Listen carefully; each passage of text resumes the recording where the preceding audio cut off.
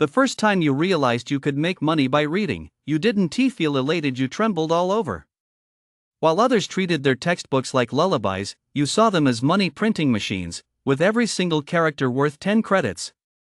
The classroom during evening study hall was stifling and oppressive, and third and surgery bill weighed on you like a mountain, leaving you breathless. You listlessly opened your Chinese textbook. You'd barely finished reading 2 passages when your phone buzzed twice. You glanced at it casually and was instantly stunned. Huaxia Bank, your account has earned 6,836 credits from reading. Your heart skipped a beat. Trembling, you opened the app, and when you saw that string of numbers, blood rushed to your head. So reading really could make money. You immediately flipped to the ancient poetry section. As the words came into view, a thunderous explosion echoed in your mind. Ding! Read 28 characters of ancient poetry. Congratulations, host, you have earned 280 credits. The hand holding the book began to shake uncontrollably. Chapter 1, Divine Reading System. Nansha 3rd High School, Senior 3, Class 8. After the teacher left following a stern reminder about evening study hall discipline, Jean slumped lifelessly onto the desk.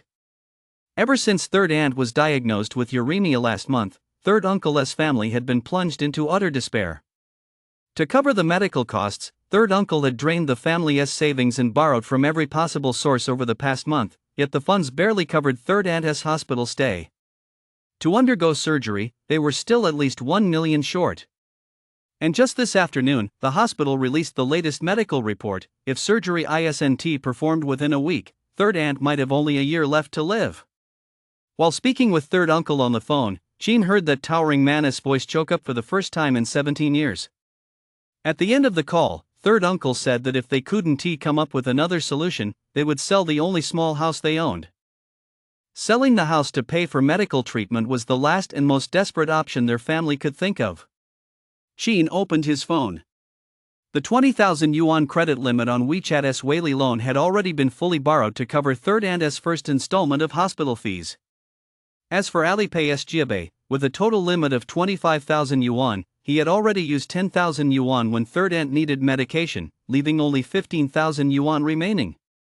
Moreover, the due date for the first installment of the Whaley loan was fast approaching. Jean felt torn. But when he thought of how he'd grown up without parents, relying entirely on third uncle and third aunt's kindness who'd provided him with food, shelter, and an education, raising him all these years, he gritted his teeth and used up the remaining 15,000 yuan on Jiabei in one go. As soon as the 15,000 yuan hit his account, Jean transferred the entire amount to third uncle and sent a text message. Third uncle, this just came in, it's my scholarship from last semester. Please take it for now. Oh. After sending the text, he decisively set his phone aside, ignoring any reply from third uncle, and began his evening study session. But unexpectedly, after finishing 2 articles in his Chinese textbook, his phone vibrated twice. Jean glanced at it casually and was instantly baffled. It was actually a text from the bank. Your account 2866 received 6,836 credits from reading on February 18th. Post-transaction balance, 6,836.87, Huaxia Bank. What the heck? Earned from reading? Have telecom scams become this unprofessional these days? But how did they manage to spoof the official 95566 number? Just as Jean was about to vent his frustration, a message popped up on WeChat. Huaxia Bank Microbank, dear user, a transaction has occurred on your debit card ending in 2866. Transaction time, February 18, 1956. Transaction amount, 6,836 credits. Transaction note, reading rewards. Jean was baffled once again. The text message might be a telecom scam, but as far as he knew, there had never been a case of WeBank on WeChat being impersonated before. He immediately opened the mobile banking app to check his balance. 6,836.87 credits. When he saw the balance displayed in the mobile banking app, Jean's breath caught in his throat. The text message was actually real. But what on earth was the 6,836 credits about? Both the transaction note and the bank text message said it was reading rewards, and he did seem to have read 2 passages from his Chinese textbook just now. Could it be related to reading? Sheen opened his textbook again and read 3 passages in one go. Sure enough, when he stopped reading, another text message and a WeChat notification arrived. This time, his reading reward was 8,750 credits. Staring at the 15,586.87 in his mobile banking app balance, Sheen was momentarily dazed. If anyone had told him before today that reading could make money, he would have cursed them out. But now, having witnessed the rewards of reading firsthand, his heart began to race uncontrollably. Before this, 1,000,000 yuan in surgery fees had seemed like an astronomical sum to him. But at this rate of earning, he estimated he could make it in just 5 or 6 days at most. In other words, as long as he made the most of his time and earned money through reading, third uncle wouldn't have to sell the house, and third aunt's surgery fees would be covered. With that thought, Sheen pushed himself to finish reading several more lessons in one go. By the time his back ached and his eyes were truly tired, he set down his textbook and was about to lie down for a rest when a crude, vertical screen suddenly appeared in his mind, loading. Divine Reading System has been activated. System initializing. Progress, 1%. Divine Reading System? Could this be what is known as a golden finger in popular web novels these days? No wonder I get rewards just for reading. Sheen's spirits soared instantly. Chapter 2, Reading Makes Me Rich. System checking host status. Host, Sheen. Age, 17. Strength, 9-10 points below average. Agility, 8-10 points below average. Spirit, 13 level 1, 10 points above average. Skill, none. Sheen stared at the system screen in his mind. Books contain houses of gold. Books contain beauties fair as jade. With the Divine Reading System, the host can earn credits and boost spirit by reading books. Furthermore, after spirit levels up, there is a chance to master skills from the books and obtain equipment from them. When he saw this description, Sheen's jaw dropped. With this system, reading books not only makes money, but also offers a chance to master skills and obtain equipment from the books? If one day he managed to master Huatua's skill, wouldn't that mean third aunt's illness could be cured? At this thought, Sheen grew excited. He knew that from this moment on, third uncle and third aunt's problems would no longer be problems. His life was about to take off. Since making money is no longer a problem, I'll set a small goal first, earn 1,000,000 yuan to cover third aunt's medical expenses. Then I'll figure out how to boost my spirit and strive to master Huatua's skill as soon as possible. Just as Sheen was making up his mind, the bell signaling the end of evening study rang. The once quiet classroom immediately erupted into commotion as everyone began packing up to leave. Why have you been reading Chinese literature all night? Sheen's deskmate, Xia, suddenly spoke up. Xia was a 17-year-old girl over 5'7" tall, a rare height in a southern region like Nansha. Combined with her striking resemblance to Dilraba and her long, shapely legs, she was a standout at Nansha Third High School. Some even went so far as to privately call her Xia or Xia. Beyond her outstanding physical attributes, Xia was also the Chinese class representative for Class 8 of the senior class, a top 3 student academically year-round, and the captain of the school's girls' basketball team. Coupled with her gentle and courteous demeanor, she was a model of well-rounded development in morality, intelligence, physical fitness, and aesthetics. Sheen had been in the same class as her for 3 years and sat next to her for 2. The two were very close. Hearing Xia's concern, Sheen was just thinking about how to explain himself when Xia beat him to it and pushed a few notebooks his way. These are study materials I organized during my first round of review. I've highlighted everything I think might be key for the college entrance exam with a marker. If they're useful to you, you can copy them over the next couple of days. After saying this, Xia seemed a bit nervous. She quickly walked away with her head down, her backpack slung over her shoulder. Sheen's mind was completely occupied with the system and third aunt, so he didn't give it much thought. He casually stuffed the notebooks into his backpack and opened his phone to check the system again. In the mobile banking app, his balance had reached 31,689.87 credits, and the system's initialization was already at 26%. Unable to contain his elation, he immediately broke into a jog on his way home. On the way home, Sheen walked with a spring in his step, humming a tune without even realizing it. He wanted to tell third uncle right away that he'd found a way to cover third aunt's medical bills. But as he neared third uncle's doorstep, Sheen saw from a distance that third uncle was crouched by the entrance, smoking a cigarette. Judging by the cigarette butts scattered on the ground, third uncle had been crouched there for quite some time. Could it be that something had happened to third aunt again? Sheen's originally light-hearted stride suddenly slowed, and his mood sank. "Third uncle," he called softly. Third uncle seemed lost in thought and showed no reaction. Sheen raised his voice and called again, "Third uncle?" Third uncle jolted, and the cigarette butt in his hand fell to the ground. He looked at Sheen with a dazed expression, then his eyes cleared slightly, and a faint smile tugged at the corners of his mouth. "You're back?" Sheen nodded, then asked cautiously, "Is third aunt okay?" "She is fine," third uncle sighed. "It's her lead surgeon who's the problem." Seeing that Sheen didn't quite understand, he added, "Right now, there is only one chief physician in the entire city of Nansha capable of performing the surgery on your third aunt. But just tonight, that doctor called to say there is a week-long expert symposium in the province starting in 3 days, and he has to attend. The hospital's stance is that if we're going to operate on your third aunt, we need to finalize the arrangements within the next couple of days."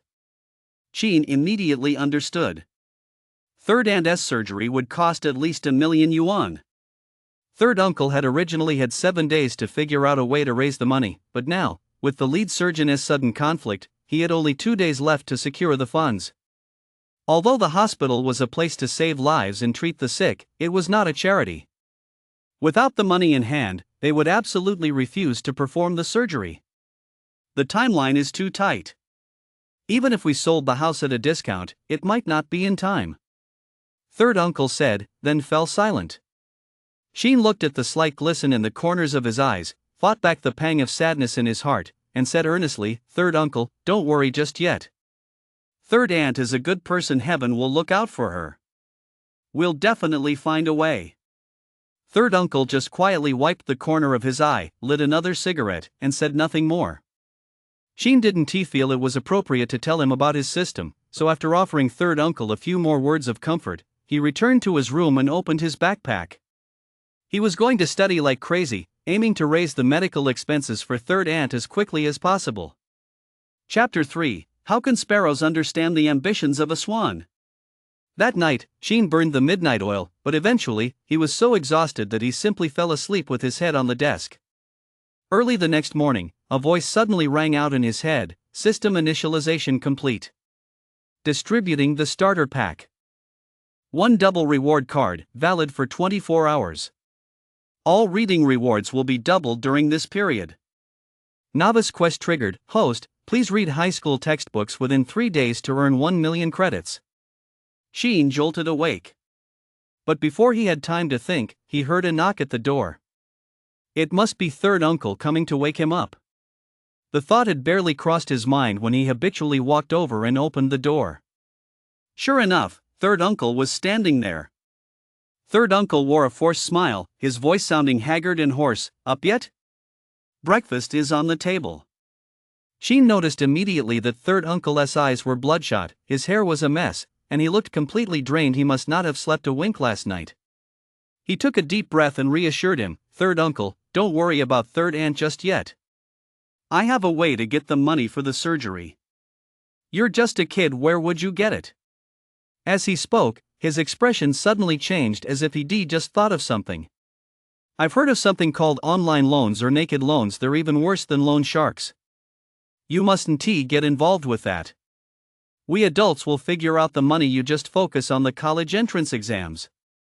Sheen tried to say more, but third uncle cut him off sternly. "I know you mean well, but you have to listen to third uncle on this one. You can't do anything illegal or unethical. There is no such thing as a free lunch, only traps. Do you understand?" Seeing this, Sheen could only nod. After a quick wash and breakfast, he hurried off to school. On the way, he took the opportunity to study the system interface. When he saw Novice Quest and Double Reward Card, his eyes lit up. Novice Quest, earn 1,000,000 in 3 days. The difficulty isn't too high, that shouldn't be a problem. But this Double Reward Card, doubling reading rewards while active, is absolutely brilliant.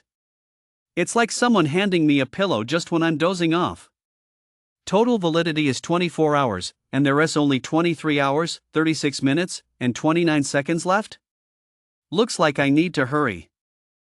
After jogging back to the classroom, Jean casually opened a Chinese language textbook and began reading rapidly. But after finishing just one lesson and seeing a bank text message notifying him of 5,796 credits in his account, he couldn't help but wonder, this money came so easily, and they call it reading rewards. Could it be that I can only view it but not actually use it? With that thought, Jean opened Whaley Loan and made a repayment of 20,900 credits. Soon, 2 text messages arrived in quick succession. WeBank dear customer, your repayment of 20,180.00 credits to Whaley Loan has been successfully processed. This includes 20,000.00 credits in principal, 180.00 credits in interest, and 0.00 credits in early repayment fees. WeBank, dear customer, your Whaley loan with a principal amount of 20,000.00 loan number ending in 6681 has been fully repaid. Thank you for using our loan products. Seeing these 2 text messages, Jean breathed a sigh of relief. Now that he was certain the money he earned from reading could be used, things would be easy. He seized the momentum and paid off the 25,000.00 credit balance on Jiabei as well, then opened his textbook again. This time, Jean was curious to see exactly how the divine reading system calculated its rewards. He randomly opened a lesson, read a paragraph, and then paused to check his earnings. Read 168 characters of vernacular text. Congratulations, host, you have earned 336 credits. Seeing the system's prompt, Jean read a few more paragraphs in a row. Read 578 characters of vernacular text. Congratulations, host, you have earned 1,156 credits. Read 1,983 characters of vernacular text. Congratulations, host, you have earned 3,966 credits. At this point, Jean was pretty much certain that, with the double reward card in effect, he could earn 2 credits for every character of vernacular text he read. And the passages in the Chinese language textbook were typically several thousand characters long. In other words, reading just one passage was equivalent to earning a month's salary for an average worker. At this thought, Jean was thrilled and casually turned to a new page. On this page was a classical Chinese text, The Banquet at Hongmen. For most high school students, reading classical Chinese is much more difficult than reading vernacular Chinese. Many people's first reaction upon seeing classical Chinese is to look for a translation or simply skip it altogether. With the double reward card's time being so precious, Jean had originally intended to skip it as well. But when he casually scanned a section of the text, a pleasant surprise appeared. Read 196 characters of classical Chinese. Congratulations, host, you have earned 980 credits. When he received the system notification, Jean paused for a moment, then stopped turning the page and began reading intently. Read 512 characters of classical Chinese. Congratulations, host, you have earned 2,560 credits. Read 2,986 characters of classical Chinese. Congratulations, host, you have earned 14,930 credits. After finishing the entire banquet at Hongmen, Jean's heart was pounding. Only now did he realize he had underestimated the system. Originally, he had worried that the reading rewards were based solely on word count, but he never expected the system to assign different values to different literary genres. Although reading a classical text took nearly 60% longer than reading a modern one, the reward was more than double, reaching a staggering total of nearly 15,000 credits. If that's the case, what about reading classical poetry? What kind of surprise would the system have in store for him? Jean held his breath and carefully opened the classical poetry list. Read 28 characters of classical poetry. Congratulations, host, you have earned 280 credits. Read 56 characters of classical poetry. Congratulations, host, you have earned 560 credits. Read 3,528 characters of classical poetry. Congratulations, host, on earning 35,280 credits. Congratulations on reading 10 consecutive articles, achieving the Tier 1 Reading Master Achievement, and earning an additional 50,000 credits. classical poetry reading a single character is worth 10 credits. And what's even more mind-blowing is that there's an extra reward for reading consecutively. Damn it, am I supposed to study, or just keep studying? Sheen's hands were trembling as he held his textbook. Not for any other reason, he was simply too excited. Reading a modern prose lesson earns you an average person's monthly salary. Reading a classical text earns you the latest top-of-the-line iPhone. Reading a passage of classical poetry earns you a car.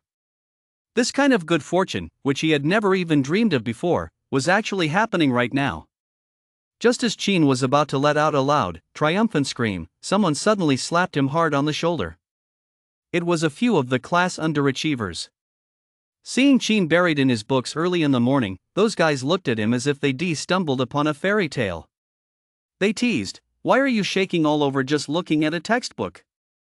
Are you okay?"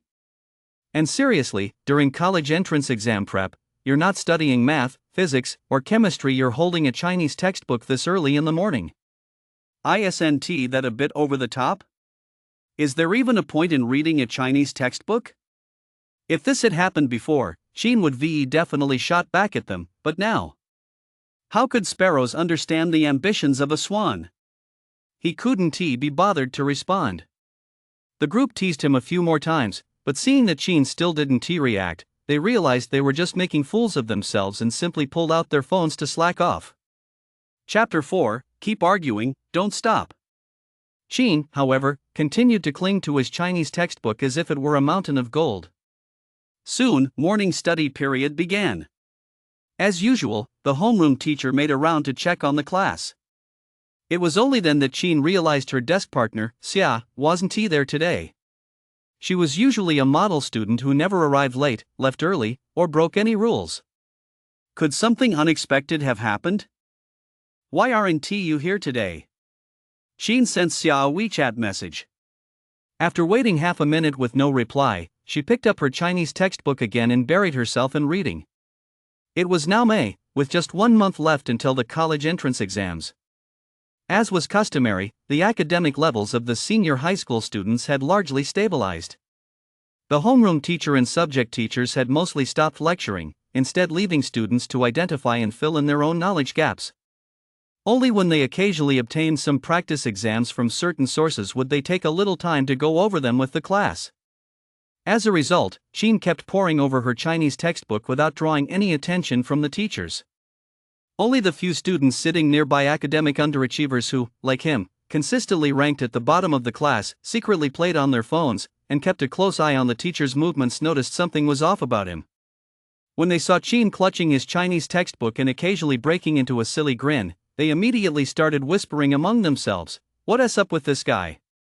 I've seen plenty of people grinning at their crotches, but this is the first time I've seen someone grinning at a Chinese textbook. He must have hidden his phone inside the book. I heard his family isn't well off, and apparently a parent has been in the hospital lately. Plus, the pressure of the college entrance exams is so intense. Even though his grades aren't great, he has always been nice to us. Let us all go comfort him during lunch break." By the end of their discussion, the group of underachievers all looked at Sheen with a touch of pity. Sheen, however, was oblivious to the world around him, completely absorbed in his Chinese textbook. Even when the bell rang for lunch break, he refused to put the book down. It wasn't until he read the entire textbook in one sitting and a series of notifications sounded in his head that he finally set the book aside for the first time. Read 52,800 characters of modern prose, 7,600 characters of classical prose, and 2,240 characters of ancient poetry. Congratulations, host, on earning 166,000 credits. Congratulations on completing the full text of a book and achieving the Tier 2 Reading Master Achievement. Additional reward, 100,000 credits. Finishing one Chinese textbook earned him 266,000 credits. A BMW 3 Series was his. Sheen slapped his thigh hard, jumped to his feet, and immediately opened his mobile banking app. When he saw that his bank balance had reached 356,389.87, his head spun for a moment. Then, overcome with excitement, he hurried out of the classroom and dialed Third Uncle's number.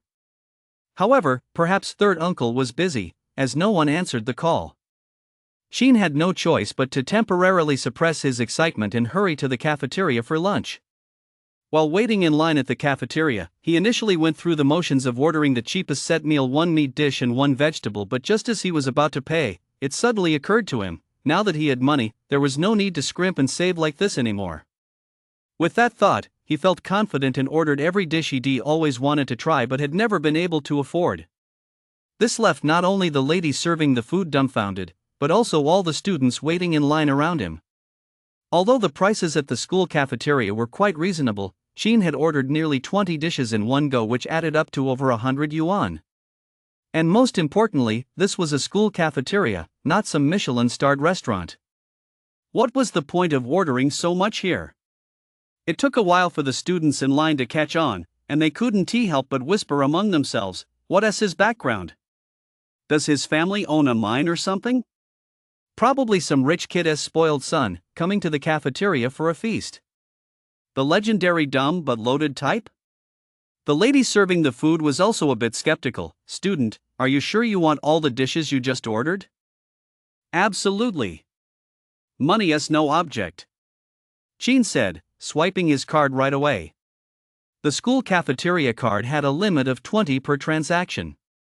With no other choice, the lady had to process it in 6 separate transactions.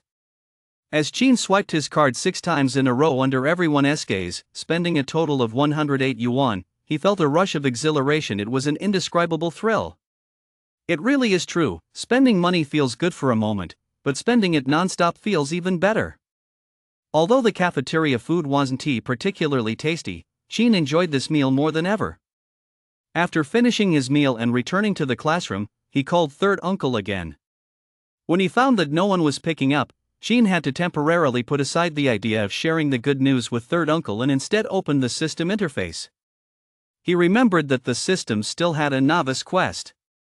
When he saw that completion, 266,001 million displayed in the novice quest status bar, Sheen was taken aback for a moment before quickly catching on. This novice quest likely only counted the rewards he'd earned since the quest was issued. However, judging by the system's tendency to surprise him, he suspected that completing the quest would bring him yet another surprise. What could it be? Sheen yawned as he pondered this. He hadn't noticed it when he was engrossed in reading earlier, but now that he'd let his guard down even slightly, he felt exceptionally tired, as if he'd just finished a strenuous workout. It seemed that reading wasn't just a mental task, it was a physical one, too. If only his stamina were a bit better. In his current state, reading was definitely a case of putting in twice the effort for half the result. He'd have to take a short nap first, then continue reading. Sheen set his alarm, rested his head on the desk, and slept for 15 minutes. After getting up and moving around a bit, he felt his energy had returned somewhat, so he opened a new Chinese textbook. But before he could finish the first lesson, a few of the class's underachievers had casually strolled back in from who knows where.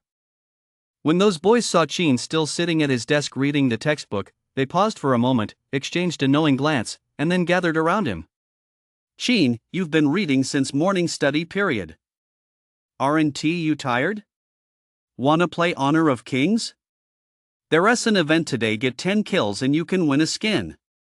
We've got plenty of time now, so let us play a couple of rounds to relax.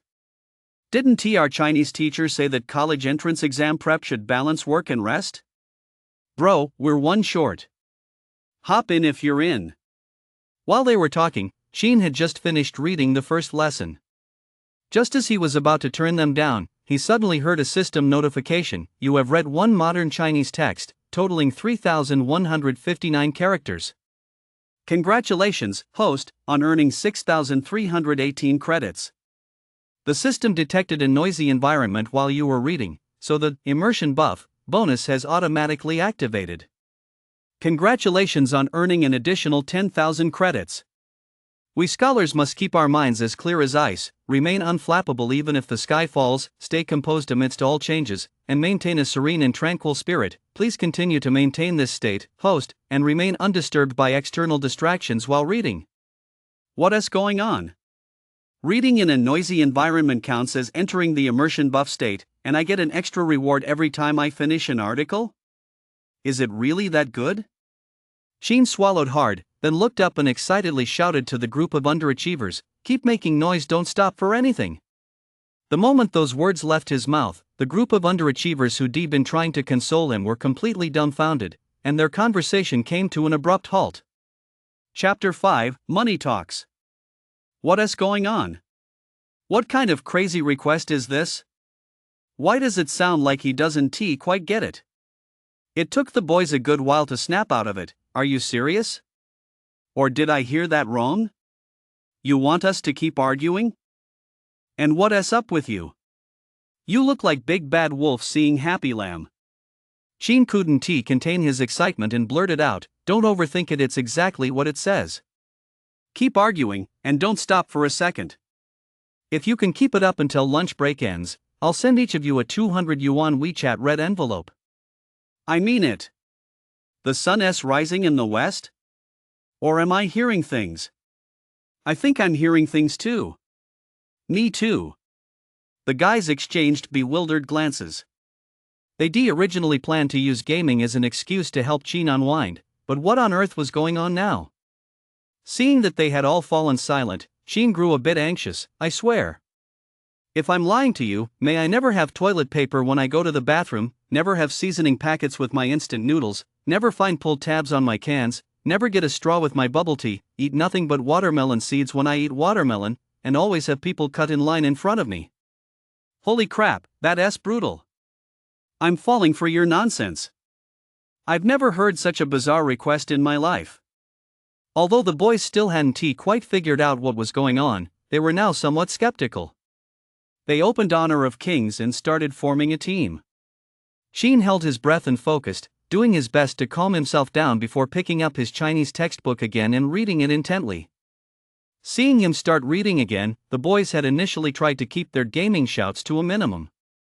But when they realized Sheen truly didn't care at all, they gradually let loose. "Hoey in the bot lane, come join us for an ambush. Monkey, the enemy Liu Bei is going for the small dragon. Fatty, are you stupid? You're a support Zhuangzhou, what's the point of wandering around the jungle all the time?" The weather in May was already getting a bit stifling, easily making one feel restless and irritable. But even so, even with a group of boys making a racket all around him, Sheen never put his book down. As time ticked by, the boys around him started game after game, while the Chinese textbook in Sheen's hands grew thinner and thinner. When the bell signaling the end of lunch break rang, Sheen turned the last page of his textbook. While the boys were still engrossed in their games, Sheen heard that familiar voice in his mind. 12 modern prose pieces read, totaling 57,900 characters. 3 classical prose pieces, totaling 6,996 characters. 8 classical poems, totaling 1,598 characters. Congratulations, host, on earning 166,760 credits. The immersion buff status has automatically activated. Congratulations, host, on receiving an additional reward of 230,000 credits. Congratulations, host, on completing the full reading of 2 books and achieving the Reading Master Level 3 achievement. You have received an additional reward of 200,000 credits. 166,760 plus 230,000 plus 200,000 is equal to 596,760. 596,700. After finishing the second Chinese textbook, I've earned nearly 600,000 credits. Add that to the over 300,000 in my bank account, and I have a total of over 900,000. I'm just one step away from covering that originally astronomical million credit medical bill. Sheen's breathing involuntarily grew heavy. A few boys playing games nearby saw this and thought he was angry, so they immediately lowered their voices. Sheen noticed their reaction, pinched his thighs hard twice, took a few deep breaths, and did his best to calm himself down before speaking again. "Class starts in 2 minutes. I keep my word, I'll create a WeChat group right now." With that, he pulled out his phone, decisively added the 4 of them to a WeChat group, and sent a standard red envelope containing 200 credits per person for all 4. But after sending the first round, he paused, thought for a moment, and sent another standard red envelope for 4 people, with 200 yuan per person. It was only an extra 800 yuan he wasn't exactly short on cash. But if this red envelope could win them over and keep these guys cooperating with him, it would be well worth the money. Then, forget 1,600, he could easily rake in 1,000 times that amount. The four guys were still playing the game. Seeing 2 red envelope notifications in a row, they didn't rush to tap them, just glancing at Chin. They all knew Chin's family was struggling financially. He lived a frugal life. Even the phone he used was a knockoff hand-me-down from third uncle, the kind that lagged when using QQ or WeChat. The fact that he actually followed through and sent a red envelope was already quite generous. As for the amount, they figured that since Chin had sent 2 in a row, it must be pretty small. They just tapped them after finishing the game. Chin didn't bother explaining. He simply returned to the message screen after sending the red packets. It wasn't until just now that he realized Xia had replied earlier that morning, but because his crappy iPhone was so slow, he hadn't received a notification. Ran into a little mishap, so I'm skipping school today. Xia's message was accompanied by a meme, sexy beyond belief, casting spells online.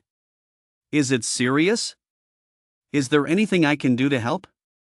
No sooner had Chin sent the message than a chorus of gasps erupted around him. Holy shit! A massive red envelope. It was Fatty, who had been playing the game with Chin earlier. His Zhuangzhou was waiting to respawn, so he took the opportunity to tap the red envelope and was surprised to witness the unexpected scene. As he let out a loud shout, the other 3 boys who had been playing the game came over. Upon seeing the dazzling 200.00 credits displayed on the red envelope, the 3 of them stared in disbelief. Forgetting all about the game, they rushed into the WeChat group chat and tapped on the red envelope. After that, waves of ecstatic shouts echoed throughout the entire classroom. A 200 yuan red envelope for a group of students like them. This was absolutely the largest red envelope they'd ever received on their phones in their entire lives. And now, not only had they received it, but each of them had received 2. What's all the commotion about? Have you all finished reviewing? Just then, the homeroom teacher walked into the classroom with a stern expression. The 4, who had been bursting with excitement, hurriedly sat back down at their desks. We're in the final stretch of the college entrance exam preparation. Every minute counts. It could mean an extra point on your final exam. Standing at the front of the classroom, the homeroom teacher sternly reprimanded the 4 students, delivered a lengthy lecture on the importance of studying, and then got down to business. The school has obtained a set of Huangdong practice exams today. Many of the questions were created by the very teachers who set this year's college entrance exam, so they're highly valuable for reference. In a moment, the subject teachers will each come in to teach a class, so everyone should put their current review materials aside for now. With that, he went to fetch the subject teachers. No sooner had he left the classroom than China's phone began vibrating wildly. They were all messages from WeChat group chats. That guy who sent the red envelope upstairs is so handsome. Rich guy, do you need a new accessory for your leg? Big shot. Rich guy, if you ever need anything, just say the word. As long as the money is right, I'll do any position. You're so flirty up there, but I like it. Also, I'll say it too, rich guy, as long as the money is right, I'll do any position plus 1 inch. As long as the money is right, I'll do any position plus 2. As long as the money is right, I'll do any position plus 3. Chapter 6, Money really does buy anything. Money really does make the world go round. After a moment of speechlessness, Chin quickly typed, that's nothing. During dinner, I'll go to the rooftop to read, and you guys can keep playing games right next to me. Remember, keep it lively. When it's over, each of you gets an 800 yuan red envelope. He had originally planned to have them play in the classroom, but realizing that would disturb the other students studying, he decided to move the activity to the rooftop instead. The group chat immediately exploded. Got it, mission accomplished. If I don't scream myself hoarse today, I'll spell my name, Ario, backwards. Any special requests? Lowly voice, Sundara voice, high-pitched voice, whiny voice. I can do it all. Fatty, you voice-changing freak, don't scare brother Chin. Chin was defeated by this group's lack of restraint. Finally, he replied, same as before, just do your best, then exited the group chat. Xia messaged again, it's all taken care of. Oh, and I've got a surprise for you tomorrow. He. What kind of surprise? After Chin sent the message and saw no reply, he added, the homeroom teacher just walked in. He said the school put together a set of practice questions that includes a lot of past final review problems from the teachers who set this year's college entrance exam. I'll compile a copy for you during class later. No sooner had he sent the message than the math teacher walked in, followed by the math class representative. After the class representative handed out the worksheets, the math teacher got straight to the point. Everyone, turn to page 1, multiple choice question number 3. The concepts covered in this question are crucial. Based on past trends, this year's college entrance exam is sure to include a multiple choice or fill in the blank question on this topic. He walked around the classroom as he spoke. Chin couldn't read his book, so he had to listen carefully. He marked the key problems the teacher mentioned with a red highlighter and jotted down the relevant concepts in the margins. After that, the math teacher went on to explain several more key problems in succession, all covering concepts he believed were either guaranteed to appear on the college entrance exam or highly likely to be tested. Once the math class ended, the chemistry, physics, and biology teachers took turns leading their classes, going over key practice problems and concepts. Chin followed the same routine. Once he had organized all the key points, he took a photo and sent it to Xia. On the other end of the phone, Xia was holding the bank card she'd just gotten from her dad, looking a bit distracted. She'd found out about Chin's third aunt last night, and first thing this morning, she'd started pestering her father to let her take an advance on the reward he'd promised if she got into a top university. After pestering him for most of the morning, she'd finally managed to get this card. On the card was 800,000 yuan her father had deposited in her name in advance, intended as the first car he would give her after she got into a top university. The surprise Xia had prepared for Chin was this card, but she knew full well that boys her age were prone to vanity and pride, and she didn't know how to bring it up with Chin. Sunlight and dappled tree shadows streamed in through the window, while the hour hand of the alarm clock on the desk ticked away ceaselessly, sounding just like the rapid passage of time. It was already mid-May, and her 3 years of high school were coming to an end. The young girl thought wistfully that the clueless boy still showed no signs of coming to his senses. Suddenly, her phone vibrated. It was a string of WeChat messages from Chin. Xia hurriedly tapped to open them. When she saw the questions marked up with highlighter and the key points written in that familiar, scrawled handwriting beside them, a smile instantly lit up her face. That clueless guy, he's not completely hopeless after all. Thanks to my super-duper handsome deskmate, she typed quickly and sent it off. But the message seemed to vanish into thin air. There was no reply for ages. That jerk, where did he go? Why has he disappeared again? Xia felt worried once more. At Nansha Third High School, after Chin sent the message to Xia, he hurriedly rounded up Fatty, Ariu, Shuai, and Lang and headed to the rooftop. With several teachers taking turns lecturing that afternoon, he hadn't been able to study at all, effectively wasting 4 hours of his double reward card. Now that less than 12 hours remained on the double reward card, there was only one thing on his mind: studying. Unlike the first and second year students, the seniors at Nansha No. 3 High School had their own separate 7-story academic building. At the very top of the building was a spacious rooftop, a place rarely visited by anyone, making it a favorite spot for delinquent students to sneak cigarettes and for young couples to meet in secret. Fatty, acting like a total sycophant, was the first to step onto the rooftop. With a beaming smile, he cautioned, "Bro Chin, watch your step." Shuai, ever the smart one, quickly dashed onto the rooftop and claimed a prime spot. "Brother Chin, this spot is secluded, spacious, and offers a wide view perfect for reading." Lang and Ariu weren't about to be outdone. They simply flanked Chin on either side, striding proudly behind him like 2 loyal bodyguards. On the rooftop, 3 delinquents happened to be puffing away on cigarettes.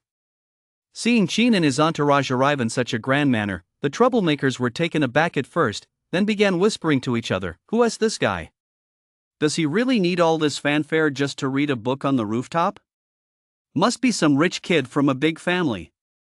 Why haven't we heard of him before? He looks kind of unfamiliar, too. Damn, money really lets you do whatever you want. Why isn't my dad Jack Ma?" As they chatted, the 3 of them sneaked envious, jealous, and resentful glances at Chin. Chapter 7, A Million a Day. Sheen paid them no mind and silently began reading.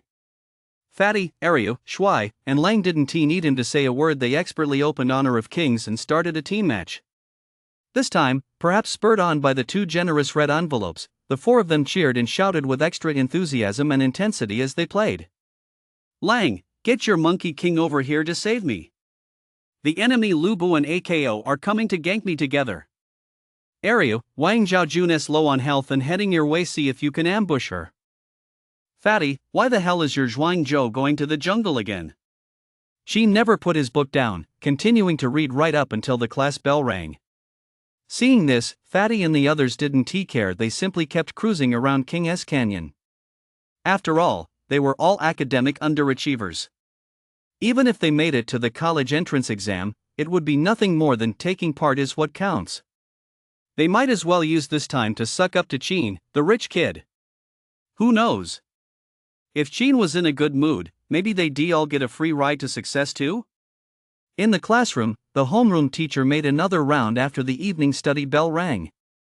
When he saw that Sheen and the others were gone, he didn't make a fuss, but just shook his head silently. It's one thing for those troublemakers to skip class, but I never thought Sheen would go down this path too. I really feel sorry for his third uncle and third aunt, who worked so hard to raise him all these years. On the rooftop, Sheen was completely oblivious to the passing of time, the falling night, and the city lights coming on. He was simply racing through page after page of his textbook. It wasn't until he turned the very last page that the pleasant notification sound rang in his mind once more.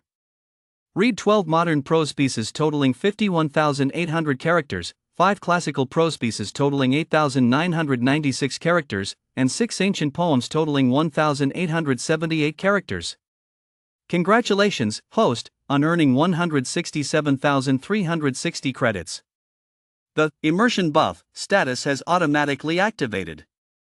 Congratulations, host, on receiving an additional reward of 230,000 credits.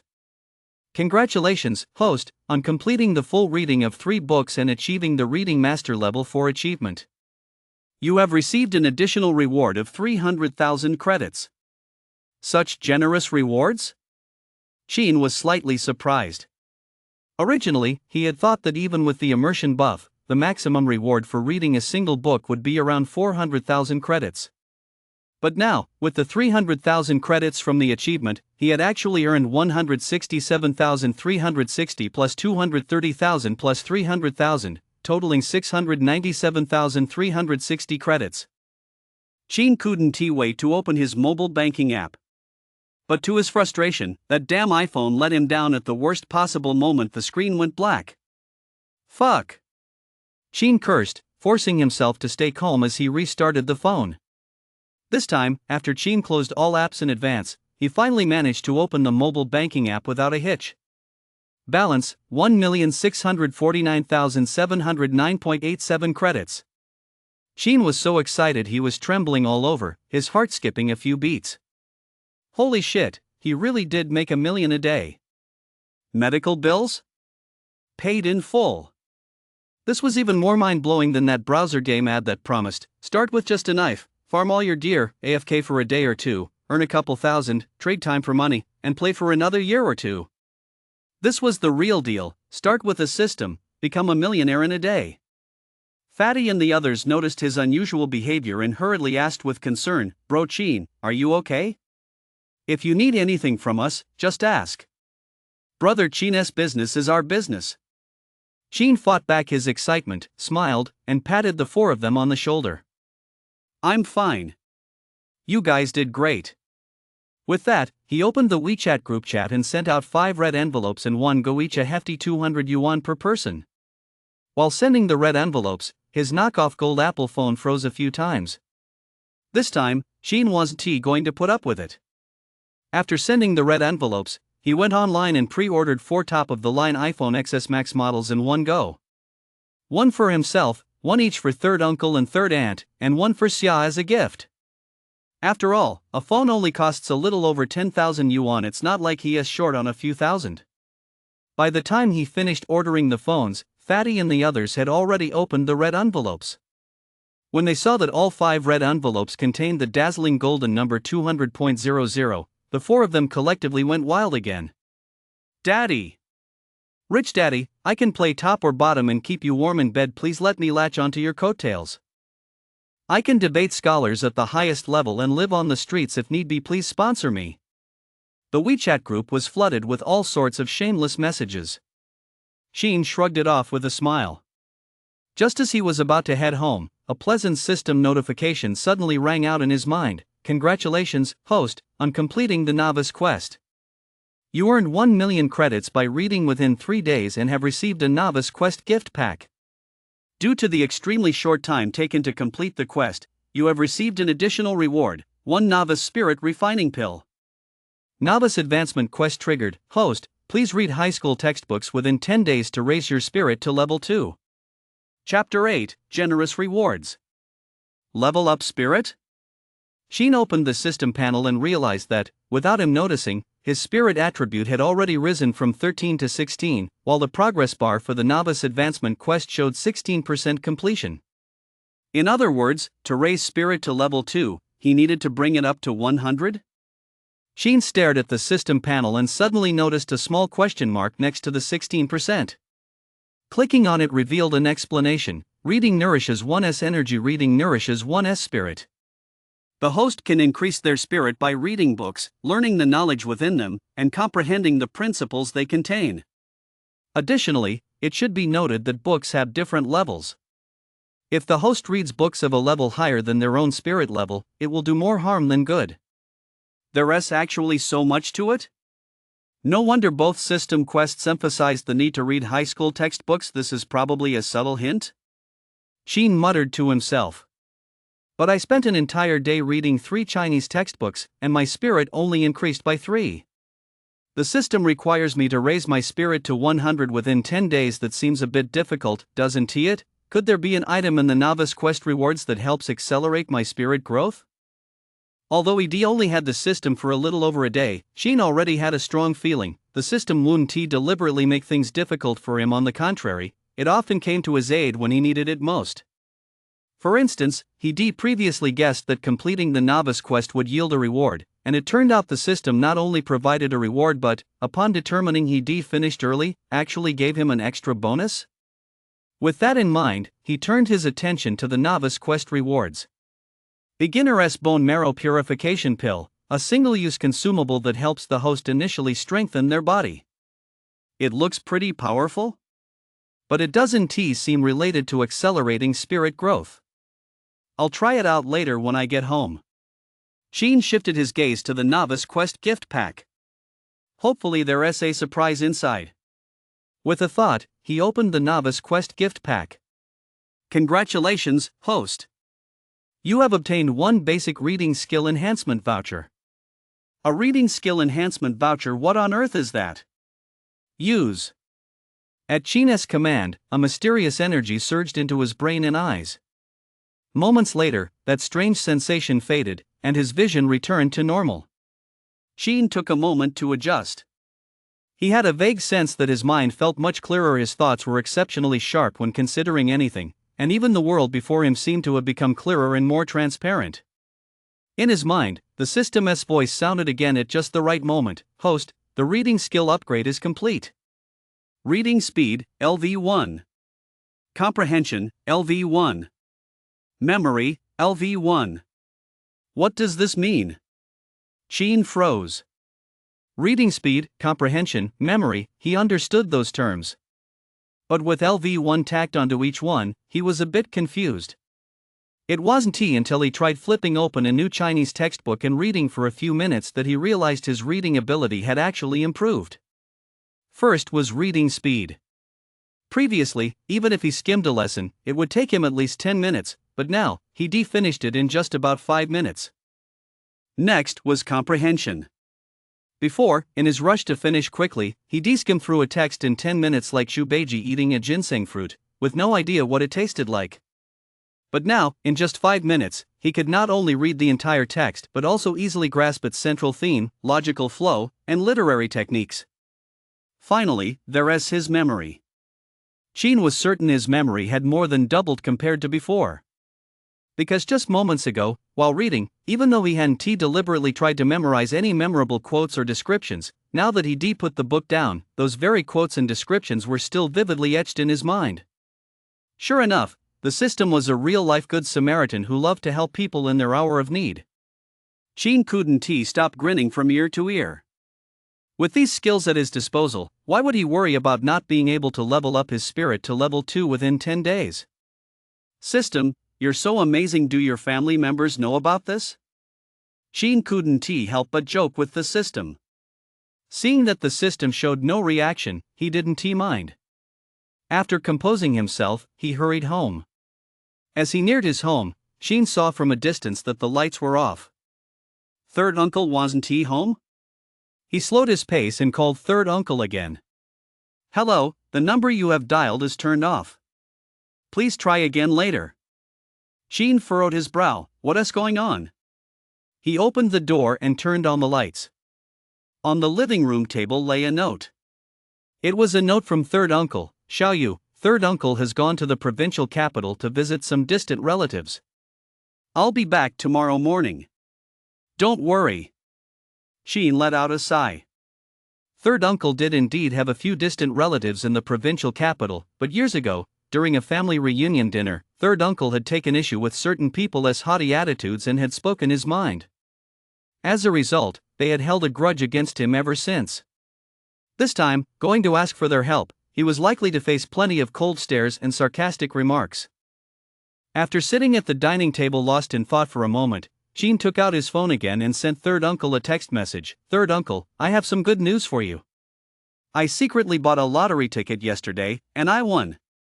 The prize is a whopping 1.5 million yuan. We won't have to worry about third aunt's medical bills anymore. After sending the message, he put his phone away, quickly washed up, returned to his room, and continued to immerse himself in his books. He read until nearly 1 a.m., when his body could no longer hold out. Only then did Sheen stumble back to bed, half asleep, and fell into a deep slumber without even taking the time to use a basic bone marrow purification pill. In his daze, he vaguely sensed that someone had taken off his shoes and tucked him in.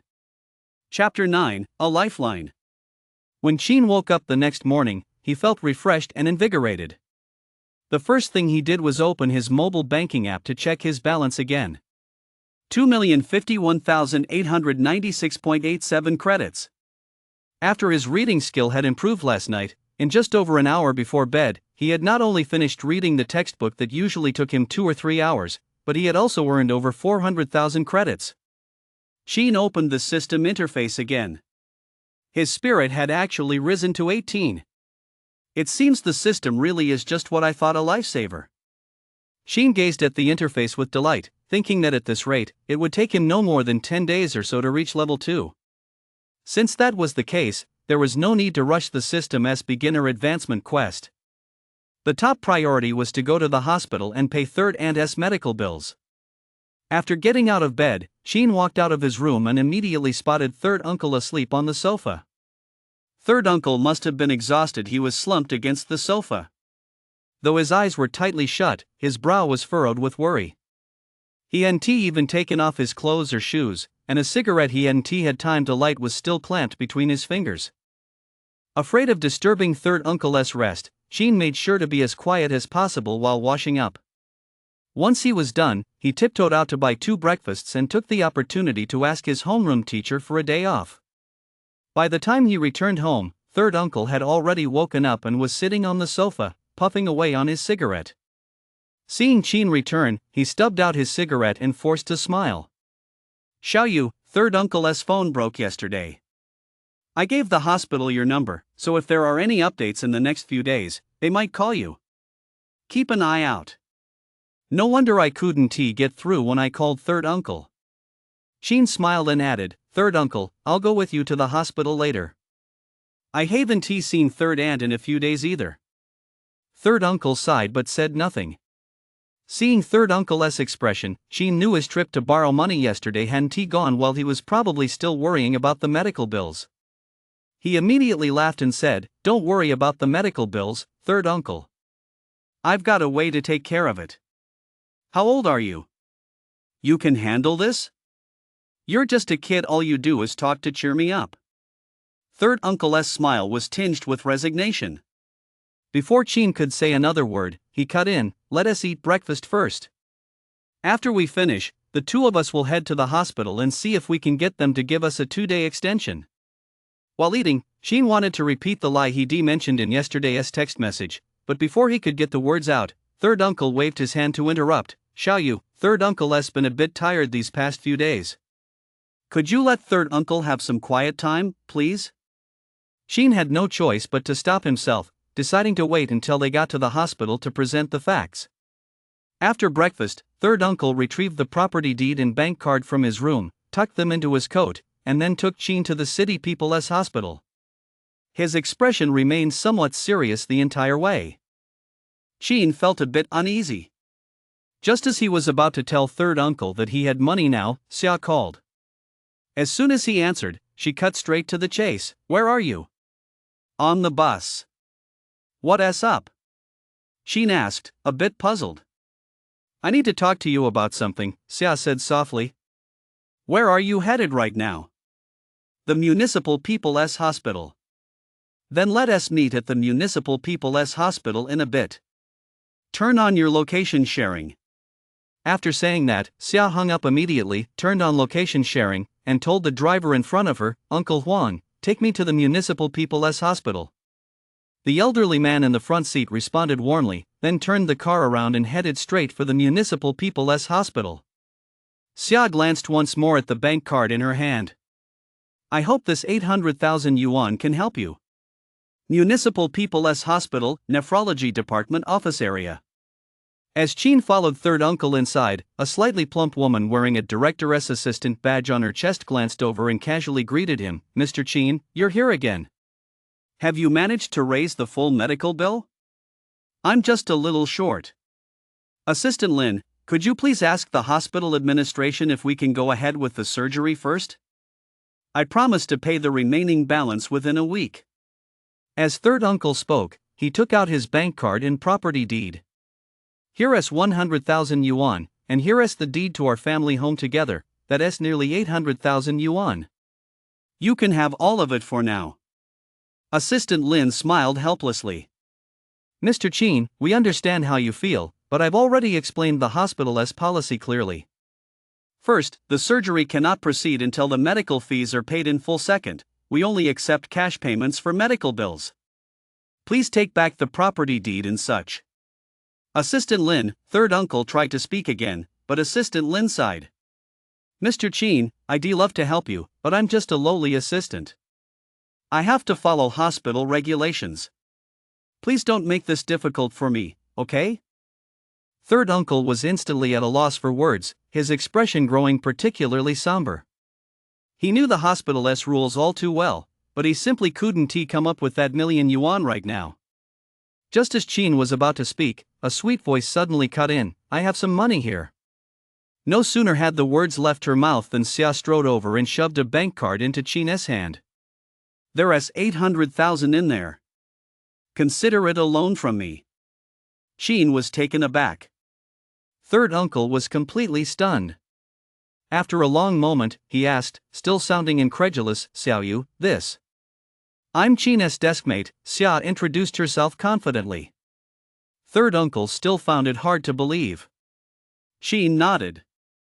She is indeed my deskmate, but this 800,000 yuan. A life is at stake. Fearing he might refuse, Xia immediately cut him off.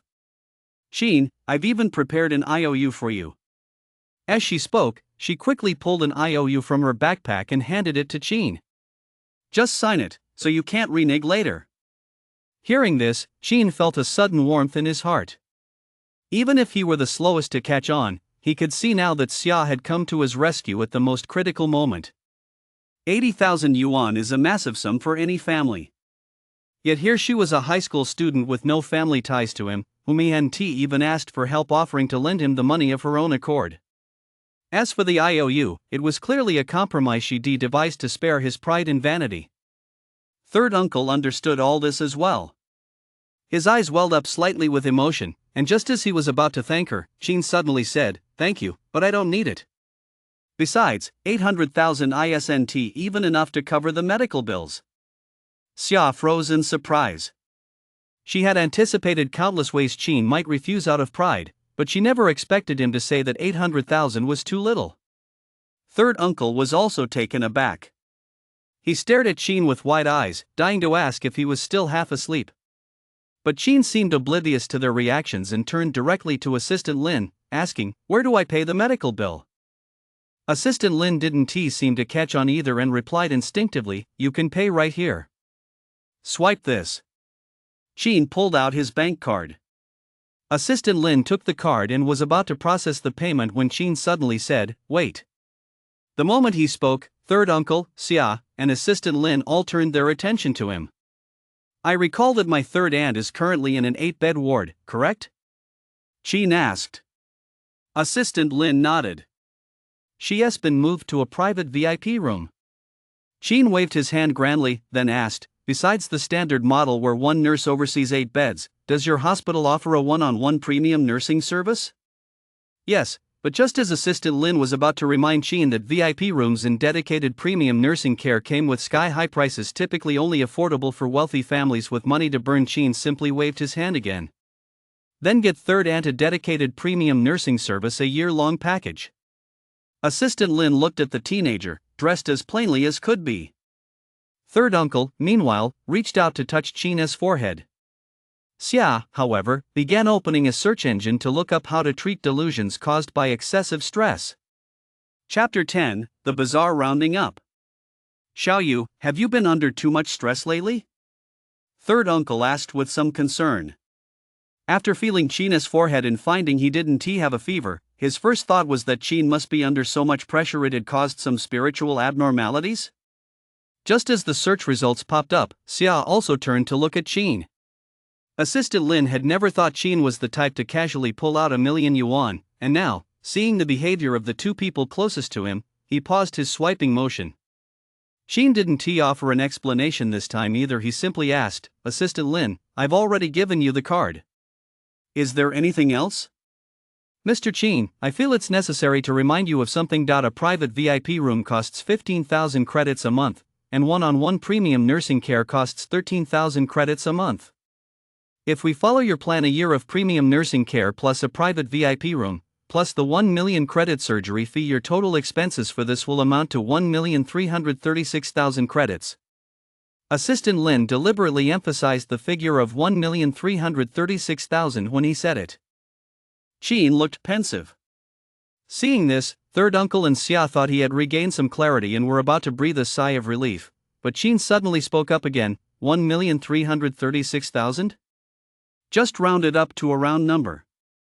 "Mr. Qin, the hospital does not accept any discounts or haggling," Assistant Lin reminded him. Qin snapped his fingers. "I said round it up.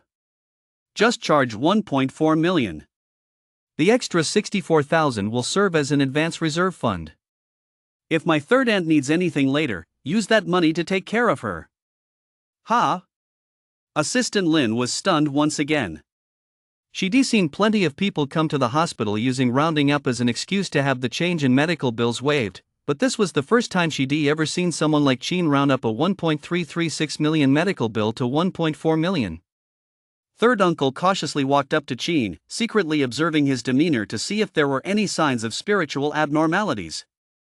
Xia, looking somewhat concerned, gently tapped Qin's arm and whispered, "Are you okay?" Qin was at a loss for words. "Do I look like there is something wrong with me?" Xia and third uncle instinctively nodded in unison. Qin was at a loss for words. Assistant Lin also wanted to say that Qin did indeed look a bit off, but out of professional courtesy, she kept it to herself.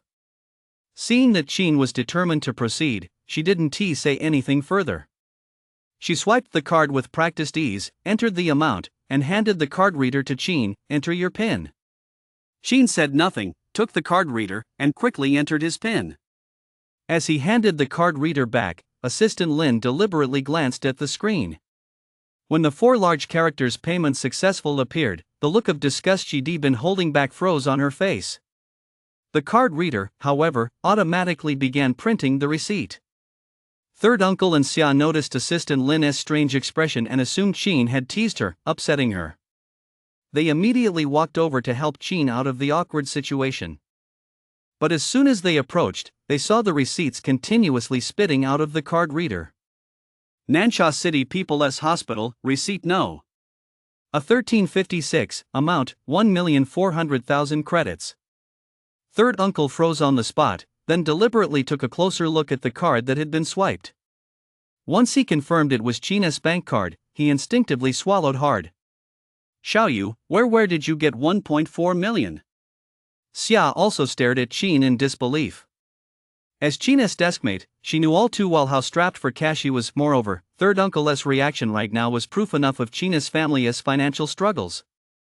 It was precisely because she knew how hard things were for Qin's family that, upon learning third aunt was critically ill and urgently needed money for life-saving medical treatment, she had persistently pleaded with him, even going out of her way to spare his pride and ego, and held off until today before finally lending him 800,000.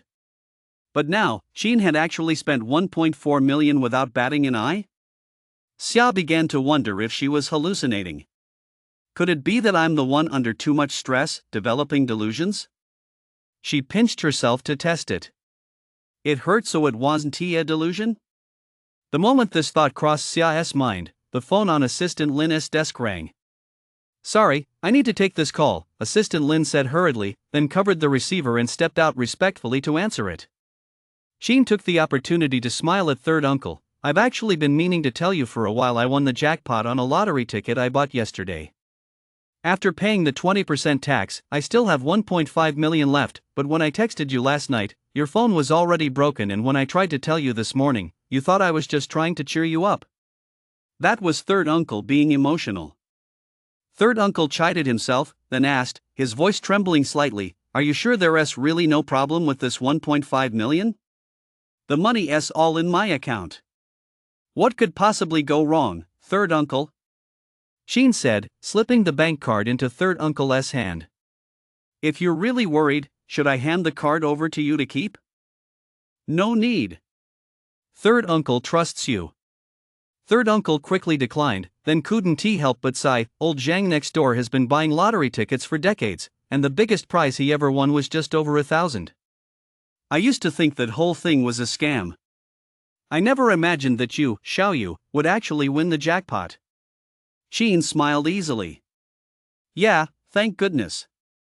Now we've got third aunt's medical bills covered. It's third uncle and third aunt who should be thanking you. Third uncle's eyes welled up slightly. Lately, he'd practically worn himself out running around trying to raise money for his wife's medical bills, enduring nothing but cold shoulders, and the most common response he'd heard was people making excuses about being broke. Especially yesterday, when he went to the provincial capital to visit a few distant relatives who were clearly well off. Those relatives were feasting on fine food and drink, driving luxury cars, and living in mansions. Yet the moment he mentioned borrowing money, they all started playing the victim and pretending to be broke. Worse still, one relative he'd once clashed with even took the opportunity to mock him mercilessly, leaving him with a bitter taste in his mouth. In contrast, Qin, who, in his eyes, was just a kid, didn't hide the 1.5 million yuan jackpot he'd won. Instead, he took the initiative to hand over almost the entire sum without hesitation to pay for his wife's medical bills and improve her hospital accommodations. True colors show in times of trouble. Regardless of what Qin might think, third uncle felt genuine gratitude and was deeply moved. Qin understood third uncle's feelings, but he just laughed and said, we're all family. For third uncle to say that is a bit too formal. Yes, I suppose I was being a bit dramatic. Third uncle said, secretly wiping the corner of his eye, a look of relief spreading across his face. Chapter 11, Single by Choice. Xia let out a quiet sigh of relief. Looking at Qin, she smiled again and whispered, you really are a fool with good fortune. That sounds like you're insulting me, Qin chuckled. Xia rolled her eyes at him. You really are a dummy. Is that so? Qin looked a bit put out and was about to press her for an explanation when Assistant Lin returned with the phone. This time, she was all smiles, speaking to Qin with utmost gentleness and kindness. I'm sorry, Mr. Qin, for keeping you waiting. I'll prepare the payment slip for you right away. As soon as she finished, Qin asked, When can my third aunt's surgery be scheduled? Please rest assured. I've already reported the situation over the phone. The surgery can be performed this afternoon at the latest. As for the single VIP room and one-on-one premium service you requested, they've been officially activated as of just now. As she spoke, Assistant Lin invited Chin and the others to sit down, then poured them water. While pouring the water, she asked cautiously, "Mr. Chin, would you like tea, juice, or coffee?" Chin asked for a glass of plain water. He and third uncle, Xia, and the others had barely taken their seats when Assistant Lin's phone rang again. This time, after glancing at the caller ID, she answered the call right in front of Chin and the others. After hanging up, she immediately said, "Mr. Chin, we've received an update from the lead surgeon. The surgery will officially begin at 3 p.m. today." Upon hearing this, third uncle couldn't help but burst into joy. "That's wonderful." As he spoke, a hint of anxiety crept back onto his face. "This surgery, there aren't any risks, are there?" Assistant Lin hesitated for a moment before replying cautiously, "Strictly speaking, every surgery carries some risk.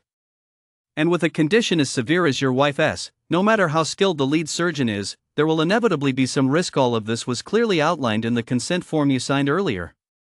Upon hearing this, third uncle's heart, which had just settled, began to race again.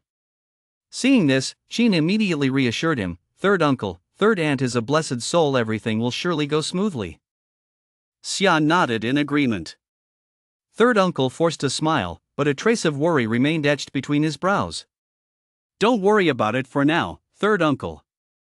Let us go see third aunt together."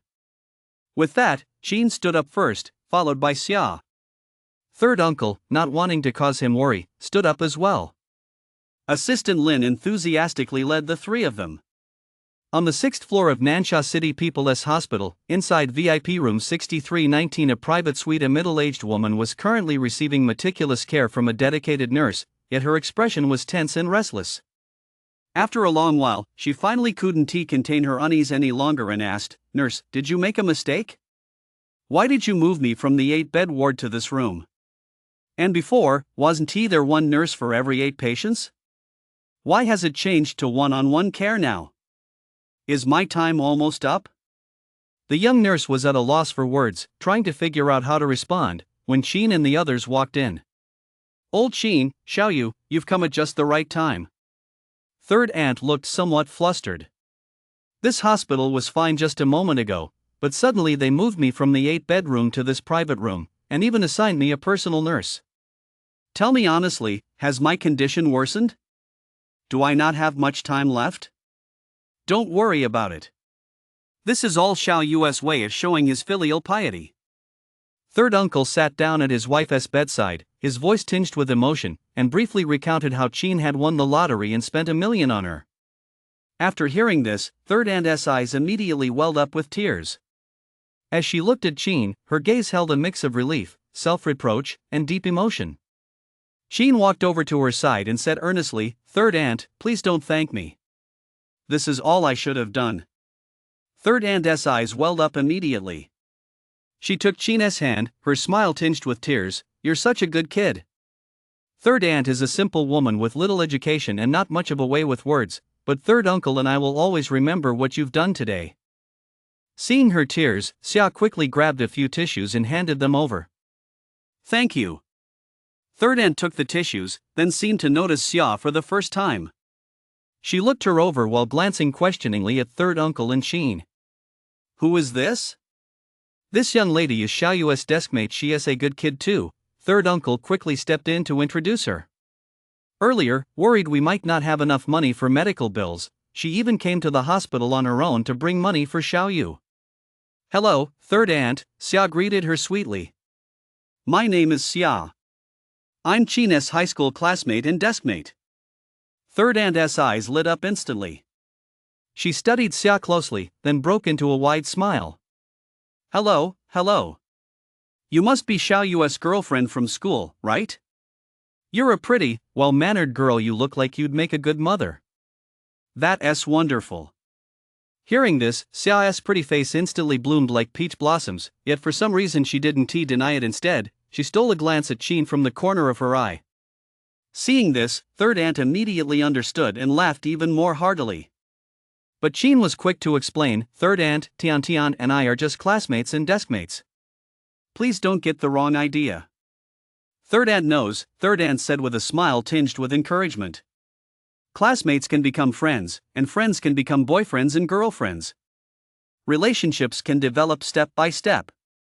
Xia remained silent, her face still flushed. Chin, however, feared that if third aunt continued, Xia would feel even more awkward, so he quickly interrupted, third aunt, Tian Tian has to go back to school later. I'll walk her out first. Seeing this, third aunt immediately stopped talking. Third uncle remarked with a sigh, now I understand why Tian Tian just said you're a total airhead. After saying that, he silently added to himself, you really do deserve to be single. Xia felt a little downcast and kept her head down, saying nothing. Seeing this, Chin thought she was upset. After hurriedly saying goodbye to third uncle and third aunt, he left the hospital with Xia. As they walked out the hospital doors, he took the initiative to explain, don't take what happened in the ward to heart. Third aunt didn't mean it. Upon hearing this, Xia immediately glared at him and snapped, you big dummy. You'd be better off not explaining at all. What does that mean? Chin was completely baffled. Seeing this, Xia got even angrier and snapped, I'm heading back to school first, you big dummy. With that, she gave a cute little oomph and stormed off in a huff. Chin watched her retreating figure, still baffled, I'm so clever I can even make up nonsense like winning the lottery or getting a scholarship, so how am I a big dummy? And why did she suddenly get mad when she was fine just a moment ago? Women truly incomprehensible creatures. Reading is still the best. 1 is 1, 2 is 2, it's all written clearly, with reasons laid out plainly. Most importantly, reading makes you stronger. I'd better stick to reading. With that thought, Chin shook his head and turned back toward third aunt's hospital room. Chapter 12, I'll be the one to work a miracle. At 3 p.m., third aunt's surgery began as scheduled. Chin waited patiently outside the operating room with third uncle. While waiting for the surgery, third uncle was frantic with anxiety. He couldn't even control his emotions in front of Chin. Not only did he keep getting up and pacing back and forth, but he also smoked one cigarette after another at an unusually rapid pace. Chin tried to comfort him several times, but the effect never lasted more than 3 minutes.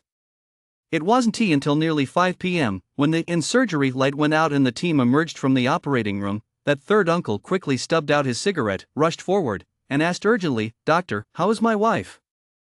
The lead surgeon removed his mask and smiled wearily. You must be the patient's family member. Congratulations, the surgery went very smoothly. In fact, our team performed far better than usual during this procedure. As long as she takes good care of herself over the next 3 years, she should have almost no issues. Thank you so much. Third uncle took the lead surgeon's hands in his own and thanked him repeatedly. Hearing this, Chin couldn't help but breathe a silent sigh of relief, then broke into a smile. All that frantic reading and spending $1 million, it had finally paid off. The lead surgeon smiled as well, then said, it's our duty. The patient is awake now. If you'd like to see her, you can go in right away. With that, he quickly led his team out. Third uncle immediately slipped into the operating room. Chin followed him inside. Seeing that third aunt's complexion had indeed improved slightly, though she still looked haggard, he felt a twinge of heartache. He turned and ran out of the operating room, quickly catching up to the lead surgeon and asking in a low voice, Doctor, is there a chance third aunt's condition could be completely cured? If there is a major breakthrough in modern nephrology within the next 3 years, then there is a certain possibility, the lead surgeon replied diplomatically. But Chin understood exactly what he meant. The lead surgeon was essentially telling him bluntly that, given the current state of modern medicine, third aunt's condition was simply incurable. As for a major breakthrough in modern nephrology within the next 3 years, that was practically impossible. Making even a single step forward in basic scientific research is incredibly difficult, as for taking a giant leap and achieving a major breakthrough that is infinitely harder than winning the lottery jackpot. But he didn't want third aunt to leave this world before she had a chance to enjoy life, and he certainly didn't want third uncle to be heartbroken over it. Sheen clenched his fists tightly and asked, still feeling a sense of reluctance, is there any other way to alleviate her pain and help her live a long, healthy life? Modern medicine has reached its limits for now, the lead surgeon replied with a hint of regret.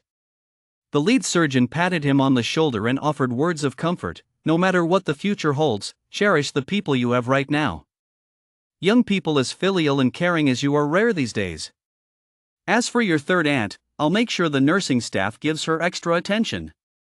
Sheen thanked him once more, then turned and left. The moment he stepped out, he opened the system interface. After confirming that his spirit had indeed reached level 2 and reviewing the skills he might acquire from books, he made a silent vow, if modern medicine can't do it, then I'll read every single skill and master the techniques of medical sages like BNK, Zhang Zhongjing, Huatua, Li Shizhen. Then, I'll be the one to cure third aunt and create a miracle. After leaving the hospital, he hailed a taxi and headed straight home. Shortly after arriving, while he was tidying up, he received a call from JD Logistics saying his order had arrived and asking if he was home. That fast? Sheen was a bit surprised. He hadn't expected the phone he'd ordered just yesterday evening to be delivered in less than half a day. When he took the package from the deliveryman, he opened it right there in front of everyone. Upon seeing 4 brand new iPhone XS Maxes inside the box, a flash of envy crossed the deliveryman's eyes. The other young women who were picking up their packages couldn't help but glance at Sheen a few extra times. Sheen felt a small sense of vanity and satisfaction. After taking the phones home, he quickly swapped in the SIM cards, turned them on, and activated them. After experiencing the cutting-edge technology and the silky smooth performance of the new phones, he tossed his old knockoff Golden Apple straight into the trash. Goodbye, and good riddance. Starting today, I'm a first-generation millionaire, the coolest kid in the family. After bragging to himself for a bit, Sheen placed the 2 iPhone XS Maxes on the dining table and wrote a note for third uncle. Once that was done, worried that third uncle might be too reluctant to use such an expensive phone, he went ahead and unboxed, powered on, and activated both phones to prevent either of them from returning them. Only then did he head straight to school with the remaining new phone. Half an hour later, Nansha 3rd High School, Class 8 of the senior year. Xia was absent-mindedly twirling her pen, glancing now and then at the phone on her desk, which remained black-screened. I wonder if that idiot's third aunt's surgery went well. Just as she was lost in her thoughts, someone suddenly sat down beside her. This is for you. A familiar male voice rang out.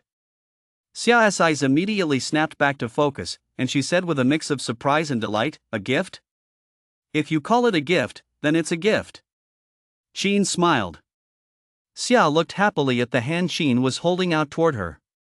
When she saw that it was a brand new, unopened iPhone XS Max, she was instantly stunned.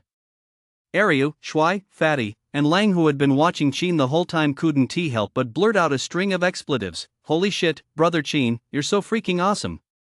You're pulling out the latest iPhone XS Max right off the bat, and it's the top of the line 256GB model. That's over 10 grand. You're my only window into high society, boss. I'm pretty hot in drag too, Sheen. Why don't you give me a shot? As soon as these guys started spouting their trash talk, everyone in the class who had been studying diligently turned their attention over. When they saw the brand new iPhone Sheen had handed to Xia, almost everyone froze. Holy shit, am I seeing things? Isn't this guy usually plain looking and super frugal? Could it be that he just looks ordinary, but is actually a secret millionaire? Chapter 13, I Swear by My Name. In the center of the classroom, a boy who had been furiously scribbling suddenly clenched his pen so hard that the veins in his hand bulged. Damn it, he muttered under his breath. What's wrong, Gao Qiu? His desk partner, hearing the muttered curse, instinctively asked with concern. Gao Qiu casually replied that he was fine, but his expression remained grim as he watched Sheen give Xia an iPhone. Although he had never shown anyone any signs of interest in Xia, in reality, he had long since designated her as his girlfriend. In his view, when it came to talent, only he, the top student in the class, was worthy of Xia, whose grades were nearly on par with his own. When it came to looks, he was the class heartthrob, while Sheen, with his merely above-average appearance, was no match for him. And when it came to family background, he was a minor rich kid, while Chin, who had always been frugal and came from a poor family, was even less of a match. Not to mention, he was a star player on the school basketball team and the class representative, while Chin was just a bookworm who couldn't say a word in 3 days. That was precisely why, up until now, he had never once considered Chin as a potential rival. In fact, before today, he barely even had any impression of Chin at all. Yet it was precisely this guy who, just when they were all saving their energy for the college entrance exams and planning to launch their campaigns for CIS affections afterward, had sounded the charge prematurely. And to top it off, he'd gone all out from the very start. Just as Gaucho's thoughts were wandering, Xia, under everyone's gaze, flushed slightly, displaying a touch of girlish charm, and asked Chin in a slightly petulant tone, "Why did you give me such an expensive gift?" "I wanted to upgrade my phone, so I picked one up for you while I was at it." "It's not just you, I got one for my third uncle and third aunt, too," Chin replied honestly. Xia didn't get the answer she was hoping for and felt a little disappointed. But Shui, Lang, and the others couldn't help but let out another round of holy crap. Even the other students in the class couldn't help but glance their way again when they heard this. Especially after seeing that Chin was using the same model an iPhone XS Max, they couldn't help but let a hint of envy show. 4 top-of-the-line flagship iPhones that a whopping 50,000 yuan. For high school students, that's practically an astronomical sum.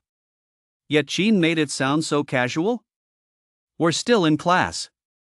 Gaucho couldn't help but turn around and shout, then added with a stern, old man-like tone, "Besides, the college entrance exams are right around the corner.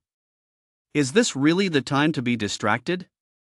A few boys who secretly had a crush on Xia quickly chimed in, "Right, the college entrance exam is our top priority. That's a major event that could very well determine our fate for the next 10, 20 years or even our entire lives. Don't be fooled by the fact that we're in the same class now. Once the exam is over, those with good grades and those with average grades are destined to live in 2 completely different worlds. Xia, you absolutely mustn't act on impulse. Given Chin's grades and family background, you two are simply not meant to be in the same world." Upon hearing this, Chin furrowed his brow slightly. He'd just casually given a phone to a friend. Why were these guys getting so worked up? And why were they speaking in such a snide, sarcastic tone? Xia, however, exploded instantly, glaring coldly at the boys and snapping, "What are you talking about? You're just barking up the wrong tree. Does that make you look smart?" The boys hadn't expected Xia to react this way. They immediately hung their heads in frustration, pretending to continue studying while secretly watching Xia out of the corner of their eyes. Gao Chou's expression, however, grew even more grim. He had been keeping an eye on Xia since their freshman year and knew full well how mild-mannered she was. At least, in the 3 years he'd been observing her, he'd seen her lose her temper almost never. But now, Xia had actually snapped just because someone had made a few snide remarks about Chin? This was definitely not a good sign. He had to find a way to make Xia change her opinion of Chin, so she could recognize the chasm between them. At that thought, an idea suddenly struck him. He cleared his throat softly and said earnestly, "Tomorrow is the second to last school-wide mock exam before the final push for the college entrance exams. Everyone should make the most of their time and keep studying. Didn't our homeroom teacher say that these 2 mock exams will basically reflect your actual college entrance exam scores? I'm sure you all want to do well, right?" As soon as he said this, everyone immediately stopped whispering and gradually got back to studying. After putting her phone away, Xia whispered to Chin, "How much of the material I gave you last time have you reviewed? If I tell you I haven't even started, will you be tempted to pinch me again?" Chin asked timidly. "It's not just pinching. I'd love to give you a good punch." Xia huffed angrily. She'd spent days compiling those materials just for Chin, but this clueless guy hadn't taken them seriously at all. "Have mercy, Buddha. I'll start studying right now," Chin said, immediately opening his notebook and reading intently. Xia glanced at the brand new iPhone for a moment, then looked at Chin, unable to help but sigh. She whispered, "I'm really happy to have received your gift. But the college entrance exams are coming up soon. With your current grades, forget about getting into the same school. It'll be hard enough to get into a school in the same city. And if we can't even go to the same city, Those materials are the best I could do. The rest is up to you. Deskmate, you've got to do your best. After saying that, Xia gently stroked her new phone. Sheena's heart gave a sudden jolt. All along, he'd always thought of Xia as a best friend with whom he could share anything, the kind of buddy you'd call a brother. And precisely because of that, he'd taken Xia's extraordinary kindness for granted time and time again. Even when Xia had recently prepared study materials just for him, or rushed to the hospital to deliver the life-saving money for third aunt's surgery, he hadn't given it much thought. Even when Xia had just stood up for him, he'd simply brushed it off as a good buddy sticking up for a friend. But it wasn't until just now, when he heard Xia's long, drawn-out sigh, filled with resignation, a touch of disappointment and helplessness, and the word deskmate in her monologue, which left so much unsaid, that he realized just how clueless he'd been. He glanced sideways at Xia, who was absent-mindedly propping her chin in her hand, lost in thought. Sheen took a deep breath, then said, as if in response, "Deskmate, I won't let you down. I swear it on my honor." Chapter 14, Just Bloom and It's Done. After Sheen finished speaking, he ignored Xia's reaction and immersed himself in reading the notes she had carefully prepared. And as soon as he read Xia's notes, he was pleasantly surprised to find that his intelligence seemed to have suddenly taken a leap forward. Mathematical concepts, chemical reactions, physical principles, and English grammar, which had previously seemed like gibberish, all became much simpler. Trigonometric induction formulas, odd functions change, even functions remain the same. Check the sign based on the quadrant. Sodium carbonate reacts with a small amount of hydrochloric acid, Na2CO3 plus HCl equals NaCl plus NaHCO3 2. Sodium carbonate reacts with an excess of hydrochloric acid, Na2CO3 plus 2HCl equals CO2 plus H2O plus 2 NaCl. The action of a force is reciprocal action and reaction exists simultaneously. Sound cannot propagate in a vacuum. To agree with someone means to concur with their words or opinions. To keep on doing means to persist in doing something. More importantly, as these key concepts became simpler, Sheen found that he could easily understand and remember them. Soon, he was fully immersed in reading.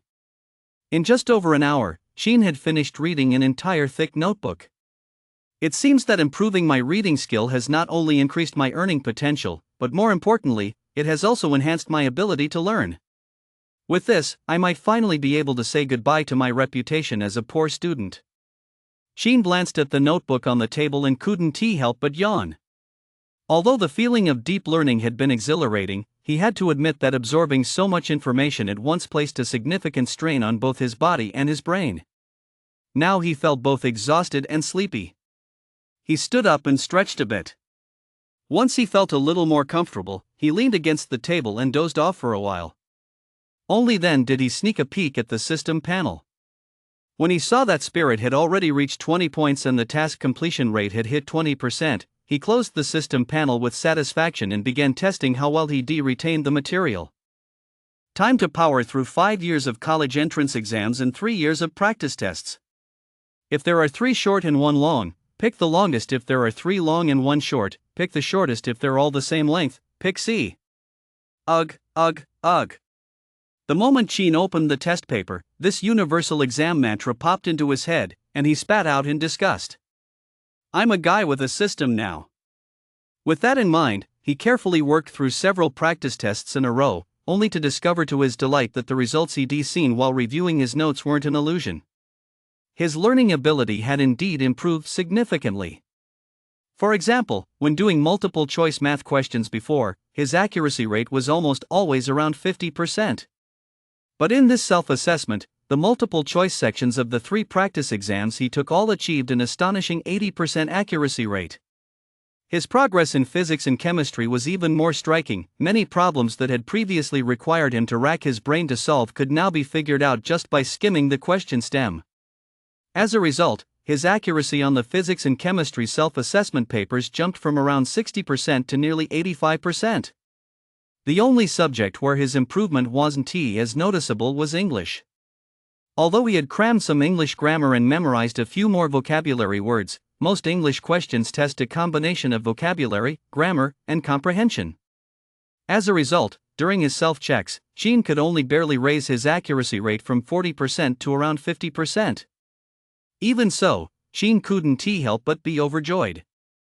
After all, it took him just over an hour to review an entire notebook. To achieve such a significant improvement in just over an hour, what more could he ask for? After all, even the homeroom teacher who had led numerous college entrance exam crash courses often said that once students entered the second semester of their senior year, many would struggle to get even one extra question right after a week of hard work. Yet Chin had managed to boost his average multiple choice accuracy by over 15% in just 1 hour, an absolutely phenomenal result. What's more, while reviewing English, Chin was pleasantly surprised to discover that the system offered double bonus rewards for reading in a foreign language. So, in the time it took to read through a single notebook, he pocketed an extra 50,000, effectively recouping the cost of the 4 iPhone XS Maxes he bought earlier. Books are the ladder of human progress, the ancients truly didn't lie. After silently musing on this, Chin opened the notes again and reviewed the key points he hadn't fully grasped during his first study session, committing them to memory and deepening his understanding. As he finished reading the notes once more, a familiar system notification suddenly sounded: read 11,800 characters of vernacular Chinese, 21,000 Arabic numerals, and 10,360 English words. Congratulations, host, on earning 53,520 credits. Congratulations on completing the repeated reading and comprehension of a book, achieving the reviewing the old to understand the new level 1 achievement, and receiving an additional reward of 5 spirit points.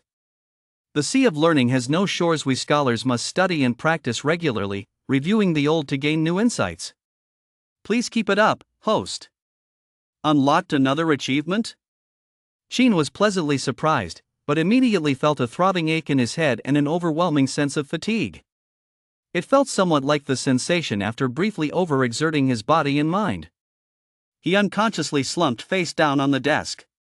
Sitting next to him, Xia watched as Chin hastily skimmed through her notes before slumping onto the desk to sleep. She couldn't help but sigh again, a look of worry crossing her face. Behind her, Shuai, Lang, Ariu, and Fatty were buzzing with activity in the group chat. Fatty, Xia seems to have been deep in thought ever since Gao Qiu mentioned the mock exams, doesn't she? Ariu, I've done a quick calculation, and I can tell Xia has a thing for our brother Chin. But since Chin's grades aren't great, she's worried they'll drift apart after the college entrance exams. Shuai, Ariu, if you went to tell fortunes under a bridge, you'd starve to death. But on this matter, I think you've got a point. Brother Chin doesn't seem to realize that Xia feels differently about him. What do you guys think? Should we give them a hand and try to set them up? Lang asked. Ariu, I've done the math. Even if we manage to set them up, Brother Chin will probably end up heartbroken in the end. His grades speak for themselves. He'll probably end up just like the rest of us on the college entrance exam. It's all about taking part. But Xia? She is practically guaranteed to get into a top-tier university. Shut your mouth, you jerk. Have you forgotten about Brother Chin's big red envelope? Fatty shot back. Besides, Brother Chin has always been good to us, and I've noticed he has been trying hard to study lately. Why don't we give him a hand? Let us figure out how to get Chin and Xia into universities in the same city, and while we're at it, help set them up? We'll aim to have them successfully hook up right after the college entrance exams, so they can go to the same city for college. Shuai, I think Fatty has got a point. Lang, +1. Here's the plan. My brother works in the information security division at the police station. I'll go ask him if he can pull some strings to help Brother Chin pull off some high-tech cheating. Fatty quickly began coordinating. Area, you clown, you're good at networking. See if you can find out which universities Xia has her heart set on, then look into schools near those that Brother Chin has a shot at getting into. Shuai, you're good at flirting and livening up the mood. Help Chin plan his post-exam confession in advance. Lang, you're the tough guy with sharp eyes. Keep an eye on Chin. For this covert operation, the code name is Double Bloom. If it works out, with Chin's generosity, I reckon each of us will get at least a few thousand yuan. Plus, he'll remember our kindness for the rest of his life. Ariu, Fatty, you're full of it, but I'm impressed. I'll make sure the mission is a success. Lang, roger that. Shuai, roger that. Chin, if you don't bloom, we won part ways. Chapter 15, a bit reckless. When Qin woke up again, it was already lunchtime. As he opened his eyes, he still felt a bit exhausted, and his brain was foggy. It took him 2 or 3 whole minutes to fully shake off that sense of disorientation. Looks like the saying health is the foundation of revolution really isn't a joke, he couldn't help but chuckle wryly. Given his current physical condition, he was still a bit lacking. He merely reviewed a set of notes twice, absorbing a slightly larger amount of knowledge in a short period, yet his body and mind had already reached their limit. It seemed he'd have to take that basic body tempering pill as soon as he got back tonight. With that thought, he opened the system panel once more. Host, Qin. Age, 17. Strength, 8-10 points below average. Agility, 8-10 points below average. Spirit, 25 level 1, 10 points above average. Quest completion, 25%. My physical constitution has actually dropped a bit since before? No wonder I couldn't handle it after just 2 readings of the notes. Qin shook his head silently, then realized that rereading the notes hadn't actually increased his spirit by 2 points. This spirit boost was entirely due to the review to gain new insights achievement. Still, gaining 5 spirit points just by going over the notes once was practically cheating. Qin was very satisfied and opened the 5-year college entrance exam and 3-year mock exams again. After this test, although the improvement wasn't as significant as last time, his average accuracy on multiple choice questions had risen by about 5% on top of the previous increase, which was still quite impressive. Moreover, what pleased Qin most was that, following this assessment, he could be almost certain he had mastered Xia's notes almost completely. Here you go. Once he was sure of this, Qin graciously returned the notebook to Xia. Xia was slightly surprised. Didn't you just start reviewing this morning? Are you done already?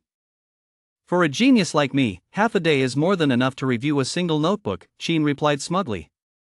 Fearing that Qin might not grasp the importance of this notebook and take it lightly, Xia cautiously reminded him, this notebook covers at least 20% of the exam topics. Relax, relax.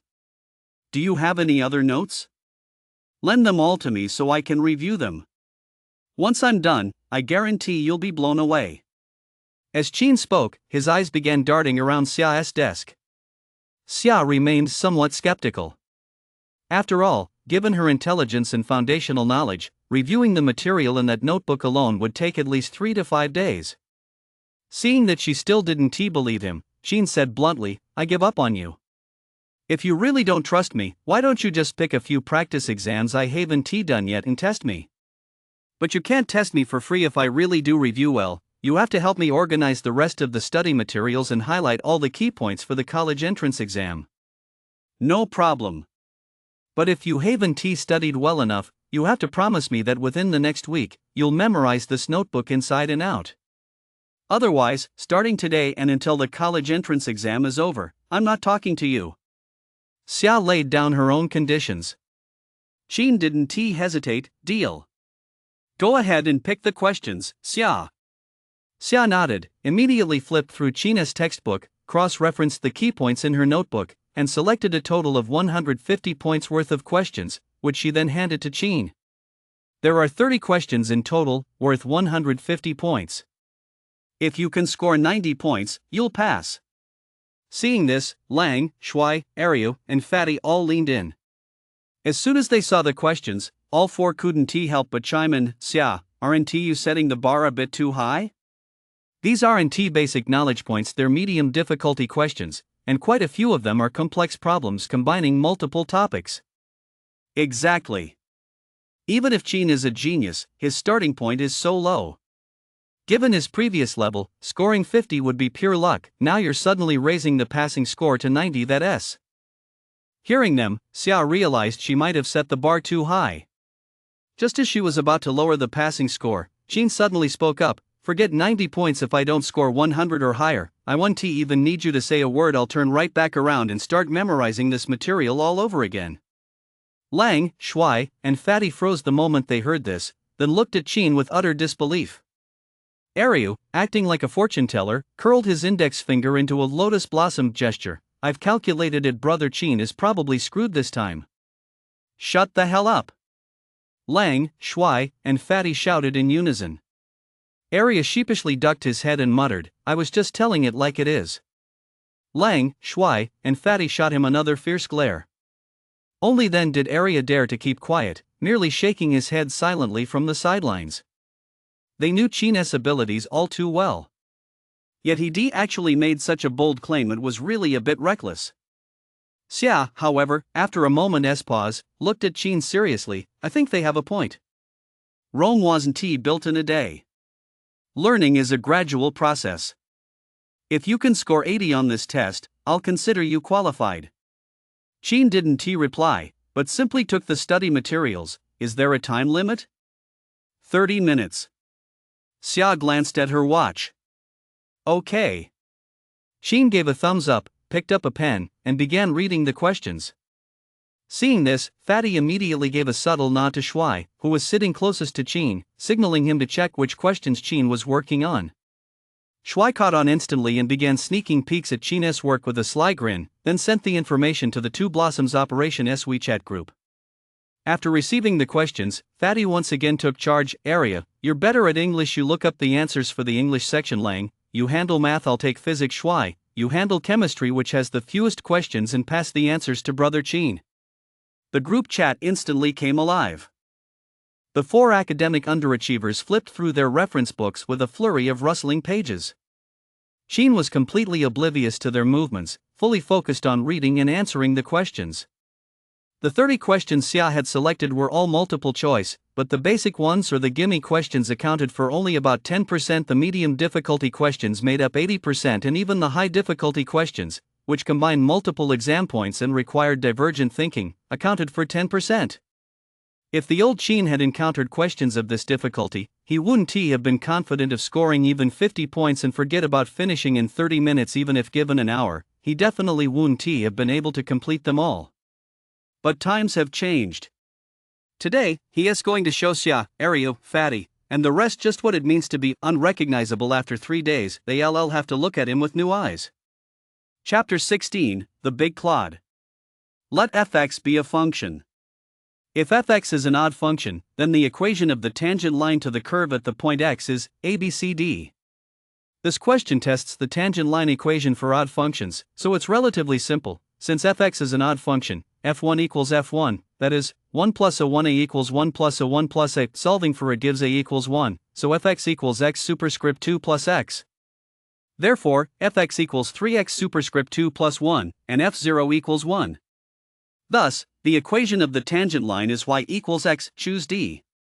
The motion of a high-speed train during the starting phase can be regarded as uniformly accelerated linear motion with an initial velocity of 0. During the starting phase, the train's kinetic energy, A, is proportional to the time elapsed. B is proportional to its displacement. C is proportional to its velocity. D is proportional to its momentum. This question tests the concept of kinetic energy. Choose B. Which of the following statements is incorrect? A. Sucrose, fructose, and maltose are all disaccharides. B. Enzymes are a class of proteins with highly selective catalytic properties. C. Vegetable oils contain unsaturated fatty acid esters, which can decolorize Br2-CCl4D. The final products of the hydrolysis of starch and cellulose are both glucose. This question tests basic knowledge. Choose A. Is the exam that hard? It feels pretty easy to me. Qin breezed through it effortlessly. Although these questions were quite challenging, they were all based on the knowledge points in his notebook, so for him, they were a piece of cake. Apart from those 3 high-difficulty composite questions which required divergent thinking and blended multiple concepts, burning through a lot of his brainpower for the remaining 27 questions, he could almost immediately identify the tested concepts and potential answers just by glancing at the question stems. Mom won't have to worry about my studies anymore, so easy. After selecting the most likely answer for the final question he simply couldn't solve, Qin pushed the reference book towards Xia. "Teacher Xia, you can grade this now." "That fast?" Xia was stunned once again. Less than 15 minutes had passed, and he finished all 30 of these difficult questions? Even he couldn't work that fast, could he? Meanwhile, Fatty, Shuai, Arya, and Lang, who had been frantically flipping through books looking for answers, were left dumbfounded. The 4 of them had been working together, dividing up the tasks, and hadn't even managed to find the answers yet, but Chin had already turned in his paper? How are we supposed to play this game now? Shui typed in the group chat, followed by a "I'm so desperate" meme. Bro, Chin really went all out, Lang sighed. Arya really wanted to say that he'd seen Chin's downfall coming from a mile away, but seeing the hostile glare in Fatty's eyes, he held his tongue. Chin, however, looked completely unfazed. When you've got the skills, you can be as reckless as you want. Xia had originally intended to persuade him to double-check his work, but seeing him acting so cocky, she felt a surge of irritation and simply began grading the papers. As she graded, she worried, this guy is so irresponsible. When the scores come out later, he'll definitely fall short of my standards. Should I really just ignore him until the college entrance exams are over? With that thought, Xia stole another glance at Chin. When she saw the confidence radiating from his face, she couldn't help but mutter, "You big oaf, you're so carefree." Chin, caught in the crossfire for no apparent reason, looked at her in utter confusion. Xia just snorted and went back to grading the exams. But as she graded more and more papers, the worry on her face gradually faded, replaced by a look of restrained surprise. And when she finished grading all the papers, she could no longer contain her emotions. She snapped her head up and looked at Chin. Seeing this, Arya and the others assumed Xia was furious. They all lowered their heads, unable to bear witness to the impending disaster, and instead flooded Chin's red envelope group chat with messages, "It's over. A storm is coming. A moment of silence for Brother Chin. 3 minutes of sympathy for Brother Chin. Don't cry, Brother Chin. Get back up and keep going after the college entrance exams, you'll be a hero again." But just as they were all lamenting, Xia spoke up, 90% accuracy, 135 points. Of the 3 questions you got wrong, one was a medium difficulty problem where you misread the decimal point due to carelessness, and the other 2 were English.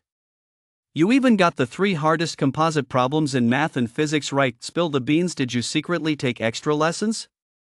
As soon as she said that, Lang and Chin's red envelope group couldn't help but curse, holy shit.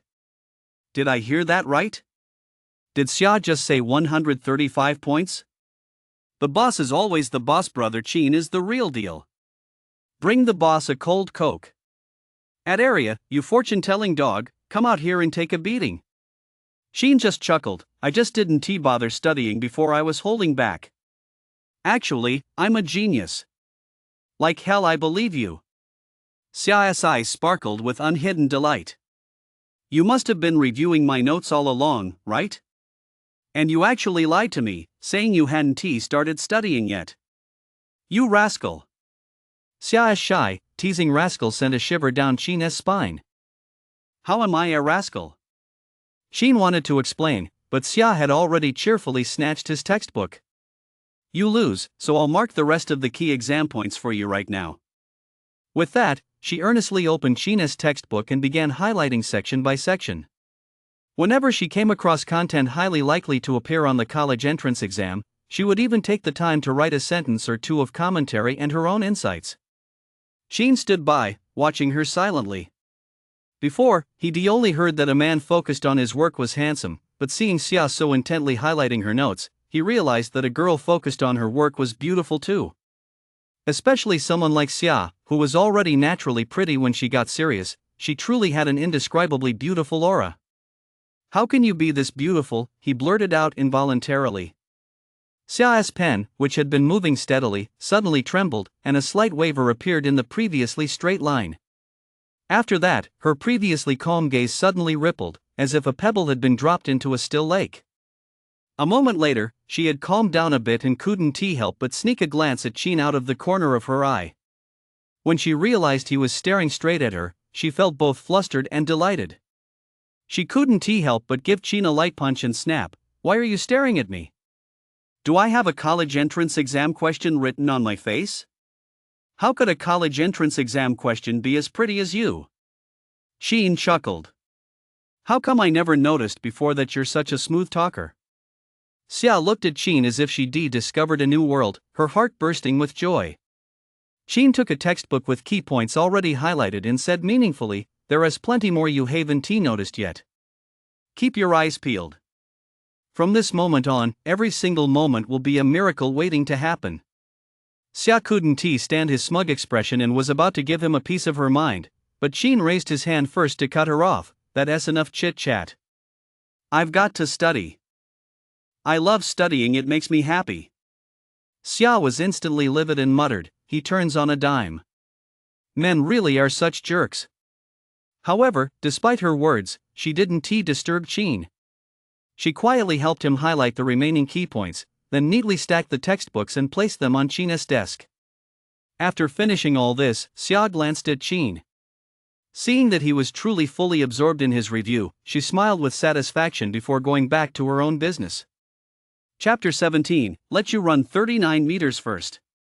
From his seat in the center of the classroom, Gao Qiu witnessed the entire exchange between Xia and Qin out of the corner of his eye. When he noticed the look Xia gave Qin at the end, his heart ached, and he couldn't help but glare at Qin with jealousy. Qin was completely oblivious, hugging a chemistry textbook and fully immersed in his studies.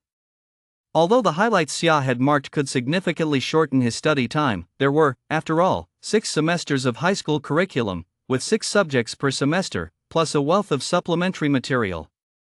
All added up, the volume of material to review was still quite substantial.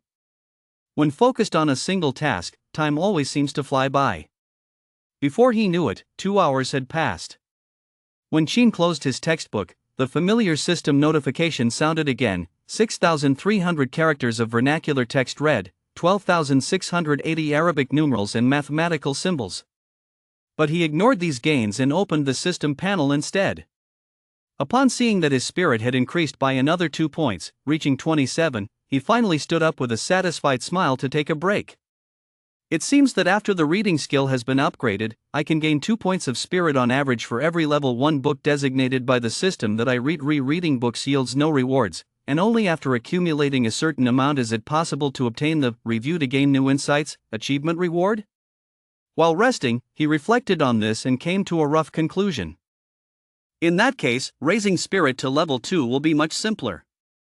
Just as Qin was thinking this, Gao Qiu suddenly walked over and said haughtily, "Can we step aside for a moment?" Qin was a bit surprised. He looked around to make sure no one else was nearby, then pointed at himself, "Are you talking to me?" In his memory, this academic prodigy had always considered himself a cut above everyone else and looked down on anyone outside the top 10 in the class. Usually, he wouldn't just initiate a conversation, he was even stingy with his words when responding to questions from Qin and Shuai's crew. What was going on today? Of course. Is there anyone else here besides you? Gao Qiu looked a bit impatient and pointed directly at the stairwell. Let us go over there. With that, he walked straight over without waiting for Qin's response. Although Qin was a bit baffled, he wanted to figure out what this guy was up to, so he followed. Inside the classroom, Fatty had been keeping an eye on Qin's movements. Seeing Gao Qiu call him away with a hostile look, he immediately grabbed Lang and the others and rushed out of the classroom together. At the stairwell, Gao Qiu leaned arrogantly against the wall, glancing at Qin standing to his right out of the corner of his eye. My time is precious, he said bluntly. I won't waste words on you. I came to see you today to say just one thing, you and Xia aren't from the same world. From now on, stay away from her. Qin had already been annoyed by Gao Qiu's cocky, arrogant demeanor, and upon hearing those words, he burst out laughing. Did you take a piss before you said that? What do you mean? Gao Qiu didn't quite catch on. I suggest you take a piss first and look at yourself in the mirror to see just how big your face really is. Qin gave a cold laugh and turned to walk away. Who do you think you are, you idiot? You. Gao Qiu's face flushed red, and he couldn't help but swing his fist at Qin. What are you doing? Fatty and the others had just burst out and witnessed the scene. They immediately surrounded Gao Qiu in the middle, seething with anger. Trying to stab brother Qin in the back? Fatty said, pressing his massive frame closer to Gao Qiu while cracking his knuckles. Shuai, eager for a fight, chimed in, Haven T had a good brawl in ages. I'm actually starting to miss it. Lang, meanwhile, gave Gao Qiu a sinister glare aimed at his groin. When it comes to academics, the 5 of us combined might not be a match for you, but if it comes to a fight, make no mistake, I alone can beat you so badly you'll be begging for mercy. I've done a quick calculation, and I can tell you're in for some bloodshed very soon, Arias said, clasping his fingers together in a fortune-teller-esque pose. Gao Chou's face, already flushed with anger, turned even redder. He glared at Qin with eyes wide with fury. But in the end, he forced himself to swallow his anger and slowly lowered his fist. Lang was right, these 5 academic underachievers before him weren't a match for Gao Chou alone when it came to studies, but if it came down to a fight, aside from Qin, who was a bit frail and whom he stood a chance of beating, the remaining 4 could each beat him so badly he'd be begging for mercy. A wise man knows when to back down. Seeing him lower his fist, Fatty and the others softened their menacing expression slightly and snorted coldly, "I'll give you credit for knowing your place." Gao Chou felt a bit resentful inside, but he forced himself to stay calm and said to Qin, "Just keep skipping class. The college entrance exams are right around the corner. After this mock exam, when Xia sees your scores, she'll gradually come to terms with reality. With grades that won't even get you into a vocational college, you're simply no match for her background. She is destined for a top-tier university.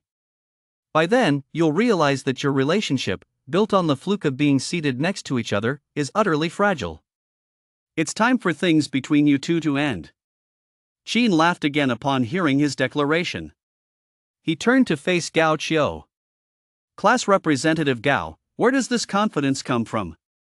What makes you so certain that Xia will be as pragmatic as you imagine?" "It's not a matter of pragmatism, it's a foregone conclusion." Gao Chou sneered.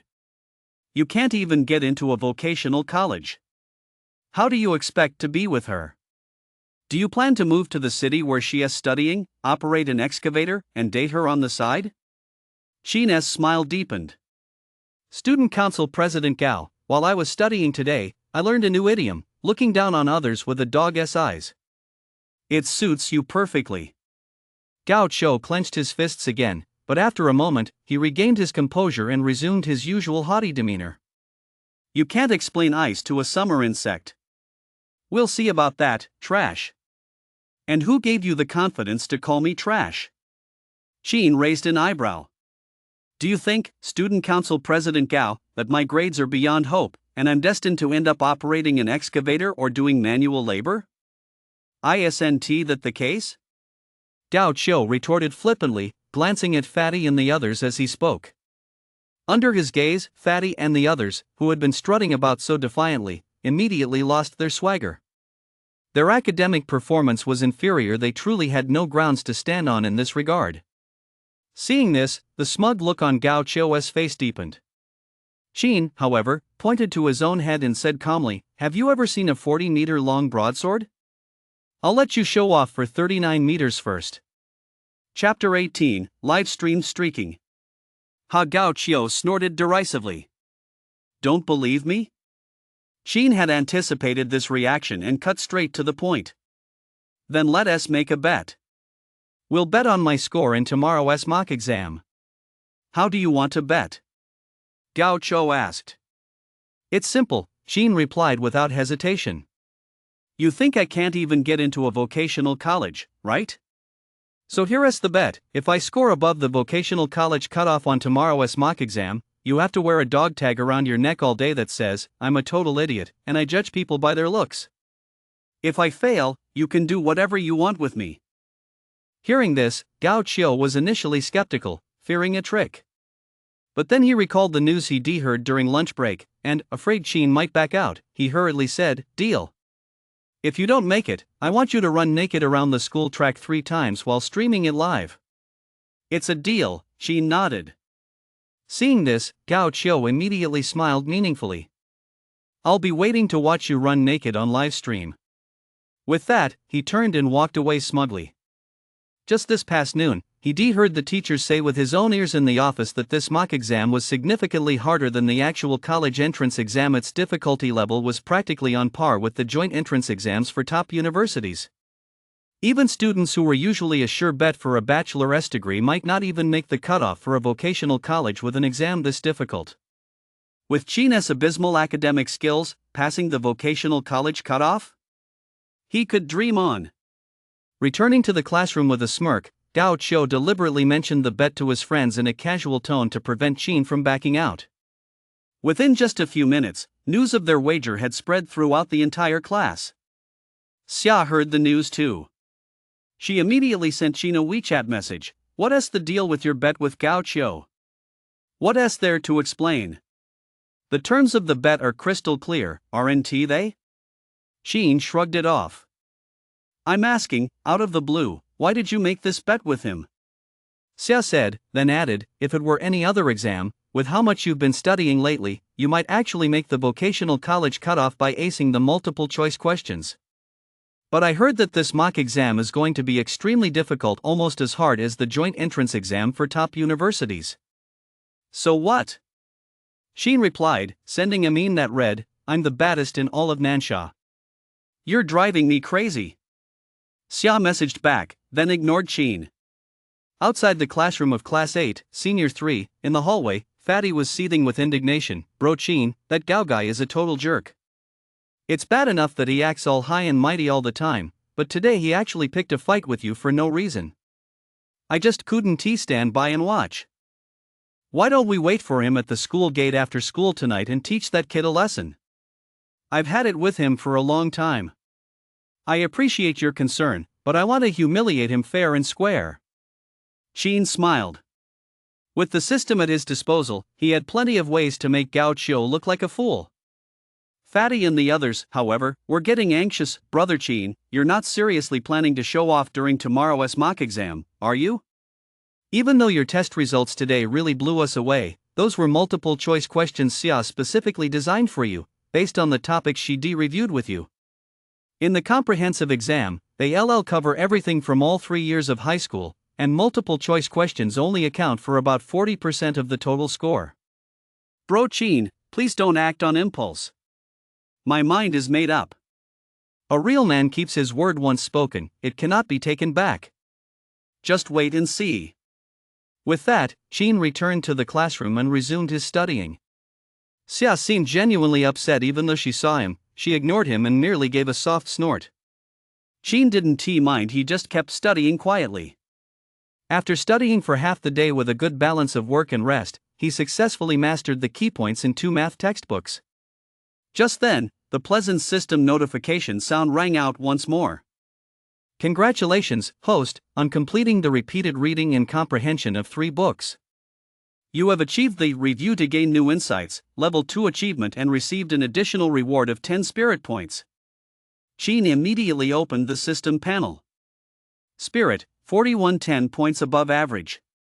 Quest completion rate, 41%. Not bad. I gained 23 spirit points in just one day. He felt quite satisfied, but couldn't help but yawn. Reviewing one of Xia's notebooks plus the key points from 2 math textbooks in a single day was indeed quite exhausting.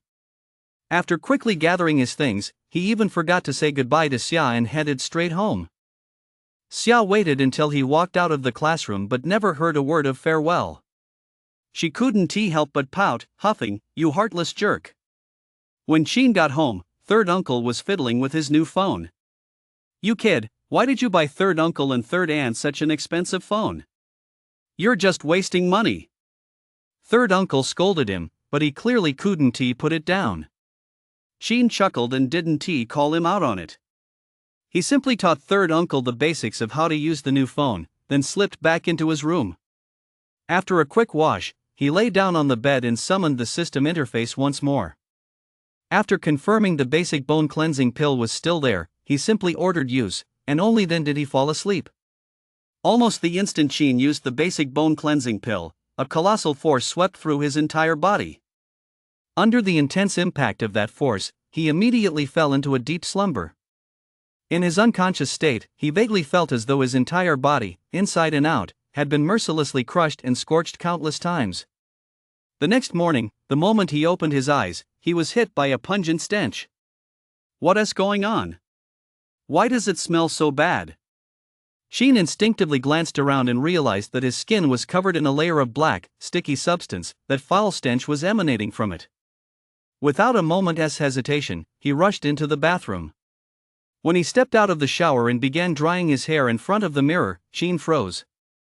In the mirror stood a strikingly handsome man over 1.8 meters tall, with a well-proportioned physique, perfectly defined muscles, and a body brimming with explosive power.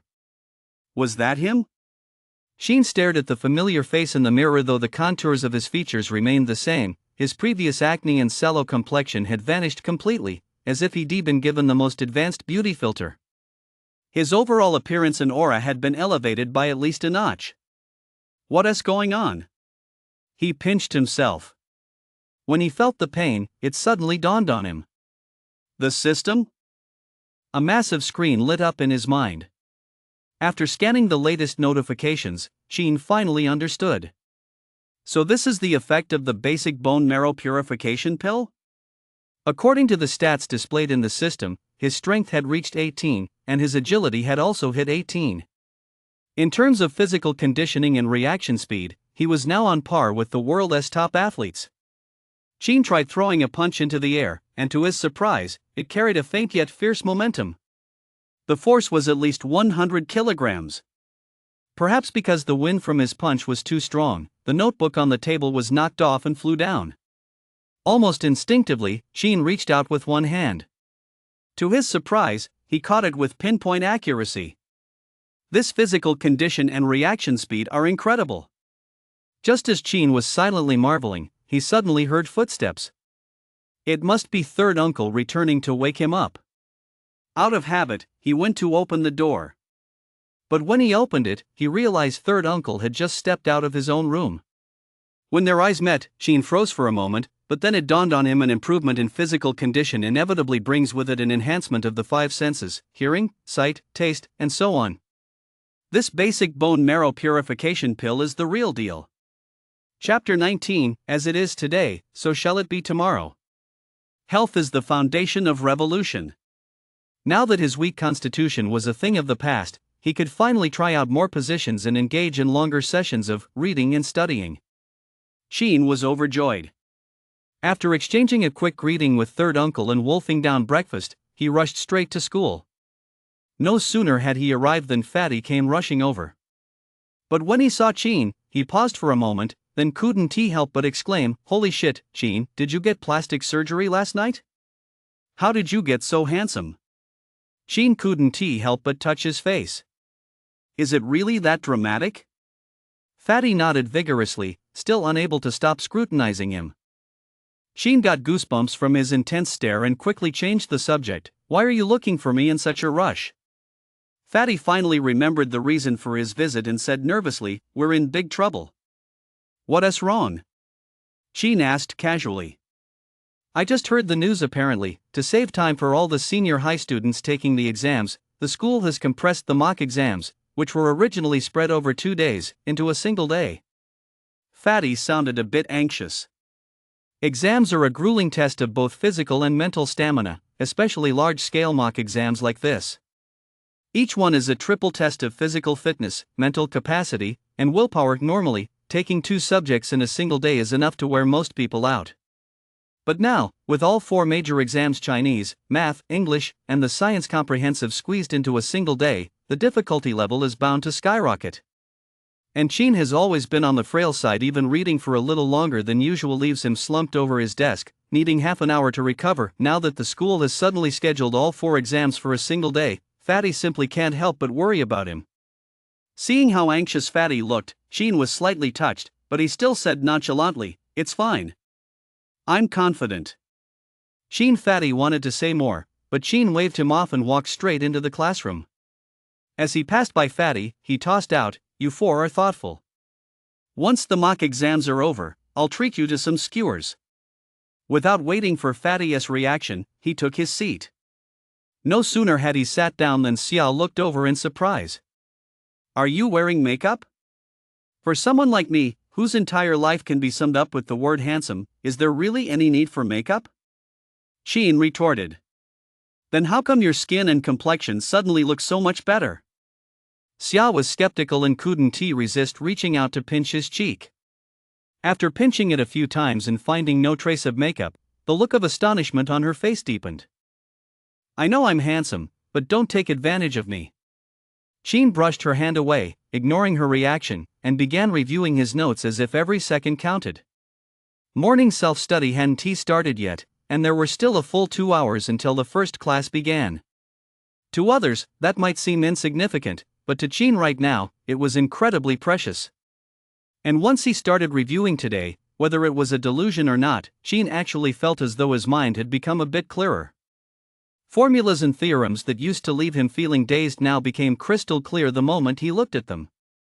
In fact, as soon as he lingered on a particular concept for a moment, many closely related concepts would automatically come to mind and connect.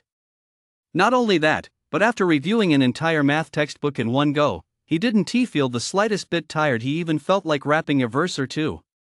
I guess this is the benefit of being in good health?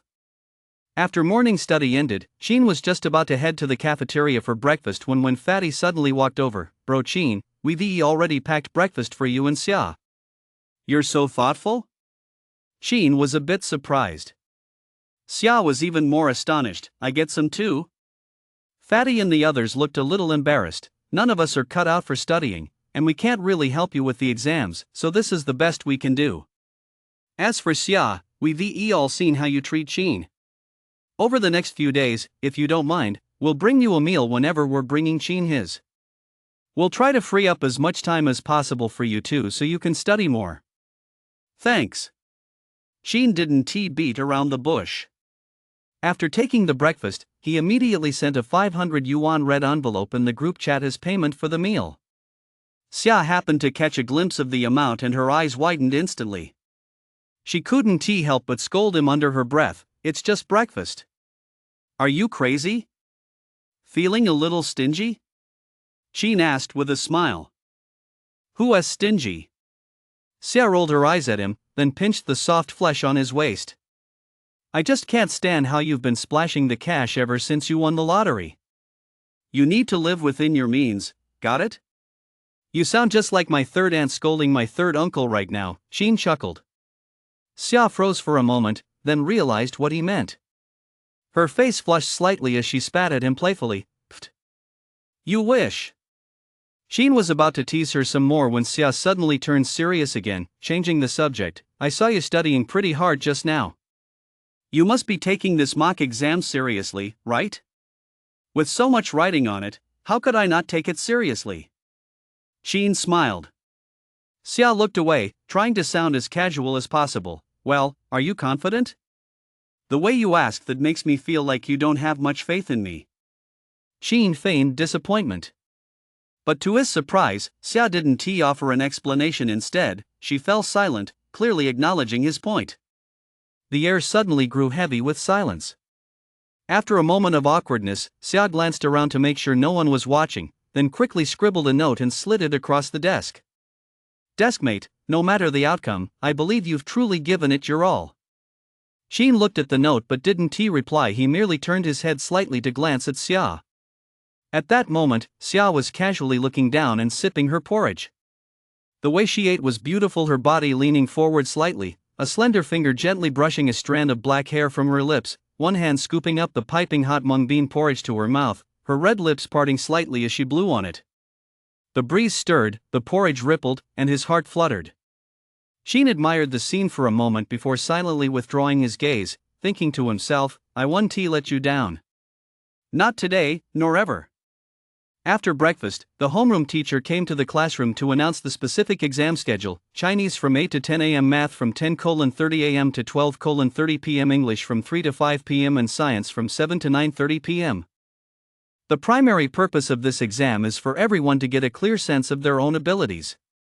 Therefore, we won't deliberately disrupt the exam process, and the teachers won't be proctoring. You're allowed to finish early. However, I hope everyone will still adhere to exam discipline. After all, cheating at a time like this is just self-deception and serves no purpose. With that, he left the classroom. Gaucho turned back and gave Chin a half-smile. Chin smiled in return but paid him no mind. Soon, the first exam began. Just as the homeroom teacher had said, the Chinese teacher handed out the exam papers and then sat at the front of the classroom, busy with her own affairs, showing no intention of proctoring the exam. Chin didn't care. He quickly and carefully finished the exam, checked it over once more, and then walked out of the classroom early, carrying his math textbook. After handing in his paper, he ignored the stares of the others and walked straight out of the classroom. Chapter 20, Just Business as Usual. Seeing this, Fatty immediately pulled out his phone and posted in the Two Blossoms group chat, "Bro Chin turned in his paper early. What do you guys think? I don't know how he did, but turning in the Chinese exam 40 minutes early? That's seriously sick. My bro Chin is still the man." Shuai was the first to respond. "I'm not so sure," Lang said with a hint of concern. "Chinese is usually the easiest subject to scrape by in, especially the essay section. As long as you read the prompt carefully, write thoughtfully, and stay on topic, you can basically get a passing grade." But Chin handed in his paper 40 minutes early 9 times out of 10, that means he just coasted through the whole thing. Plus, usually, when it comes to Chinese, everyone tries to write as much as possible, so it's practically unheard of to finish early. Chin pulling this stunt might leave a bad impression on the Chinese teacher, and when it comes time to grade his essay, she might mark him a bit lower because of it. I can tell just by looking at it that Chin Gu has focused all his efforts on math for this exam. It's too early for you guys to say anything right now. Let us just wait and see how Chin Gu handles the next round. That makes sense. Chin Gu was reviewing math all day yesterday, and even after he signed out early today, the book he took with him was a math textbook. Area, you're quite the joker. You actually managed to guess right for once. How does that saying go? Even the smartest person can say the wrong thing sometimes, and even the dumbest person can get it right once in a while. That is called even the wisest person makes a mistake once in a while, and Area gets it right once in a while. Ha ha ha ha ha. After the Chinese exam ended, Xia pulled out her phone and sent Chin a WeChat message, "Why did you hand in your Chinese exam early?" When the Chinese teacher was collecting the papers just now, she seemed a bit displeased with your actions. The message went unanswered, and Chin still hadn't returned. It wasn't until the bell rang for the second exam and the math teacher had already started handing out the test papers that he finally returned, carrying his Chinese textbook. Not only did he return, but as he entered the classroom, Chin strode in with an air of utter disregard for others, a smug grin plastered across his face. Many classmates in the class were dumbfounded. What's up with this guy? How is he strutting back into the classroom like he's on a runway? Am I seeing things, or has this guy suddenly gotten way cooler? This guy has been living it up lately, throwing money around and showing off. Gao Qiu snorted coldly. As Chin walked past him, he muttered with disdain in a voice only the two of them could hear, "All smoke and mirrors, just childless play." Chin ignored him completely, not even sparing him a glance. Gao Qiu suddenly felt as if he'd punched a bag of cotton, his face flushing crimson. Chin didn't care in the slightest. As soon as he returned to his seat, before he even had a chance to put down his textbook, Fatty and the others swarmed around him. "Bro Chin, did that Gao guy say something just now?" "Don't ask what Gao said. The fact that Bro Chin is cool is all that matters. I've done the math, and I know for sure that Bro Chin is brimming with confidence for this math test. At least 50 points. Chin smiled but didn't offer any further explanation. He certainly wasn't going to tell these guys that the reason he looked so pleased with himself was because he just reviewed the key points from this morning's lesson, then gone through a whole new section of math highlights, achieving the level 3, reviewing the old to understand the new, achievement and earning a 15-point spirit bonus. When the math teacher walked into the classroom and began handing out the exams, Chin secretly opened the system panel. Host, Chin. Age, 17. Strength, 1810 points above average. Agility, 1810 points above average. Spirit, 58 level 1, 10 points above average. Quest completion, 58%. His spirit had already reached 58 points. He was less than halfway to the next level. And the balance in his bank account, which had plummeted to a 6-figure sum due to medical expenses, had once again surpassed $1 million and returned to 7 figures after he reviewed 1 notebook and 4 textbooks in one go. More importantly, thanks to Xia's notebook and the 4 math textbooks he reviewed over the past 2 days, he felt completely confident and as steady as a rock about the upcoming math exam. I wonder what score I'll get this time. Is a perfect score even possible? Chin felt a flicker of hope, but immediately thought he might be getting a bit too cocky. Given the difficulty of this exam, scoring a perfect 100 in math would be far harder than scoring 130 on a regular test. and his usual level was around 50 points. To expect to jump to a 130-point level in just 2 short days was indeed a bit too overconfident. I'll set my goal a bit lower, then I'll aim for 80 points. After quietly making up his mind, Sheen calmed himself down. When the exam paper was handed out, he began answering the questions with complete concentration. For this question, the answer is clearly the empty set. It's obvious that option C is the right choice. Solid geometry? AC and FM, they're definitely perpendicular. This one is a bit complicated, combining solid geometry and trigonometry, but as long as I set up a coordinate system with the x, y, and z axes. Time flew by. Sheen worked through the exam with ease, not stumbling even once, answering everything from the first multiple choice question all the way to the final proof problem. The final proof problem was a major stumbling block. Sheen thought about it for a long time, but after confirming he had absolutely no recollection of reviewing it and finding no entry point or way to break it down, he simply gave up. He plugged in a few random formulas at least to leave a good impression on the grader, then turned back to check his work one last time. Once he was sure everything was in order, Sheen deftly gathered his exam paper and a physics study guide and handed them in. At this point, quite a few students in the class started getting restless. What's going on? Why is he handing it in early again? That's not the way to show off, is it? You're hogging all the limelight. That's going too far. Xia, Fatty, and the others couldn't help but look at Sheen, somewhat baffled by his behavior. Xia, in particular, looked at Sheen with a hint of inquiry in her eyes.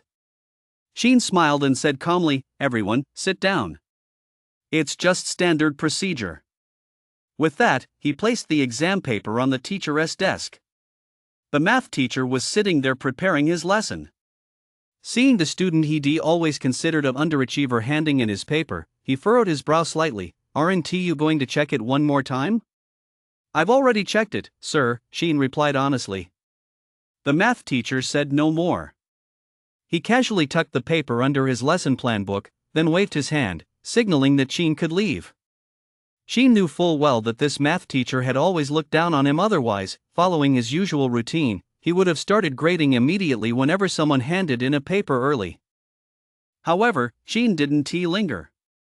He grabbed his science review materials and walked straight out of the classroom. Seeing this, quite a few students couldn't help but start whispering among themselves again. Gao Qiu sneered inwardly, "Just trying to show off. The more you act like this now, the more Xia will think you don't know what's important when the grades come out.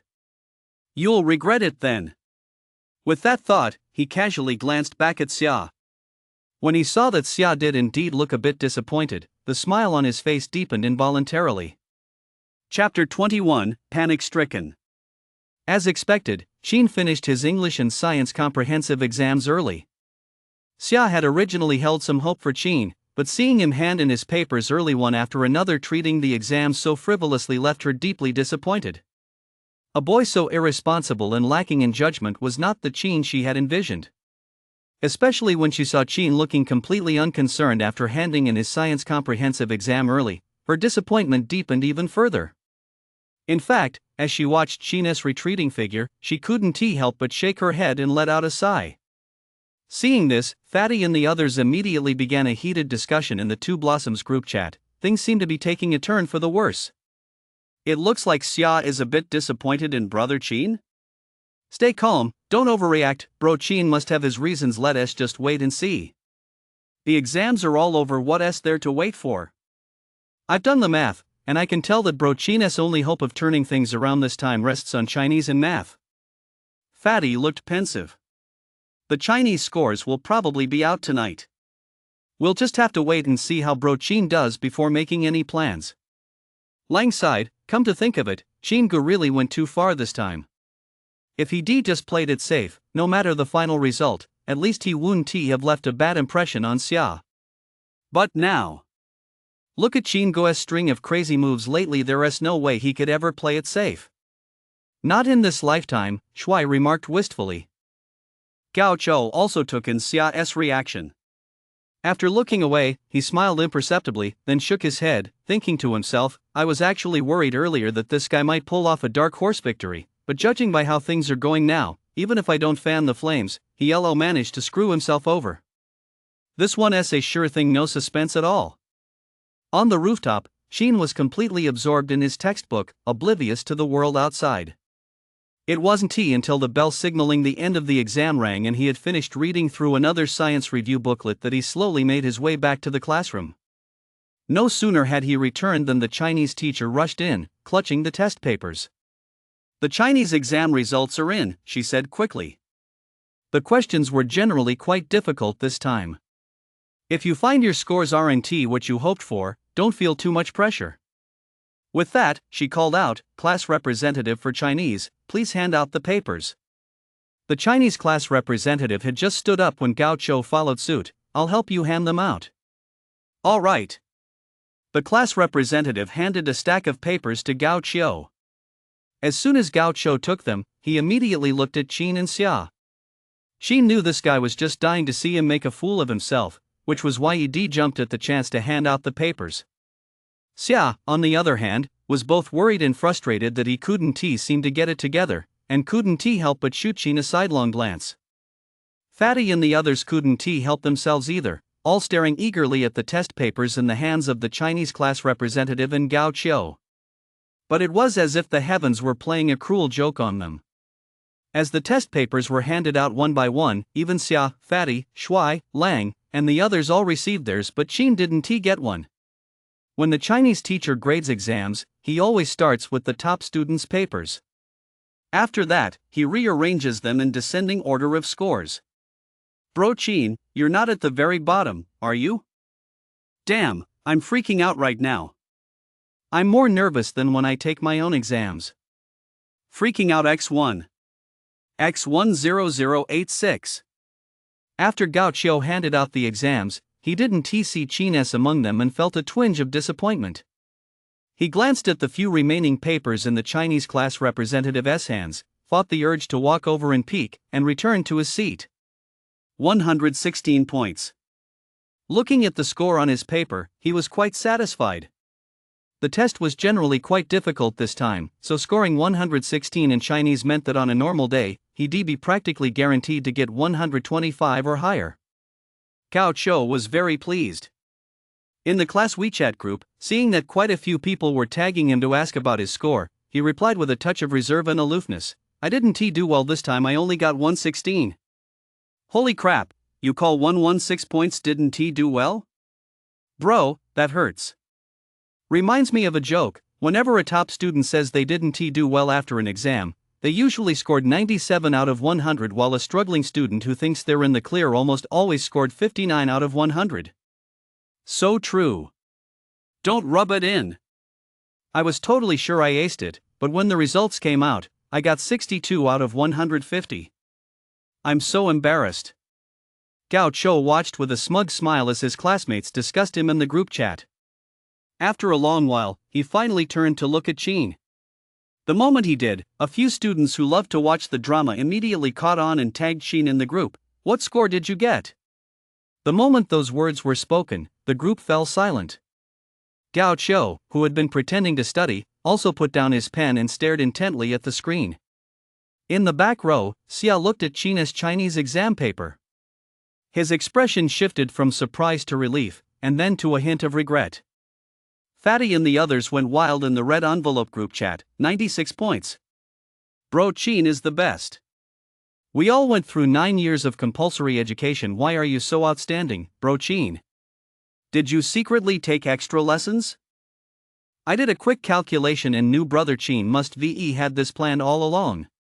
While flooding the chat, the group also noticed someone had tagged Qin in the class group chat. They immediately replied on his behalf. Brother Qin says he barely scraped by just 96 points. No way. The previously quiet class group chat erupted once more. Although Chinese has a lot of subjective questions, as long as you pay attention in class, even a slacker like Qin can scrape by with around 40 points. But 40 points and 96 points are two completely different things. And most importantly, this exam was extremely difficult. If you convert the scores, that 96 points is equivalent to at least a 106 on a regular test. How could Qin possibly score that high? That's the upper middle range for the whole class. Gao Qiu was also skeptical. As soon as the Chinese teacher left, he was the first to rush to the back row.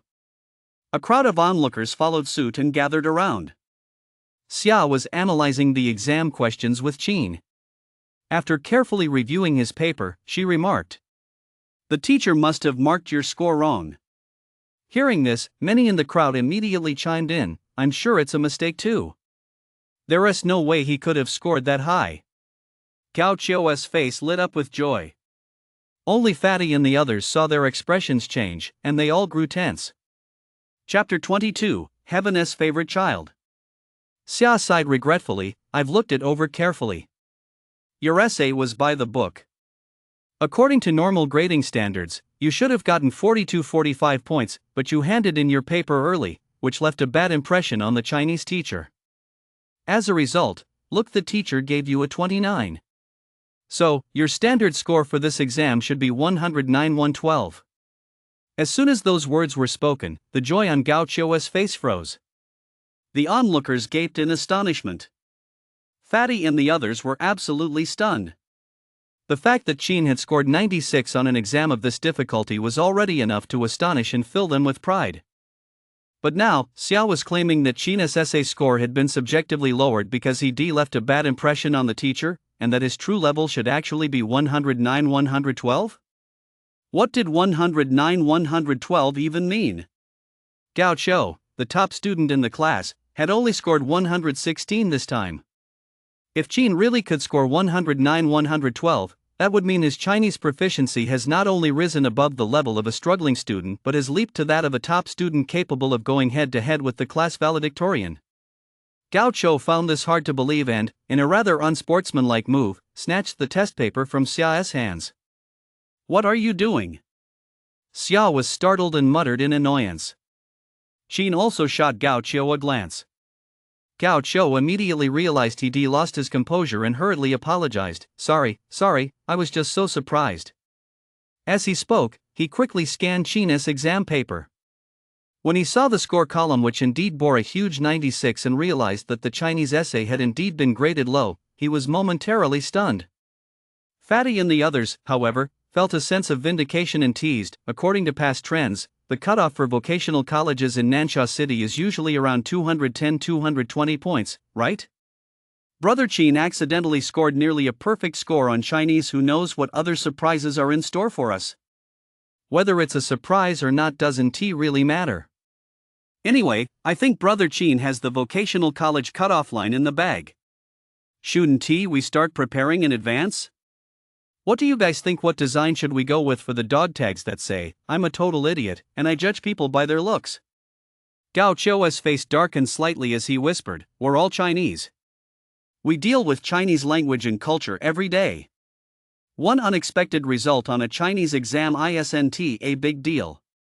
Math and the science comprehensive exam, those are where we'll really be tested." After saying that, he took a deep breath and turned to leave. Qin didn't seem to care at all. He casually asked Xia, "Apart from the essay, are there any other questions I need to pay attention to?" Xia took the test paper back, analyzing it for him while unable to resist asking, "Come clean, did you secretly take tutoring classes and finish reviewing a bunch of subjects way ahead of time? You wouldn't believe me if I said no anyway, so just assume I did take some secret tutoring." Qin chuckled. To be honest, he was a little surprised himself that he scored so well on the Chinese exam. Earlier, he'd been worried that the level 1 reading ability the system had boosted might be a bit useless. But now, seeing the actual test results, he felt reassured. Xia shot him another look, but inside she was secretly pleased. After carefully going over the topics Qin hadn't reviewed thoroughly, she nudged him with her shoulder and said casually, "Even though you've made huge progress this time, you absolutely mustn't get cocky or arrogant, got it? You're nowhere near that level yet. Besides, the math, science, and English scores haven't come out yet. Your bet with Gao Qiu is still up in the air. I'm Daddy Heaven's favorite kid, so you can put your mind at ease." Qin gathered his materials and declared with absolute confidence, "Gao Qiu is definitely wearing the dog tag tomorrow." With that, he said goodbye to Xia, Fatty, and the others, then headed home with a smug grin. The next day, Qin arrived at the classroom early, racing against the clock to start another round of review. He had barely sat down when the math teacher walked in with a beaming smile. Holding a stack of test papers in his arms, he stood at the podium but didn't speak right away. Instead, he looked around the classroom with satisfaction, lingering on Qin for a moment before saying calmly, "I'm sure you've all heard the news. This mock exam was extremely difficult, especially the math section. Even many teachers might not have been able to solve the final 15-point proof problem. Because of this, the average score for the math section among all senior high school students in the school was only 51. The entire class looked up at him, the atmosphere somewhat tense. The math teacher smiled, "But I'm very pleased. Our class's average score on this math exam was a full 82 points. First in the entire school." The students instantly relaxed and began whispering and chatting among themselves. The math teacher didn't stop them, but simply laughed and continued, "Not only that, but our class also produced a dark horse in this math exam." As soon as he said this, the class fell silent again, all looking at him with anticipation. Every senior high school student, as the college entrance exams approached, was studying with all their might. Everyone hoped and believed that they would be the dark horse. Now, with the math teacher mentioning a dark horse, they all desperately hoped and wished that they would be the one. Only Gao Chou, for some reason, felt a sudden sense of foreboding the moment the math teacher spoke those words. It can't be him, can it? He instinctively glanced back at Qin. Please, don't let it be Qin. Just as Gao Chou was silently praying, the math teacher turned to Qin, a look of encouragement on his face. "Qin, you did exceptionally well this time. You scored 117 on the math exam, 3rd in the class and 10th in the entire school. Don't get too cocky. Keep it up, understand?" The class immediately erupted in commotion. Did his inner power just explode? It's one thing that he pulled off a major upset in Chinese, but now he has pulled off an even bigger one in math. Usually he is about 10 points below the average, but this time he scored 117, 3rd in the class, 10th in the school. What kind of miraculous leap is that? Xia, clearly surprised, nudged Qin again with her elbow. With unhidden delight in her eyes, she asked, "How long have you been going to tutoring classes?" 3 days. Qin answered honestly. Ugh, I'm trying to have a serious conversation here. Xia playfully smacked him, her tone tinged with mock annoyance. These days, honest people have no rights? You don't even believe me when I tell the truth. Qin sighed helplessly. In the front row, Gao Chou's face had already turned ashen when he heard the math teacher's praise. Now, seeing Qin and Xia bantering and flirting, he felt his heart bleeding. Chapter 23, It's So Good Warning. Fatty and the others all gave a thumbs up in unison. My bro Qin is just the best. So awesome. My mom asked me why I was kneeling while sending a WeChat message. After seeing the heated discussion in the red envelope group, Qin promptly opened the chat, typed in the amount, and sent 200. Fatty and the other 3 received another massive red envelope, which instantly sent them into a frenzy. After a barrage of fawning emojis, Fatty suddenly exclaimed, 96 in Chinese, 117 in math. Just those 2 subjects alone add up to 213 points. That's already above the vocational college cutoff. We don't even need to look at the upcoming English and science comprehensive exams, this is a sure thing. Gao Chou's dog tag shouldn't we guys hurry up and get that sorted? I've done the math, and I know Gao's going to renege on this 9 times out of 10. I'm going to the class group chat to lay some groundwork first. As Arias spoke, he opened the class group chat and tagged Gao Chou, class representative Gao, brother Qin's Chinese and math combined total 213 points, that's already above the vocational college cutoff. When are you going to honor your bet?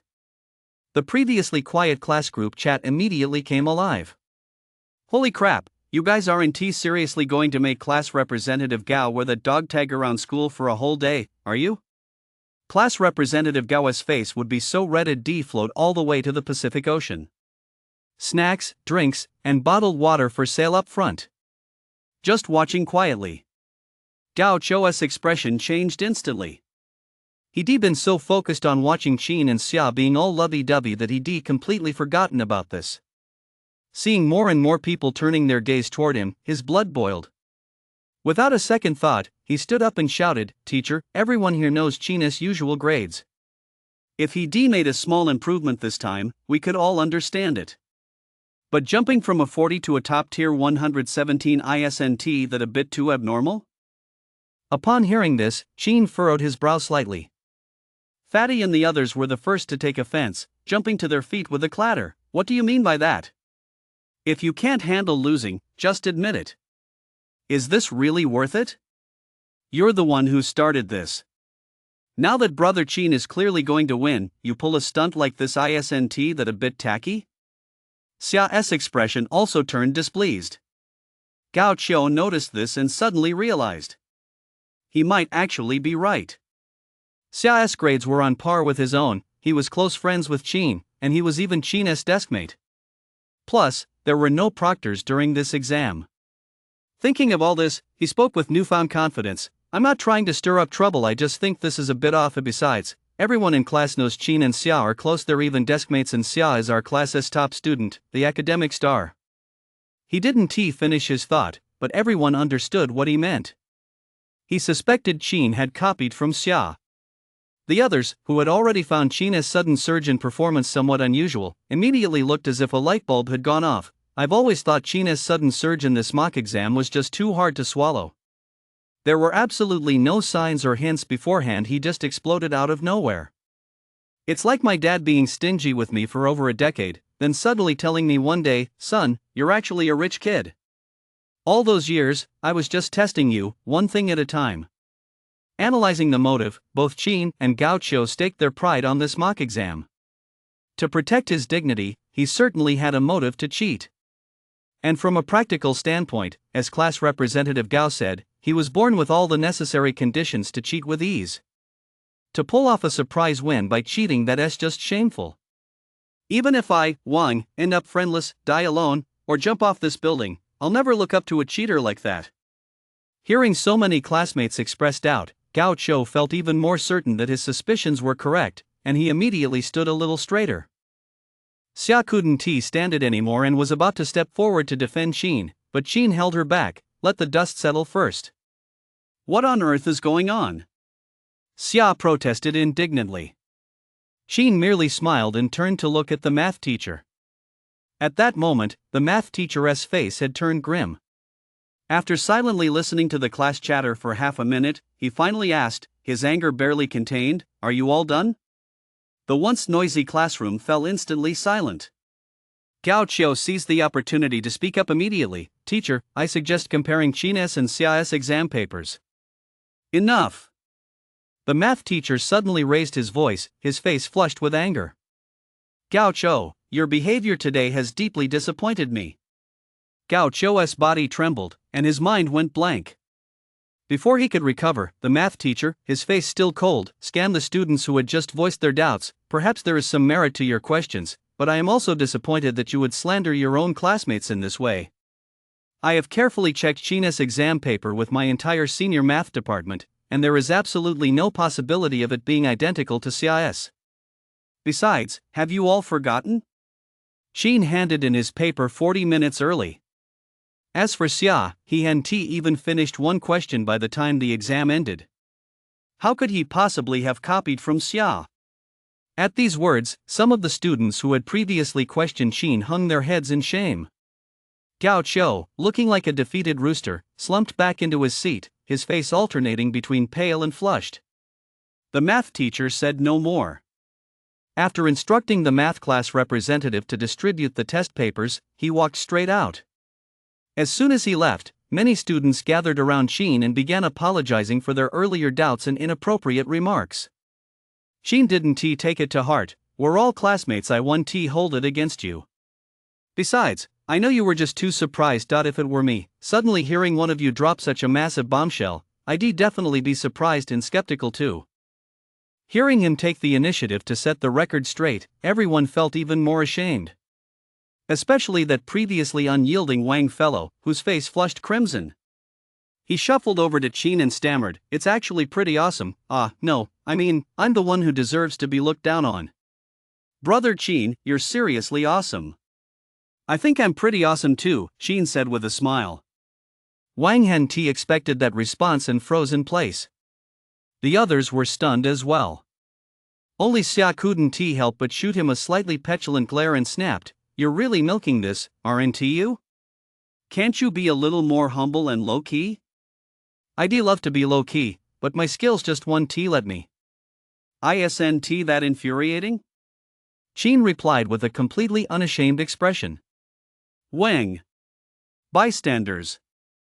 Fatty and the others, "Bro Qin, when did you start wearing Pinru's clothes too?" "Xia, I've never seen anyone so shameless." Chapter 24, I'm so jealous you have such an outstanding deskmate. Qin said innocently, "What's wrong with me telling the plain truth?" "That stings, bro. I'm afraid I'll get depressed." Gotta run. Chat us over, signing off. A bunch of onlookers fled in droves, afraid their hearts might actually get pierced right through. Fatty and the others leaned in closer and asked, "Bro Qin, should we go sort out that dog tag thing later?" "Let us do it. We gotta do it," Qin said, glancing at Gaucho, who was Gaucho. He is our top student, the class representative, captain of the school's men's basketball team, and the class heartthrob.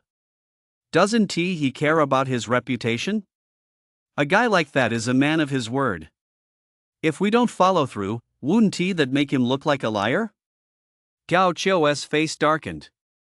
He had actually been thinking of backing out, but now that Qin had put him on such a pedestal, he couldn't even bring himself to say no. Fatty and the others noticed his expression too. They grinned, gave Qin a thumbs up, and then dashed out of the classroom.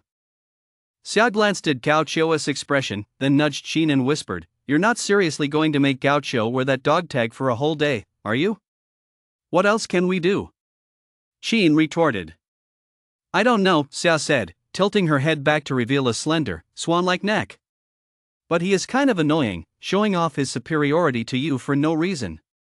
"Do you know why he goes out of his way to show off to me?" Qin asked with a smile. "Why?" Xia blurted out instinctively. "Because he has a crush on you." Qin's smile deepened. "Huh?" Xia looked slightly nervous. "Don't just make that up. It's true. Last time he dragged me into the stairwell to talk, acting all high and mighty, telling me to stay away from you and saying I wasn't good enough for you." Qin said nonchalantly, "Under normal circumstances, what kind of person would do something like that? Isn't the answer obvious? That's ridiculous. I really don't know how his brain works." Xia said with a hint of disdain, then asked casually, "You weren't mad, were you?" "How could I not be angry?" Qin said frankly. "With him acting like he is the third wheel to heaven and earth, I wasn't about to put up with it. Of course I shot back right then and there. After that, he tried to sneak up on me, but Fatty and the others showed up and scared him off. Then he brought up my grades, so I made a bet with him." Only then did Xia understand the whole story. She said indignantly, "Gao Chou is really out of his league. What business is it of his who I'm close to? Besides, I really don't get where he gets his sense of superiority from. In my eyes, he and you, my deskmate, aren't even in the same league." "I think so too," Qin smiled, indicating he didn't mind. This time, Xia didn't look down on him. Instead, she encouraged him, "Anyway, no matter what others think, I think my deskmate is awesome." "I really envy you for having such an excellent deskmate like me," Qin said with a touch of emotion. Xia couldn't hold back any longer. She punched him playfully and snapped, "Have some self-respect. Can't you have a little dignity?" Qin burst out laughing. Soon, Fatty and the others returned, bringing with them a green sign that was a full half-meter long and 25 centimeters wide. On the sign, 2 lines of large red characters read, "I'm a total idiot, judging people by their looks." Clearly, it was the dog tag prepared for Gao Chou. The moment Gao Chou saw the sign, his face turned green. He had originally thought that even if they actually honored the bet, the worst they'd do was make a plain old sign for him to wear for a day. But he never expected them to come up with something this huge, eye-catching, and utterly tasteless. Red and green, what a total eyesore. Plus, the thing was massive. He was afraid that within an hour of putting it on, he'd be the laughingstock of the entire school.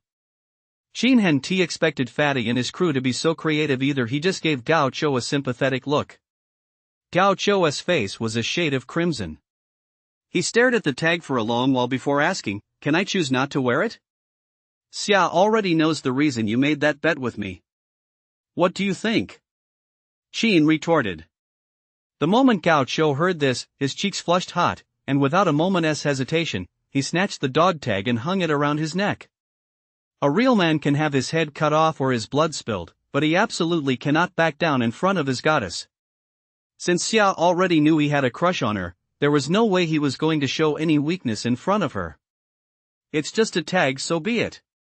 Just do it and get it over with."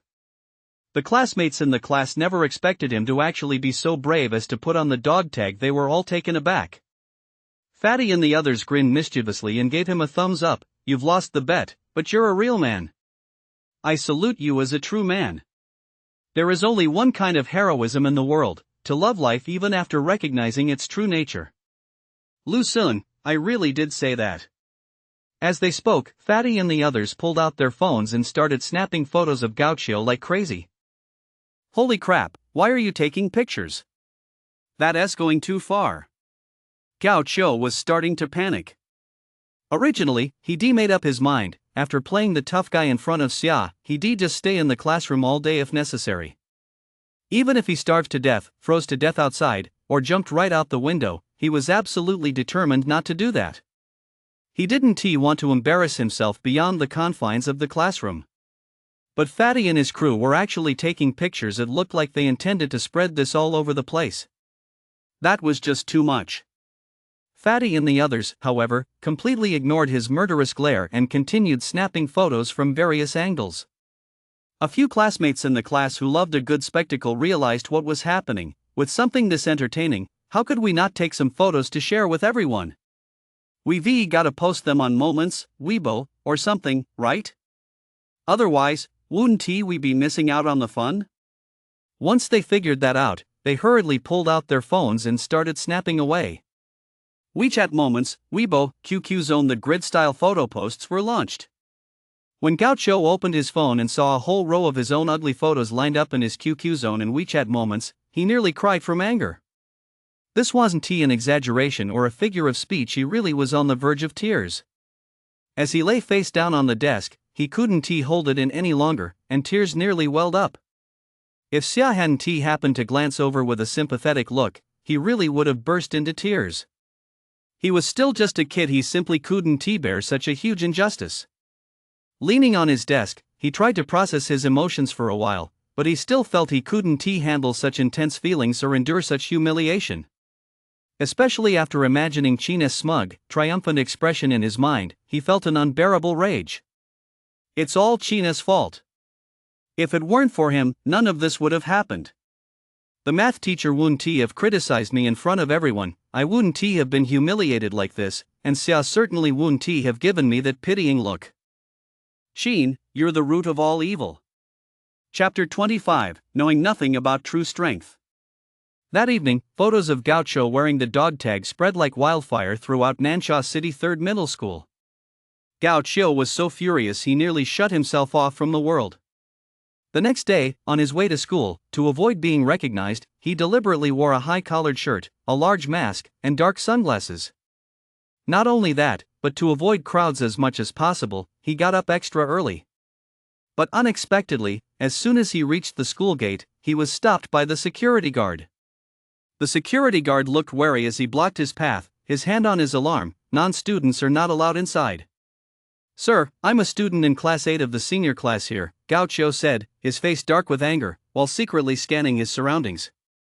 When he noticed several students staring at him, he immediately pulled his mask tighter, afraid of being recognized. Seeing this, the security guard's expression grew even more wary and suspicious. "Which class are you in?" As he spoke, he raised the alarm button. Incidents of outsiders infiltrating the high school campus to cause trouble occurred from time to time, and people dressed in strange attire or with their faces covered were always the primary targets of the school's security department. Seeing that the security guard had already activated the alarm, Gao Cho realized his appearance did look somewhat suspicious. He had no choice but to take off his sunglasses and pull his mask down slightly, saying cautiously, "Sir, I really am a student here, Class 8, Senior 3. The security guard looked somewhat skeptical, but the crowd around them erupted into wild laughter. Ha ha ha ha. ISNT, that the guy who went viral all over school yesterday? The one with the red and green dog tag. Holy crap. It really is him. I was wondering who would wear a stand-up collar, a big mask, and huge sunglasses to school in the middle of summer. Turns out it's Class 8, Grade 12's internet celebrity, Gao Qiu. Is he trying to avoid being recognized? Ha ha ha. He is trying to hide his face so no one will recognize him? But he got stopped at the gate by the security guard. It's such a hilarious and exciting moment, I've got to post this on my social media. As they chatted, everyone immediately pulled out their phones and started snapping photos of Gao Qiu. The security guard, hearing their teasing, gave Gao Qiu a once-over and said with a puzzled look, "So you really are a student after all? Go on in, then." After saying that, he couldn't help but take another look at Gao Qiu and muttered under his breath, "What kind of shady business is this? Dressed up like that in the middle of summer, aren't you afraid you'll get a rash from the heat?" Gao Qiu walked forward with his head down, his heart bleeding internally. His emotions right now were incredibly complicated. Although the security guard had finally let him through, what had the old man just said? Was that even human speech?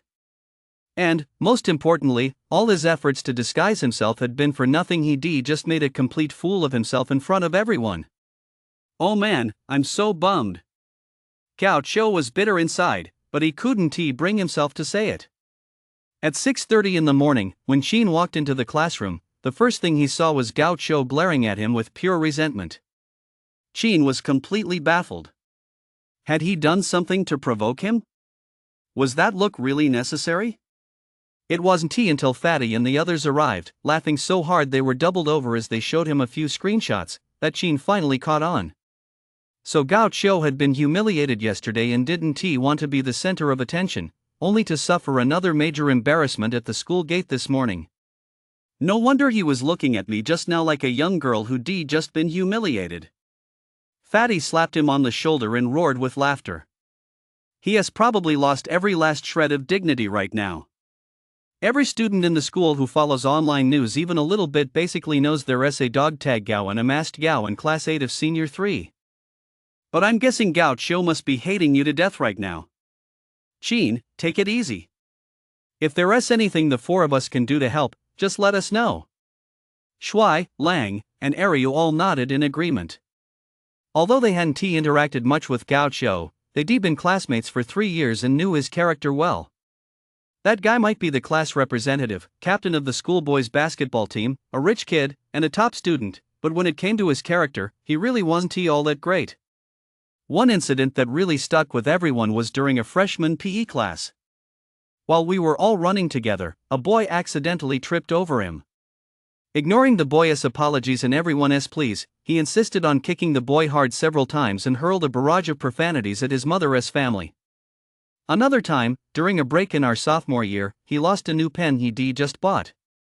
He insisted that a certain girl had stolen it and berated her so fiercely that she ended up crying with her face buried in her desk. What's even worse is that later, everyone found out he'd actually knocked the pen off the table himself while eating lunch. But instead of apologizing, he acted as if he were in the right, claiming that the girl he'd made cry came from a poor family and looked like a thief, so it was only natural to suspect her of stealing. This infuriated her so much she nearly withdrew into herself. Someone like that, having suffered such a major loss at Sheen's hands, definitely wouldn't let it go. Sheen knew Fatty and the others were just trying to warn him out of good intentions. He smiled and said, "If he knows better, that is fine. But if he insists on continuing to cause me trouble, then all I can say is he knows absolutely nothing about true strength." Badass. Fatty gave him a thumbs up. Sheen just smiled. He really wasn't bragging. With his physical prowess enhanced by the junior body tempering pill, he could easily beat not just Gao Qiu, but even 5 or 6 of him. If Gao Qiu really didn't know when to back down, he truly had 100 ways to teach him what real strength meant. Once settled, Sheen began studying again, racing against the clock. Yesterday afternoon, the results for the comprehensive science and English exams had also been released. For comprehensive science, since he hadn't had time to review much, he only scored 126 points. Though this was a significant improvement over before, it was still at least 130 points short of the level required to get into the same school as Xia. As for English, Shin's score was even more dismal. Since he hadn't reviewed anything beyond the first set of notes Xia had given him, he only managed 43 points, still at least 75 points short of the score needed to get into the same university as Xia. And now, there were only about 10 days left until the college entrance exam. You're right. Shin nodded. In fact, although his physical condition was far better than before, he was still only human. After studying nonstop all morning, both his mind and body were indeed feeling a bit worn out. Going out for some fresh air now would give both his mind and body a chance to relax. Seeing him rise to his feet, Xia immediately averted her gaze and headed toward the cafeteria. Shin caught up and walked alongside her. As they passed the basketball court, Xia casually kicked a pebble while asking nonchalantly, "With your current grades, getting into an undergraduate program is practically a sure thing. Do you have a dream school in mind? What about you? Which school do you plan to apply to?" Shin asked in return. Xia stopped kicking the pebbles. After a moment's thought, she replied, "I only have a few options right now. If I'm going out of the province, it'll be Tsinghua University. If I stay within the province, I'll apply to Pengcheng University, or Jinan University, or Sun Yat-sen University. But these are just preliminary ideas for now. I'll have to wait until my scores come out and consider the overall situation before making a final decision." Shin smiled. "Well, if you do make a decision, you have to be the first to tell me." "Why?" Xia blurted out. "Wherever you go, I'll go." Shin's smile held a touch of seriousness. Xia's heart skipped a beat, and her footsteps stopped involuntarily. "What's wrong? Don't you like that?"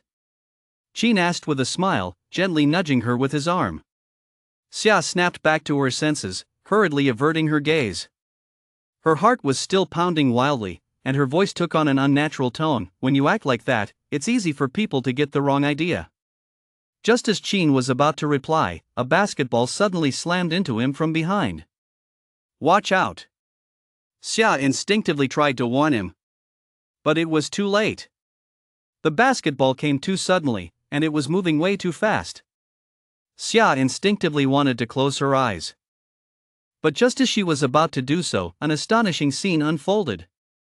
Shin, who had been facing away from the ball, raised his hand in the blink of an eye at a speed beyond her comprehension, and caught the basketball that had slammed into him from behind with pinpoint accuracy. She reached out instantly and caught the high-speed ball with one hand. This breathtaking scene, worthy of an action movie, not only left Xia speechless but also stunned many passing male and female students. Equally stunned were several boys on the basketball court. Especially Gao Qiu, standing in the center of the court with a gloomy expression. Because the basketball that had just slammed into Shin from behind was the one he had thrown. Shin had sensed his presence long ago. Now, with the ball in his grasp, he slowly turned around and glared at him. In fact, the moment he stepped onto the court, he had noticed Gao Qiu playing there, and he noticed that Gao Qiu had been staring at him and Xia the whole time. But he never expected this guy to be so reckless, launching a surprise attack from behind. If Shin hadn't taken a basic body tempering pill last night which had significantly enhanced his senses and reaction speed, getting hit like that would have resulted in at least a mild concussion. Gao Qiu sensed Shin's gaze and felt a twinge of guilt. Especially when he noticed Xia looking over as well, seemingly suspicious of him, his guilt deepened. He hurriedly said, "My bad." Saying this, he ran over quickly, making a move to take the basketball from Shin's hands.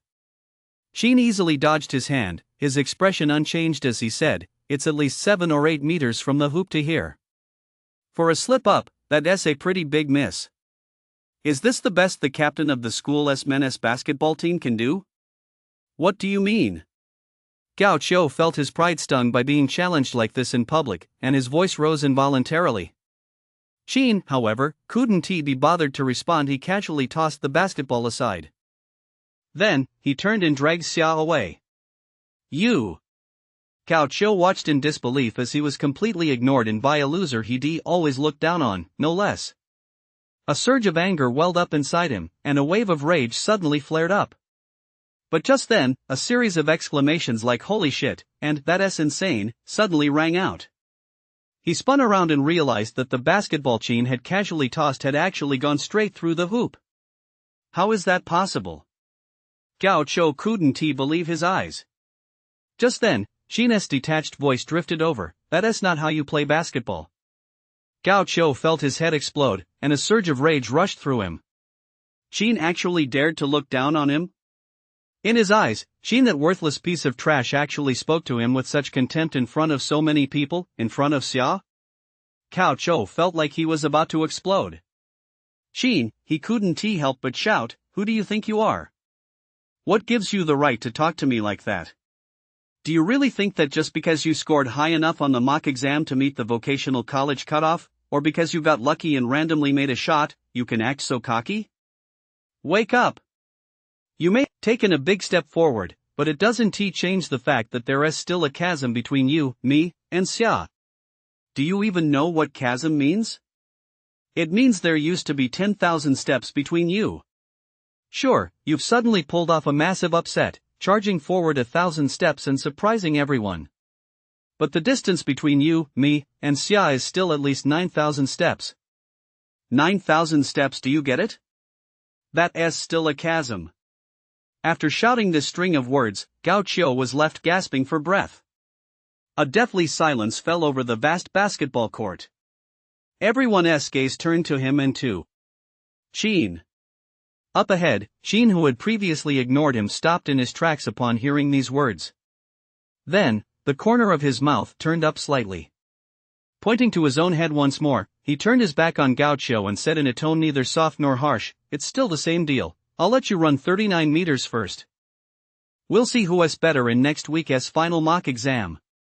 Chapter 27, I'm going to carve the word agony into you. Fine, I'll be waiting for you.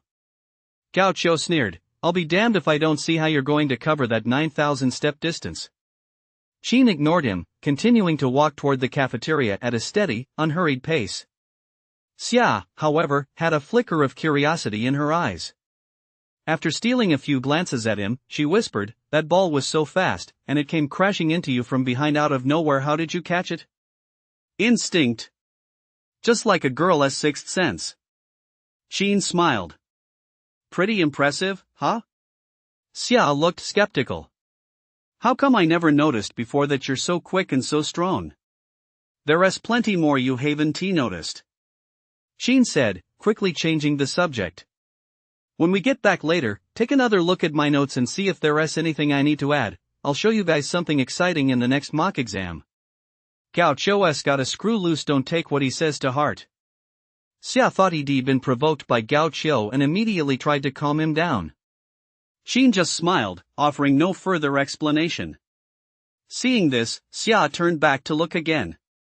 When she realized that the ball Qin had casually tossed had actually gone in, her eyes lit up, and she instinctively asked, "You play basketball too?" "No, but if you want me to, I can learn." Qin smiled. With his current reflexes and physical condition, picking up a sport would be a piece of cake. Xia was a bit skeptical. "Really? I actually need a basketball practice partner." "When do you need it?" She knew that Xia had a lingering regret. Although she was the captain of the school's girls' basketball team, she had never managed to help the school win a prize in the city-wide high school league. This time, she was likely hoping to make one last push for it before leaving her alma mater. Wasn't this year's city-wide high school league scheduled to take place a week after the college entrance exams? Seeing how readily Qin agreed, Xia felt a secret thrill inside, though on the surface she said with a hint of disdain, "If you want to be my practice partner, you'd better have some basic skills. After school this afternoon, I'll have a friend test you. If you pass, I'll reluctantly allow you to be my practice partner." "So reluctant? Then forget it.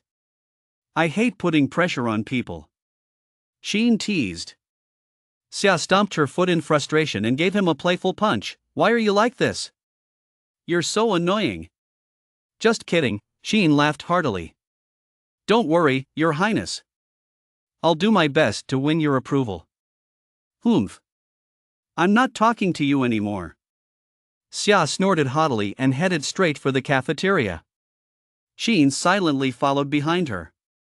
While eating, he sent a message in the red envelope group chat, asking Fatty and the others if they knew anyone who played basketball.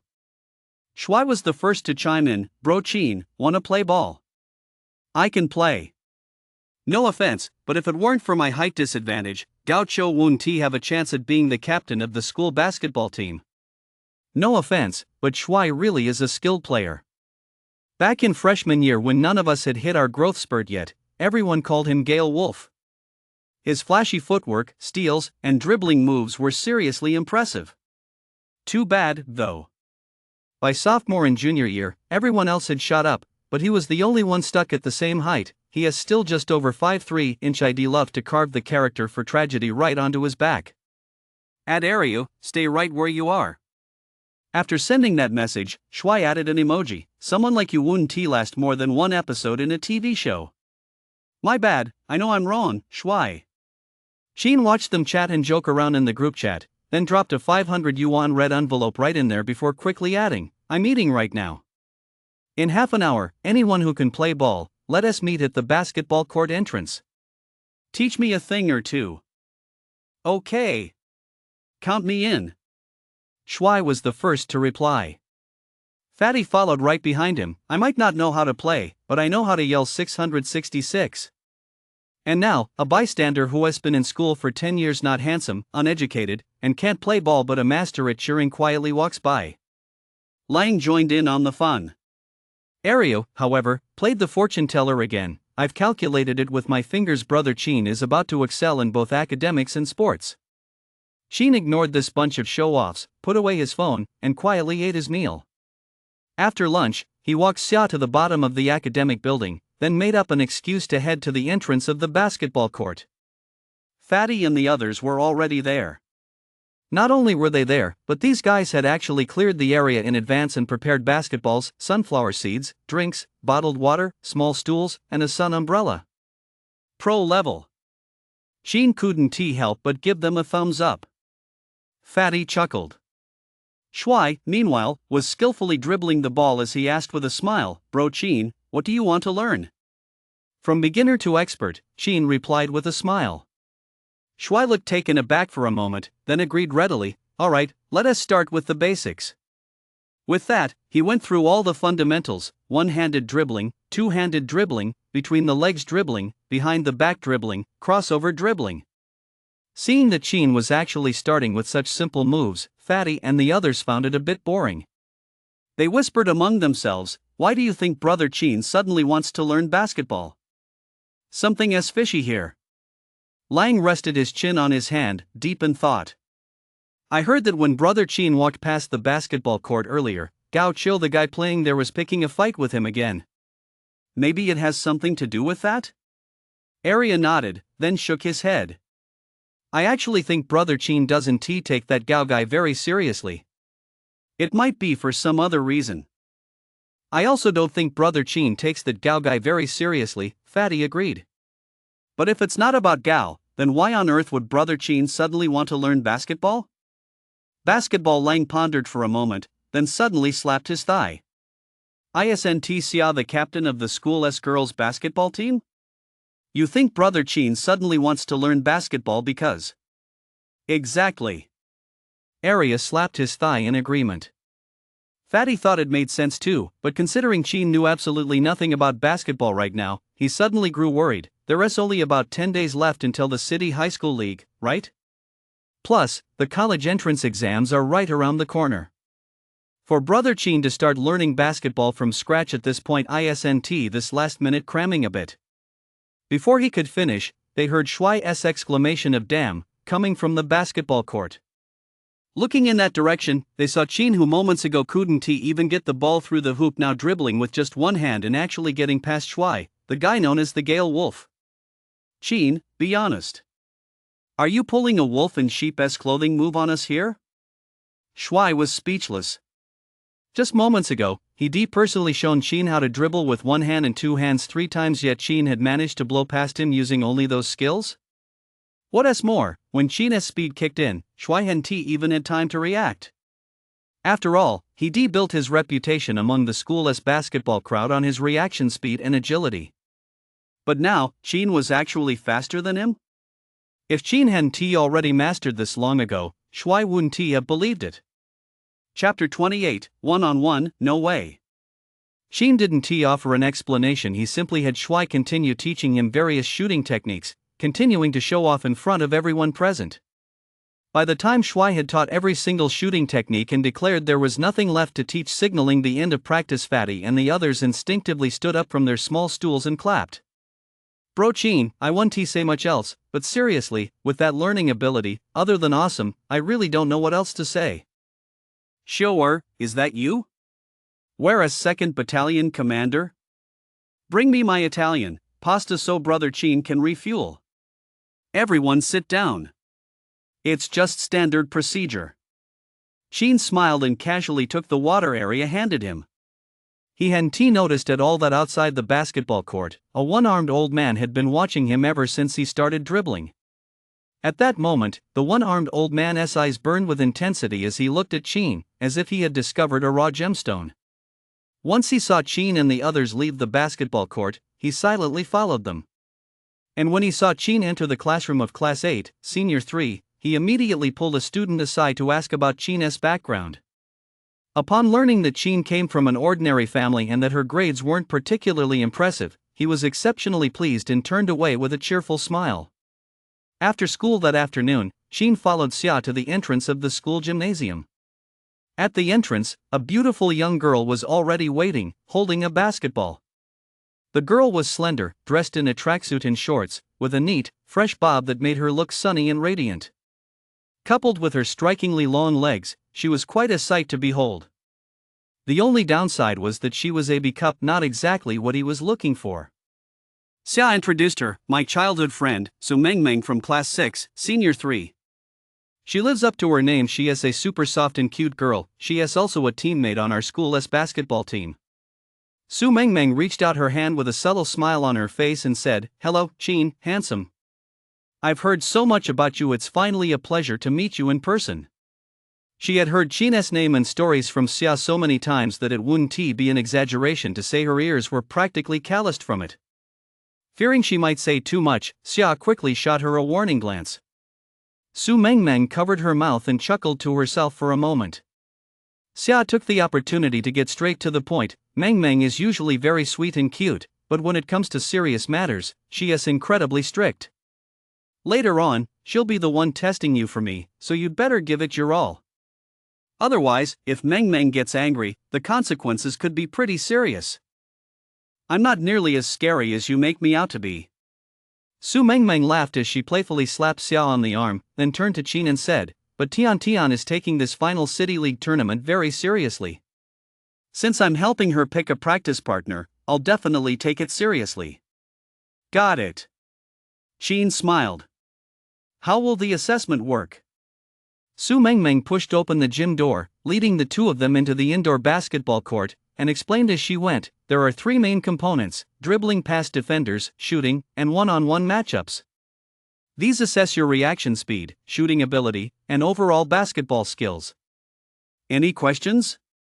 None at all, Qin said, stepping directly onto the court. Good luck, classmate, Xia said with a smile, giving him a pep talk before quietly making her way to the bleachers. It wasn't until she reached the stands that she noticed an elderly man had also taken a seat. When she got a clear look at him, Xia couldn't help but gasp, Coach Yao?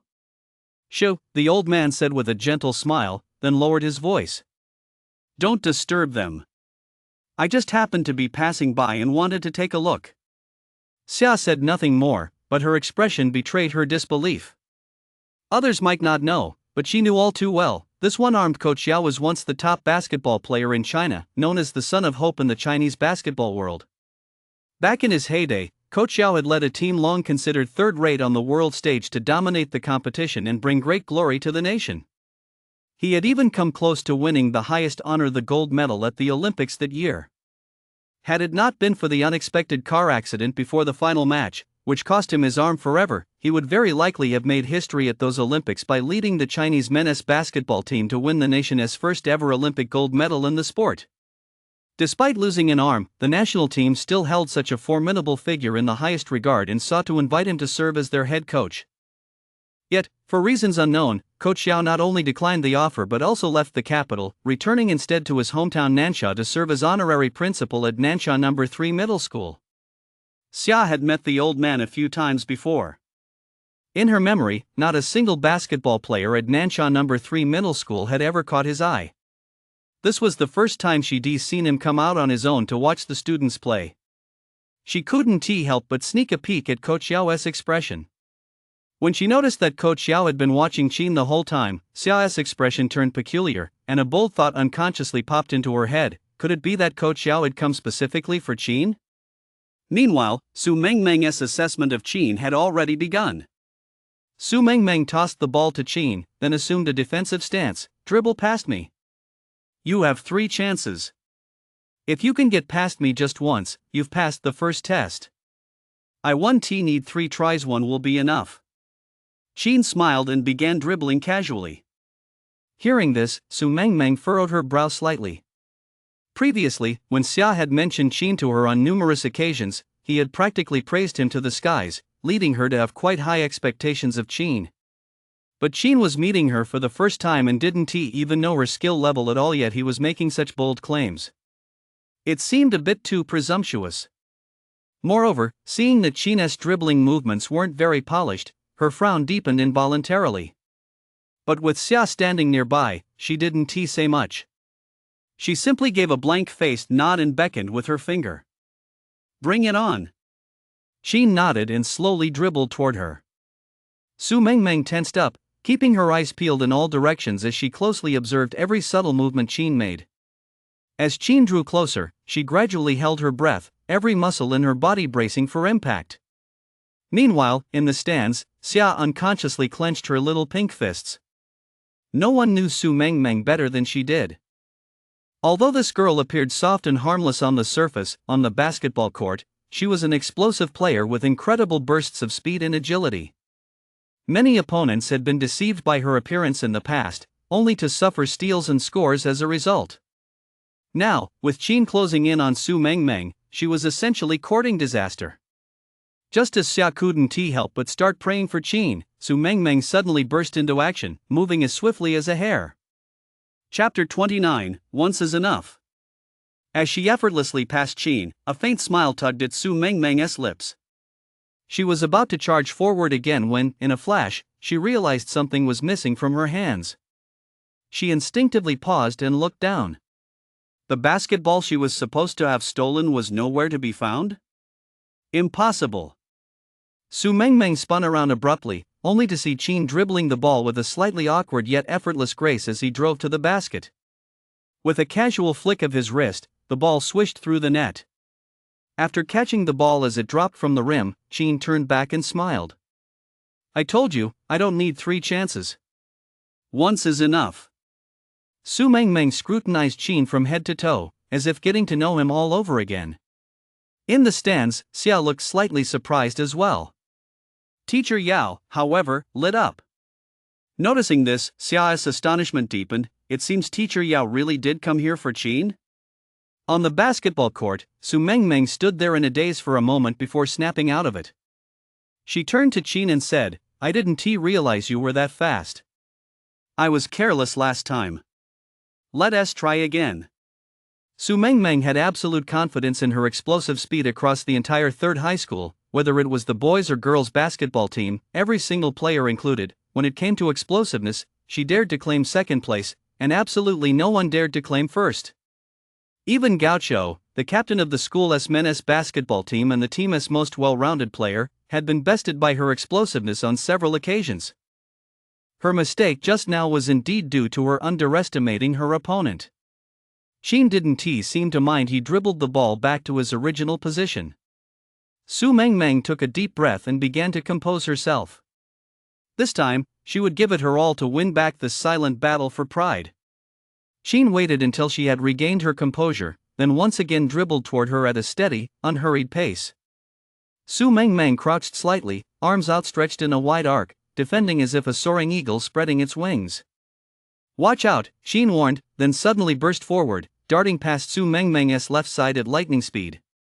Su Mengmeng had already adjusted to peak condition almost the moment Sheen moved. She shifted her defense in sync with the rhythm.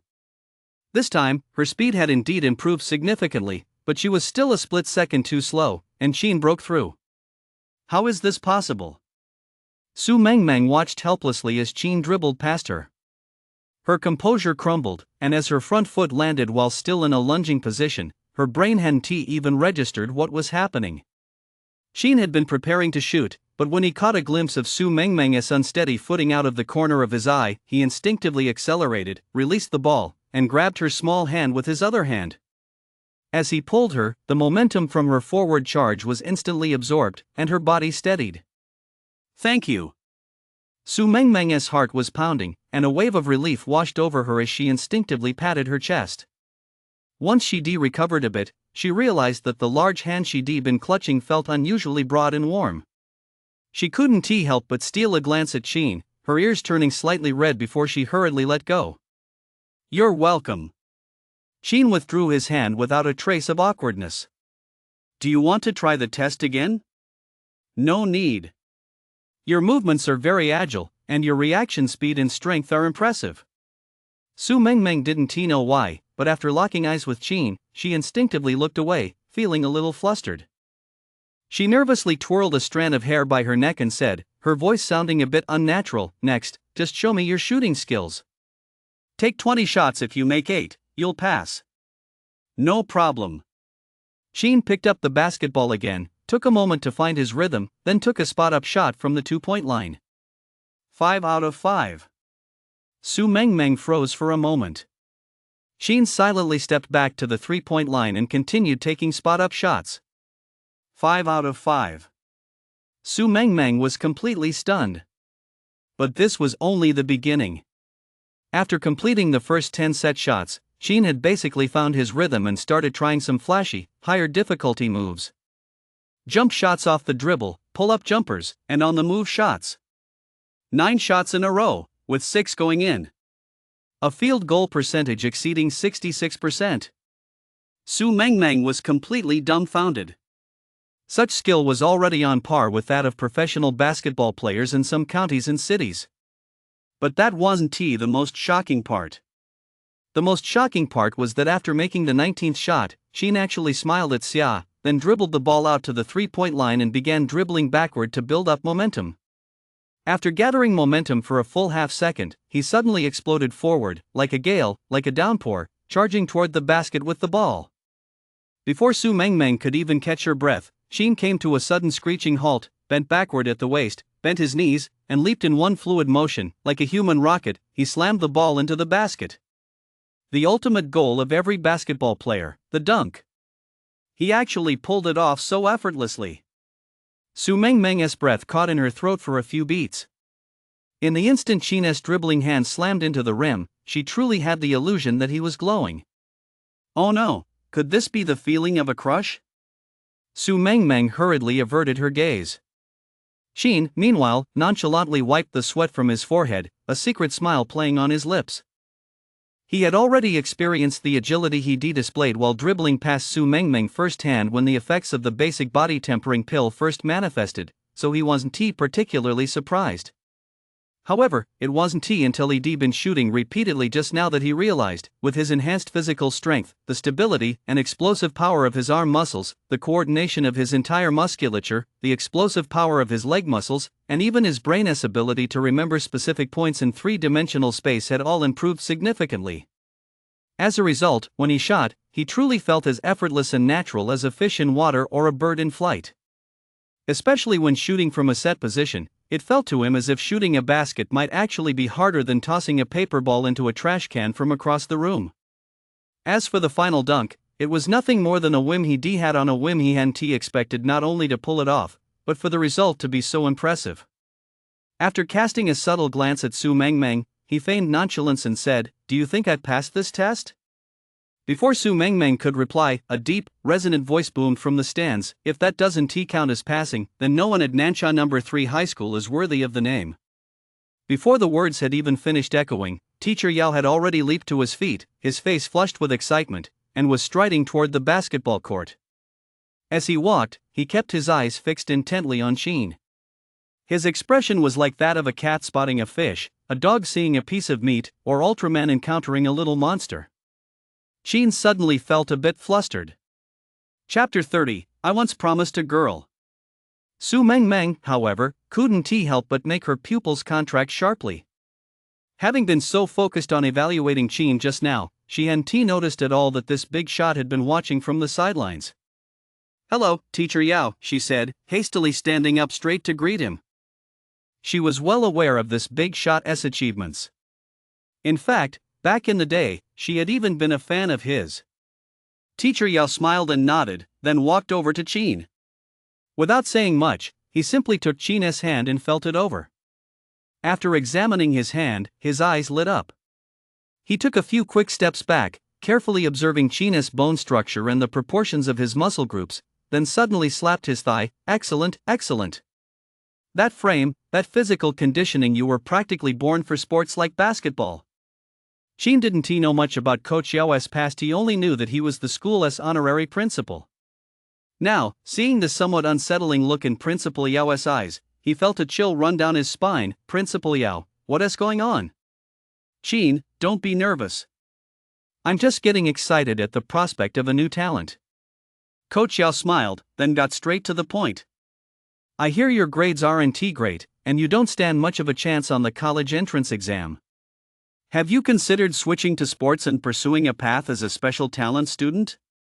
I guarantee that with your natural talent, combined with my coaching and resources, you'll be guaranteed a spot on the national team within a year. Within 3 years, you'll definitely become a rising star in the Chinese basketball world." Upon hearing this, Su Mengmeng was instantly taken aback. Although she'd been impressed by Qin's skills after seeing them firsthand, she never expected the notoriously demanding Coach Yao to rate Qin so highly. She instinctively glanced over at Xia in the stands.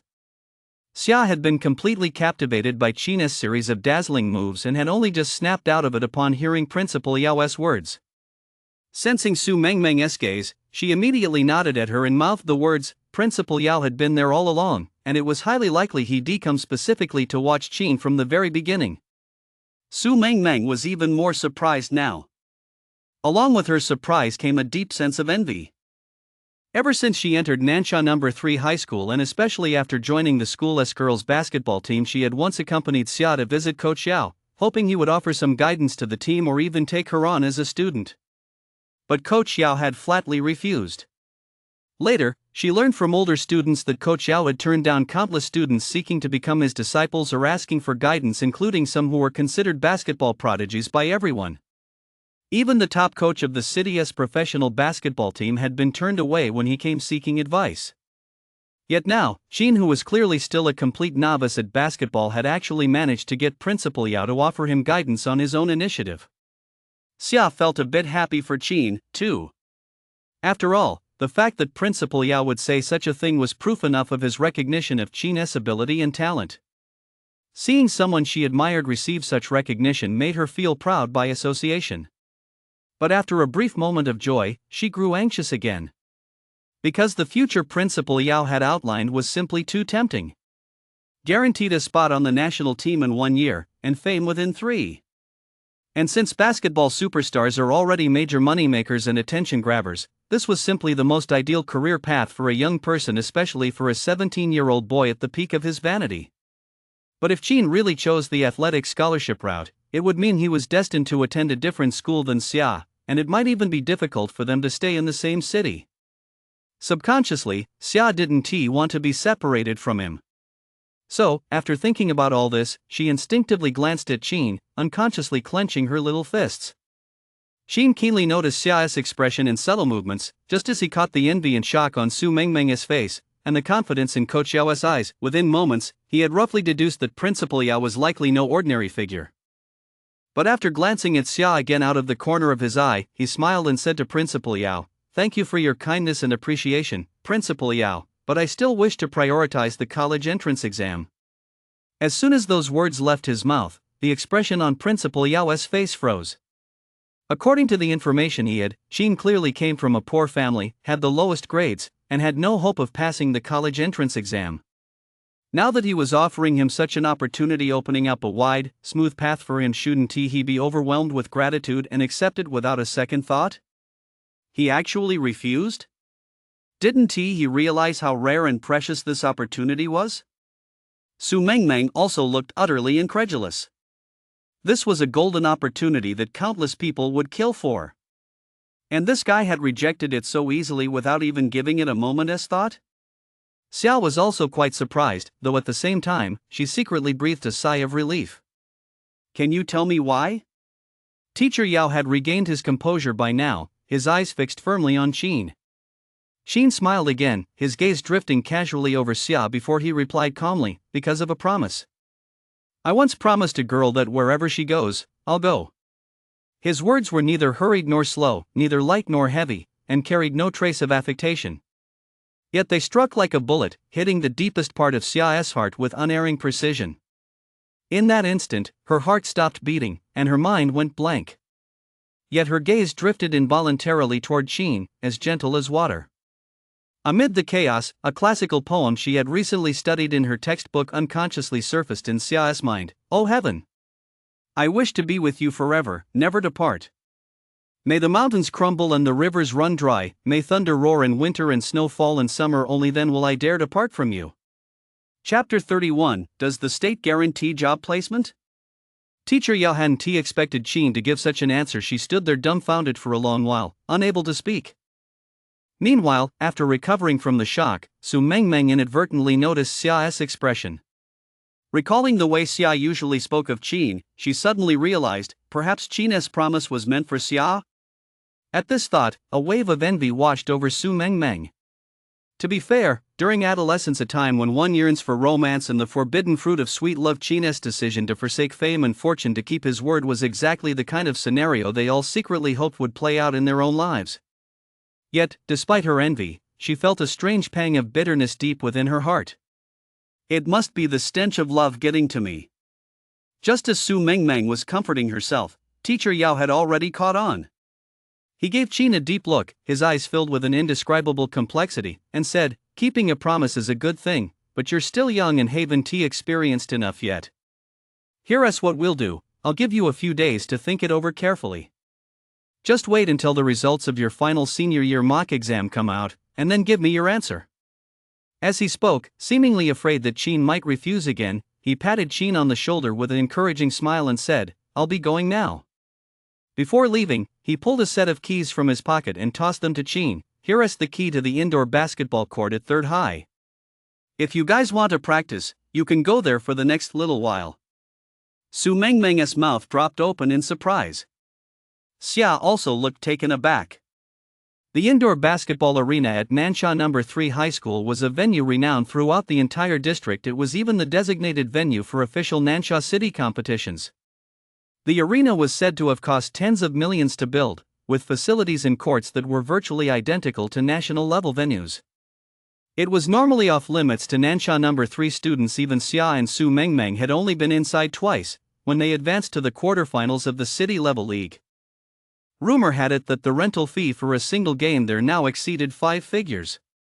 Yet here was Principal Yao, casually tossing the keys to Qin and telling him to go ahead and use it? Su Mengmeng had to admit she was a little jealous of Qin. Qin was also slightly taken aback, but after just a moment, he handed the keys to Xia. I'll leave these with you for now. Su Mengmeng was instantly speechless, her jealousy making her face contort. Xia hadn't quite processed it yet either. She stood frozen in place with the keys for quite a while. Qin paid no attention to her reaction and said directly, since you passed the assessment, after the college entrance exams are over, I'll come every day between 5 o'clock and 6 p.m. sharp to be your sparring partner for an hour. I still have a lot of material to review. I'm outta here. With that, he strode off.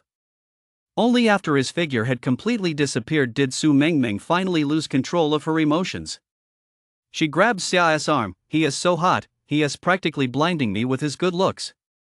Tian, we're best friends. Tell me, where do you find such an amazing guy? Does the government guarantee him a job? I'd love a guy who'd give up fame and fortune just to be with me. I'd love a guy who'd casually grab the key to the third high school indoor basketball court and throw it at me. Xia finally snapped out of it. She looked in the direction Sheen had left, a silly, sweet smile on her face. Don't get your hopes up. It's impossible. Su Mengmeng froze. Xia's smile grew even sweeter. In this world, there is only one Xia, and only one Sheen. Inside Class 8 of Senior 3, Sheen sat down and immediately plunged back into his studies. When Xia returned and saw him still studying, she didn't say much. She simply took out a new notebook and carefully reorganized and added to the key points for the college entrance exam beside him. When evening study hall ended, Sheen was packing up to leave. She had just finished organizing her materials and said, feigning nonchalance, "Don't take Gao Chou's words to heart. I know you've done your best studying." As she spoke, she pushed the entire notebook of key points she'd just organized toward Sheen. Sheen smiled. "I'm a man of my word to you, and to everyone else. Since we said the next mock exam would be the real test, then it has to be the real test." With that, he patted Xia on the shoulder. "Don't worry.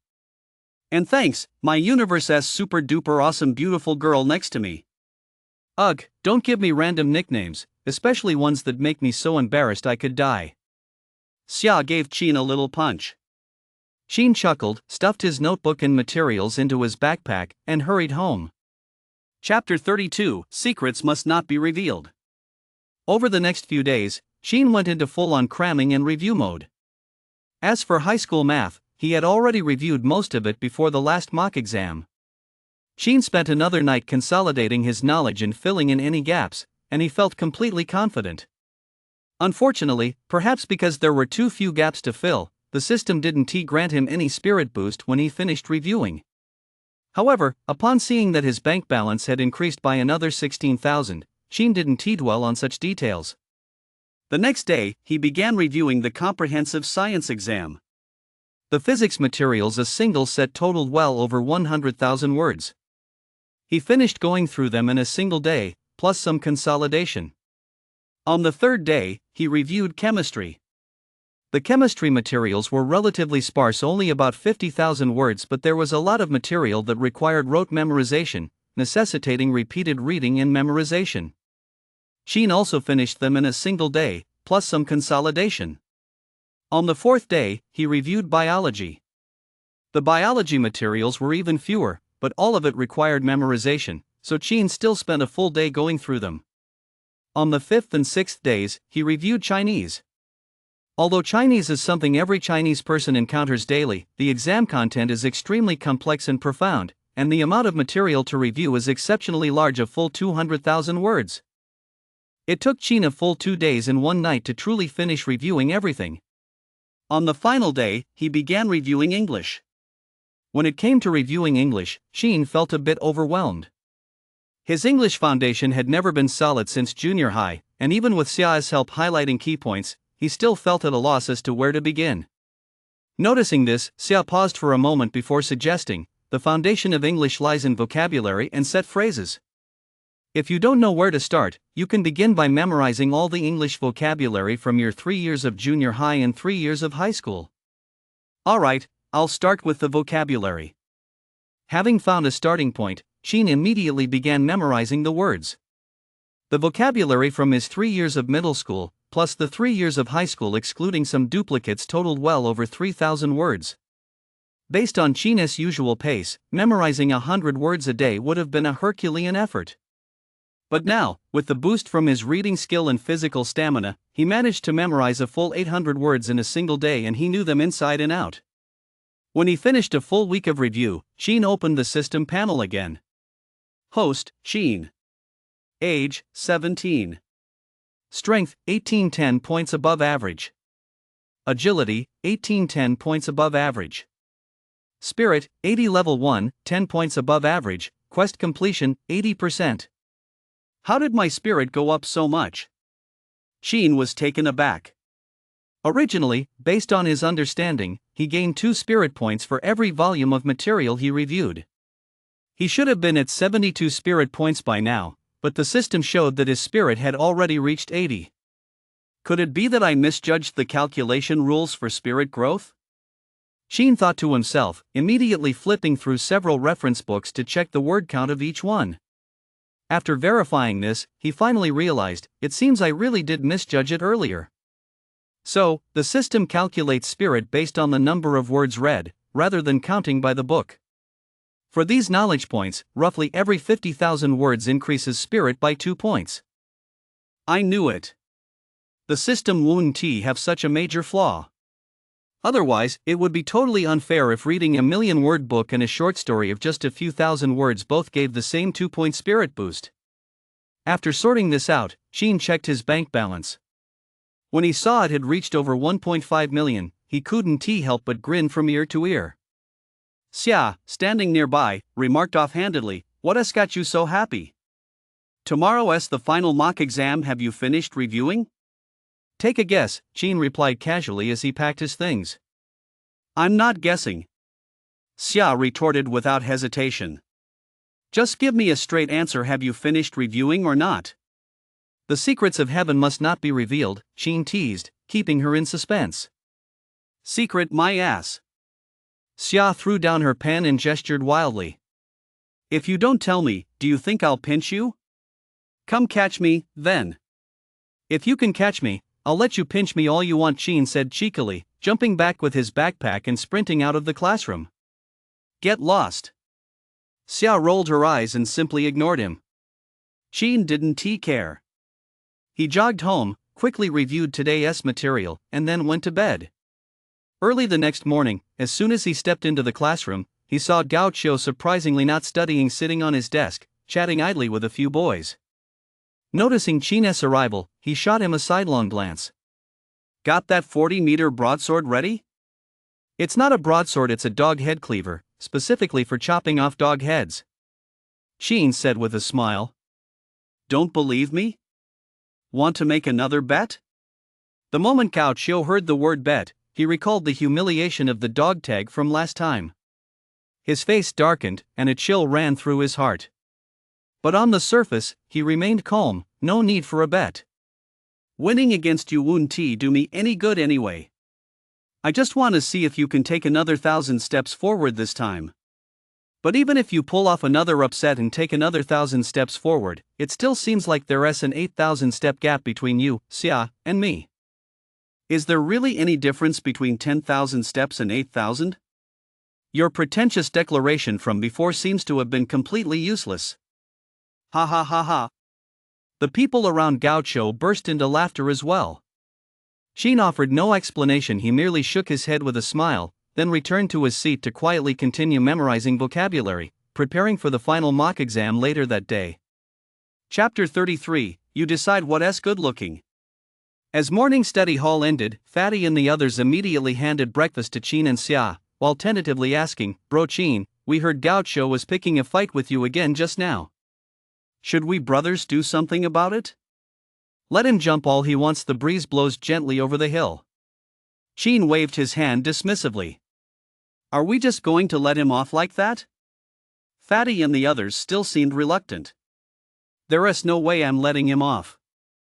I'll never let him off in this lifetime. I can only maintain the appearance of my life by putting him down," Sheen said. Before they could say another word, he waved his hand and added, "Don't worry about it. Maybe he used to be a champion, but I'm no longer a bronze player." After finishing breakfast, Sheen went out for a short walk to clear his head, then returned to the classroom for the exam. This time he learned his lesson. Even though he finished the Chinese exam early, he didn't hand it in right away.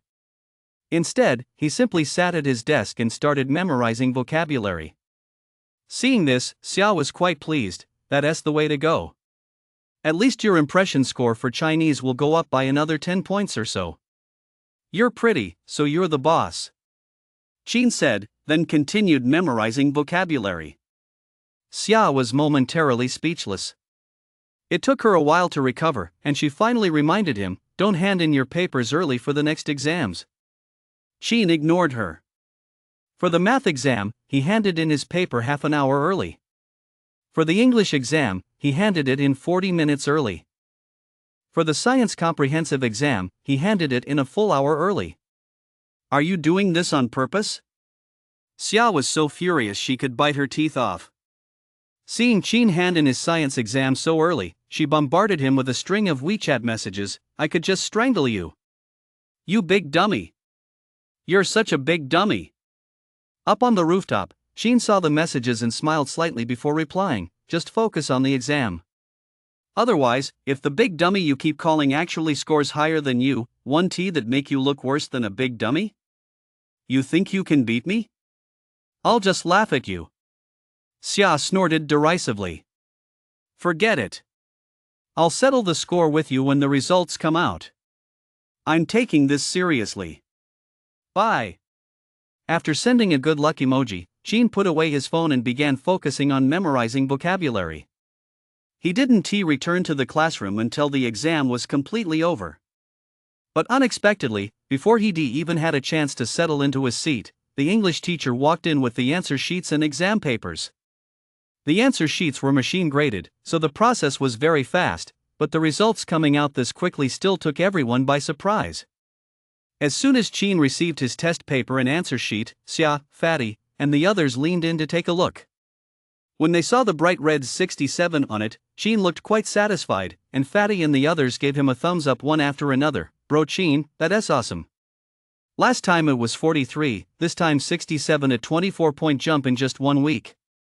That's progress at rocket speed. When will I ever be as good as Brother Qin? But Xia snatched the test paper away immediately to check the essay section. After looking it over, she pinched Qin hard, frustrated that he hadn't listened to her, and pointed at the essay section. I told you not to hand it in early, but you had to do it anyway. With the way you wrote that English essay, you could easily scored a 9. But just because you handed it in early, the teacher only gave you a 3. You already learned this lesson with Chinese last time, and now you're making the same mistake again. Don't you think you're being a bit reckless? Up ahead, Gao Qiu heard Xia's voice and came over with a smug look on his face, glancing at Qin's test paper. When he saw the bright red, large 67 on it, he chuckled twice, then looked at Qin. Is this the real deal you wanted me to see? Qin ignored him. Ha ha. Gao Qiu chuckled again, then patted Qin on the shoulder with a smug look.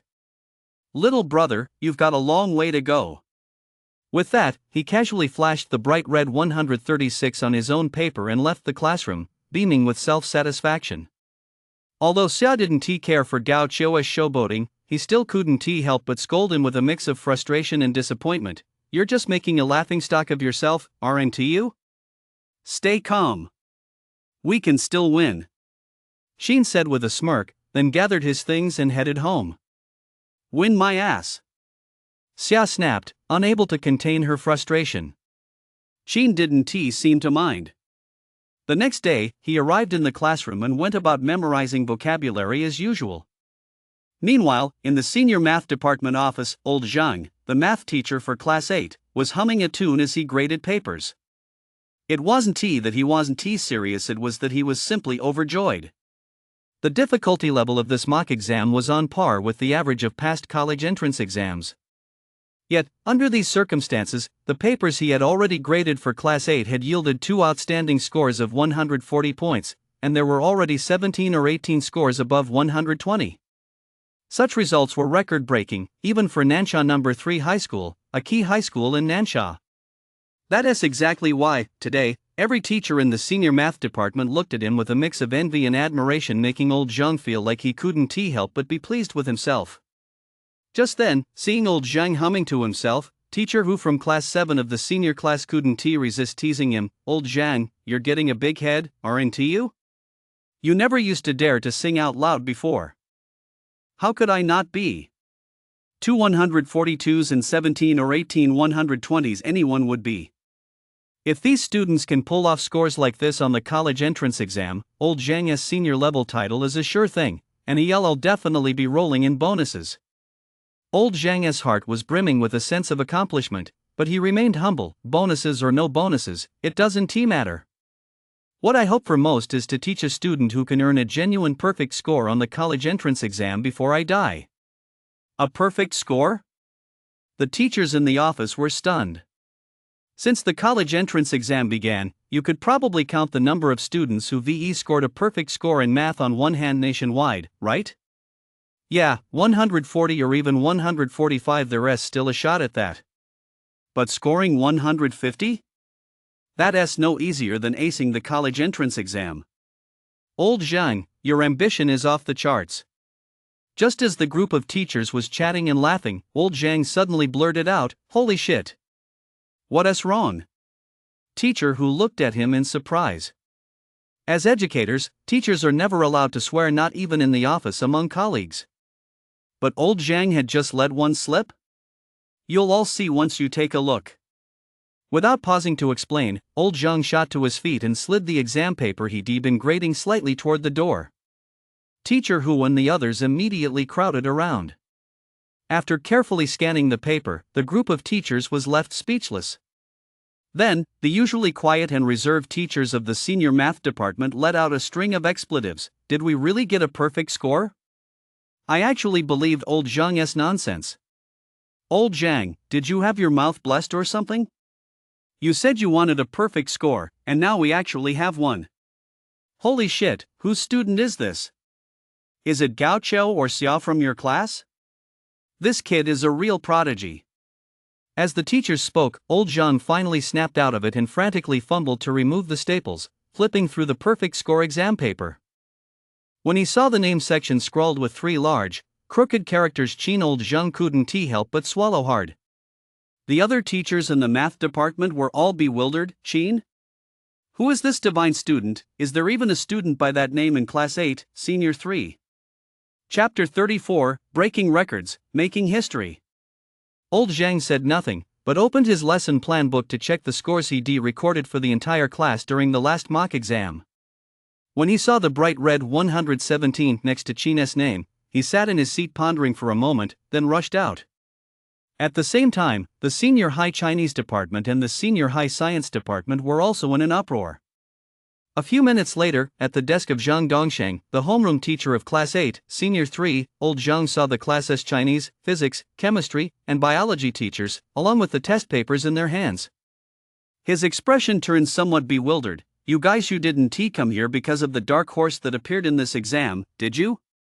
Teacher Zhang, are you here for the same reason? The remaining 4 teachers asked in unison. Once they finished asking, all 4 teachers' expressions turned peculiar. Teacher Zhang's mouth dropped open again, and he was speechless for a long moment. Only Li Dongxing was completely baffled. Teachers, what exactly happened? I'm still a bit confused. Something major has happened.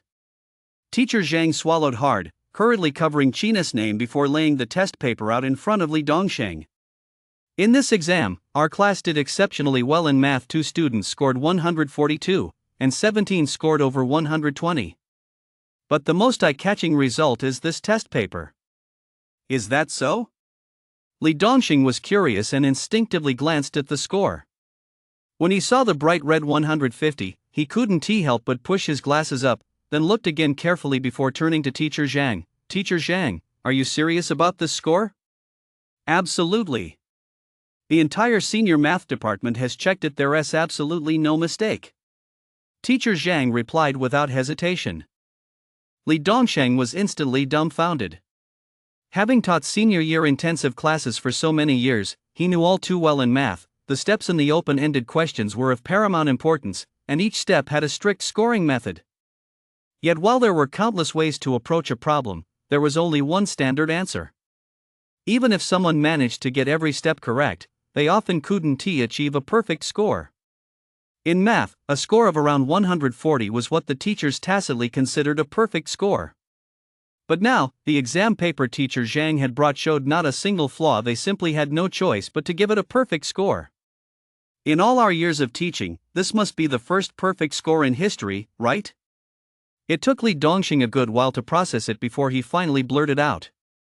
The other teachers, upon hearing about the perfect score, all froze in surprise and crowded around. Once they confirmed they hadn't misread it, they couldn't help but gasp in amazement. Teacher Zhang gave a mysterious smile. Take a guess, who is this prodigy? Li Dongxing instinctively looked at the name section, only to discover that teacher Zhang had already covered it up.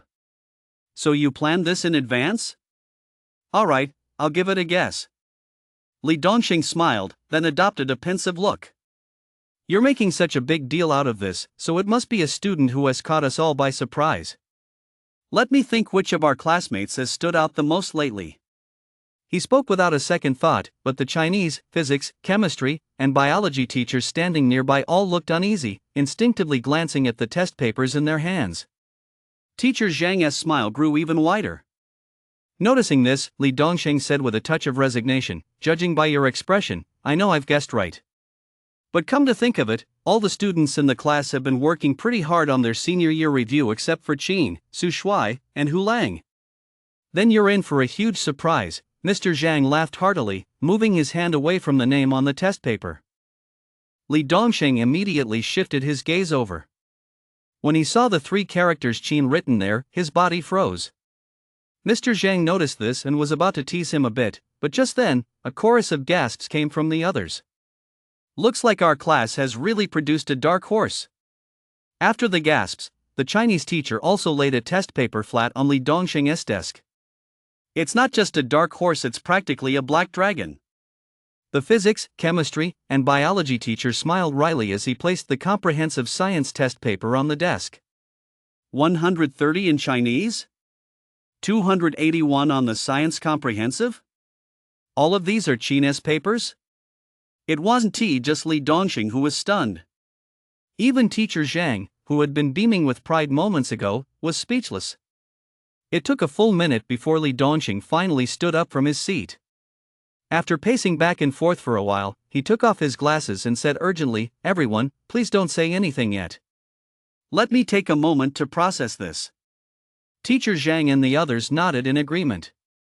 It wasn't just Li Dongxing who needed a moment, they, too, needed time to process the sheer volume of information. In their minds, Qin was neither a standout student beloved by all teachers nor a troublemaker who gave them headaches. If they had to pick one word to describe him, it would be ordinary, the kind of student who would blend into a crowd and go unnoticed, or who, in the eyes of the teachers, had virtually no presence in the classroom. Yet, this very student had just handed in an exam that left them all speechless. 150 in math, a perfect score, filling a historic gap in Nansha City's senior high school history.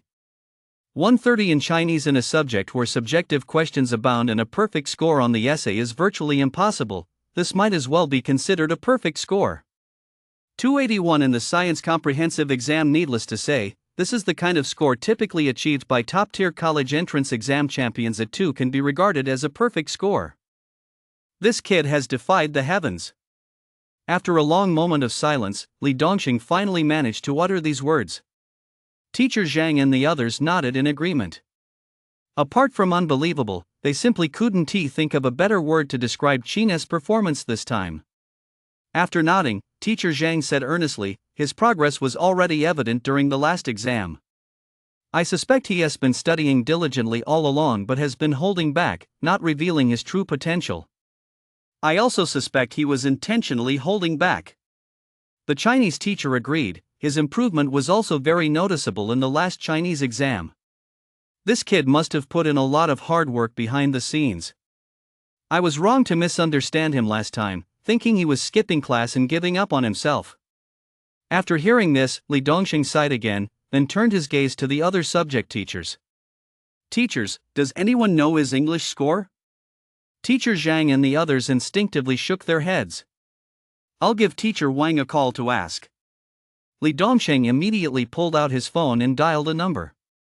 Just in Chinese, math, and science, Qin had scored 150 plus 130 plus 281 is equal to 561 points, already exceeding the cutoff for top-tier universities. He couldn't wait to find out Qin's English score. Chapter 35, Where's the big news we were promised? When the call connected and he learned that Qin had only scored 67 on the English exam, Li Dongxing felt a slight pang of disappointment. How did it go? What was the English score? Seeing his reaction, teacher Zhang and the others grew anxious and hurriedly asked. 67. That low? Teacher Zhang and the others were also somewhat disappointed. Normally, by all accounts, an all-around student who scored 130 in Chinese, 150 in math, and 281 in science should be a shoo-in for the top spot in the college entrance exam.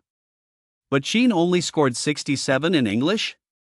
Isn't that a bit too extreme of a weakness? Just as they were feeling disappointed, a page popped up on Li Dongsheng's computer. Final mock exam rankings for the senior class at Nansha No. 3 High School. Li Dongsheng clicked on it immediately. The other teachers crowded around to look. Gao Qiu, Chinese 127, third in the school math 142, tied for second in the school English 136, first in the school science comprehensive 275, second in the school total score 680, first in the class and first in the school. Xia, Chinese 128, second in the school math 142, tied for second in the school English 135, second in the school science comprehensive 270, third in the school total score 675, second in the class and second in the school. Sheen, Chinese 130, first in the school for that subject math 150, first in the school for that subject English 67, science comprehensive 282, first in the school for that subject total score 628, sixth in the class and 16th in the school. When they saw Sheen's rankings, the teachers all fell silent. After a long pause, Teacher Zhang said, "This kid he has been held back by his English. If he scored 130 in English too, he might have been this year's top scorer on the college entrance exam. There's only a week left until the exam. What a shame." Li Dongsheng lit a cigarette and took a leisurely drag. After a long while, as if he'd made up his mind, he sprang to his feet and said earnestly, "I'm going to the senior English teaching team right now. I'll have them thoroughly analyze Sheen's recent exams to pinpoint the problem. I'll ask them to brainstorm and put together a last-minute review plan for Sheen. This is a student with the potential to become a top scorer on the college entrance exam. I absolutely cannot let him go to waste or miss this opportunity. We'll go with you." Teacher Zhang and the others stood up in unison. Great! Li Dongsheng was visibly excited and gratified. If Sheen really does become a top scorer, you'll all be known as the teachers of a top scorer in the future. A few minutes later, Class 8 of the senior year was abuzz. "Have you heard? Someone in our class got a perfect score in math. It's got all the math teachers in the school talking. Apparently, there is also a prodigy in the science comprehensive exam. Word is, their score broke the school's all-time record. Apparently, our homeroom teacher and all the subject teachers went to the senior English department together to design a special intensive training program for one student, aiming to help that kid go for the top spot in this year's provincial college entrance exam. 666, that is absolutely insane. If any of that had happened to me, I'd be bragging about it for the rest of my life." "That prodigy is 100% Gao Qiu," Gao Qiu's desk partner chimed in. "I've been his classmate for years, and this is the first time I've ever heard him say I did pretty well after a test. Bro Gao, you're awesome. Cheers. If Bro Gao really becomes the top scorer on the college entrance exam, then I'll be a classmate of the top scorer too. Damn, I'll be able to brag about that for ages. Bro Gao, do you need another medal to hang on your leg?" Hearing everyone's praise, Gao Qiu just smiled modestly. "The results aren't out yet. Don't go overboard with the praise." "How is that overboard?" the crowd immediately teased. "Bro Gao, we've all seen what you're capable of. Out of everyone in our class, who else but you could possibly pull off such an amazing score?" "Exactly. If this god-tier genius isn't you, I'll write my name backwards from now on." This time, Gao Qiu didn't respond. He just glanced at Sheen intentionally, or not, his eyes brimming with superiority. Sheen ignored him. Xia, however, was curious. Can anyone really get a perfect score in math? Didn't Teacher Zhang say that scoring 150 is practically impossible, and that 140 is basically a perfect score? Could someone have scored 145 this time? As far as I recall, the highest score at Nansha No. 3 High School since it was founded has been 140. I'm not sure. We'll definitely find out once the test papers are handed back, Sheen said with a smile. Xia was still curious. How did you do this time? You seem to be studying math pretty well.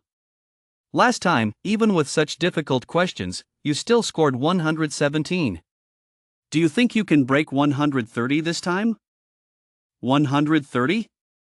Hee hee, if I told you I have a hunch that someone actually got a perfect score and that someone is me, would you believe me? Qin asked with a smile. Xia looked at him and laughed. Other than I don't have anything to say. Seriously?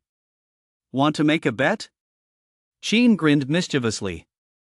If my hunch is right, will you wear a ponytail and a skirt tomorrow? Are you trying to get yourself killed? Xia's face flushed slightly as she gave him a light punch. All this time, to save time for studying, she'd been coming to school in gym clothes or her school uniform, and even her hair was just casually tied up. And now this guy actually wanted her to wear a ponytail and a skirt. He could dream.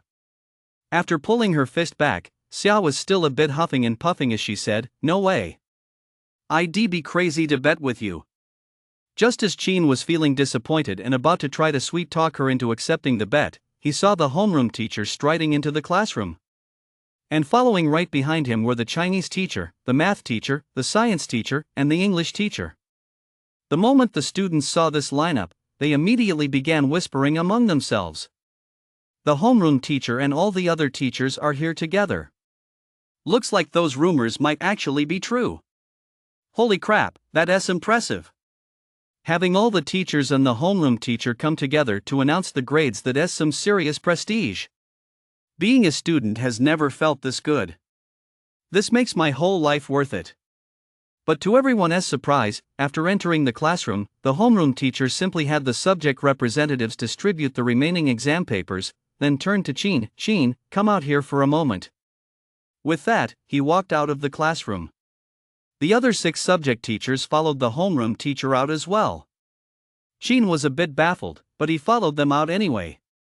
The rest of the class was even more confused and immediately started whispering among themselves, "What's going on?" The homeroom teacher isn't even announcing the grades. What's the deal with just calling Qin out?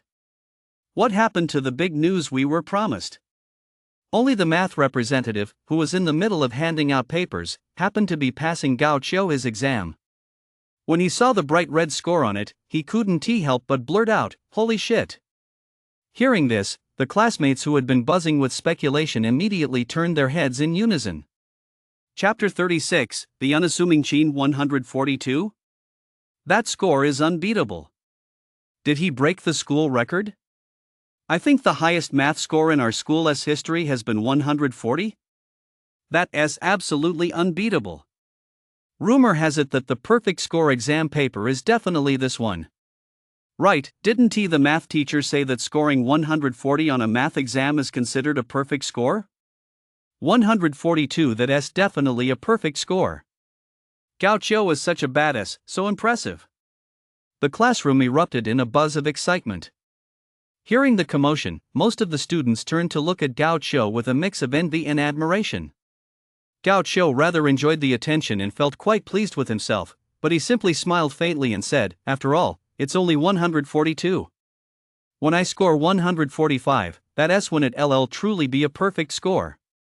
Just as everyone was about to continue their praise, another gasp suddenly rang out from the back row, "Another 142. Xia's test paper had been handed back. Now everyone was even more envious and jealous. "Our class is so amazing, it's off the charts. 2 perfect scores in one class. Xia is incredible, beautiful, kind-hearted, and high-achieving. I'm blown away. Everyone in our class is so talented, and they're all so nice to talk to. I really love it here." Xia looked a little embarrassed and smiled modestly. "It was just luck. I really exceeded my usual performance this time." Seeing her so humble, everyone felt a sense of admiration. Gao Qiu, however, took the opportunity to interject, "It's quite a coincidence that we both got exactly the same score." Xia offered an awkward yet polite smile and didn't respond. Just then, the Chinese exam papers were handed out. When the class learned that Gao Qiu had scored 127 and Xia had scored 128, there was another small stir. But when the science comprehensive exam papers were handed out, and it was revealed that Gao Qiu had scored 275 and Xia had scored 270, the atmosphere in Class 8 of Senior 3 was completely electrified. Other than awesome, I really don't know how to describe how I feel. Gao Qiu and Xia are definitely going to Shuimu University or Yinjing University. Trembling in the shadow of these academic superstars. We underachievers don't even dare speak up, we're actually a little scared. Gao Qiu quietly added up his and Xia's scores. When he realized that the combined total of his Chinese, math, and foreign language scores matched Xia's exactly, he couldn't help but beam. Looks like we really are meant to be together. Not only are our math scores the same, but the total of our Chinese, math, and foreign language scores is exactly the same too. Xia just smiled, still not responding. Meanwhile, quite a few classmates in the class started teasing them. It really does seem that way. Could this be fate? Fate is truly mysterious. Their total scores are almost the same too. There's an 80% chance they'll get into the same school. Wow, no matter how you look at it, this is definitely the rhythm of a couple forming. Gao Qiu was over the moon hearing everyone say this and was just about to speak up when Fatty suddenly jumped to his feet, exclaiming, "Holy shit, holy shit, holy shit. What's going on?" The entire class turned to look at him. Fatty paid no attention to their reactions, lunging forward like a bear toward China's desk and grabbing the Chinese exam paper on top. Chinese, 130? Xia looked bewildered for a moment. The entire class fell silent. Lang rushed over and picked up the science exam paper lying beneath the Chinese one. Science, 282? Xia looked even more bewildered. The classroom was deathly quiet. Shui walked over silently, his face blank as he lifted the math exam buried at the very bottom. Math. 150? Did he really get a perfect score? Xia was completely bewildered. Everyone in the class looked as if they'd seen a ghost. Only the 3 class representatives who had handed out the exams earlier sat blankly at their desks, their eyes vacant. When they'd handed China's paper just moments ago, they'd been so stunned they'd even forgotten to gasp. Even now, they were still reeling from the shock, unable to shake their disbelief. What the hell is going on? Damn it, I must be ended up at the wrong school or in the wrong Class 8 of Senior 3. First, 2 students in a row broke the math record, and now another one just goes and scores a perfect score. And, most importantly, this guy looks totally ordinary and his grades are just average. Sure, he pulled off a surprise last time, but this time he got a perfect score and aced all 3 subjects, Chinese, math, and science. Many students simply couldn't believe it. Completely ignoring the fact that the homeroom teacher and other teachers were still outside, they couldn't help but rush straight over to China's desk. Gao Qiu didn't believe it either, so he followed the crowd over to China's desk. But when he saw that the test papers in Fatty and the others' hands were indeed genuine, he fell silent. The rest of the group instinctively lowered their voices, exchanging tentative glances filled with doubt. Do you guys think there might be something fishy about these scores? From a rational standpoint, I'm inclined to be skeptical.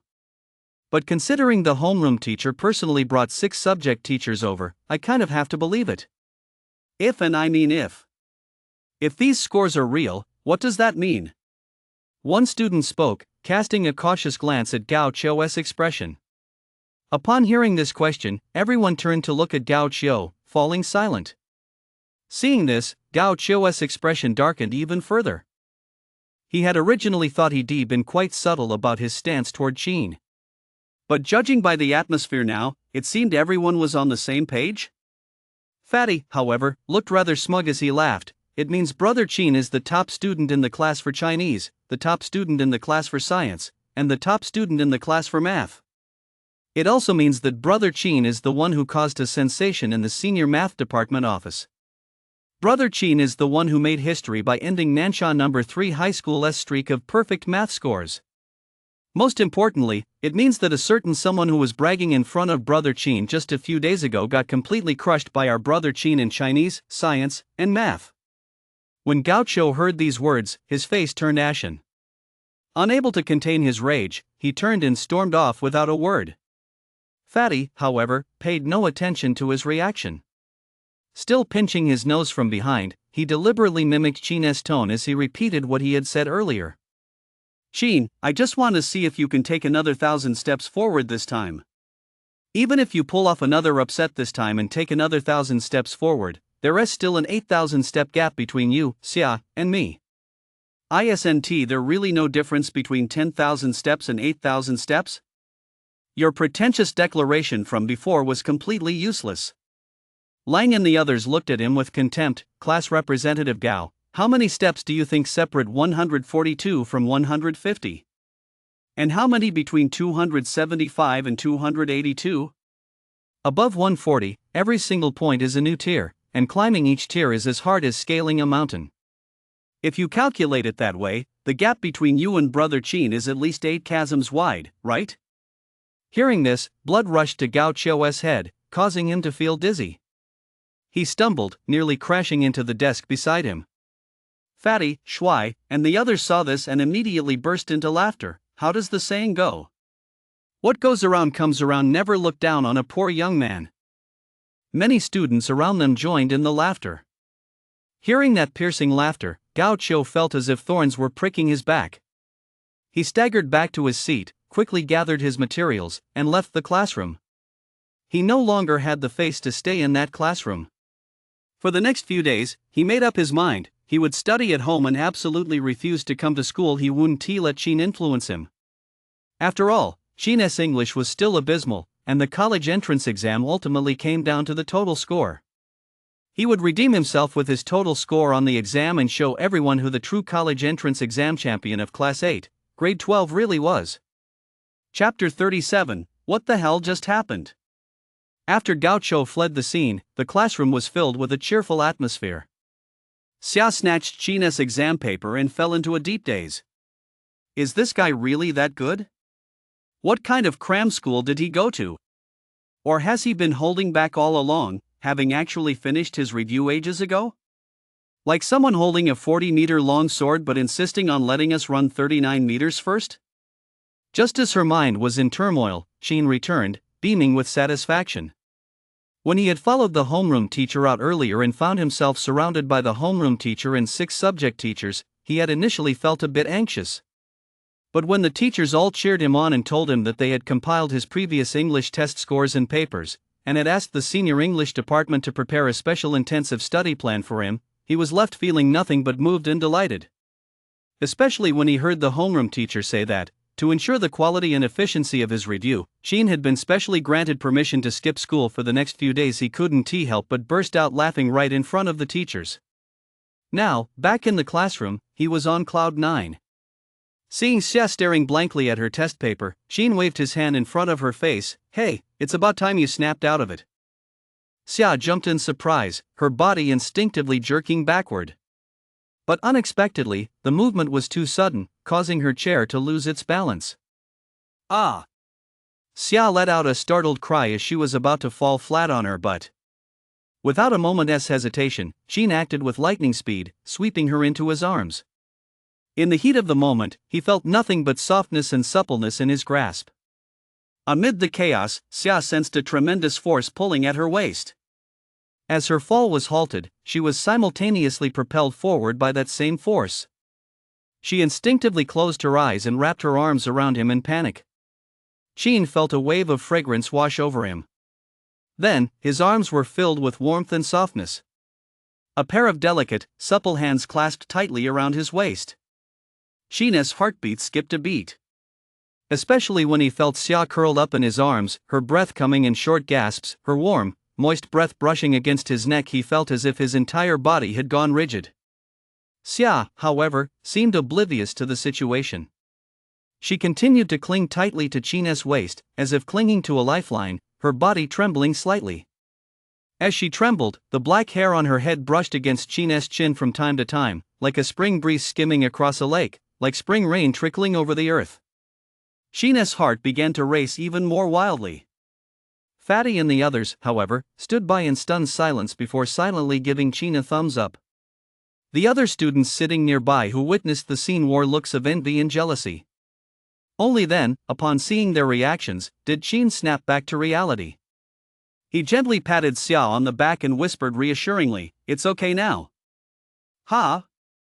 Xia was still a bit shaken, but when she heard Chin's voice and felt the gentle reassurance on her back, she finally realized had she just thrown herself into someone else's arms?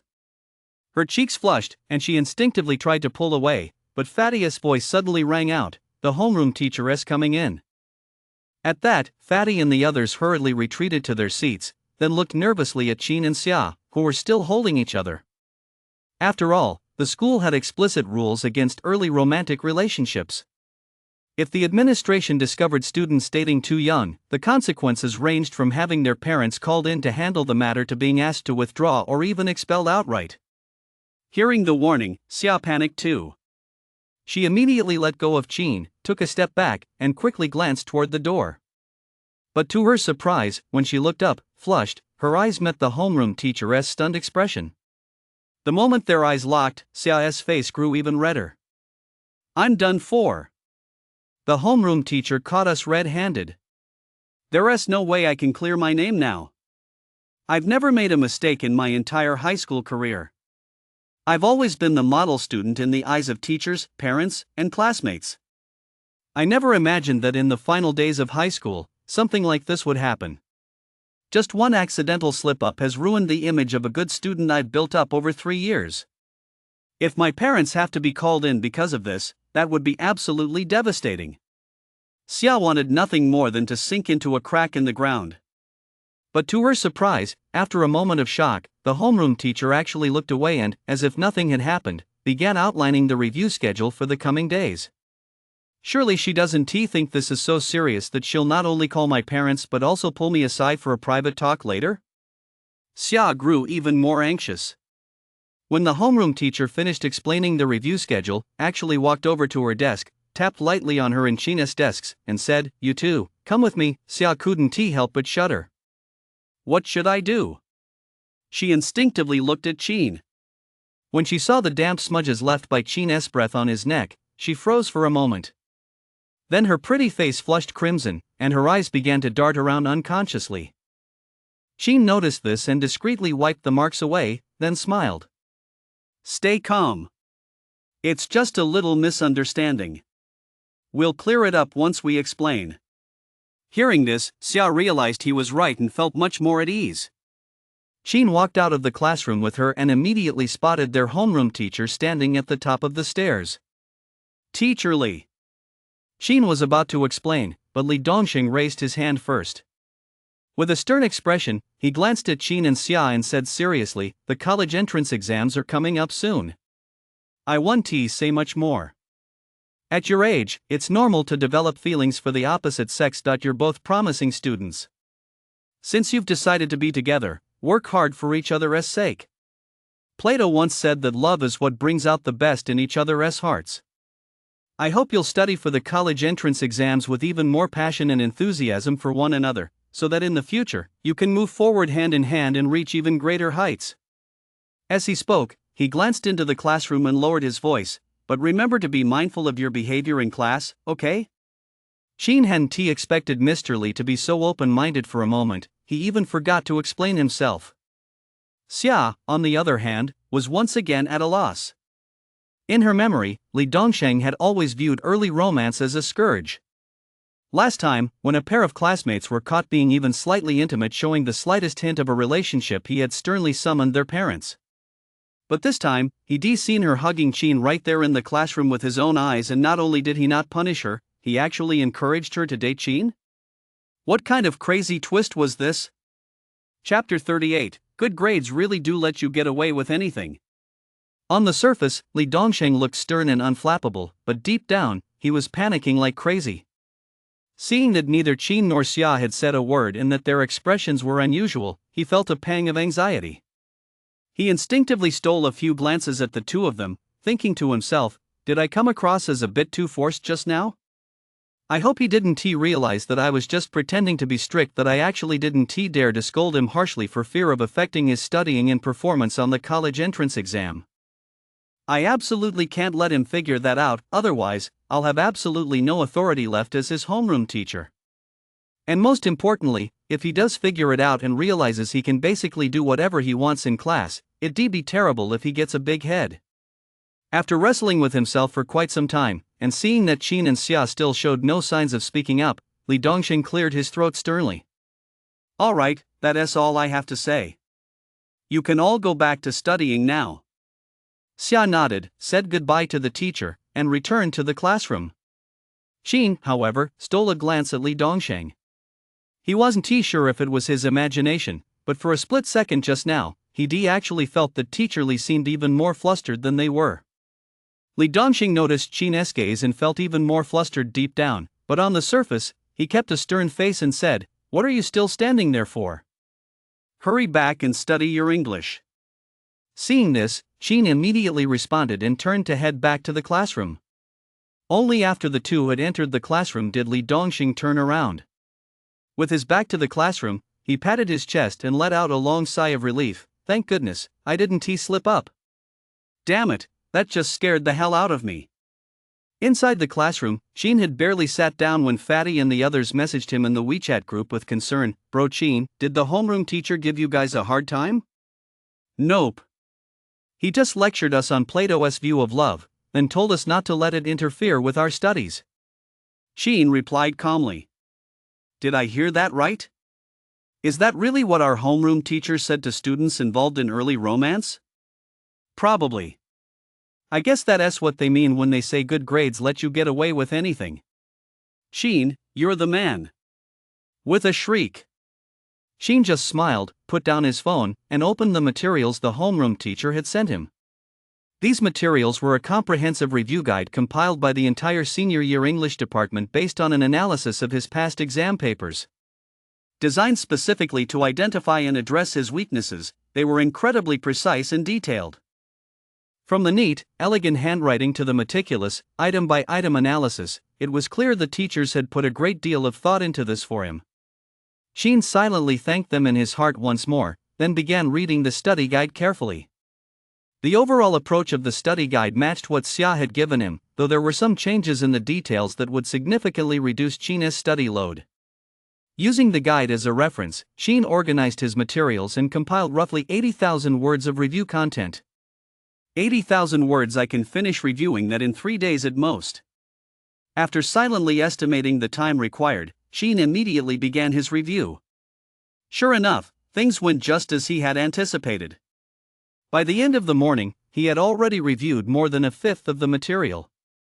Early the next morning, Qin arrived at the classroom early as usual and began reviewing. But he hadn't been studying for long when he heard a commotion and gasps of astonishment fill the room. Holy shit, holy shit, holy shit. Xia's actually wearing a ponytail and a skirt. If I'm not mistaken, this is the first time Xia has deliberately dressed up in all 3 years of high school, right? Gorgeous. Absolutely gorgeous. Rival lovers, draw your swords. Qin looked up and was met with a sight so stunning it seemed to freeze time. Xia, already sweet and lovely, wore light makeup and a plain-colored dress that fell just past her knees, revealing a sliver of her shapely, fair calves as she walked in from outside the classroom. At that moment, her clear, delicate face bore a sweet yet slightly shy smile, and the twin ponytails at the nape of her neck bounced playfully. The classroom lights fell upon her, seeming to scatter and soften as they did so. She is like a rainbow, only upon meeting her does one know she exists. The short verse popped into Qin's mind unconsciously, and for a moment, he found himself staring at her in a daze.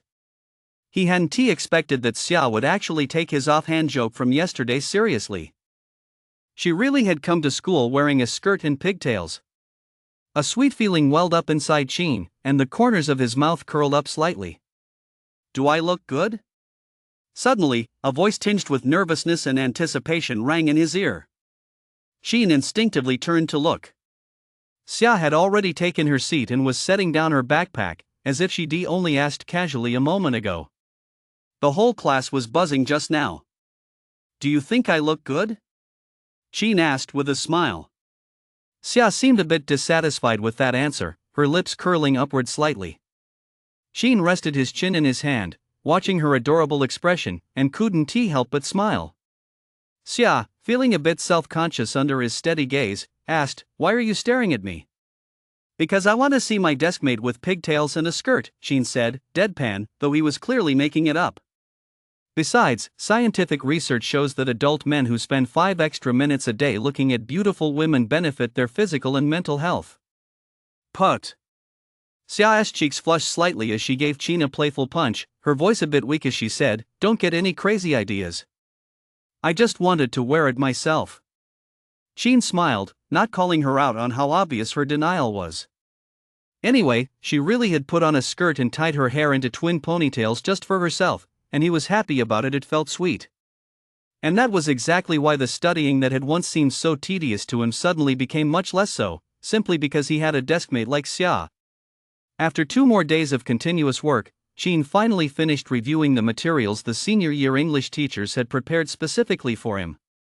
Almost the moment he finished his review, a familiar reminder echoed in his mind: "Congratulations, host, on completing the repeated reading and comprehension of 10 books. You have achieved the review to gain new insights, level 4 achievement, and will receive an additional 20 spirit points." Qin immediately put down his materials and opened the system panel. He had never forgotten his original purpose for frantically plowing through those books to level up his spirit and master all the mind-blowing skills within them. Third And's illness was still waiting for him to work a miracle. Host, Qin. Strength, 18, 10 points above average. Agility, 18. Spirit, 100 upgradable, quest completion, 100%. Qin's heart raced. He waited so long for this day.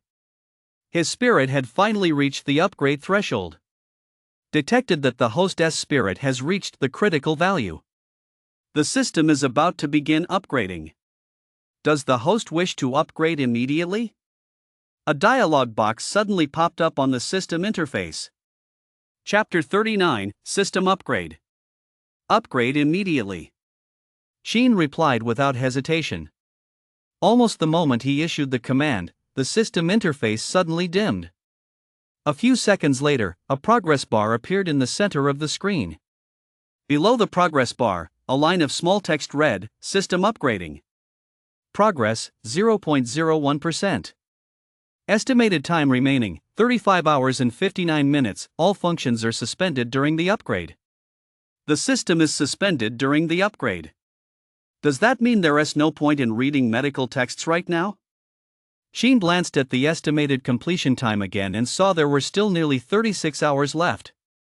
He immediately made a decision: I might as well use this time to review all the key points for the college entrance exam. By the time I finish reviewing, the system upgrade will likely be complete. By then, I'll probably be truly taking off. With that thought, Qin temporarily suppressed the flutter in his heart and continued studying earnestly. After a day and a night, his second round of reviewing for Chinese, math, English, and the comprehensive science exam was complete. Qin lay down on his bed and opened the system interface once more. When he saw that the upgrade was 79.6% complete, with an estimated remaining time of 7 hours and 12 minutes, his drowsiness vanished instantly. Even with his eyes closed, his mind was filled with images of the countdown. That night, accompanied by anticipation, nervousness, and excitement, a whirlwind of complex emotions, Qin couldn't sleep a wink. The next morning, before dawn had even broken, Qin climbed out of bed. After washing up and hurriedly eating a light breakfast, he sat down at the bedside, waiting intently for the system upgrade to finish. Estimated time remaining, 10 minutes and 27 seconds. Estimated time remaining, 5 minutes and 16 seconds. Estimated time remaining, 1 minute and 8 seconds. When he saw the estimated completion time for the remaining portion enter the final minute of the countdown, Qin experienced for the first time the agony of time dragging on like an eternity. 9. 8. 7. Qin's heart was in his throat, and he unconsciously held his breath. 3. 2. 1. Upgrade progress, 100%. Congratulations, host. You have completed the beginner advanced quest. Read high school textbooks within 10 days and raise your spirit to level 2. Reward, 3 silver draws. Intermediate beginner quest triggered. Read level 2 books within 3 months and raise your spirit to level 3 500. As the system notification sounded, the system interface suddenly reappeared in Qin's mind. The homepage still displayed the familiar host and attributes interface, but the label next to Spirit 100 had changed to Spirit Level 2, above average. Furthermore, two new columns had appeared on the right side of the homepage: Divine Library and Lottery. With a thought, Sheen switched the interface to the Divine Library section. Level 1 Library, unlocked. Level 2 Library, unlocked. Level 3, unlocks after Spirit Level 3. A small question mark appeared next to each level of the library. Sheen read the description carefully. Essentially, the Divine Library section contained all classic books from throughout history and across the globe, and had already been automatically categorized and classified by level. From now on, whenever he wanted to read a book, he could simply search for it within the system. This will save me a lot of trouble. Sheen was quite satisfied. He opened the Level 2 library only to discover that its classification system seemed quite different from the one commonly used in modern libraries: A. Music B, Chess C, Books D, Painting E, Medicine F, Martial Arts G, Divination H, Fortune-telling. He tried browsing the ancient texts section under the medicine category and quickly found Hua Tuo S Qingnang Jing. It was incredibly convenient. After finding the Qingnang Jing, Sheen didn't give it much thought. He didn't even realize that this classic, which encapsulated the essence of the legendary physician Hua Tuo's medical wisdom, had actually been lost to history long ago. Yet here he was, effortlessly leafing through this lost classic once again within the system's divine level library. After getting the hang of how the library worked, he shifted his focus and switched the interface to the lottery section. The system interface immediately displayed three massive lottery wheels: one bronze, one silver, and one gold. Bronze lottery activated, 1 draw per 100,000 credits spent. Remaining draws, 0. Silver lottery activated, costs 1 million credits per draw. Remaining draws, 3. Gold lottery not yet activated, costs 10 million credits per draw. Remaining draws, 0. The descriptions were extremely brief, and the interface was very minimalist. Aside from a string of question marks and pixelated icons on the three lottery wheels, there was absolutely no explanation of what prizes might be drawn. Sheen was a bit taken aback. The lowest tier draw starts at 100,000 credits? My poverty really has limited my imagination. Only people with money to burn would play something that doesn't even provide a description. After his musings, he switched the interface back to the Divine Library. I'd better read some books first. I love reading. Reading changes one's destiny. As he thought this, he opened the blue satin scroll. The Green Sack Classic. Category: Medical Texts, Ancient Classics. Author: Hua Tuo. Book level: Level 2. Small chance to master Hua Tuo's skill upon completion. Total length: 129,600 characters. Estimated reading time: 16 hours and 36 minutes. When he saw the note in the last column, Sheen's eyes lit up. Without a second thought, he dove right in. After sitting back down at his desk, he casually locked the door from the inside and immersed himself completely in reading the book. Hua Tuo, a legendary physician of the ages. According to historical records, he was born around the Yongjia era of the Han Dynasty and died in the 13th year of the Jianan era. He was a renowned medical expert of the Three Kingdoms period. In his youth, he traveled extensively to study medicine, dedicating himself to mastering medical skills rather than pursuing a political career. He practiced medicine across the land throughout his life, earning a distinguished reputation and achieving significant accomplishments in various fields of medicine. He was proficient in internal medicine, surgery, gynecology, pediatrics, and acupuncture, with a particular expertise in surgery. He was later executed for refusing to comply with Cao Cao's summons. Through decades of medical practice, he mastered therapeutic methods such as health preservation, herbal formulas, acupuncture, and surgery. Proficient in all medical disciplines, he applied treatments based on clinical observations, made precise diagnoses, employed simple methods, and achieved rapid results, earning him the title of Divine Physician. In addition, Hua Tuo was the first expert in history to pioneer surgical techniques. He was also the world's first to invent the anesthetic Ma Fei San, the first to perform surgical procedures under general anesthesia, and a pioneer and founder of acupuncture as a medical practice. This predated the recorded use of general anesthesia in Western surgery by more than 1,600 years. Consequently, later generations revered him as the father of surgery and the first master of acupuncture in China. Finally, Hua Tuo was also one of the founders of ancient medical gymnastics and created an exercise regimen called the 5 animal exercises, which not only served to prevent and treat diseases but also made the legs and feet light and agile, cultivating both the body and the mind. It is precisely because of his extraordinary skills which could turn the ordinary into the miraculous coupled with his countless immortal achievements in the medical field, that nearly all subsequent generations of medical practitioners regard him as an insurmountable monument.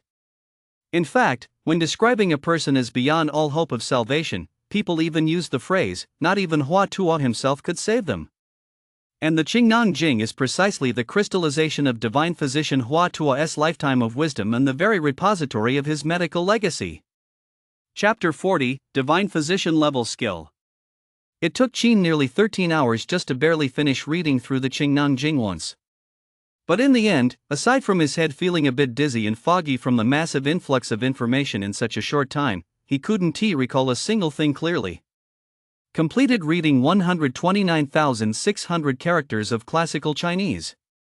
Congratulations, host, on earning 324,000 credits. Hearing that the system notification made no mention of acquiring a skill, Qin took a brief moment to catch his breath before resuming his study. After all, the basic information about the Qingnang Jing had already prepared him for the possibility that there was only a small chance of mastering Hua Tuo's skills upon finishing the text, so he had long braced himself for the need to read through it repeatedly. On the second pass, with the first one as a foundation, Qin finished in about 2 hours. However, this time, he gained nothing. The third pass took an hour and a half, yet still yielded nothing. The fourth pass. The fifth pass. After grinding through the Qingnang Jing for 3 straight days, Qin had lost track of exactly how many times he read it. But when he opened the Qingnang Jing once more, he could almost recite the next page by heart without even waiting to turn the page. Even so, after finishing the Qingnang Jing yet again, he still had nothing to show for it. Qin stared up at the sky, speechless. Damn it, is this even something a human being is supposed to do? Even top students preparing for the college entrance exams wouldn't flip through a single book this many times, would they? System, are you fucking messing with me? Just how low is this so-called low probability supposed to be? But when he thought of Third Aunt's illness, he silently lowered his gaze and began reading the book again. As Qin finished reading the green satin scroll yet again and was about to start from the beginning out of habit, a voice that sounded like a heavenly melody rang out. Congratulations, host. You have successfully obtained Hua Tuo's skill inheritance. You have mastered the green satin acupuncture technique and the green satin scroll. Congratulations, host. By reading and comprehending a book 100 times, you have achieved the level 1 achievement. Read a book 100 times and its meaning will become clear, earning 1 intermediate skill enhancement voucher. Qin was at a loss for words. Could it be that this so-called low probability actually meant 1%? Opening the system interface, he noticed that this time, 2 new sections had appeared below his attributes. They were Reading Skill and Skill. In the Reading Skill section were the reading comprehension and memory skills he had previously acquired. Reading Speed, LV1. Comprehension, LV1. Memory, LV1 inch. The Skill section listed the skills he had grasped from the books. Qingnang Classic, LV2 Physician Level. Qingnang Acupuncture Techniques, LV2 Physician Level. There was a small question mark next to Physician Level. Qin tapped on it to reveal a prompt. Skill levels are divided into 5 tiers: Level 1 Assistant, Level 2 Physician, Level 3 Renowned Physician, Level 4 Divine Physician, and Level 5 Legendary. The physician level already matched the standard of a chief physician at a top-tier hospital. The renowned physician level, on the other hand, directly corresponds to the level of a renowned expert receiving a special state allowance. As for the divine physician level, there are currently only 2 or 3 such individuals in existence worldwide. Even among all Nobel Prize in Medicine laureates, only one could be considered to have reached that level. So, does that mean I've essentially attained the skill level of a chief physician at a top-tier hospital right now? Qin felt as though his mind had indeed been filled with a vast amount of medical knowledge. With a single thought, an endless ocean of knowledge would surge forth. But then, recalling what the lead surgeon had said earlier at the hospital, he grew anxious. although I seem to be quite capable now, surely the level of a chief physician alone isn't enough to treat third and's illness, is it? With that thought, his gaze fell on the reward he'd just received. Intermediate skill enhancement voucher, increases skill level by +2. Single-use item. Effective only on skills of level 2 or lower. Chin's breath caught in his throat. Holy shit, who could resist this? System, you're so amazing, what if I fall in love with you? The system showed no reaction. Chin didn't care, he decisively used the intermediate skill enhancement voucher. Soon, a cool, rich energy flooded his mind. At the same time, the system interface updated, and the skills section changed accordingly. Qingnong Classic, LV, for Divine Healer Tier. Qingnong Acupuncture Technique, LV, for Divine Healer Tier. Chin stood there for a good while, letting his mind process the flood of information. Just as he was about to explore the system's new lottery feature, a cough and the sound of someone blowing their nose suddenly came from outside the door. Is third uncle sick? Chin got up and walked out of the room. Third uncle was sitting by the table, sipping hot water repeatedly, looking somewhat haggard. Seeing Chin come out, he smiled. It's nothing, just a minor cold. I must have overexerted myself a few days ago. Drinking plenty of hot water and getting some rest should fix it. Chin was taken aback, because almost the moment he saw third uncle, the skill he had just mastered kicked in, allowing him to diagnose third uncle's condition, acute upper respiratory tract infection combined with a wind cold. The main symptoms are a sore throat, runny nose, and a slight fever. The first needle of the Qingnong acupuncture method can treat this. Seeing that Chin hadn't said a word, third uncle assumed he was worried about him and laughed again. Xiaoyu, don't you know third uncle's constitution by now? Don't worry. Only then did Chin realize what was going on, and he hurriedly said, Third uncle, I met a teacher at school a while back who was an amazing practitioner of traditional Chinese medicine. I learned a few techniques from him, including a specific acupuncture point that treats wind colds. Wait here for a moment. With that, he dashed out the door, visited several shops in quick succession, and bought everything he needed in one go: silver needles, an alcohol lamp, and cotton swabs. When he returned home carrying all these items, third uncle seemed a bit concerned and asked skeptically, Is that teacher of yours trustworthy? I often hear on the news that there are a lot of people out there scamming people under the guise of traditional Chinese medicine. You're still new to the world, you need to be extra careful about everything. Well, Chin felt a bit uneasy after all. He wasn't entirely sure if the technique he'd picked up was legitimate. Seeing this, third uncle immediately grew even more suspicious. Did that teacher of yours charge you a lot of money to teach you this? No, not at all. Chin cleared his throat, sounding a bit uncertain. But from what I've seen so far, he doesn't seem like the type to deceive people. Third uncle remained skeptical, but when he saw Chin had already started sterilizing the silver needles and considering that getting a few acupuncture needles wasn't a big deal, he decided not to say anything more. As Chin held the needles in his hand, a flood of knowledge about the Qingnong needle technique suddenly washed over him. In that moment, it was as if Huatuo himself had possessed him. He suddenly became calm, and his entire demeanor radiated confidence. Chapter 41, Knowledge is the Ladder of Human Progress. Third uncle sensed the shift in his aura and was slightly taken aback. But before he could think further, Chin had already inserted the needles. The silver needles fell like stars. But after just 3 needles, Chin stopped. Is that it? Third uncle asked instinctively. The moment Chin inserted the needles until now, he hadn't felt a thing. No pain, no itch, no chill, no numbness. Chin didn't answer. He simply pinched the 3 silver needles between his fingers, gently wiggling and twisting them. Only then did a faint warmth begin to flow from the tips of the needles into third uncle's body. I'm starting to feel something, he said with a smile. Chin still didn't say a word. It wasn't until 3 minutes later, after removing the needles, disinfecting the area again, and packing them away, that he asked, How do you feel now? I feel. Third uncle was about to say he felt nothing when he suddenly realized his nose didn't seem stuffy anymore, his throat didn't itch, and the urge to cough and runny nose he'd been feeling had completely vanished. Even the slight mental fog caused by the cold had now completely disappeared. After being completely dumbfounded for quite a while, third uncle finally turned around, looking at Sheen with astonishment, as if he wanted to say something but couldn't bring himself to. Seeing him like this, Sheen felt a mix of anticipation and nervousness. "Are you feeling better?" Third uncle nodded instinctively, then said meaningfully, "That teacher you mentioned must be quite remarkable." Sheen felt a surge of quiet delight, but on the surface, he merely smiled. "Third uncle, as long as you're feeling better, that's all that matters." "Be sure to thank your teacher for me later," third uncle said, adding with a sigh, "Knowledge is the ladder of human progress. It's truly wonderful to be well read." Sheen nodded, put away the silver needles, and returned to his room to ponder when he should begin treating third aunt. But as he thought about it, he realized a problem. Damn it, he had absolutely no way to explain to third uncle and third aunt where his skill came from. Treating minor ailments like the common cold, as he was doing now, he could pass off as something he learned from his teacher. After all, it wasn't a big deal.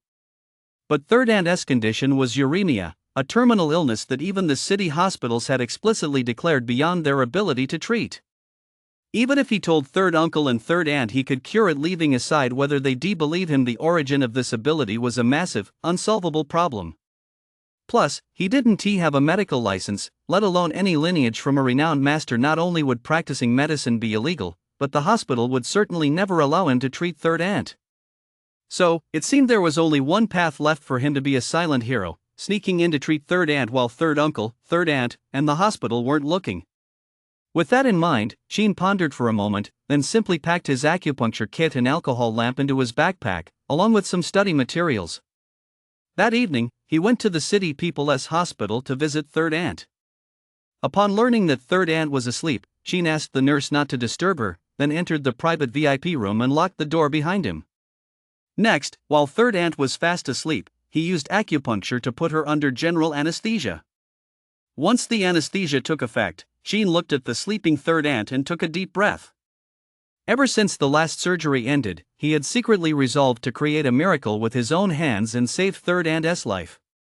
Now that his goal was finally within reach, he could hardly contain his excitement. Not only was his heart pounding, but even the hand holding the needles was trembling.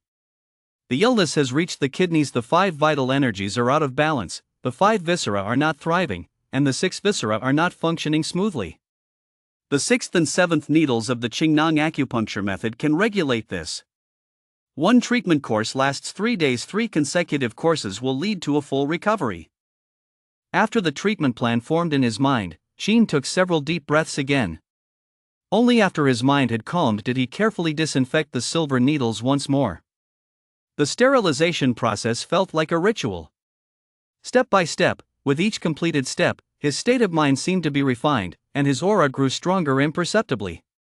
When all the silver needles were sterilized, Sheen didn't even notice that, in that moment, his eyes shone with an extraordinary brilliance, as if the flame of an alcohol lamp were flickering within them. His entire presence seemed to rise several feet, radiating an overwhelming aura. Insert the needles. With every needle inserted, the fire in his eyes dimmed slightly, and his aura waned accordingly.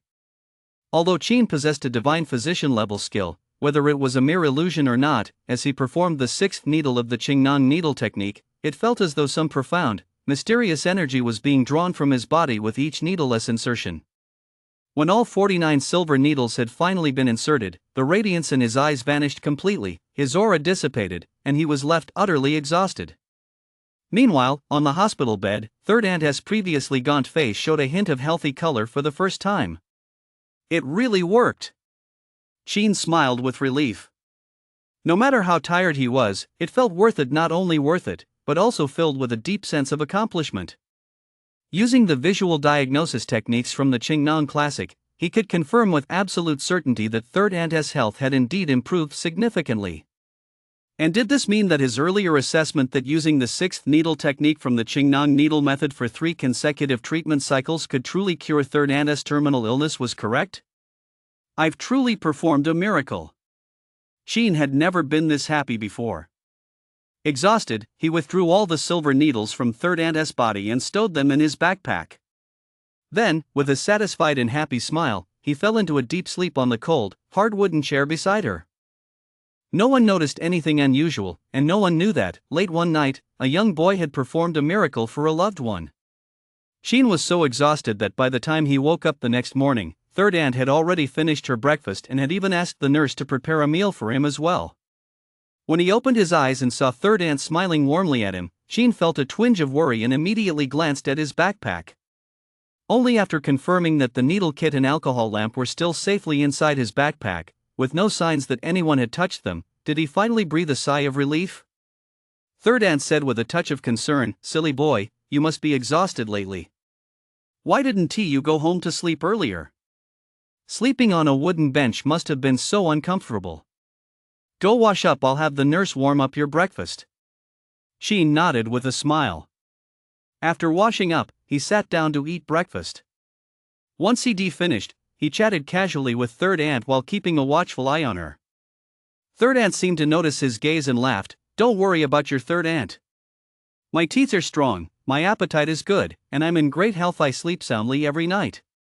Just now, the young nurse even said she thinks my complexion is looking better and better. Good deeds are rewarded, Third Aunt. You're sure to stay healthy and live to be 100, Sheen replied. Third Aunt smiled.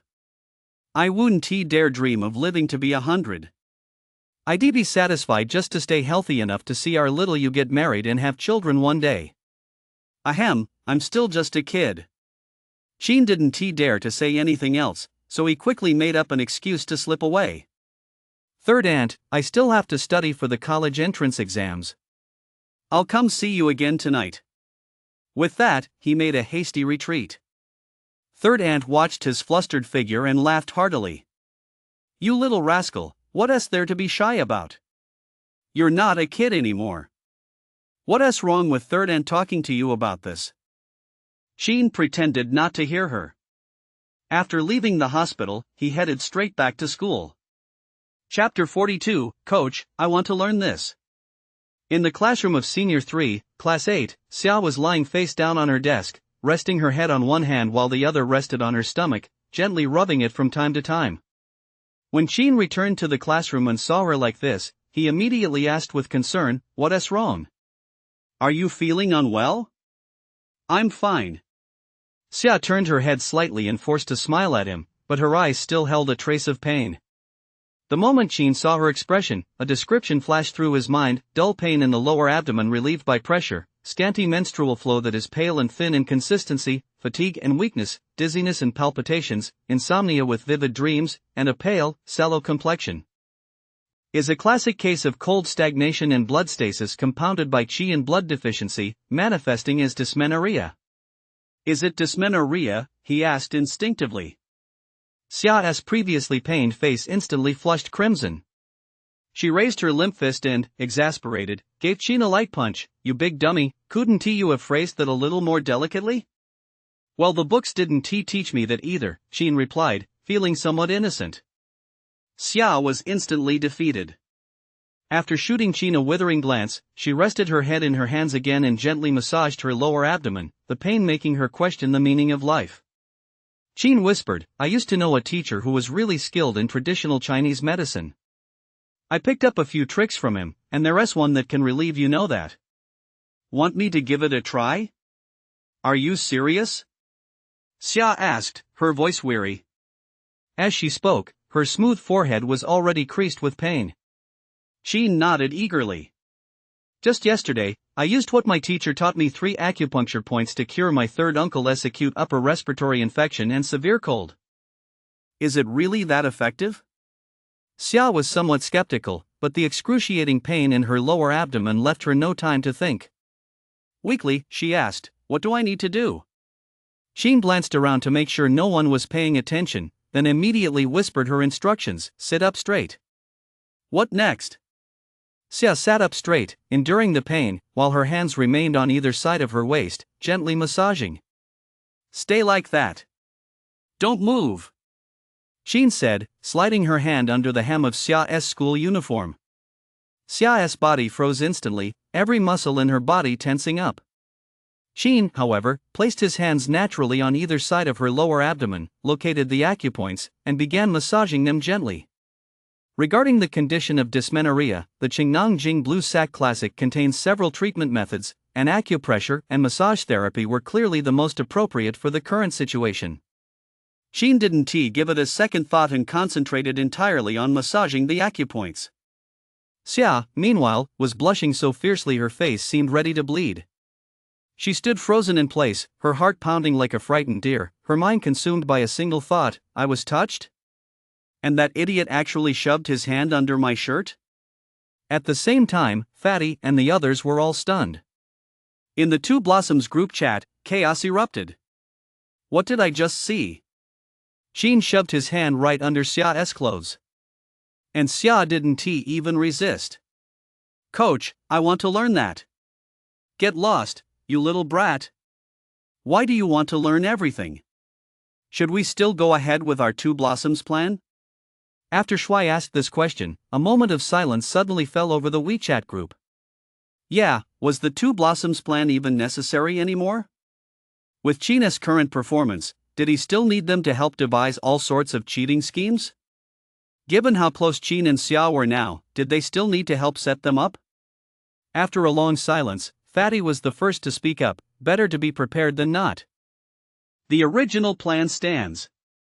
Whether Brother Qin needs it or not, at least we'll have done our part. Lang immediately agreed, Fatty's right. Whether Brother Qin needs it is his business, but whether we do it or not shows our attitude. Bro, you're spot on. Just make it happen and we're done.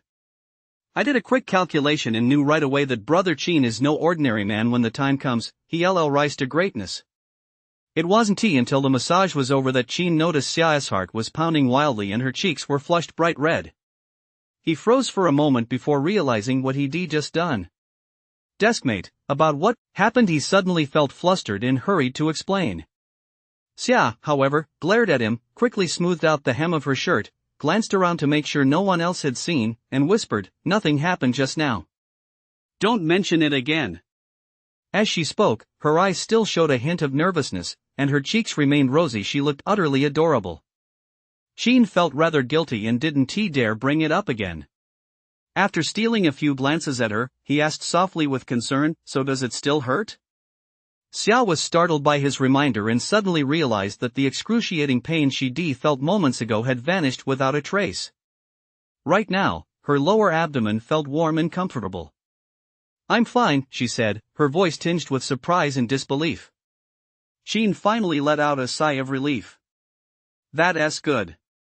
Over the next few days, you need to watch what you eat, stay warm, avoid cold water, and limit your time in air-conditioned rooms that should prevent it from coming back. Thanks, classmate, Xia said softly. She glanced quickly at Qin and added, but you're not allowed to be such a pervert in the future. How could you just put your hand? As she spoke, her cheeks flushed a few shades deeper, and her voice gradually trailed off. Qin nodded hastily. A girl's clothes, how could you just stick your hand inside them? But then again, Xia's lower abdomen and waist were truly smooth and soft. And probably because she exercised often, her waist was not only slender but also had exceptionally graceful curves, with not an ounce of excess fat. Her tiny waist must look absolutely stunning, right? Qin couldn't help but sneak a peek. Xia happened to catch him, and her face flushed even deeper. Deskmate, you're being naughty. She raised her little fist in a mix of embarrassment and annoyance. Just pretend nothing happened just now, got it? Otherwise, watch out, I'll smash your thick skull with my iron fist. Have mercy. Qin immediately averted his gaze and pretended to study earnestly, but his eyes still kept drifting towards Xia from time to time. Xia probably hadn't fully recovered from the shock of being touched just now. She was still a bit flustered. Even though she was holding a pen and staring at her exam paper, she couldn't bring herself to make a single stroke. Qin took a few deep breaths, forced himself to suppress the fluttering in his heart, and continued studying. Today was the last day of classes for the senior year. After a full day off tomorrow, the college entrance exams, which had been tugging at the heartstrings of countless people, would officially begin. During evening study hall, the homeroom teacher came to distribute the admission tickets. The classroom instantly buzzed with excitement, filled with a mix of emotions. Some were nervous, some were eager, some were bewildered, and still others were reluctant to let go, while many more couldn't help but cry. In this atmosphere, Qin found himself unconsciously swept up in the mood, and a vague, indescribable emotion suddenly welled up inside him. Chapter 43, As far as I'm concerned, there is no such thing as what if. Xia stood not far from him. Seeing him lost in thought, she called out to him softly and asked, "How is your studying going?" "It's hard to say right now. You'll find out when the results come out," Sheen replied vaguely. It wasn't that he was hiding anything, it was just that whenever he checked his practice tests, his scores seemed a bit too high. He was afraid that if he told Xia, it might scare her and affect her performance on the upcoming college entrance exam. The exam is the day after tomorrow. No matter how your studying is going, after tonight, don't cram at the last minute. Go home tonight and get some good rest and relaxation, Xia reminded him. Sheen nodded. You too. After evening study ended, he packed up his things and went straight home. The next morning, as soon as he woke up, he found third uncle bustling about in the kitchen, and on the living room table a rare sight was a table full of steaming hot dishes. Lotus root and pork rib soup, scallion oil lotus root slices, pickled mustard greens with yellow croaker, abalone sauce chicken feet, golden sand shrimp and red rice rolls, all of China's favorite dishes. Clearly, third uncle had prepared these especially for him. Third uncle, Sheen was touched. Third uncle was just coming out carrying a bowl of freshly washed cherries and sliced hammy melon. Seeing him return, he immediately smiled and asked, "Xiaoyu, you're awake. Which test center are you taking the exam at tomorrow?" "I got lucky, I'm taking the exam at Nansha No. 1 High School." Sheen handed his admission ticket to third uncle to look at. Third uncle glanced at it and chuckled, "Not bad, it's south, pretty close to our place." Sheen nodded with a smile. Third uncle arranged the fruit on the table and said warmly, "Dig in. The food one tea tastes as good once it gets cold." Sheen picked up his bowl and chopsticks, and as he ate, he said, "Third uncle, you and third aunt don't need to worry. I'm definitely going to get excellent results on this college entrance exam." Nansha No. 3 High School only released grades to inform parents during final exams, so third uncle's perception of China's academic performance was still based on his scores from previous final exams. Hearing China's words now, he simply smiled and offered reassurance, "No matter the final result, third uncle knows you've done your best." Sheen just smiled without offering further explanation. After returning to his room, he started playing on his phone. "Bro Sheen, come to the exam hall early tomorrow. We got a surprise for you." Soon, Fatty and the others popped up in the red envelope group chat. Sheen asked casually, "What kind of surprise?" You'll find out tomorrow. It's something good." Just as Sheen was about to ask more, a message came in from his homeroom teacher, "How's your English review going?" "I've finished reviewing all the materials the teachers helped put together," Sheen answered honestly. On the other end of the phone, Li Dongsheng and several teachers from Class 8 of the senior year saw this and their expressions lit up. Immediately, he typed out another message, "Small exams, small fun, big exams, big fun. Don't study at all today. If you have time, just play some games, watch TV, or with friends and classmates. Got it?" After receiving China's message, Li Dongsheng and the others didn't reply. Instead, they gathered in the office, saying with a mix of nervousness and anticipation, "I wonder how much this kid has actually absorbed. I really hope he can pull off a miracle." Teacher Zhang chimed in, "Who wouldn't want a top-scoring student? But I think it'll be tough. Subjects like English and Chinese really rely on accumulated knowledge." As soon as he said that, the office fell silent. After a long while, the English teacher finally spoke up, "We've done our best. The rest is up to him now."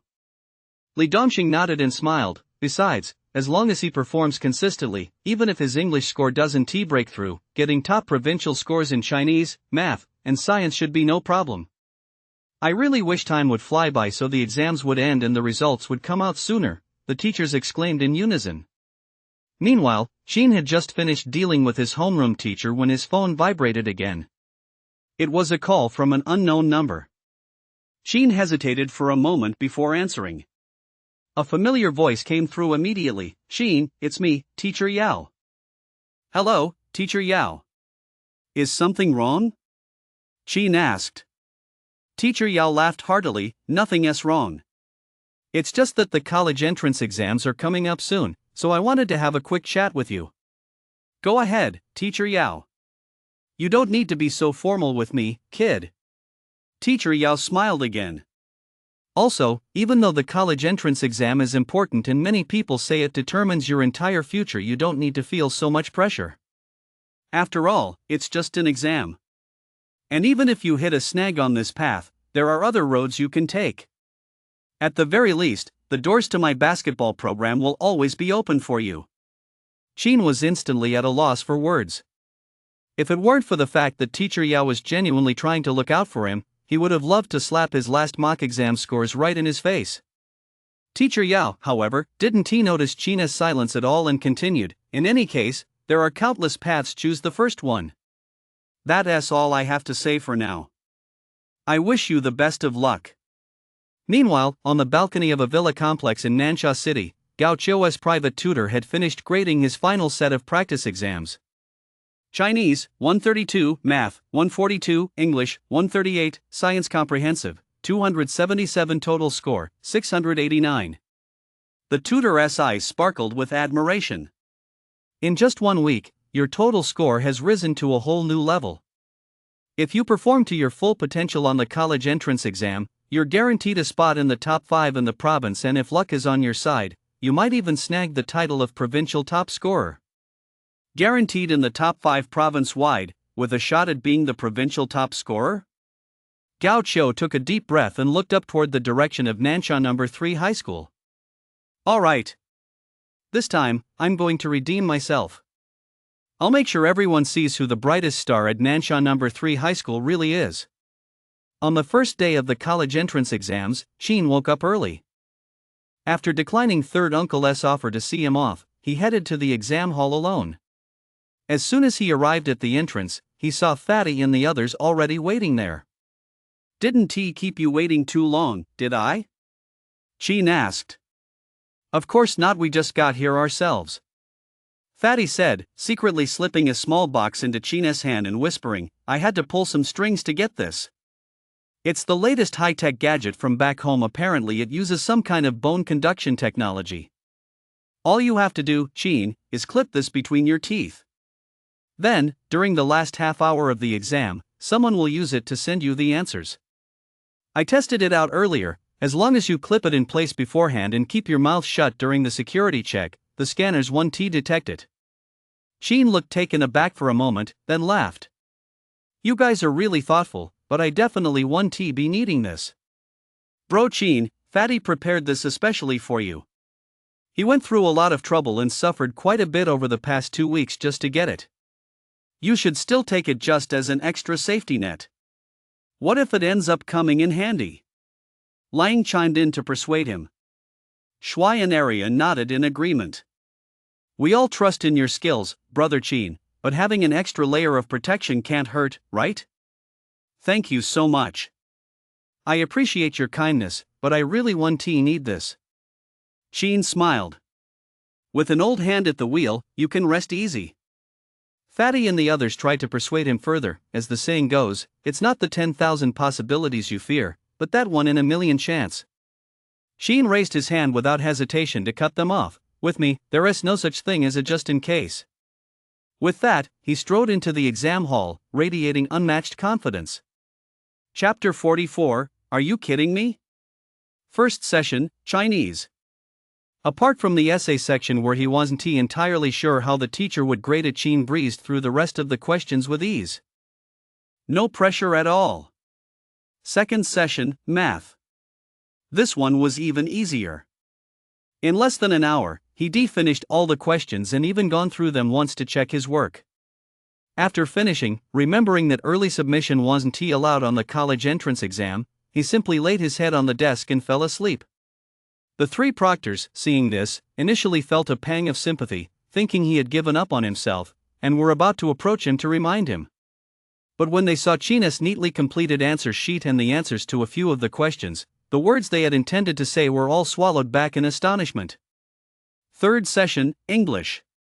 This was the only exam Qin felt a bit of pressure about. Although the senior year English department had prepared special materials for him, and he possessed the divine reading system, the listening section was something that simply couldn't be mastered overnight. However, aside from the listening section, Jean answered the rest of the questions with relative ease, and overall, things went fairly smoothly. The final exam, Comprehensive Science. Comprehensive Science is a single, large exam combining physics, chemistry, and biology, with a total score of 300 points, yet the exam time is only 2.5 hours. Before the exam began, a tense and anxious atmosphere permeated the class group chat. Everyone was particularly worried about not being able to finish the exam.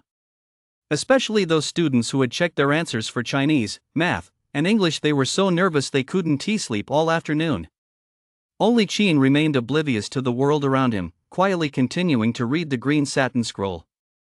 After finishing the exam today, he would be able to give third and her second round of acupuncture treatments, so he wanted to read the medical texts a few more times to see if he could review the old and gain new insights. When the lunch break ended and the final exam began, the atmosphere in the exam hall suddenly turned tense and grim. Especially after the test papers were handed out, the room fell so silent you could hear a pin drop. Almost everyone was racing against the clock, answering questions with nervous urgency. Qin, however, took his time filling in his name, exam number, and other basic information, then proceeded to read the questions and answer them at a leisurely pace. A female proctor, seemingly unable to bear watching him dawdle any longer, cleared her throat softly and reminded the class, the comprehensive science exam runs from 2 p.m. to 4:30 p.m., a total of 2.5 hours. Everyone, please make the most of your time. Even if you can't finish the entire exam, answering just one more question could earn you a few extra points. Qin paid no heed, maintaining his steady pace as he answered the questions without haste. The female proctor looked somewhat disappointed, shook her head silently, and paid him no further attention. But as time passed, she began to feel a sense of shock. Qin, who appeared to be answering questions at a leisurely pace, was actually working quickly beneath the surface. From the very first question, he had moved with the ease of flowing water, never once getting stuck, and effortlessly finished the entire science comprehensive exam. This kid isn't he just guessing, trying to score some brownie points and sympathy? The female teacher found it hard to believe and pretended to walk over casually. Not only had she served as a college entrance exam proctor for many years, but she had also taught chemistry in senior year crash courses for years, so she understood student psychology very well. There are always some students who think that even if they don't know anything, as long as they fill in every question, the teacher will give them some credit for effort or sympathy. And Qin right now seemed exactly like that kind of person. After all, on the comprehensive science exam, the final, most challenging questions in physics and chemistry are often extremely difficult. Even the top students in the province would need to rack their brains for a while when faced with them. Yet this Qin fellow, apart from reading the questions, didn't seem to have stopped to think even once from start to finish. If this wasn't just random guesswork to score sympathy points, she simply wouldn't believe it. When she reached Qin's side, the female teacher deliberately paused for a moment. At that moment, Qin was working on the final, most challenging problem in the physics section, the question with the highest difficulty rating on this year's science exam. Although the female teacher didn't know much about physics, upon seeing Qin's clear, flowing handwriting, her neat problem-solving format, and her precise, detailed reasoning and steps, she was instantly taken aback. This girl, does she actually have some real knowledge under her belt? Could he be a prodigy among this year's students? She couldn't help but sneak a peek at Qin's name and exam ID number, silently committing them to memory. After the final exam ended, Xia returned home and was about to call Qin to go over the answers together. But just as she picked up her phone, Li Dongxing called. "Why is the homeroom teacher calling?" Xia wondered, picking up the phone. Li Dongxing's slightly nervous voice came through immediately. "Xia, you didn't go to Qin to compare answers, did you?" "I was just about to call him. I didn't get a chance yet," Xia answered honestly. Li Dongxing immediately let out a sigh of relief and laughed. "Then it's best not to go check your answers with him. If he did well, that is fine, but I'm worried he might have underperformed. He is already a bit mentally shaken. If you go check your answers with him now, it'd be like rubbing salt in the wound." Xia finally realized he was right. A wave of dread washed over him, and he said earnestly, "You're absolutely right. From now on, until the college entrance exam results are released, I won't bring up the exam in front of him anymore." "That is best," Li Dongxing agreed, then asked, "What about you? How do you feel you did?" Xia thought for a moment. The difficulty of this exam was comparable to our school's final mock exam. After checking my answers against the official key for Chinese, math, and English, my estimated scores are roughly the same as my final mock exam results. I haven't had a chance to check the answers for the final subject, the comprehensive science exam, yet, but personally, I feel I did pretty well. Overall, my score should fluctuate within 5 to 10 points of my final mock exam results. That's really great. I'll go ahead and wish you success and a spot on the honor roll. Li Dongxing said, then added, also, if you notice that Qin seems a bit off emotionally during this time, Tian, be sure to let me know. Xia replied briefly, and only after hanging up did it occur to her, does the homeroom teacher value Qin far more than he values me? Am I seeing things? Could it be that, in the homeroom teacher's eyes, Qin has even greater potential for the college entrance exam than I do? Xia was a bit confused. Meanwhile, in Li Dongxing's office, several subject teachers from Class 8 of the senior year were looking at him expectantly. As soon as he hung up, they hurriedly asked, "How did it go?" Thank goodness, Li Dongxing exhaled deeply. Sheena's girlfriend didn't have time to go find him to compare answers. We managed to beat her to it. That's a relief, the teachers said, feeling a weight lift from their shoulders. No matter how he does on this exam, as long as it doesn't affect his mindset or confidence, that's all that matters. After all, with his potential, he has definitely got what it takes to be a top scorer.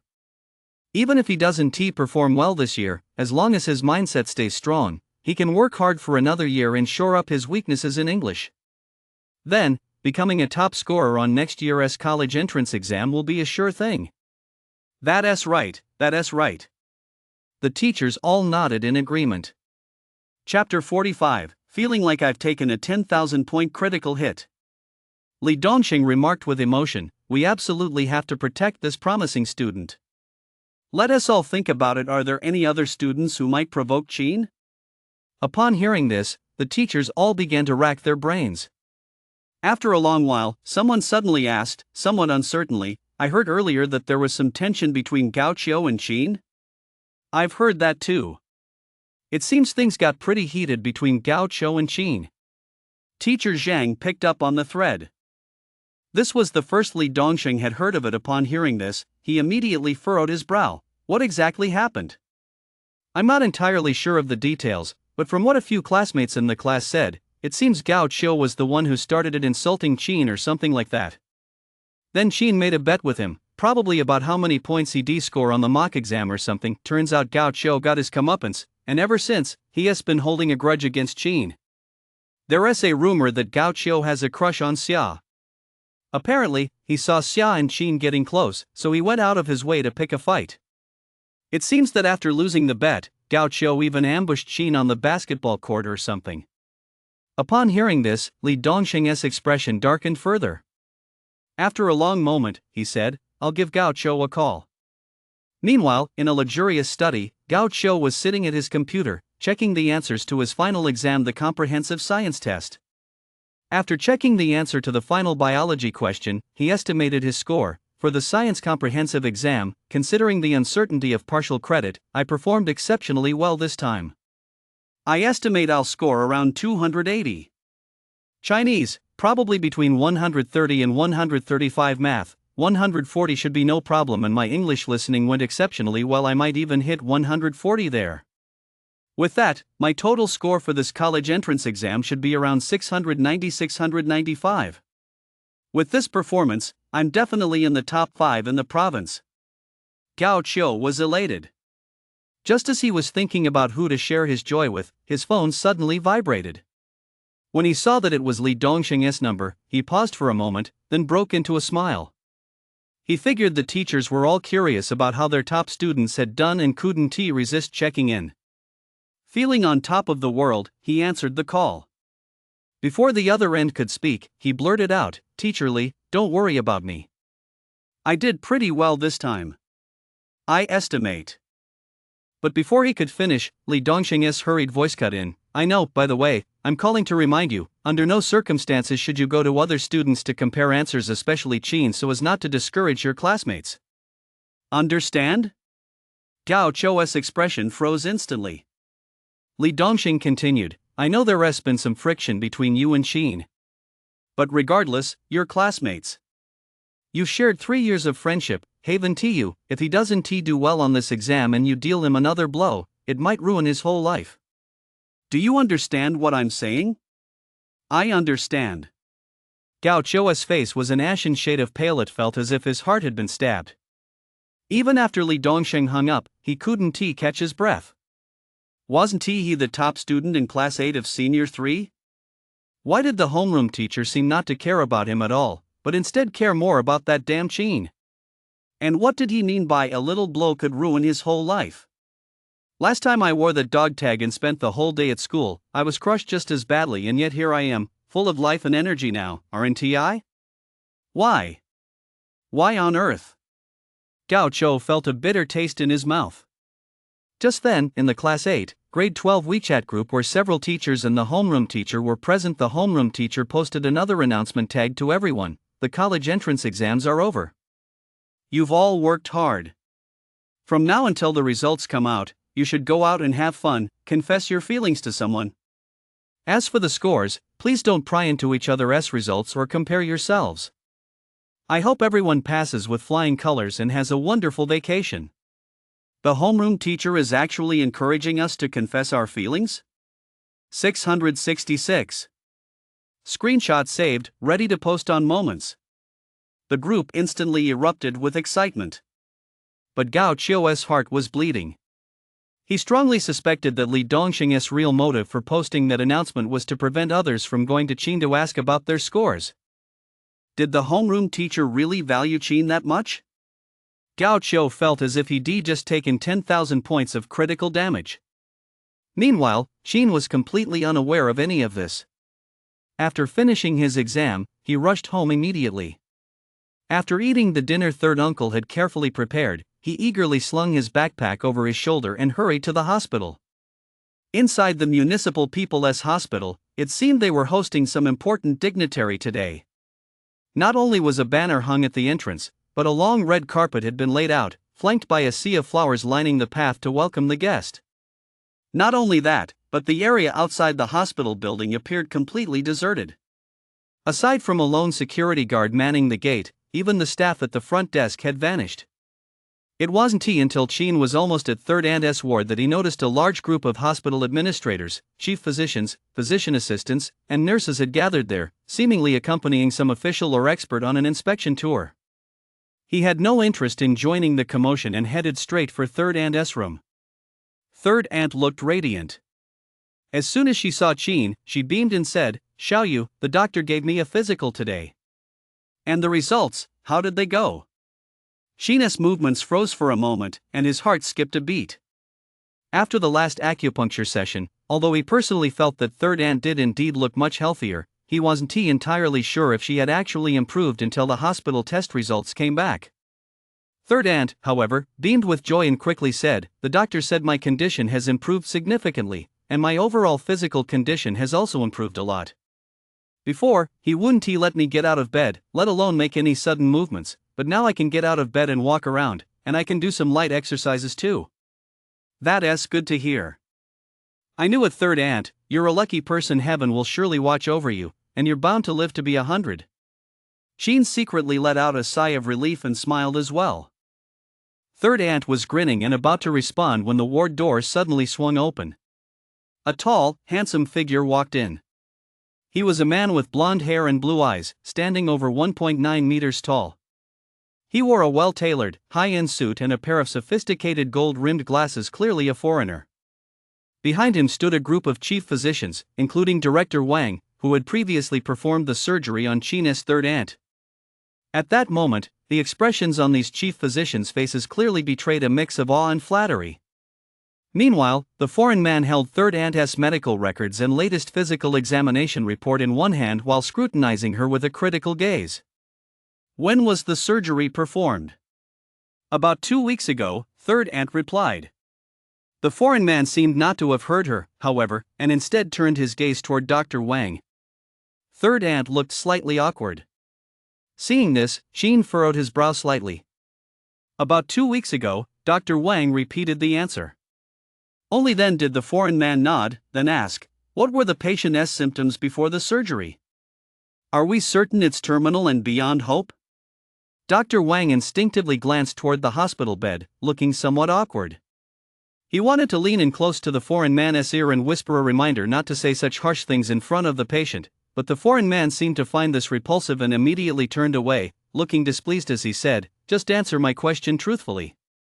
What are you doing?" Upon hearing this, Third Aunt's expression froze instantly, and her face, which had previously held a healthy flush, turned deathly pale in an instant. Third Uncle and Sheen hadn't told her the truth earlier. She had always believed that she would recover after this surgery. But now, hearing what this man implied, she was beyond hope? As the words "no hope" flashed through her mind, her body trembled involuntarily. Seeing this, Sheen immediately took Third Aunt's hand gently, then shot a cold glare at the dim-witted foreigner. "Are you a fucking idiot?" Chapter 46, Son of Tomorrow? What the hell is that? Director Wang and the others all wore strange expressions upon hearing this. Meanwhile, some people, presumably unable to suppress their laughter, were coughing frantically in the back. The foreign man standing at the front of the line seemed to understand what "fucking idiot" meant. His face flushed alternately pale and red for quite some time before he finally spoke in broken Mandarin. "How uncivilized. I refuse to speak to you. But you must apologize to me." Sheen ignored him completely and said with a smile to Third Aunt, "Third Aunt, we have a saying in China, man can conquer nature." Third Aunt flinched, staring at him blankly, as if she were meeting Sheen for the very first time. In her mind, Sheen had always been a dutiful son, but he was also the kind of person who took everything in stride, was as tight-lipped as a clam, and wasn't he good at expressing himself, a bit of a simpleton. Yet now, with just a single sentence, Sheen had struck a chord deep within her heart. Sheen remained calm and unhurried as he smiled. "It's just like when you needed $1,000,000 for your surgery back then. To me, that $1,000,000 really seemed like an impossible goal. But neither Third Uncle nor I were willing to give up. We tried every possible way to find the money. And look at the result. Heaven was convinced, and found a way to deliver that $1,000,000 to me just like that." Third Aunt's eyes began to well up. Sheen took a deep breath and continued with a smile, "So, Third Aunt, you see what I mean, right? Third Uncle and I have never given up, and we absolutely never will." "Good girl." Third Aunt clasped Sheen's small hand tightly, her body trembling slightly as if she were on the verge of tears. Sheen patted the back of her hand and continued with a smile, "There's a teacher at my school who was really skilled in traditional Chinese medicine. I learned a few techniques from him a while back. Last time, I not only cured Third Uncle's bad cold, but also helped a girl in my class with a minor ailment. One of the techniques involves massaging a few acupoints to improve sleep quality and boost immunity. Would you like to try it?" "Sure, teach Third Aunt." Sheen taught Third Aunt a simple massage technique from the Qingnong Jing. Third Aunt paid close attention and picked it up in no time. This massage technique essentially involves stimulating acupoints like Yongquan and Naguan to promote blood circulation and relax the mind. After learning it, Third Aunt tried it out immediately. When the massage was over, her complexion regained a bit of its natural flush, and she looked somewhat astonished. "It really is amazing, Xiao Yu. After this massage, I actually feel much lighter and more comfortable all over." Sheen smiled and was about to respond when the foreign man sneered, "Nonsense. This is nothing more than the result of a placebo effect," he said, flipping through the medical records again and tapping on the series of test reports. "You have uremia, and your condition has already completely deteriorated. Do you understand?" Third Aunt's expression froze once more. The foreign man, however, continued to speak with arrogance. "In a case like this, even at the Royal Swedish Medical College, which leads the world in medical advancement, it's simply impossible to cure, let alone here in China, where you lot still believe in that nonsense called traditional Chinese medicine, which is nothing more than a scam like witchcraft. You're beyond help. Do you understand?" Now, it wasn't just Third Aunt whose face turned grim. Even Director Wang and the other doctors from Nansha People's Hospital looked equally grim. This foreigner had not only crushed the patient's hopes right in front of her, but he had also, in front of numerous Chinese doctors, viciously disparaged the progress of Chinese medicine and the wisdom of generations of Chinese medical masters embodied in traditional Chinese medicine. This wasn't just a lack of manners, it was blatant contempt and a slap in the face. However, intimidated by this foreigner-esque status, the doctors and nurses dared not speak up no matter how furious they looked or felt inside. They didn't dare utter a single word of rebuttal. Only Qin. He smiled, then turned to look at Director Wang, pointing at the foreigner and asking, "Who is this idiot?" In the ward, many doctors who had just felt a sense of vindication suddenly burst into violent coughing fits to hide the laughter they were barely holding back. The foreign man's face turned as ugly as if he'd eaten shit. Right here, right now, Qin had ignored him twice in a row. Never before had a Chinese person dared to snub him like this or treat him with such disrespect. He was furious. Director Wang also felt a surge of satisfaction, but upon noticing the foreign man's expression, he put on a serious face and said, "This is Dr. Stark Kim, a leading expert in nephrology at the Royal Swedish Medical College. Dr. Stark Kim is the most outstanding and brilliant physician the Royal Swedish Medical College has produced in nearly 2 decades. He was admitted to the Royal Swedish Medical College at the age of 16, completed his undergraduate medical degree at the top of his class at 19, and earned his PhD at 23 with a thesis that caused a worldwide sensation. He is the youngest undergraduate and PhD graduate in the history of the Royal Swedish Medical College. Today, despite having practiced medicine for only 5 years, he is already one of the world's foremost experts in nephrology. He is known as the rising star of the Royal Swedish Medical College. On this occasion, he represented the Royal Swedish Medical College at a recent expert symposium in Nanue province. Our hospital's director, having long admired his reputation, specially invited him to our hospital at great expense to provide guidance for a week. Upon hearing these titles and accolades, the doctors and nurses who had previously worn expressions of anger all shifted to looks of astonishment and admiration. Although Stark Qin had a sharp tongue, his expertise and achievements in the field of medicine were truly beyond their reach. In fact, even if they spent their entire lives striving, they would likely never come close to matching him. This was a true prodigy, a medical genius. Stark Qin sensed the looks of envy, admiration, and respect from the many doctors around him, and felt quite smug inside. Qin, however, showed not the slightest flicker of emotion. She addressed Director Wang in a tone that was neither too casual nor too formal. "Then could you please tell him that I, third aunt, am going to rest now?" Director Wang was taken aback. Stark Qin's face darkened instantly. Although he had only crammed his Chinese at the last minute studying for less than a year, he could still understand. Qin was telling him to leave. How ungrateful, he snorted coldly. The patient's current improvement is merely an intermediate stage among countless possible disease progression scenarios. By tomorrow at the latest, the progression will likely be complete. At that point, the test results will prove everything. Qin smiled, clenched his fist, and kept his gaze fixed on Director Wang. "Do you need me to be more explicit?" Director Wang noticed the clenched fist and immediately ushered Stark Qin out, half persuading, half dragging him away. As soon as Stark Qin left, the crowd that had been gathered at the ward door followed suit. The ward fell silent once more. Qin immediately went over to close the ward door, locking it behind him, before turning to look at Third Aunt on the bed. Third Aunt had looked somewhat dejected, but as soon as she saw Qin looking at her, she immediately pulled herself together and said earnestly, "Xiao Yu, don't worry. Third Aunt won't give up either. Man can conquer nature." Chapter 47, The Emperor's Chosen One? I believe man can conquer nature. Qin smiled. After Third Aunt fell asleep, he administered another dose of anesthesia and began the second round of acupuncture. This time, perhaps because he had gained some practice, though it still felt mentally draining, he actually had a little energy left over when the treatment ended. Using his last ounce of strength, Qin laid a thin blanket over the wooden bench in the ward before finally drifting off to sleep. The next day, he barely woke up as the morning sunlight streamed through the ward window. When he awoke, Third Aunt was folding the blankets. Her complexion seemed to have improved considerably, and her spirit had looked much fuller as well. As she folded the blankets, her movements appeared natural and vigorous. "Third Aunt, how are you feeling today?" Qin asked. Third Aunt turned her head and smiled. "Xiao Yu, are you awake?" "I'm feeling much better now, don't worry."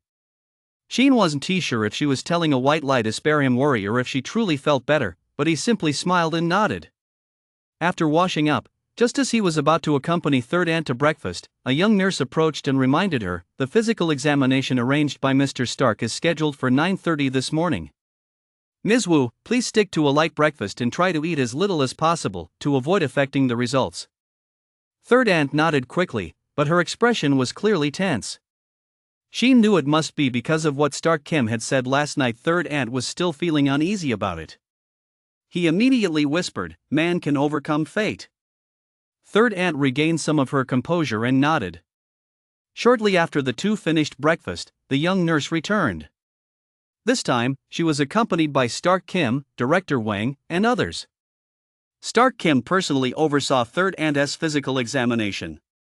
When the examination was complete and they were waiting for the final results, he opened third aunt's medical file once more and said calmly, "This examination should confirm that the improvement we saw last time was merely an illusion."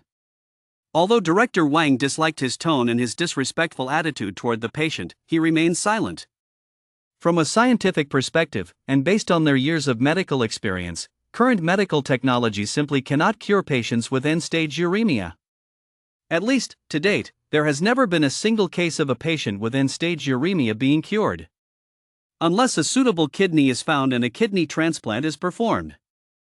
Although third aunt China's improvement this time was somewhat unexpected, judging from their experience and common sense, it was highly likely that, as Stark Kim had said, it was merely an illusion. Seeing the expressions on the doctors' faces, third aunt Chin couldn't help but feel a little anxious again. Chin smiled reassuringly and said, "Haven't the test results come back yet?" Stark Kim gave a cold laugh and didn't respond. Director Wang and the other doctors remained silent as well. Seeing this, third aunt grew even more anxious. Stark Kim lowered his head and began flipping through the medical records again. When he reached a certain page, he remarked offhandedly, "How was the recovery after the last surgery?" The records say the operation was a success, and with proper care, the patient is expected to live for about 3 more years. Is that true? Given the medical conditions here, if you can extend a patient's life by 3 years, that's a remarkable surgical achievement. As Stark Jean spoke, he looked at Director Wang. Just as Director Wang was about to answer, an assistant arrived with the medical examination report. Stark Jean took the report but didn't rush to open it. He merely glanced at Jean and third aunt. Only after Director Wang and the other doctors had gathered around did he open it, taking his time. But the moment he saw the first page of the medical report, the smirk on his face froze. Director Wang and the others, meanwhile, looked utterly incredulous. The medical report showed that China's third aunt's recovery was exceptionally good. Not only had her immune system returned to near normal levels, but her kidney function had actually partially recovered, and her metabolic rate had also recovered to nearly 30%. Uremia is not a standalone disease, but rather a clinical syndrome and the terminal stage of chronic kidney failure. The 3 major functions of the kidneys are lost, leading to a series of symptoms and metabolic disorders, which ultimately result in uremia. According to the medical report, Chin third aunt's current physical condition was now virtually identical to that of someone just diagnosed with uremia. Compared to her previous late-stage uremia, her recovery was nothing short of remarkable. How is that possible? Stark Jean looked bewildered. This defied everything he had learned about medical principles. Moreover, it completely surpassed his understanding of nephrology. In the countless cases he had encountered, chronic kidney failure was simply impossible to reverse, let alone improve. Yet now, Sheena's third aunt had actually improved in a place where, in his view, medical development lagged far behind the Royal Swedish Academy of Medicine? He was beginning to question the very nature of reality. Seeing this, third aunt looked both surprised and delighted. She smiled and asked, "Doctor, how is she doing?" "She has improved significantly. She has recovered even more than during yesterday's physical." Dr. Wan was also somewhat bewildered. Hearing this, third aunt couldn't help but feel a surge of joy. Sheen, meanwhile, was completely put at ease. It proved that the system was indeed quite reliable. And the ancient skill was as solid as a rock. He smiled and said to third aunt, "Our land of China is blessed with outstanding people and a bountiful environment. Miracles are the last thing we lack." Third aunt, remember to keep doing the massage I taught you and aim for a speedy recovery. All right. Third aunt will definitely massage every day. I'll do it 8 or 10 times a day.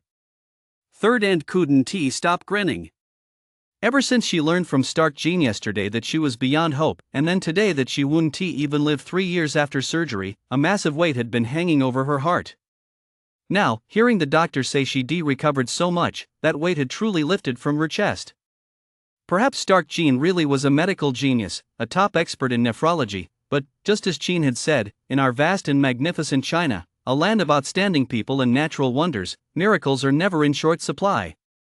Someone is bound to create a miracle. Why couldn't that person be her? With that thought, her confidence was fully restored. Seeing this, Jean cast a casual glance at Stark Kim, who was still questioning the meaning of life, and escorted third aunt back to her hospital room. On the way back, Xia sent a WeChat message, "Deskmate, 5 p.m., Nansha No. 3 High School Indoor Basketball Court. Don't forget to come practice with me. Your stuff? I'd never forget that. See you this afternoon." Jean replied, tacking on an emoji for good measure. Once he'd settled third aunt in, he immediately left the hospital and headed straight for a nearby mall. He still didn't have a decent set of sports gear. And since he'd be making frequent appearances in front of Xia's team over the next while, he couldn't show up looking too casual or lacking in style. Money wasn't an issue anyway, so getting new gear was a must. Chapter 48, Showing Off His Wealth. Having heard that Air Jordans were all the rage lately, Jean headed straight for the largest Jordan store in the area.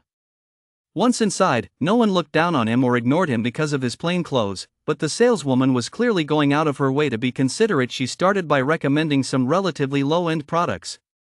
When she learned Jean wanted to buy basketball shoes and a basketball jersey, the saleswoman, who looked pretty but was probably only 18 or 19, actually led Jean straight to the clearance section, smiling as she explained, "We're running a promotion on these right now, clearance prices, plus an extra discount, 100 off for every 500 spent, and 300 off for every 1,000 spent." Without further ado, Jean did a quick online search and pointed to a specific model. "I heard there's a shoe called the AJ11 that's pretty good lately. Is this the one?" The saleswoman paused for a moment, then said with a hint of apology, "I'm sorry, this way please." Jean didn't hold it against her. He took a look at the shoes and, finding them understated yet stylish, quickly picked out a suitable size and said decisively, "I'll take this one. Give me 2 pairs. Do you have any basketball jerseys that go well with these sneakers?" The saleswoman's eyes lit up. She hurriedly led Jean to the basketball jersey section and enthusiastically began showing him some high-end basketball jersey sets. Jean simply picked out the ones he liked, this one, this one, this one, and this one too. "Wrap them all up for me."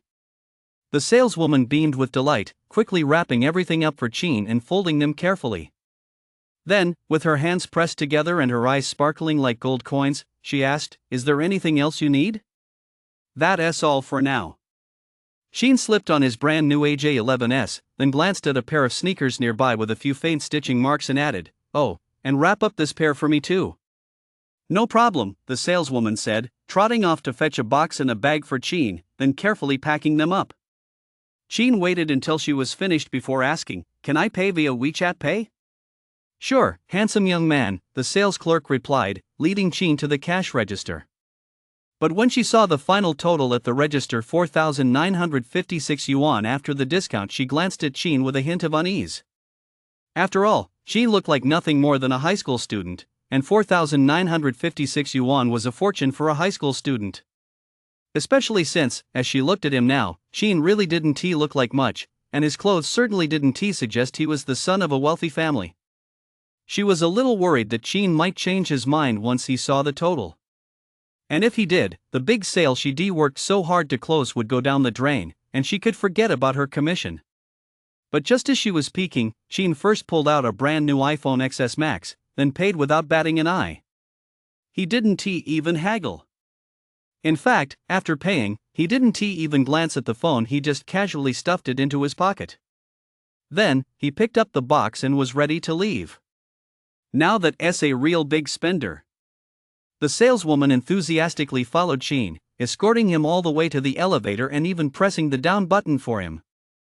When the elevator doors opened, she reached out to hold the door open, smiling radiantly as she said, "We look forward to seeing you again."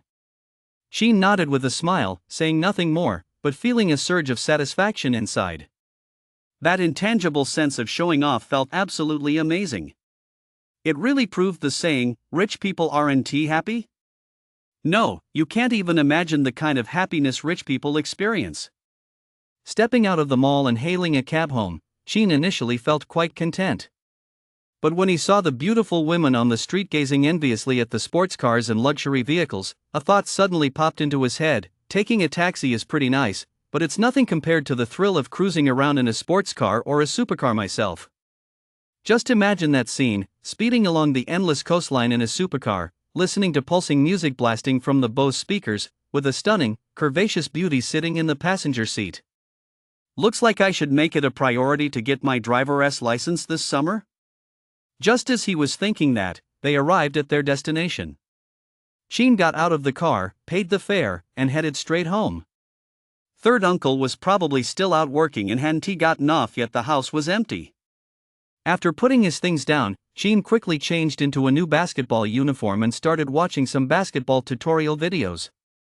When the time was right, he rushed off to Nansha No. 3 Middle School. At the entrance to Nansha No. 3 High School's South Indoor Basketball Court, several members of the school's girls' basketball team were gathered around Xia, looking at her with a touch of envy. "Captain, did Sheen really just casually give you the keys to the indoor court?" Xia looked a little embarrassed and whispered, "Oh, don't listen to Meng Meng's nonsense. It's not like he gave them to me, he just lent them to me to use for a while." "Lent them?" After she got the keys, her heart was racing, and her eyes were practically glued to Sheen. "Is that really just borrowing?" Su Meng teased. "Cut it out. It's not nearly as dramatic as you're making it out to be." Xia laughed and playfully punched her lightly. "But I do remember someone here getting all flustered and wanting a boyfriend too, don't I?" "I didn't tease." Su Meng blushed. Xia burst out laughing. "See? She just confessed without even being asked." Only then did Su Meng realize she'd said too much. Her face flushed bright red as she reached out to cover Xia's mouth, but just then, she spotted Sheen approaching. She quickly pulled her hand back and discreetly smoothed out her clothes and hair. Xia, however, walked up to him naturally, giving Sheen a thorough once-over before laughing. "Not bad. You look pretty handsome in that new gear." "You are who you hang out with," Sheen chuckled, then glanced at the three teammates behind her and greeted them first. The girls smiled back, then began to sneak glances at Sheen. When they noticed Sheen was wearing Air Jordan 11s and using the latest iPhone, the girls felt a twinge of envy. But once they entered the indoor basketball court and witnessed Sheen's incredible skills, not to mention the 8-pack abs and V-line he'd inadvertently revealed during practice, the envy in their eyes turned into little red hearts. When the first day of practice ended and Sheen left, the girls from the school's women's basketball team immediately surrounded Xia, their eyes gleaming like big bad wolves when he spots little sheep. Startled by their stares, Xia asked uneasily, "What is this?" "Captain. A guy this young, rich, and good at basketball with 8-pack abs and the kind of guy who casually hands out keys to our school's indoor gym. Have you started your conquest yet? If not, I'm going to beat you to it. I could spoil him rotten." Xia was instantly taken aback, then sprang to her feet, hands on her hips, and declared defiantly, "I treat you like sisters, and yet you're trying to steal my boyfriend?" Chapter 49, Bold Ideas. Girls really know how to have fun. The indoor basketball court at Nansha No. 3 High School was suddenly filled with a joyful atmosphere. After teasing Xia for a while, Su Meng and the others said, half jokingly, half seriously, "To be honest, I'm actually a little envious. I seriously wonder if you, Tian, are Goddess' illegitimate daughter. You're beautiful, come from a wealthy family, have great grades, and now even your love interest is so outstanding. Look at the rest of us, not only are we academic underachievers, but we all seem to radiate the distinct scent of singlehood. Every time I think about how amazing my captain is and then look at myself, I feel like life is just too hard. Damn it, I'm not thinking about it anymore. The more I think about it, the angrier I get." Xia wrapped her arms around their shoulders and comforted them. Don't say that. You're all amazing in your own ways. Meng Meng is sweet and cute, Ying Ying is lively and sunny, and Lily has got a great figure. Isn't there a whole crowd of guys secretly crushing on each of you out there? Besides, Meng Meng plays great and is such a smooth talker. I really need to learn from her in that regard. Ying Ying goes without saying she always keeps her cool in tough situations, which is a seriously impressive skill. And as for Lily, well, her fashion sense is practically designer level. I doubt I'd ever catch up, even if I studied for years. Su Meng Meng and the others burst out laughing, teasing, "You're the one with the sweetest talk, you're always full of flattery." Xia exchanged a few more playful remarks with them before getting back to the point. Let us talk business. How is Shui's leg injury healing? Shui was one of the starting players on the school's women's basketball team and had previously served as Xia's practice partner. She'd been hospitalized after being hit by a car while riding her electric scooter to school, which was why Xia had turned to Qin for practice sessions. According to what she said before, she should have been discharged by now, which would have given her plenty of time to join the team's training sessions and prepare for the upcoming official matches. I was just about to tell you about her, Su Meng Meng sighed. I spoke to her on the phone today. She said her recovery isn't going well, and she'll probably have to stay in the hospital for another week. So, we'll have to consider using a substitute player. Our only substitute could step in, but Xia took a deep breath, looking somewhat helpless. She said she is supposed to get her period right around the time of the matches. With the constant health drain debuff, she can't guarantee her performance. Su Meng Meng's mouth dropped open in shock. No way. That is so unlucky. What are we going to do? Xia shook her head. Seeing this, the other team members fell silent as well. After a long moment, Su Meng Meng seemed to think of something, and her eyes lit up. Isn't Qin pretty good at playing? What do you mean? Xia looked a bit confused. I have a bold idea, Su Meng Meng said, leaning in close to Xia and the other team members to whisper her plan. After hearing her idea, Xia's expression turned peculiar. Your imagination really runs wild. The other two female teammates nodded in agreement. Su Meng Meng, however, smiled meaningfully. But it's brilliant, isn't it? If he agrees, not only will we solve our team's roster problem, but we'll be a shoo-in for a prize at the City League. I'll give it a try, Xia said. For some reason, he suddenly found himself feeling a little excited. If this actually worked out, not only would his dream come true, but he might just witness a truly bizarre spectacle. It was a bit out there, but the more he thought about it, the more excited he got. The next afternoon, Qin arrived at the indoor basketball court at 3rd High School around 5 o'clock as usual. During this practice session, whether it was just his imagination or not, he couldn't shake the feeling that Xia, Su Meng Meng, and the others were looking at him strangely, making him feel a bit uneasy the whole time. When training finally ended, just as he was about to tentatively ask about it, Xia suddenly spoke up first. Classmate, there is something I'd like to discuss with you. As she said this, she seemed a bit embarrassed. Meanwhile, Su Meng Meng and the others looked eager to jump in. Seeing that things were taking a turn for the worse, Qin instinctively said, if it's something that put me in a tough spot, you'd better not bring it up. Xia grew even more embarrassed, her eyes darting around nervously. She really didn't dare speak up. Think about our team's situation, and think about the City League trophy. Su Meng Meng nudged her gently from the side. Xia's eyes lit up at that, and she seemed to regain a bit of courage. She continued timidly, well, our basketball team has run into some trouble. One of our starters, Shui, is in the hospital and can't play, and our only substitute happens to be unavailable during the tournament. So? Qin watched her warily. Xia's face flushed slightly, and her small hands unconsciously began twisting at the hem of her shirt. After stammering for a while, she finally said, I just wanted to ask if you could help out and fill in for Shui. Qin looked completely baffled. I'm a guy. How am I supposed to fill in for a girl? Xia had already blurted it out. Seeing that she was just a hair's breadth away from success, Su Meng Meng immediately chimed in from the side, why not? You could just dress up as a girl. Qin's face was once again a blank, bewildered expression. Ying Ying and Meng Meng, however, couldn't hold it in any longer. They began to sneakily laugh as they eyed Sheen from head to toe, seemingly already picturing what he would look like as a crossdresser.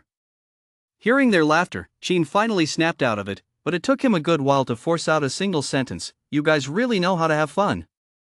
So, are you willing to help?" Su Mengmeng asked, her face lit with anticipation. Sheen gave her a look that spoke volumes. Su Mengmeng immediately understood what he meant. She clasped her hands together and looked at Sheen with big, watery eyes, her expression pleading, "Please, please help our team, okay? If you don't, our last chance at the City League is definitely gone. Tian really wants to win our school's first ever trophy in this final tournament. You don't want to let Tian down, do you?" Xia also looked at Sheen with a hint of hope. Seeing that Sheen still hadn't responded, she whispered, "Deskmate, if you're willing to help, no matter the outcome, I'll grant you one wish." Upon hearing this, Ying and Lily immediately started cheering. Whoa, what is going on here? Su Mengmeng, however, felt a pang of unease. Was this a setup to give Sheen a chance to confess? Is that even a thing? Sheen was also slightly taken aback. After standing there pondering for a moment, he smiled. "Are you serious?" Xia's cheeks flushed slightly. Still looking down, she nodded gently. "All right," Sheen said. Before the four girls could cheer, he quickly added, "Though I definitely want to dress up as a girl, I can try to figure something out for you. Wait for my good news." With that, without waiting for a response from Xia and the others, he hurriedly left. Chapter 50, The Proper Way for a Money-Wielding Pro to Ask a Question. Once he left third high school, Sheen sent a 200 yuan red envelope in the group chat and wrote on the envelope, "What's everyone up to?" Now that's the proper way to ask a question. The guy who sent that red envelope is so cool. Please humiliate me with your massive red envelope. I knew something good was coming my way today just by reading the stars. Sheen completely ignored all the flattery and asked again, "Seriously though, what's everyone up to?" My older brother said I've got some potential as a military strategist, so he found an old detective to be my mentor. Lately, I've been learning criminal investigation and problem analysis from him. Fatty was the first to reply. Shui chimed in, "Same here. My family has probably given up on my college entrance exams, so a while back they sent me to help out at my second Master Wing Chun faction. You guys wouldn't believe it, but when my second master saw me, he actually said I'm a rare martial arts prodigy and now I'm training in the Wing Chun faction under him, and my second master even said that once I'm fully trained, I'll inherit his legacy. I'm practically a second master in my own right now. Guys, are you jealous?" "Jealous my ass. I'll tell you this without holding back." Lang retorted cockily, "Last week, I couldn't stand that Mercedes dealership acting all high and mighty, so I hacked into their headquarters website and made it display unscrupulous merchants, bullying customers for a full 72 hours. Now, the world's most famous hacker group, Alpha, has reached out to me. They think I've got some potential and want to invite me to join." Only Area just typed a string of 666s before replying, "I'm just an ordinary guy. If my college entrance exam scores aren't good enough, I'll have to go back home to inherit a few hundred acres of farmland and take over the family agritourism business. Right now, I'm learning the ropes of the business from my dad." Holy shit. Area, you're actually a big-time farmer? I look down on you, you little landowner. And you've been hanging out with us the whole time, snatching Brother Chin's red envelopes. And you kept it a secret from us all this time. Everyone turned their attention to Ariu. Ariel looked a bit innocent as he said, "It just looks like I've got a lot of clout. My family is actually pretty broke. Get lost. This content is extremely offensive. Blocked. Blocked +1. Sheen watched them banter, thought for a moment, then said decisively, "I've been meaning to treat you guys to a meal." Why wait? Let us do it today. I'm right by the entrance to 3rd Middle School. There's a great skewered meat place nearby. Want to grab some skewers? Gonna change right now, heading over immediately. +1. +2. There in 10 minutes. Sheen smiled.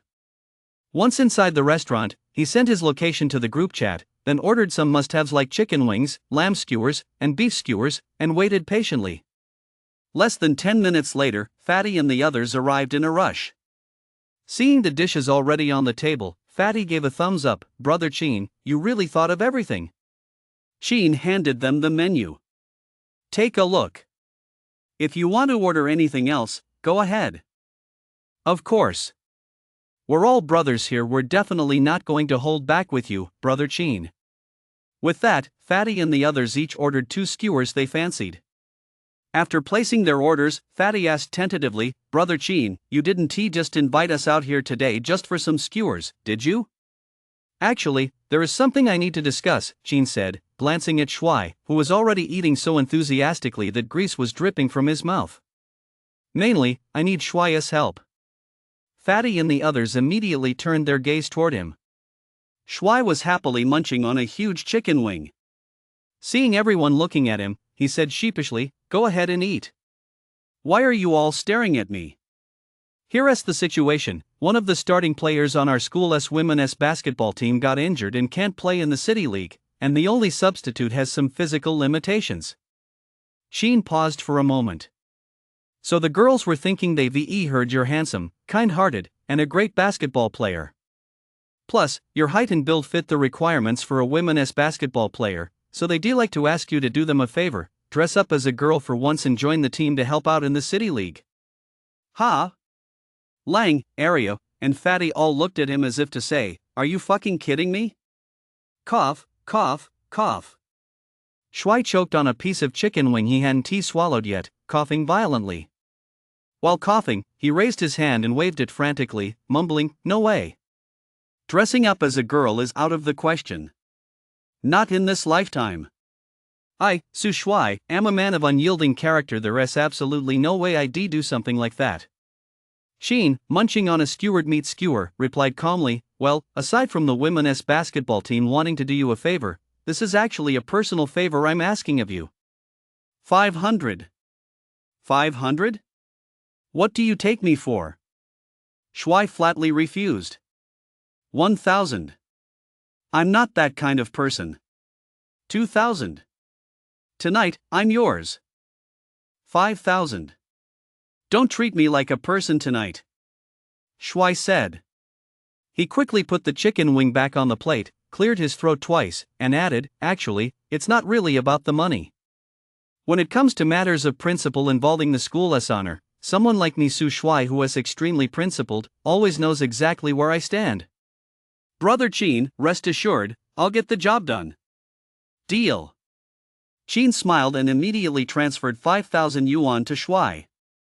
Upon seeing the massive sum, Shuai couldn't stop grinning from ear to ear. Fatty and the others stared in disbelief. "Shuai, where's your sense of decency? Holy shit, that's a dress, bro?" Su Shuai looked at the 5,686.79 in his change and said with a touch of satisfaction, "You can't hold a grudge against money, no matter who you're mad at."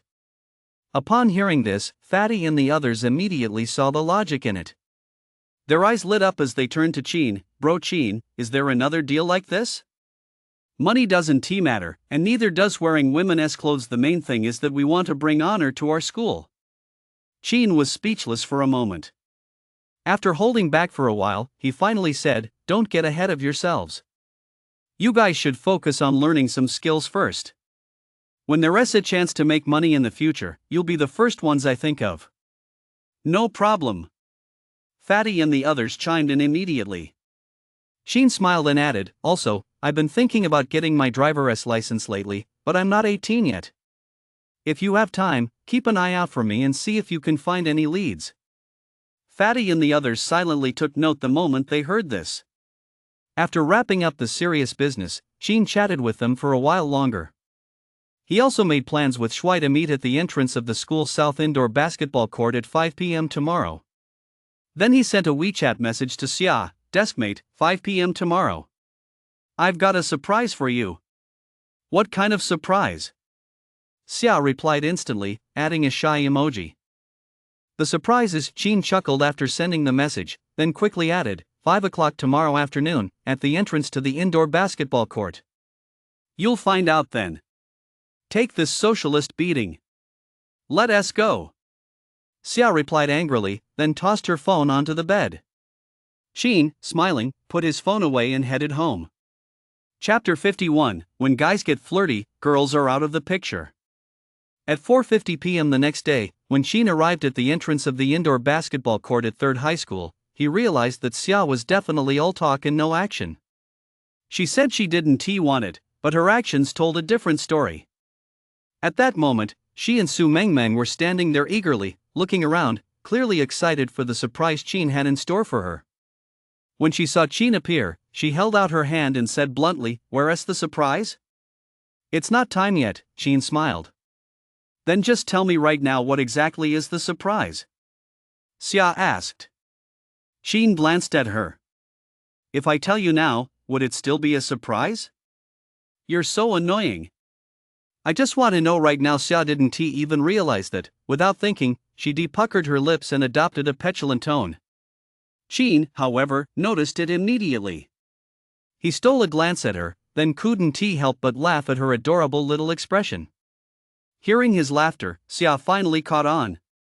Feeling a bit embarrassed, she playfully punched him lightly with her tiny fist. "What's so funny? Don't laugh." "Okay. I won laugh. Qin dodged while still unable to hold back his laughter. Just as Xia was about to keep hitting him, a flamboyant figure appeared. The first thing to catch everyone's eye was a long, white leg in flat shoes, followed by the hem of a pair of women's athletic shorts, then two unusually firm and high curves, and finally a cute face with well-behaved, shoulder-length curled hair. Qin stared for a moment before realizing who it was. It was Shuai. Behind Shuai, Fatty and the others seemed to be stifling their laughter, their shoulders shaking as they walked over. Xia, Su Mengmeng, and the others looked at Shuai, then at Qin, still somewhat bewildered. "Can't you recognize him anymore, Su Shuai?" Qin prompted. Xia was speechless for a moment. Is that really Su Shuai?" Su Shuai blinked her big, doll-like eyes which she carefully painted with Kaolin makeup, then, in a seductive manner, stood on her tiptoes, spun around, and hopped in front of everyone, closing her eyes before finally asking in a coquettish voice, "So, what do you think? Do I look like a girl?" Xia was now completely convinced that this was indeed Su Shuai, and was left speechless. Su Mengmeng, however, stared at Su Shuai's alluring posture and seductive gaze, remarking, "It's true, when a man gets that flirty, women don't stand a chance." Ying and Lily nodded in agreement. After all, no one could outdo him in that department. However, a moment later, the two of them thought of another problem. The cross-dressing part is a sure thing, but our main goal isn't the costume, it's taking Shuai's starting position. "Qin, how good is your friend at basketball?" Xia finally caught on and looked at Su Shuai with a mix of surprise and doubt. Although she'd been classmates with Su Shuai for 3 years, if it weren't for Qin and Su Shuai's group getting closer recently, she really wouldn't have known a thing about them. All she knew so far was that Su Shuai's crew was full of pranks and that they all revolved around Qin. Could Su Shuai even play basketball? She honestly had no idea. Seeing this, Qin smiled confidently, led Xia and the others into the indoor basketball court, then turned to Su Shuai and said, "Shuai, show these pretty ladies what you've got." "Sure thing." Su Shuai gestured, then signaled to Su Mengmeng to pass him the ball. Su Mengmeng, wanting to test him, threw the ball at him with all her might. But to her surprise, Su Shuai not only caught it effortlessly, but as soon as he got the ball, he launched a fast break, a quick burst of speed, a fancy dribble to the basket, and a light, floaty shot. A spectacular swish. Score! Seeing this, Qin smiled at Xia and the others. "What do you think? Does he meet your standards?" Ying and Lily nodded eagerly. "He's incredibly fast, almost as fast as me when I'm at my peak. Plus, he's really skilled at basketball, and his shooting seems pretty solid too. His level is way above Shuai's." Su Mengmeng looked a bit stunned and surprised. "Where did you find this guy? With his skills, he could be a starter on the men's basketball team. How come I've never heard of him before?" Xia was delighted, yet also a bit puzzled. "That's right, Su Shuai plays basketball this well, so why do so few people in our class know about it?" "It's not really my place to answer that. You should ask him yourselves," Qin said, turning his gaze toward Shuai. Shuai flashed an awkward yet polite smile. Actually, I really enjoy playing basketball. I almost made the school team in my freshman year, but unfortunately, my height just wasn't up to par. Only then did Xia and the others realize Su Shuai, standing at just 5'3", would have fit right in on a girls' basketball team, but among a bunch of guys who were at least 5'10", he'd really be a tiny speck. No wonder he had all the talent but remained unknown. It turns out he simply never had a chance to shine. Then joining our girls' basketball team is the perfect move. Ying patted Shuai on the shoulder. This is exactly where you'll shine. Let us give it our all, kid. Lily added with a smile. Su Shuai knew they were trying to comfort and encourage him, but why did their words sound so off? Sheen also patted him on the shoulder. The hopes of the women's basketball team rest on your shoulders. Su Shuai once again offered an awkward yet polite smile. Sheen turned her gaze to Xia. Is this surprise enough? It is. Xia nodded, then looked away and whispered, I keep my word. I'll grant you one condition. Go ahead, what do you want me to do? Sheen looked pensive. Seeing this, Xia felt a wave of anxiety wash over her. What if he confesses right now? That would be so unromantic. This is his first love, after all. But what if he is too clueless to get the hint and doesn't confess? Who knows when I'll get another chance to set him up like this? Seeing that Sheen remained silent, her anxiety grew more and more intense. When Sheen finally snapped out of it and looked back at her, her heart was practically in her throat. But just then, Sheen spoke up, I haven't decided yet. I'll let you know once I've made up my mind. Xia spotted the teasing look on his face and immediately realized he was doing it on purpose. Annoyed, she nudged him with her shoulder. You're so mean. You're stringing me along on purpose. Yeah, how did you figure it out? You're so sharp. Sheen laughed heartily. Xia stared at him in disbelief. You actually admitted it? Yeah, is there a problem with that? Sheen retorted. Deskmate, you've turned into a bad boy. You're still just as cute. Sheen said, glancing at Xia's lovely face and whispering, don't worry, I'll make the most of the opportunity you've created for me. With that, he walked away quickly. Xia watched his retreating figure, her heart pounding wildly. Does he know this is the opportunity one created for him? And he said he'd make the most of it?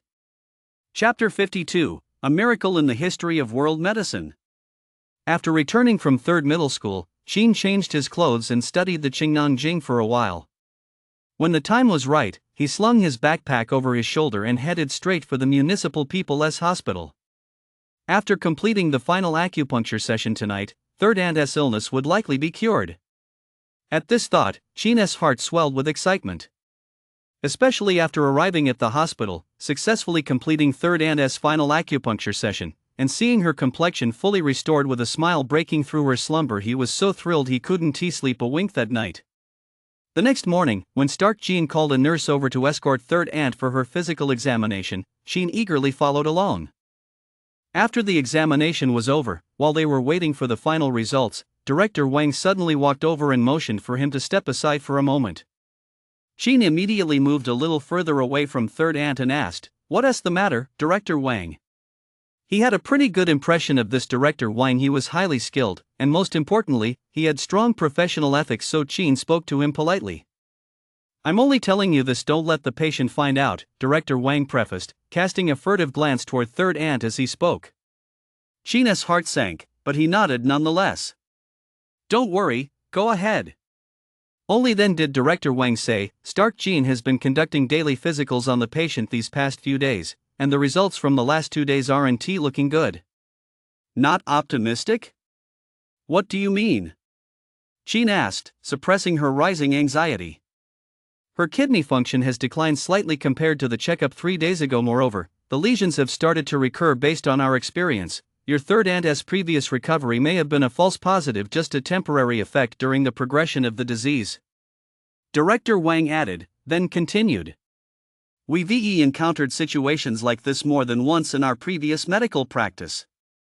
So, the reason I'm telling you this now is mainly to give you a heads up. While having hope is a good thing, you mustn't harbor any illusions that go beyond the scope of modern medicine. He phrased it delicately, but Qin understood exactly what he meant. Thank you for the reminder, Director Wang. I understand, he replied impassively, glancing at Stark Kim at the same time. Stark Kim seemed to have regained his confidence now that his argument had been validated. He looked rather smug, with a hint of mockery even in his brow. Qin said nothing more and silently returned to Third Ant's side. Seeing the look on his face, Third Ant thought something was wrong and instinctively reached for her phone to ask. The medical report was in. Director Wang, seeing Stark Kim begin to flip through the report, instinctively gave Qin a sympathetic look. But just then, Stark Kim suddenly cried out, "Impossible!" As he shouted, he looked up blankly toward Third Ant, his hand holding the medical report trembling violently. "What's wrong?" Director Wang asked, leaning in to look as well. Once he made out the contents of the report, his pupils contracted sharply, and he whispered, How is this possible?" As he spoke, he cast aside his earlier fear of Stark Qin, snatched the medical report from his hand, and began flipping through it rapidly.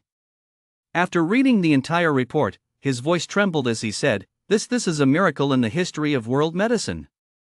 Third Ant felt uneasy and tentatively asked, "Doctor, how is it?" Prompted by her question, Director Wang set down the report and hurried over to Third Ant, scrutinizing her intently with a burning gaze. "Incredible! Absolutely incredible! Your uremia has been cured. Cured in just a few short days." Cured? Third Ant was also a bit dazed by the overwhelming news. "Dr. Wang, could you explain it in more detail? I'm a bit confused right now." Qin, standing nearby, couldn't help but smile knowingly. After laughing, he quickly suppressed his smile, afraid someone might notice something amiss. Director Wang and the others, however, were completely oblivious to him. They fixed their gaze on Third Ant and exclaimed excitedly, "Cured means your terminal illness is completely gone. All you need to do now is stay in the hospital for a bit of observation, and then you can be discharged." "What? Really? I'm cured? I'm healthy?" Third Ant looked at Director Wang with wild delight, then turned to Qin. "Xiao Yu, did you hear that? The doctor said I'm healthy. You and your third uncle don't have to worry anymore." Qin was also overjoyed and nodded repeatedly. Only Stark Qin, with his hands buried deep in his hair and his eyes bloodshot, seemed to have lost his mind as he muttered to himself, "How is this possible? How could this be?" It was clearly an incurable disease, a medical conundrum even the Royal Swedish Medical College couldn't solve. How could it possibly be cured in China, where medical standards are far behind and people still cling to superstitions and fantasies about witchcraft and traditional Chinese medicine? Impossible. This is impossible. Something must have gone wrong. Hearing this, Qin gave a cold laugh. If you never step outside, you'd think this is the whole world. Vast and magnificent China, with its vast land and abundant resources, and a history and culture spanning thousands of years. How dare you, someone who has merely scratched the surface of medicine for a few short years, presume to judge it? You presume Western medicine is advanced, while traditional Chinese medicine represents superstition and backwardness. I'm afraid you've forgotten that the forefather of Western surgical procedures was none other than China's sage of medicine, Hua Tuo. Furthermore, if you still believe Chinese medicine is backward, then I'd like to ask you this: if this so-called backward Chinese medicine has cured what you consider an incurable disease, where exactly does the advancement of the Royal Swedish Medical College come into play? Is it in the art of crushing patients' hopes? Stark Kim's face alternated between pale and crimson. He was speechless for a long moment. Qin didn't say much more. After escorting the agitated Third Ant back to her ward, he left with a sense of satisfaction, eager to share the good news with Third Uncle. Just as he walked away, Director Wang finally came to his senses right there in his own department, right there in this hospital. A miracle in the history of world medicine had just occurred. For the first time in human history, a patient had truly overcome terminal uremia without a kidney transplant. This was a major event, the kind that would make global headlines. With that thought, he hurried off at a run, straight to the president's office, where he gave a detailed account of the situation. The president had been reviewing documents when Director Wang burst in so hastily, and he was initially a bit annoyed. But after hearing the report, he immediately forgot his irritation and raised his voice an octave. What did you say? End-stage renal disease cured right here in our hospital? Director Wang nodded repeatedly, too breathless to pause, and recounted the events once more. Upon hearing this, the hospital director sprang to his feet and exclaimed urgently, "Quick, take me to see that patient." "Oh, no, that miracle. Quick, take me to see the miracle." Chapter 53, If your eyes are useless, you can donate them. A few minutes later, in the private VIP ward, Third Aunt felt somewhat uneasy as she faced the hospital director, Director Wang, and a large group of the hospital's key staff members gathered around her. "Dr. Wang, did something go wrong with the examination just now?" "Not at all," Director Wang replied with a conciliatory smile. "It's just that the physical examination we conducted earlier wasn't comprehensive enough. The hospital director would like to personally oversee a more thorough and detailed examination of you." As he spoke, seemingly afraid Third Aunt might misunderstand, he added, "You needn't worry about the cost, the hospital will cover it entirely." The moment Third Aunt heard it was free and that the director of the People's Hospital would be conducting the examination personally, her doubts vanished instantly. She asked softly, "So, how should I cooperate?" Though she wasn't highly educated, she had seen Director Hu on the news more than once. It was said that Director Hu was the only expert physician in Nansha City to receive a special state allowance, and he was also the most skilled physician in the entire city bar none. Even within Nanyue province, where medical resources were extremely abundant, he was one of the very few top-tier physicians. For the average person to secure his services, they'd have to fight tooth and nail. This time, since he was willing to conduct the physical examination for free, Third Aunt was more than happy to accept. On the other hand, Third Aunt actually had a tiny bit of worry in her heart. She was still a little afraid that the results of the earlier examination might have been inaccurate, and that she had gotten her hopes up for nothing. If Director Hu personally conducted a comprehensive examination again, she would be able to verify the results once more. Seeing that Third Aunt had agreed, Director Wang immediately stepped forward politely to offer his arm. "This way, please." President Hu and the others followed in unison, all brimming with anticipation as they began preparing for the comprehensive examination. Meanwhile, at the entrance of the Municipal People's Hospital, Sheen had just stepped out of the hospital gates when he immediately dialed Third Uncle's number. As soon as the call connected, he said cheerfully, "Third Uncle, Director Wang, Third Aunt's lead surgeon, just told me that Third Aunt is completely cured. He even called it a miracle in medical history." "What?" On the other end of the line, there was a distinct sound of something heavy hitting the ground, followed by Third Uncle's ragged breathing. "Xiao Yu, are you sure?" "I'm sure." Sheen couldn't contain his excitement. Dr. Wang also said Third Aunt just needs to stay in the hospital for a little while longer for observation, and then she can be discharged. There was a long silence on the other end of the line. After what seemed like an eternity, Third Uncle finally managed to utter 3 words, "Good. That's great." Just as Sheen was about to respond, a sudden, urgent roar erupted. He looked in the direction of the sound and saw a bright red Ferrari F12 racing toward the hospital entrance like a wild beast, far exceeding 150 km/h in a 40 km/h zone where honking was prohibited. As it sped by, the car emitted a constant stream of frantic honking and the deafening roar of heavy metal music. Sheen could no longer hear the phone clearly, so after saying goodbye to Third Uncle, he hung up. Just as he was about to put his phone away, he suddenly realized that even though the car had clearly seen him at the hospital entrance, it showed no sign of slowing down or turning. And now, the car was less than 15 meters away from him. Sheen's hair stood on end with fear, and he instinctively leaped back several steps. Sure enough, that flashy red Ferrari F12 hadn't slowed down at all from start to finish, barreling straight through the hospital gates. Even though Sheen had dodged with all his might, he still got a faceful of dust, and his clothes were scraped and torn to shreds. If he'd been even a split second slower, he would been knocked flying. But the driver didn't seem to care in the slightest. After barreling into the hospital at high speed, he executed a bold drift and spin, coming to a stop right at the no parking zone at the entrance to the hospital building. Sheen narrowed his eyes and strode over. As he approached, the driver's door of the Ferrari F12 swung open, and a tall, muscular man in a black suit and black sunglasses stepped out first. After getting out, he roughly shoved aside a passerby who had been frozen in fear at the passenger side door, then adopted a sycophantic posture as he respectfully opened the passenger door. Immediately, a foot clad in brown leather loafers and cropped pants stepped out of the car. Next came a head of stylish silver hair, a face etched with defiance, and a pair of oversized sunglasses that covered half his face. As the silver-haired man stepped out, he was surprisingly draped in a mink coat. After getting out, he looked around with a haughty air, then gave his shoulders a shake, causing the mink coat to slide right off. The muscular man in black caught it with practiced ease and hurried to the trunk. The silver-haired man seemed poised to enter the hospital, but suddenly noticed a figure had appeared directly in front of him, standing right on the first step he was about to take. His expression unchanged, he made a move to walk right through the man. "If your eyes are useless, you can donate them to someone who needs them."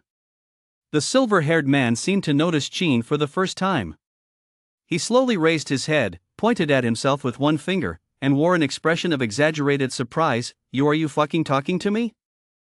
"What else?" Qin retorted. The silver-haired man seemed to laugh in anger, tilting his head back as he pointed at himself again and asked, "You little shit, do you know who I am? The last guy who talked to me like that, does he regret ever being born? Who the hell do you think you are? Daring to block my path, and talking back to me like that? Do you believe me when I say I, Liang Chen, have 100 ways to make sure you can't survive in this city? Fuck you. Fuck you." In the heat of his tirade, Liang Chen even raised his foot, feigning a kick toward Qin. Qin dodged swiftly, and with lightning speed, as he passed by, he quickly jabbed needles into 3 of Liang Chen's acupoints. Damn it! Liang Chen felt a slight prick of pain and was about to continue his tirade when he suddenly realized he couldn't make a sound. He was instantly horrified. He tried to speak several times in a row, but his throat felt as if it were blocked, not a single sound came out. Had he gone mute? As this thought flashed through his mind, Liang Chen panicked. He stared at Qin and tried to make sounds, but nothing came out. Seeing this, Qin's lips curled into a faint smile. A divine physician can save lives, but he is even more capable of taking them. If the King of Hell orders someone to die at midnight, he can keep them alive until dawn. Likewise, if the King of Hell orders someone to die at dawn, he can make them cold and lifeless by midnight. As Hua Tua's signature technique, the Qingnong needle method is far more than just a means of healing and saving lives. However, this was the first time Qin had ever used this technique. That's why, after using it just now, he was a little worried it might not work. But now, seeing the guy's face turn bright red and his mouth hang open for ages without uttering a single word, he was instantly put at ease. There are 1,000 roads, but safety comes first. If you drive recklessly, your loved ones will shed tears. Be more careful behind the wheel from now on. Qin smiled at him and strode off. Leaving this guy speechless was just a small punishment for his lawlessness, arrogance, foul-mouthness, and disregard for human life. Liang Chen watched in shock as Qin actually walked away. He instinctively wanted to call out to him, but his mouth hung open for a long time, and not a single word came out. As Qin's figure grew smaller and smaller in the distance, Liang Chen's face turned blood red, and tears were about to spill from his eyes. On the other side, his bodyguard had just returned after hanging up his mink coat. Noticing Liang Chen's pale face, he immediately asked, "Young master, what's wrong?" Liang Chen tried to explain, but still couldn't get a single word out. Seeing that the bodyguard was still staring at him blankly, completely failing to grasp his meaning, he flew into a rage and kicked him hard. Chapter 54, Recovery from Uremia Shocks the Entire Hospital. Black, having been kicked by his boss, looked aggrieved. "Young master, have I done something to displease you?" Although he was a top-tier elite in the security firm, he lacked formal education and could only understand spoken Chinese commands. He simply couldn't grasp Liang Chen's gesticulating style of communication. Liang Chen gestured wildly and made a series of grunts and mumbles, but still couldn't convey what he meant. His face flushed bright red as he pointed in the direction Qin had disappeared. Black stared blankly at the empty road ahead and said timidly, young master, can you speak? I didn't get much of an education, so I really don't understand." Otherwise, I wouldn't have taken this job, this kind of work that's as useless as a baby born without an anus, helping the tyrant. Liang Chen's face darkened, and he kicked him hard again. Black stumbled back half a step, looking utterly aggrieved. Liang Chen paid him no mind at all, merely pacing frantically in circles. As he paced, he tried speaking again, but the result was the same, not a single word came out. At that moment, Black finally noticed something was wrong. He looked surprised and asked, "Young master, you?" Liang Chen's face darkened. He pulled his phone out of his pocket and quickly typed out a line, "You're a fucking idiot. A moron. A total asshole. And if you're uneducated, just shut the fuck up. Look at what you just said, what the hell was that? Is that even human speech?" Black didn't dare reply. After venting his anger, Liang Chen continued, "I can't speak. I suspect that little bastard from earlier tampered with something, and I wanted you to stop him. But you idiot, how could you be so stupid? Now that little bastard has escaped, I'd love to kill you first." Black looked a bit embarrassed, yet also surprised. "What did he do to you, young master? How could he make you lose your voice just like that? I've been around the underworld for so many years, and I've never heard of such a technique. Fuck, you're so uneducated." Liang Chen typed another line on his phone. "Haven't you watched TV? In martial arts dramas, don't a lot of people know how to seal acupoints? I suspect that little bastard sealed my speech acupoint. Are you fucking kidding me?" Black really wanted to retort. Can you really take stuff from martial arts dramas seriously? What the hell is a silence acupoint? Who is the uneducated one here? But he forced himself to swallow his indignation and said quickly, "I'll take you to get checked out right now. Let us see if the doctor can fix this." Liang Chen said nothing, he just took off running toward the hospital. Black immediately gave chase, barreling through the crowd and shoving anyone or anything in Liang Chen's path out of the way. Meanwhile, inside the People's Hospital, Director Hu and the others had already received the results of the comprehensive examination. The results showed that China's third aunt had completely recovered her health. There were no longer any symptoms of uremia. In fact, her kidney function had fully returned to normal. Director Wang was so overcome with emotion that his hands were trembling. He said to President Hu, "President, did you see that?" "I did," President Hu replied, shakily pulling out a pack of cigarettes to light one and calm down. But his hands were shaking so violently that, despite several attempts, he couldn't get the lighter to ignite. Uremia cured. The first case in the history of world medicine. A true miracle. It had actually happened right here in the hospital he managed. And most importantly, it was highly likely that the patient had recovered and even been cured precisely because of the surgery performed by Director Wang not long ago. The other attending chief physicians were also stunned by the results, standing frozen in place and even forgetting to light a cigarette for President Hu. Only Director Wang, after the initial excitement, quietly reminded him, however, "President Hu, while the patient was cooperating with our comprehensive examination just now, I discovered this." "What?" President Hu asked instinctively. Director Wang handed over several slides. Upon seeing them, President Hu's pupils contracted instantly. "This is..." Director Wang nodded and lowered his voice, "I suspect these are marks left by acupuncture." "Wait a moment, let me take a closer look," Director Hu said, flicking the cigarette from his mouth before taking the slides and examining them carefully. After reviewing them, he still felt uneasy. He hurried over to Third Aunt Chin and asked urgently, "Ma'am, would you mind if I confirmed a few things and performed some localized examinations?" "How should I cooperate, doctor?" Third Aunt Chin asked, looking somewhat flustered. "You don't need to do anything. Just sit here. Don't worry about what I'm doing, just make sure you don't move," Director Hu said, eagerly examining certain acupoints on Third Aunt. When he found some unhealed needle marks there, he unconsciously took a deep breath. Director Wang was watching from the side. After Director Hu had finished his breath, he asked quietly, "Is this the result of human intervention?" "Before I answer, let me confirm a few things with you again," Director Hu said solemnly. First, is it confirmed that the patient has terminal uremia and is beyond hope? Second, in the recovery reports from the days following the last surgery, were there absolutely no signs of recovery? Director Wang stood up straight. Director, I can stake my professional career on it. The patient's terminal diagnosis is accurate. Furthermore, ever since the patient's recovery was discovered, I've spent several days reviewing their post-operative medical reports, and I can confirm with absolute certainty that there were absolutely no signs of recovery. President Hu stood motionless for a moment, then exhaled a long breath and said earnestly, "That I can now make a definitive statement. This patient's uremia was cured by some unknown miracle doctor using acupuncture." The moment those words were spoken, the room fell completely silent. All the accompanying medical staff and department heads stared blankly at President Hu. After a moment, someone finally snapped out of it and asked in disbelief, "President, are you certain? The patient's uremia was cured by human hands? And by traditional Chinese medicine and acupuncture practices long dismissed as feudal relics?"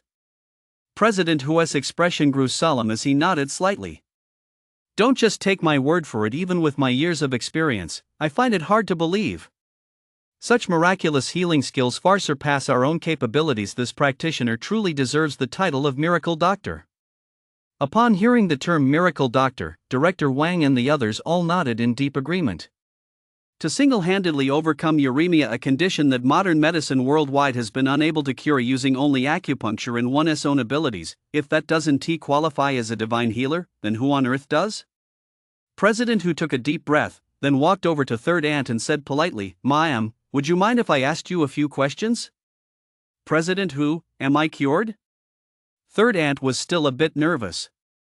Director Hu smiled. "Completely cured.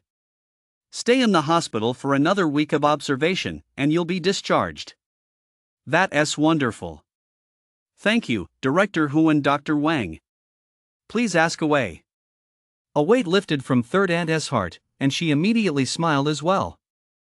Director Hu asked cautiously, "May I ask, who was the miracle doctor who treated you with acupuncture? Would you be willing to introduce us to him?" "What acupuncture? What miracle doctor?" Third Aunt looked completely bewildered upon hearing this. "Director Hu, what are you talking about? I don't understand." Chapter 55, Acupuncture Cures a Terminal Illness. The medical world is in an uproar. Director Hu was also a bit taken aback and asked instinctively, "Your uremia was cured by a miracle doctor using acupuncture. Don't you know that?" Third Aunt looked even more bewildered. "I don't know any miracle doctor, and besides, no outsiders have come to see me these past few days." Director Hu instinctively glanced at Director Wang.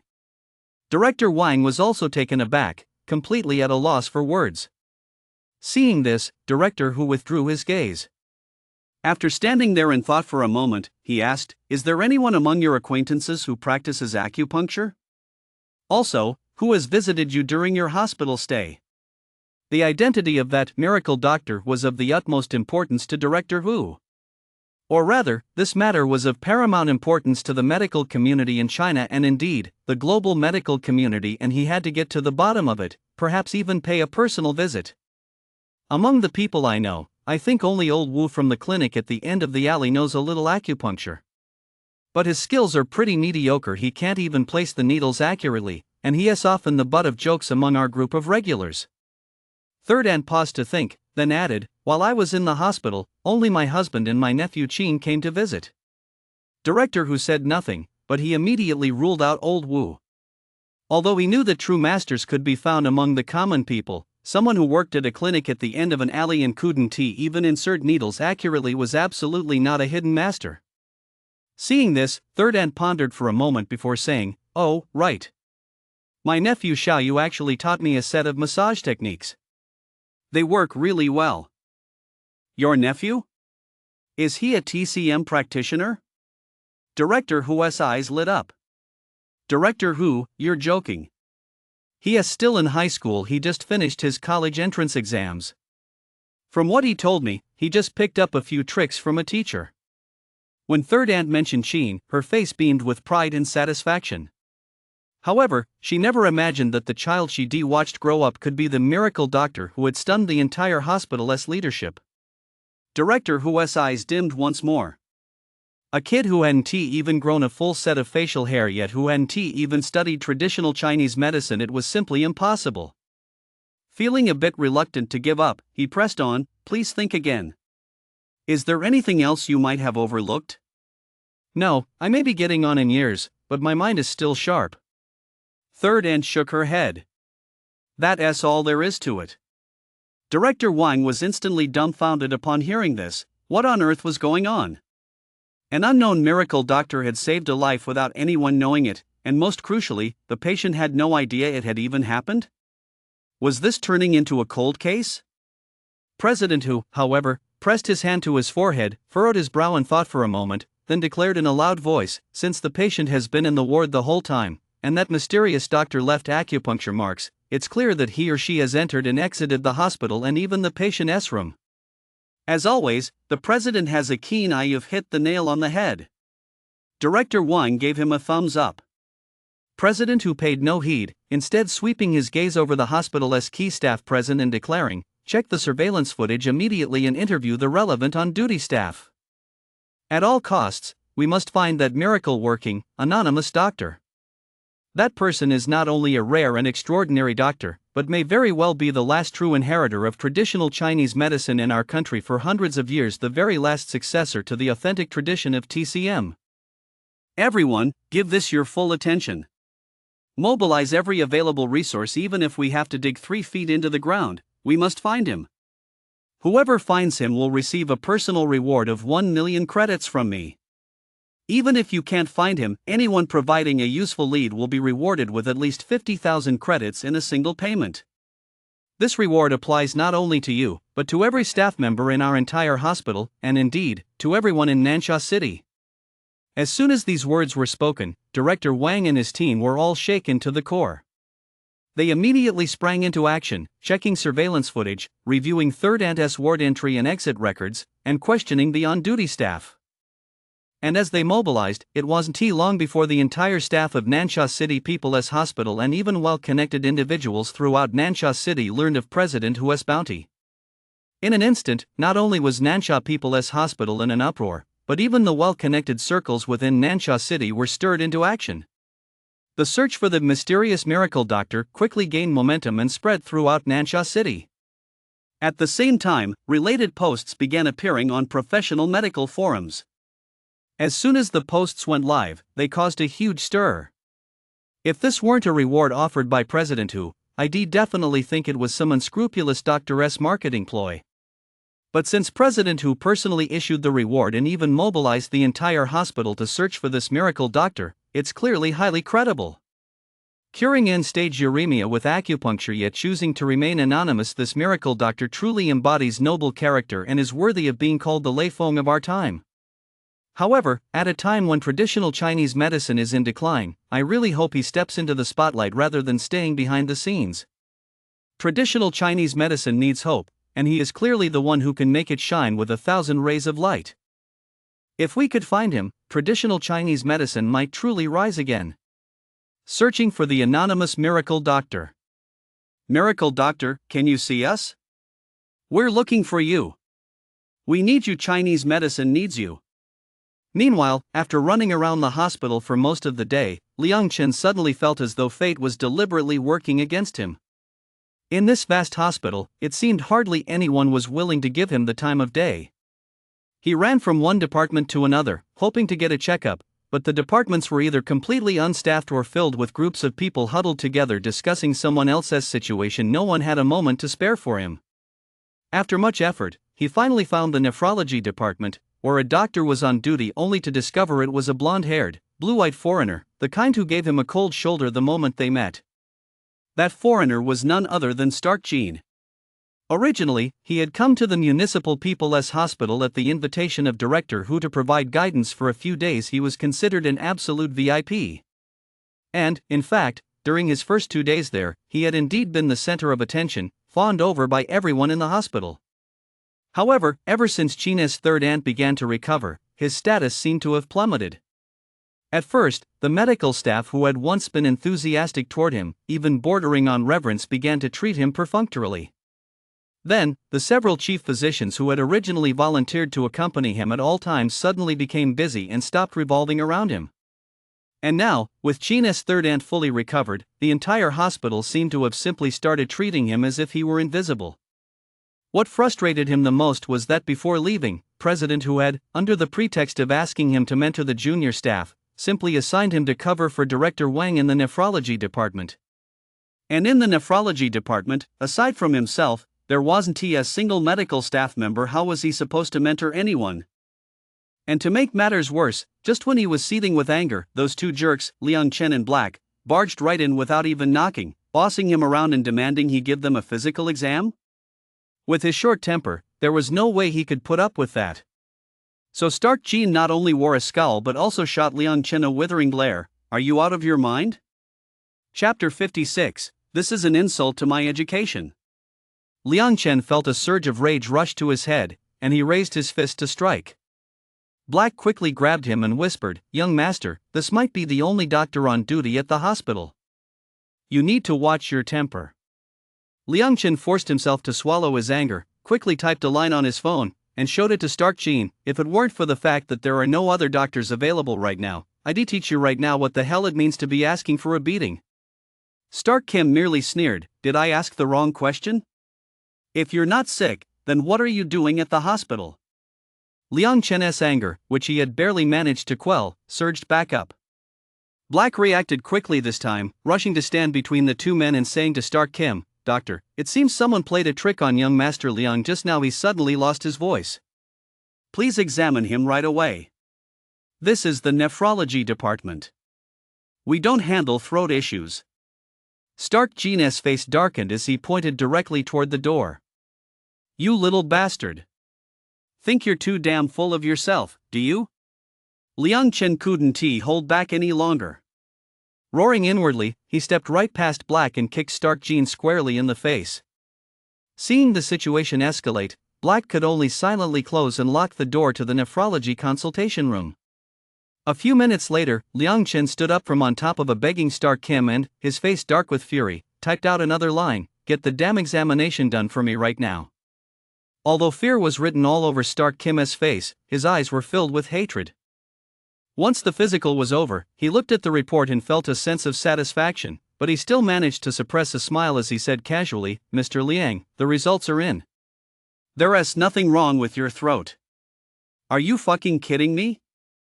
Liang Chen typed out a line of text at lightning speed. "I can't even speak right now, and you're telling me there is nothing wrong with my throat, you quack." Black also blared at Stark Kim. Others might not know, but he knew better than anyone. Liang Chen's voice had always been perfectly healthy. He could hit the high notes in Qinghai Tibet Plateau without a hitch. Now he suddenly lost his voice. How could there be nothing wrong? This blonde guy right in front of him was definitely spouting nonsense. He was surely getting back at young Master Liang for beating him up earlier. Stark Kim sensed a thick aura of murderous intent emanating from Black.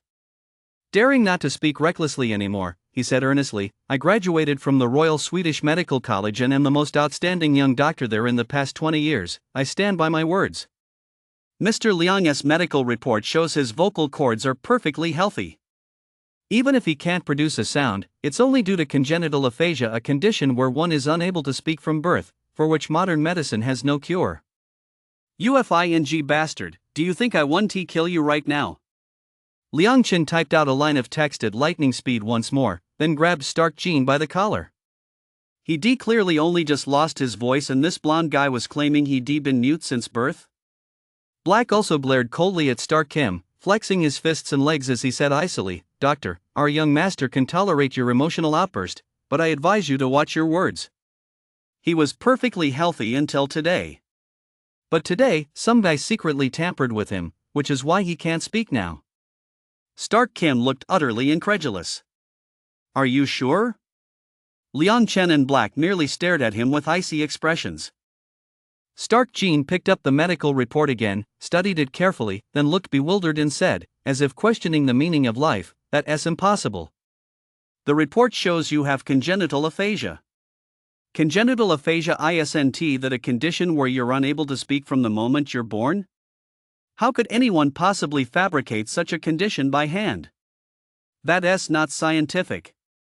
It's an insult to the education I've received over the past 20 years. Liang Chen couldn't make head or tail of his rambling. He simply shoved him aside and typed another line, "Don't give me all that nonsense. I'll ask you just one thing, can you cure it? Sir, do you even know what congenital means? Stark Kim muttered. Congenital means it's a condition you're born with, incurable. Unless you're reincarnated and fix the problem while you're still in the womb? Got it? Bullshit. You're spouting complete nonsense. Liang Chen screamed inwardly, then delivered another vicious kick. This time, Stark Kim was sent sprawling onto the ground, and the invitation letter he received for the South Guangdong Medical Exchange Conference fell to the side. Liang Chen paid it no mind and continued to charge forward, beating him. Black, however, casually picked up the invitation. After reading through Stark Jin's list of titles on the invitation and seeing the official seal of the Chinese medical delegation, he was left speechless. Originally, he assumed Stark Jin's titles were all made up, but now that he saw the invitation, he realized the man was indeed a genuine, world-class physician and internationally renowned one at that. Black instinctively swallowed hard, then grabbed Liang Chen and handed him the invitation to look at.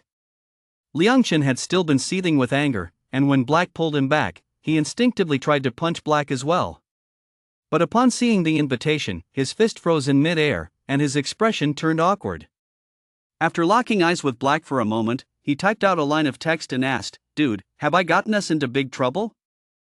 Black glanced at the furious Stark Kim on the ground, nodded, then shook his head. "He doesn't seem to know us yet, he just knows your surname is Liang." Liang Chen immediately dropped the invitation and turned to run.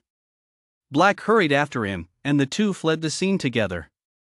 Watching the two culprits flee, Stark Jin roared in fury, "You bunch of beasts, animals, uncivilized monkeys. Just you wait." Once they escaped the hospital, Liang Chen quickly got into the car. With a cold expression, he typed a line, "If you breathe a word of what just happened to anyone, I'll kill your whole family." Black was drenched in cold sweat and nodded frantically. Seeing this, Liang Chen snorted coldly and typed 3 more lines on his phone, "That Stark Jin probably wasn't lying to me.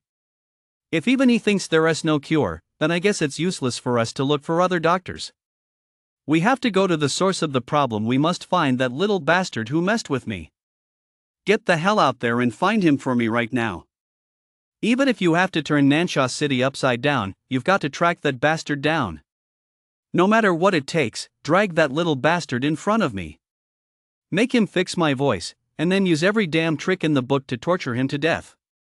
Black nodded, his expression stern. "Rest assured, young master.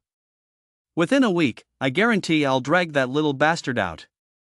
Chapter 57, Youthful Ambition, a Promise Worth 1,000 Gold. As the Liang family mobilized to search for Qin with all their might, Nansha City was once again thrown into turmoil. Who was the Liang family? They were, without a doubt, the #1 family in Nansha City. The dominant force in the real estate sector, the leader in the pharmaceutical industry. Not only did they operate in both the legitimate and underworld spheres, but within the vast expanse of Nansha, there was nothing they couldn't resolve. For as long as the people of Nansha City could remember, it had always been others begging to join the Liang family, a privilege rarely granted. No one had ever heard of the Liang family actively searching for someone. And they were doing it with such fanfare and urgency. In an instant, nearly everyone in Nansha City with even a modicum of insider knowledge began asking around about who exactly the Liang family was looking for. At the same time, rumors began spreading through secret online forums. Liang Chen, the eldest son of the Liang family, offended a mysterious figure who struck his speech acupoint, leaving him mute. The moment the news broke, it spread like wildfire. In fact, in less than half an hour, it shot straight to the top of Weibo's and Baidu's trending lists. Netizens flooded the comments with posts. Buyer watch videos at WeChat 1367861111667. You porn sellers are really getting out of hand, you're everywhere, aren't you? But seriously, how the hell did this Liang family scandal get blown up to sound like a novel? A silence acupoint? Why not just say he was taken out by the three-body aliens black tech? That scourge of a Liang family heir, has his time finally come? Thanks to that mysterious unsung hero. The Liang family are all scum born without a penis. They finally got what they deserved. Liang Group sold fake medicine, treated lives like grass, and profited off people as suffering. The whole family deserves to be wiped out. Thanks to the mysterious unsung hero plus. You two up there are going too far. Do you have any hard evidence for those accusations? Don't go spreading rumors without proof, okay? You have the right to remain silent, but anything you say can and will be used against you in court. Money really lets you do whatever you want. Damn it, even a rich person's fart can trend on social media. Am I the only one curious about who exactly silenced Leon Chen? No, you're not alone. Though I think rumors aren't always accurate, judging by the commotion at the Liang family, there really is a mysterious figure who has done us all a huge favor. The Liang family's young master has always been protected by some tough guys. The fact that this mysterious person managed to teach him a lesson and walk away unscathed means they're no ordinary person. Nansha has been on fire lately. First, a mysterious miracle doctor popped up at the People's Hospital, treating uremia with acupuncture. Now the Liang family's heir has fallen victim to a mysterious figure's righteous fist.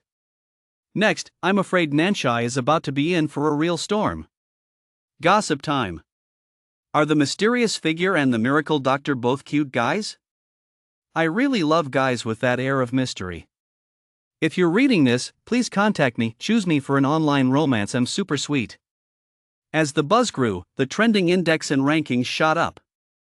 Just as the story was about to go viral, all Weibo and Baidu posts containing the keyword Liang family were suddenly deleted or blocked. In fact, some accounts that had revealed details close to the truth were directly banned or deleted. Within minutes, the once enthusiastic onlookers realized that not a single piece of information related to the Liang family's search could be found anywhere on the internet. Only then did they recall the fear they once felt under the Liang family's control. At the same time, everyone deeply felt just how powerful the Liang family truly was. So powerful that hundreds of thousands, even millions of netizens lost their right to know and their freedom of speech before they even had time to react. Truly, they held absolute power. Meanwhile, at the entrance of an alley just a few hundred meters from home, Sheen spotted Third Uncle. Third Uncle was standing by the roadside, chatting with a little old man in the driver's seat of a used Santana. Sheen knew the little old man well. He was Third Uncle's former neighbor, whose surname was Wu, and everyone called him Old Wu. The guy wasn't a bad sort, but he loved to show off.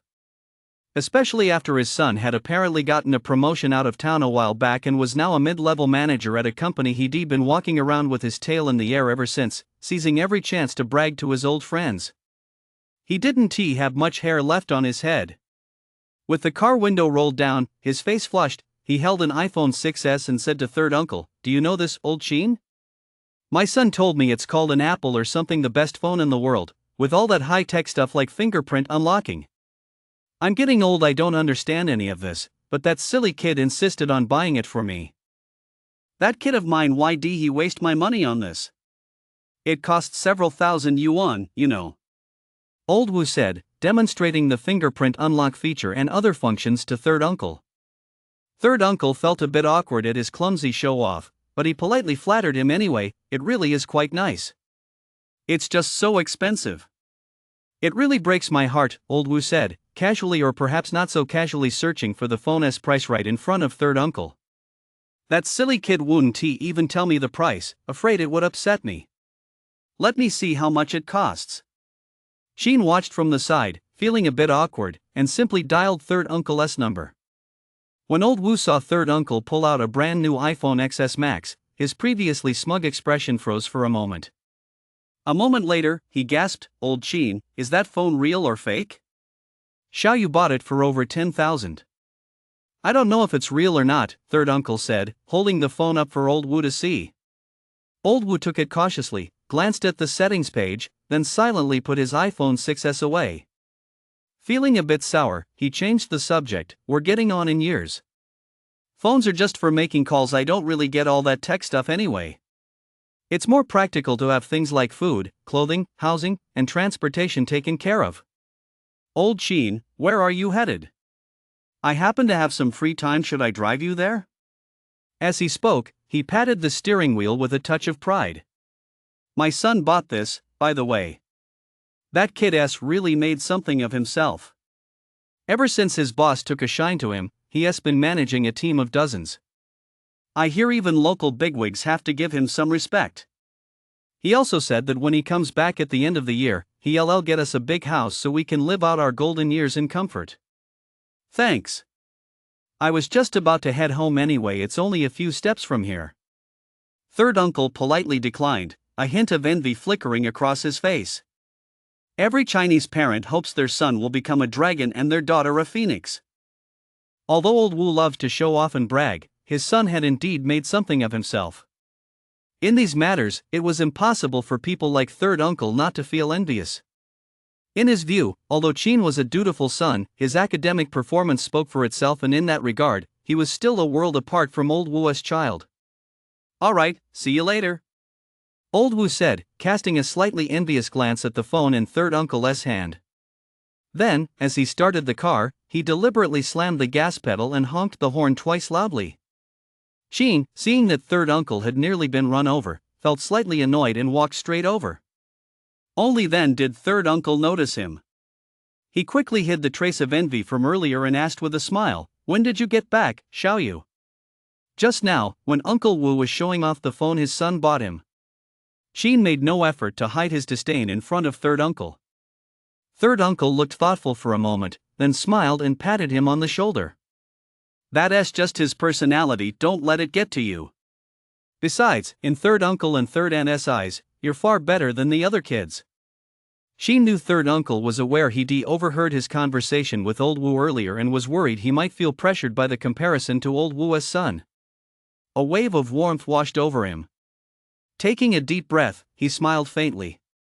I agree. I'm no worse than anyone else. Third uncle looked slightly taken aback, as if he hadn't expected Qin to answer that way. But Qin continued, "So, I'll make sure you and third aunt have a better life than anyone else.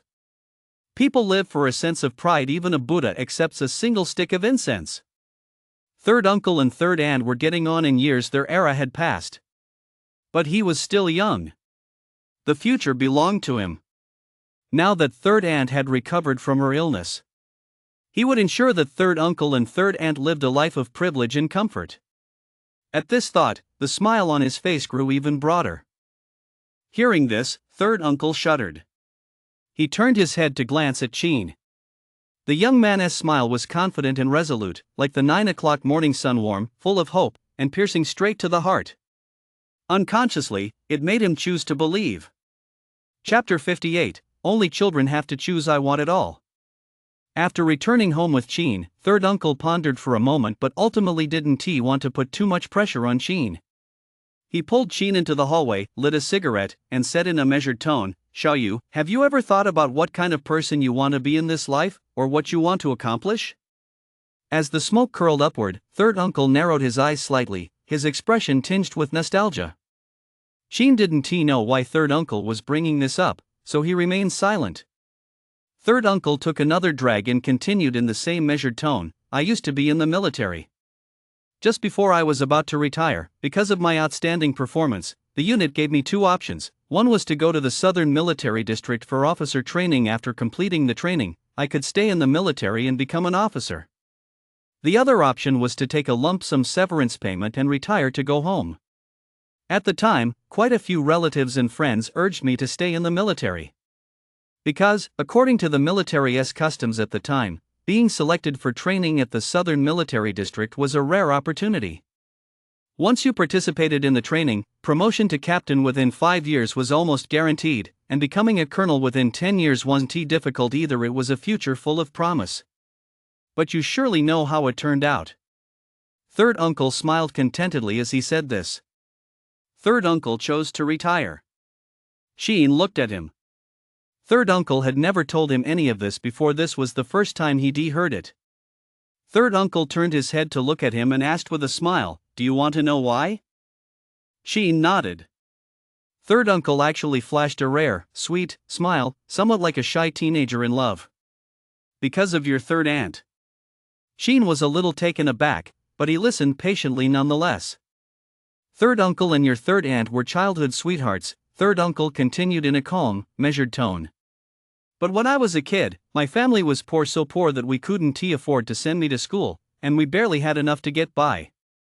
So your third aunt, back when I didn't know a thing about the world, decided right after she finished elementary school to strike out on her own and start a small business, all to pay for my education and help me grow into a capable person. At this point, third uncle took a deep drag on his cigarette, his voice tinged with emotion as he said, "Do you know how hard third aunt worked back then? She was just a young girl, yet every day before dawn, she'd shoulder 2 baskets of eggs, greens, or produce from the fields and walk all the way into town to sell them, day in and day out, year after year. She managed to see your third uncle through junior high and high school. Your third aunt is only a little over 1.4 meters tall now. That's the result of malnutrition back then, combined with the physical toll of carrying such heavy loads for so long. I was too young to understand any of this back then. By the time I graduated from high school, it was already too late. So, no matter how determined your third aunt was at the time, I wouldn't let her work so hard anymore or earn money to send me to college. I gave up the chance to go to college and, gritting my teeth, joined the military to further my education. Before I gritted my teeth and joined the military, I promised her I'd come back within 5 years to marry her. During those days in the military, I never forgot my promise, nor did I forget the sacrifices your third aunt made for me. So, when that fateful decision came after learning the training would take 2 years, I didn't hesitate for a moment. I chose to leave the military. Third uncle spoke with a look of pride on his face. Many people thought I was wasting my time, many called me foolish. But they don't know that, in my own eyes, this was the most correct and most important decision of my life. Sheen was somewhat shaken. Third uncle took one last drag of his cigarette, then looked deeply at Sheen and said earnestly, "Xiaoyu, I'm telling you all this for one reason. I want you to understand that while money and fame are important, there are things that matter even more. For example, how to be a man. As a man, you must keep your word and repay kindness. As a man, you must have a sense of responsibility toward your family and your career. As a man, you must think twice before acting and be cautious in both speech and deed. As a man, you must be resolute and strong, decisive and unyielding. As a man, you must know when to compromise, yet never cross your own moral boundaries. As a man, you must be generous toward others, but never forget to repay a debt of enmity."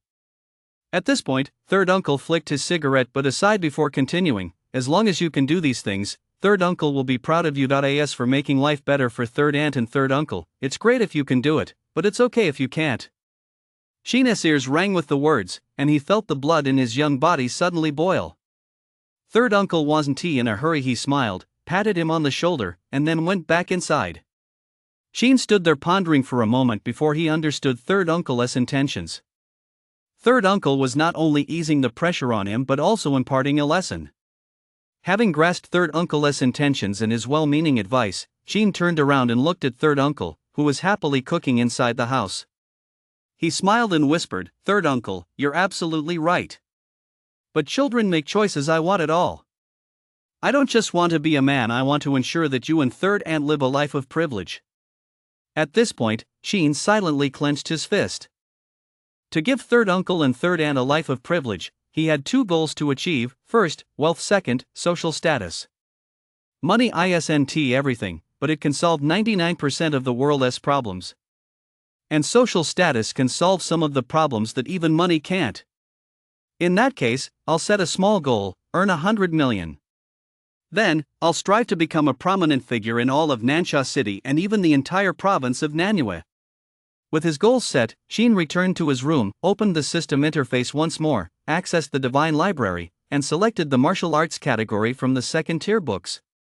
On his way home from the hospital, he had already decided that martial arts would be his first priority. Martial arts strengthen the body, build stamina, and when faced with injustice allow a commoner's rage to send blood spattering 5 paces. Most importantly, learning martial arts provides self-defense and better protects those around him. He certainly didn't want another near miss like the one at the hospital entrance today, where a single misstep nearly got him run over by some idiot.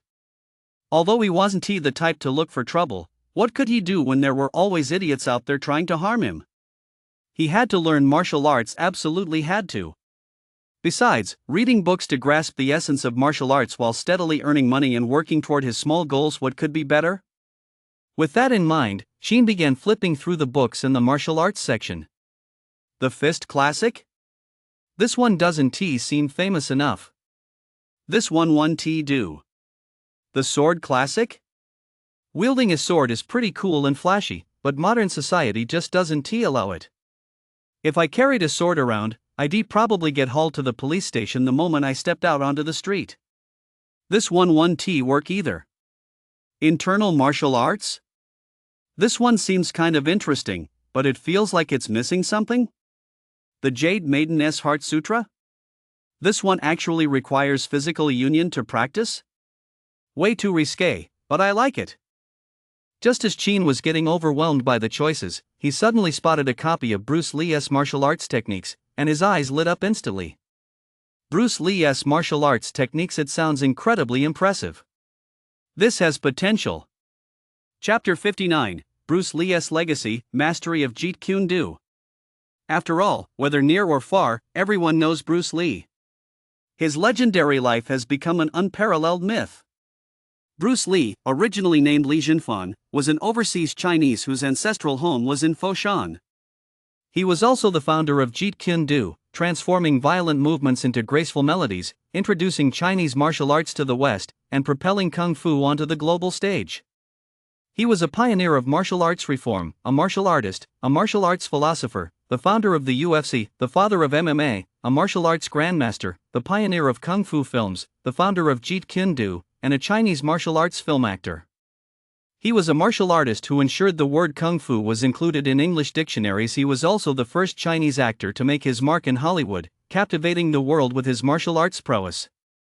His martial arts philosophy and theories were ahead of their time. The UFC, which aligns with his theories and is now hugely popular, only emerged in the last 2 decades. The Kung Fu films he starred in also made action movies the mainstream of Hong Kong cinema, to the extent that the action superstars who followed all built their success on his shoulders. His contributions to the Chinese film industry are indelible. In just 4.5 films in Hong Kong, he broke historical records 3 times. It is precisely for this reason that Bruce Lee was selected by Time magazine as a hero and icon of the 20th century.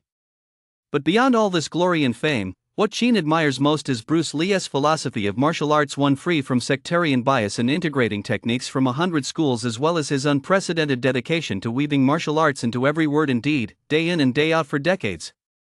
Ultimately, he transcended the limits of the human body and even surpassed his own master, Yip Man of the Wing Chun faction, becoming the most brilliant grandmaster of the modern martial arts world. According to records, Bruce Lee's martial arts prowess was unparalleled in an era without computer-generated effects unmatched by anyone before or since. In fact, to ensure audiences could follow his movements, his fight sequences had to be slowed down significantly during film screenings so that viewers could actually see what was happening. As a result, even though he passed away long ago, he remains synonymous with Kung Fu. Bruce Lee possessed 3 signature techniques: deflecting skill, 1-inch skill, and the 3-legged kick, each of which yielded remarkable results. He also mastered secondary techniques such as the extreme hand, sinking fist, jingwu finger, nunchaku, short staff, and disarming knives and guns with bare hands, all of which left stunning moments in both the martial arts and film worlds. It can be said that a large part of the reason Chinese martial arts have gone global is because of him. Sheen looked at Bruce Lee's martial arts techniques and quickly became completely immersed in it. In his eyes, the lines of text in the book seemed to give rise to page after page of vivid imagery, and as the scene shifted, Bruce Lee's life unfolded before him. Every movement and every key point of his martial arts techniques seemed to come alive. So much so that while Sheen was engrossed in reading, he didn't even notice that his body would occasionally mimic the moves, whether intentionally or not. He finished the first read-through in just a few hours. The system notification, aside from informing him that he had earned over 100,000 reading points, contained no indication that he had mastered a new skill. Having learned from his previous experience with the Blue Scroll, Sheen was as steady as a rock. Upon hearing the system notification, he showed not the slightest emotional reaction. After catching his breath a few times, he began his second reading. Soon, the second reading was finished. Still, he had gained nothing. Sheen wasn't in a hurry at all. He continued with the third reading. The fourth. The fifth. The sixth. Eventually, Sheen lost track of exactly how many times he had reread Bruce Lee's martial arts. On the afternoon of the sixth day of repeated readings, after once again coming up empty-handed, Sheen, feeling somewhat exhausted, casually opened his mobile banking app. Reading the same book over and over again, especially a book with no story, no plot, and nothing but dry facts, is an exhausting and even frustrating task. And when you're not even sure how many times you'll have to read it, that frustration and mental fatigue only keep piling up and growing. However, when he discovered that his balance had actually risen to 2.8 million during his repeated readings, Sheen's frustration and mental exhaustion eased somewhat. It looks like I've made another 300,000 or so. That's a small step toward my goal. With that, these past 6 days haven't been a complete waste after all. After offering himself a couple of words of comfort, Sheen took a deep breath. Once his mind had calmed down, he immersed himself in the book once more. After reading through it twice more with no results, Sheen was just about to read it one last time before heading out to clear his head when Lady Luck finally smiled upon him again. As he finished his third reading of Bruce Lee's martial arts, a delightful system notification sounded. "Congratulations, host. You have successfully obtained the Bruce Lee martial arts legacy. You have mastered Bruce Lee's martial arts." At the same moment, Sheen distinctly felt a subtle sensation wash over his entire body. Immediately, he sensed that his ability to perceive and control his muscles, joints, and every part of his body had significantly improved. Moreover, Bruce Lee's signature techniques such as the one-inch punch, the three-legged kick, and the deflecting skill seemed to have already become second nature to him. With just a thought, he could execute them with ease. One-inch punch. Almost the moment the thought crossed his mind, Sheen unleashed a solid one-inch punch. As the one-inch punch struck, a series of explosive sounds echoed through the air. Unbelievable, absolutely unbelievable. Thank you, Heavenly Father. Thank you, system. Sheen was moved to tears. After silently repeating his thanks twice in his heart, he decisively opened the system interface. Host, Sheen. Age, 17. Strength, 1810 points above average. Agility, 1810 points above average. Spirit, 140 level 2, 10 points above average. Reading skills. Reading speed LV1. Comprehension LV1. Memory LV1. Skills. Qingnong Classic, LV4 Divine Physician level. Qingnong Acupuncture, LV4 Divine Physician level. Bruce Lee Combat Techniques, LV2 Mastery level. There was a small question mark after both Divine Physician level and Mastery level. Sheen was already quite familiar with these terms, so he immediately clicked to view the details. The tooltip next to Mastery level read, martial arts are divided into beginner level, mastery level, minor achievement level, major achievement level, and grandmaster level. Among these, the beginner level refers to those with a solid foundation who have just begun to grasp the basics, capable of defeating about 10 ordinary adults. The mastery level refers to those with a solid foundation who have entered the realm of martial arts, capable of defeating about 30 ordinary adults. The minor achievement level refers to those with a solid foundation who have truly mastered the art, capable of defeating about 60 ordinary adults, such as Ip Man of the Wing Chun. Faction. The advanced level refers to those with a solid foundation who have mastered the art to perfection, capable of taking on over 150 ordinary adults such as Bruce Lee. The Grandmaster level refers to those whose martial arts have reached the pinnacle, requiring no fewer than 500 people to defeat them. After reading the prompt, Sheen was left speechless. That's so badass? I can already take on dozens of people by myself? Just as he was marveling at this, he suddenly heard a sigh coming from outside the door.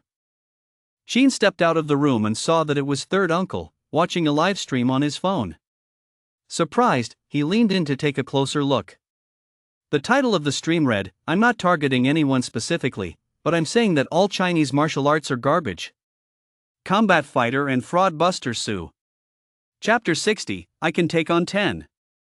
Sheen furrowed his brow slightly. He'd heard plenty from his classmates about this Sue. The guy was known as a combat maniac and had repeatedly provoked the traditional martial arts community in public, even going so far as to claim time and again that traditional Chinese martial arts were trash. Not long ago, to attract attention and boost his viewership, he challenged several so-called Tai Chi masters and Qigong masters one after another. After defeating them, he grew even more arrogant, claiming he would tear away the fig leaf covering traditional Chinese martial arts and expose their fraud once and for all. If he were truly committed to exposing fraud, Xin Wen mind he might even support him.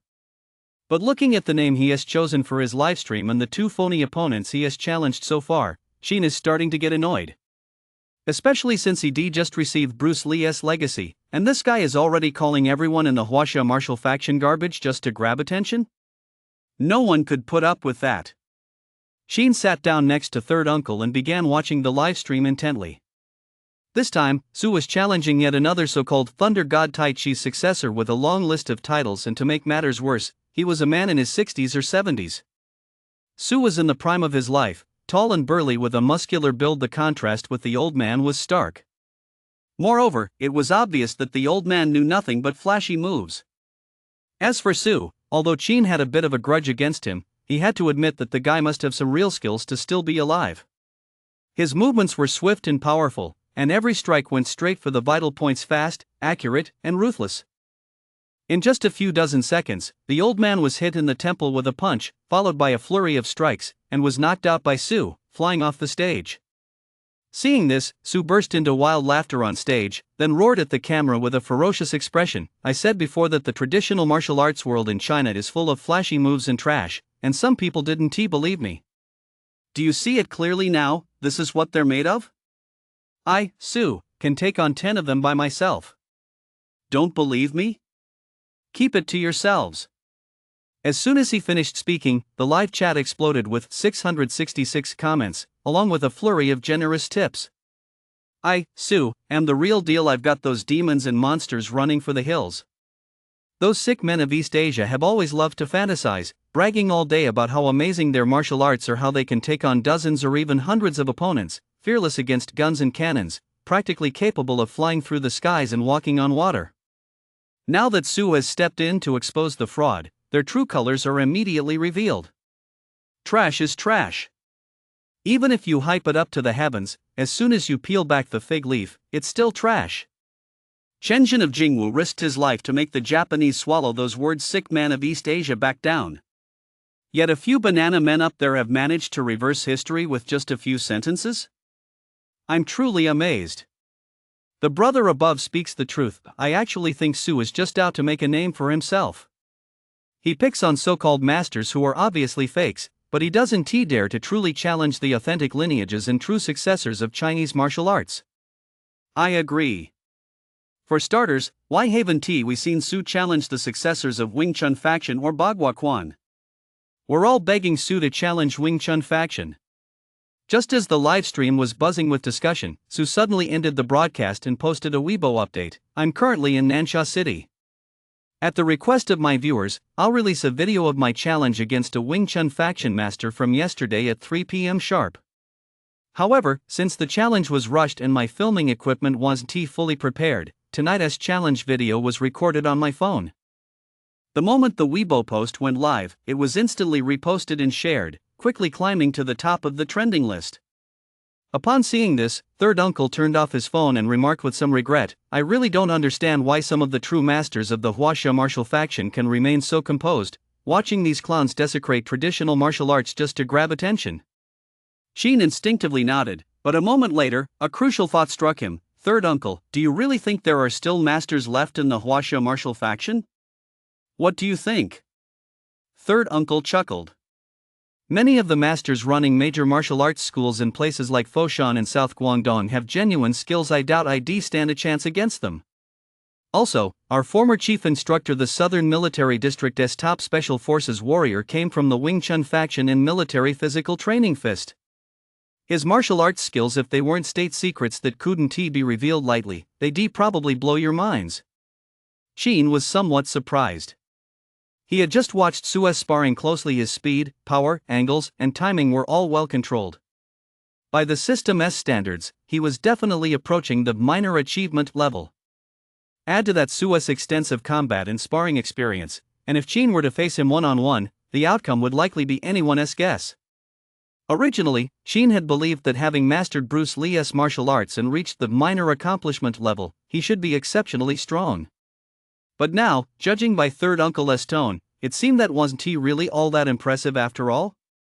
Third Uncle, has your chief instructor, that number 1 soldier of the Southern Military District, ever demonstrated his skills in front of you? Qin asked tentatively. Of course. Third Uncle nodded, then wore a look of reverence. In the army, there is nothing in short supply except troublemakers. On the chief instructor's very first day, quite a few soldiers tried to stir up trouble. In the end, over 30 defiant elite soldiers were all taken down bare-handed by the chief instructor alone. Those elite soldiers were no pushovers taken individually, each one could take on 10 ordinary people. Qin was slightly taken aback. Just as he was about to ask more about the story of that king of soldiers, his phone suddenly vibrated. He pulled it out and saw it was a call from Xia. He stepped outside to answer it, and immediately heard Xia's voice, tinged with a hint of reproach. What have you been up to these past few days? Why haven't you replied to my messages, or come to watch our basketball game? Qin glanced at his phone. It was already the 16th, didn't the final game of the city-wide basketball tournament take place today? Sorry, I've had some urgent matters lately and haven't been paying attention to my phone. How did you guys do? He asked, sounding slightly apologetic. Humph. Xia gave a proud little snort before answering after a moment. We just finished the final game. Our team had some good luck. We won the city championship. Qin could clearly hear the unmasked joy in her voice and laughed. Well, congratulations. You've achieved your goal, filling the historical gap of a women's basketball championship for our school before graduation. That's not very sincere. Xia seemed a bit dissatisfied. Is a verbal congratulations all you've got to offer? Qin finally caught on and immediately said, Where are you guys right now? I'll treat you to a nice meal to celebrate your championship win. That's more like it. Xia said happily. Meng Meng and I are at the water bar right across from the entrance. Hurry over. When you get there, remember to text or call me. Aye, sir. Qin hung up the phone, said a quick goodbye to Third Uncle, and hopped in a car to head over. As he neared the entrance, he spotted 2 striking figures from a distance. However, those 2 striking figures seemed a bit upset, looking rather displeased as they argued with a boy wearing a Hongbao civil and military school uniform who had a somewhat cocky demeanor. Behind the boy stood 5 or 6 classmates dressed in identical uniforms, currently gathered around him with a look of pure schadenfreude on their faces. Chapter 61, 1-inch skill unleashed, knocked out with a single punch. Fei, I think I've made myself perfectly clear. You're really annoying. Su Mengmeng glared at the boy in front of her, her cheeks puffed out in anger. The boy had a neat, sun-kissed buzz cut, but his features were a bit effeminate, bearing a slight resemblance to a certain current internet celebrity. Even more bizarrely, he was wearing eyeliner, foundation, and an earring. He was now looking at Su Mengmeng with a mischievous grin. Mengmeng, you being annoyed is your business, me liking you is mine. These 2 things don't conflict at all. Have you ever considered that your presence in my line of sight disgusts me and ruins my mood and my friends too? Su Mengmeng was genuinely furious. In her eyes, this guy, Fei, was completely out of his mind. She had made it crystal clear from the very beginning that she despised him and effeminate guys in general, yet he insisted on clinging to her like a leech, haunting her and popping up around her every now and then. What infuriated her even more was that this guy, relying on his status as an elite student at the martial arts academy, backed by a few lackeys, and with his father Su having some clout in the martial arts world, actually took himself way too seriously. He even went so far as to declare that she was the one he'd set his sights on, and that no other guy was allowed to lay a finger on her. As a result, he'd had people beat up any guy who got even slightly close to her more than once. On one occasion, he even beat her cousin so badly he ended up in the hospital just because he'd been a little too affectionate with her. Worst of all, that bastard had even planted spies around her, watching her every move. Today, he must have received another report from his informant, learning that Su Mengmeng had won the Nansha City High School Girls Basketball Championship. He insisted on slithering over with a smug grin. claiming he wanted to celebrate with her, and no matter how hard we tried, we couldn't get rid of him. And yet, Faye still had the nerve to act all high and mighty. You don't need to say things like that just to provoke me. I'm well aware of my own worth. You guys go ahead and have fun. Just pretend I'm not here. With that, he pointed at Su Mengmeng's ice cream and told the counter clerk, "Give me an ice cream exactly the same as hers." Su Mengmeng had truly had enough of this shameless scumbag. If it weren't for the fact that she was a cute girl and couldn't beat Faye, she'd have loved to smash the ice cream right in his face. And almost the moment that thought crossed Su Mengmeng's mind, the ice cream in her hand actually miraculously slammed right into Faye's face. This left not only Su Mengmeng stunned, but even Xia, standing nearby, was a bit taken aback. Faye's expression froze, and his eyes instantly turned cold and menacing. Behind him, the martial arts school students tossed their backpacks to the ground and closed in as one, glaring at the sudden intruder and snarling, "What the hell are you doing? Are you looking to die? Trolling our brother Faye? Go ahead, tell us how you want to die. Let me tell you this, the last guy who dared to act cocky in front of brother Faye has been in the hospital for half a year." Faye calmly and roughly tore a few sheets of paper from the bar counter, quickly wiped the ice cream off his face, then stood up slowly with a cold expression, looking down his nose at the newcomer. "Give me one reason why I shouldn't kill you today?" Su Mengmeng and Xia had finally caught up to the situation. Seeing that the intruder was none other than Qin, they felt a sense of satisfaction, yet their expressions betrayed nervousness.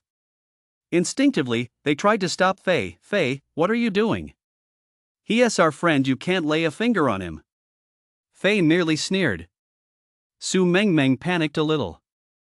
She rushed over to Qin, shielded him, and shouted at Faye, "If you dare lay a finger on him today, don't expect me to ever speak to you again."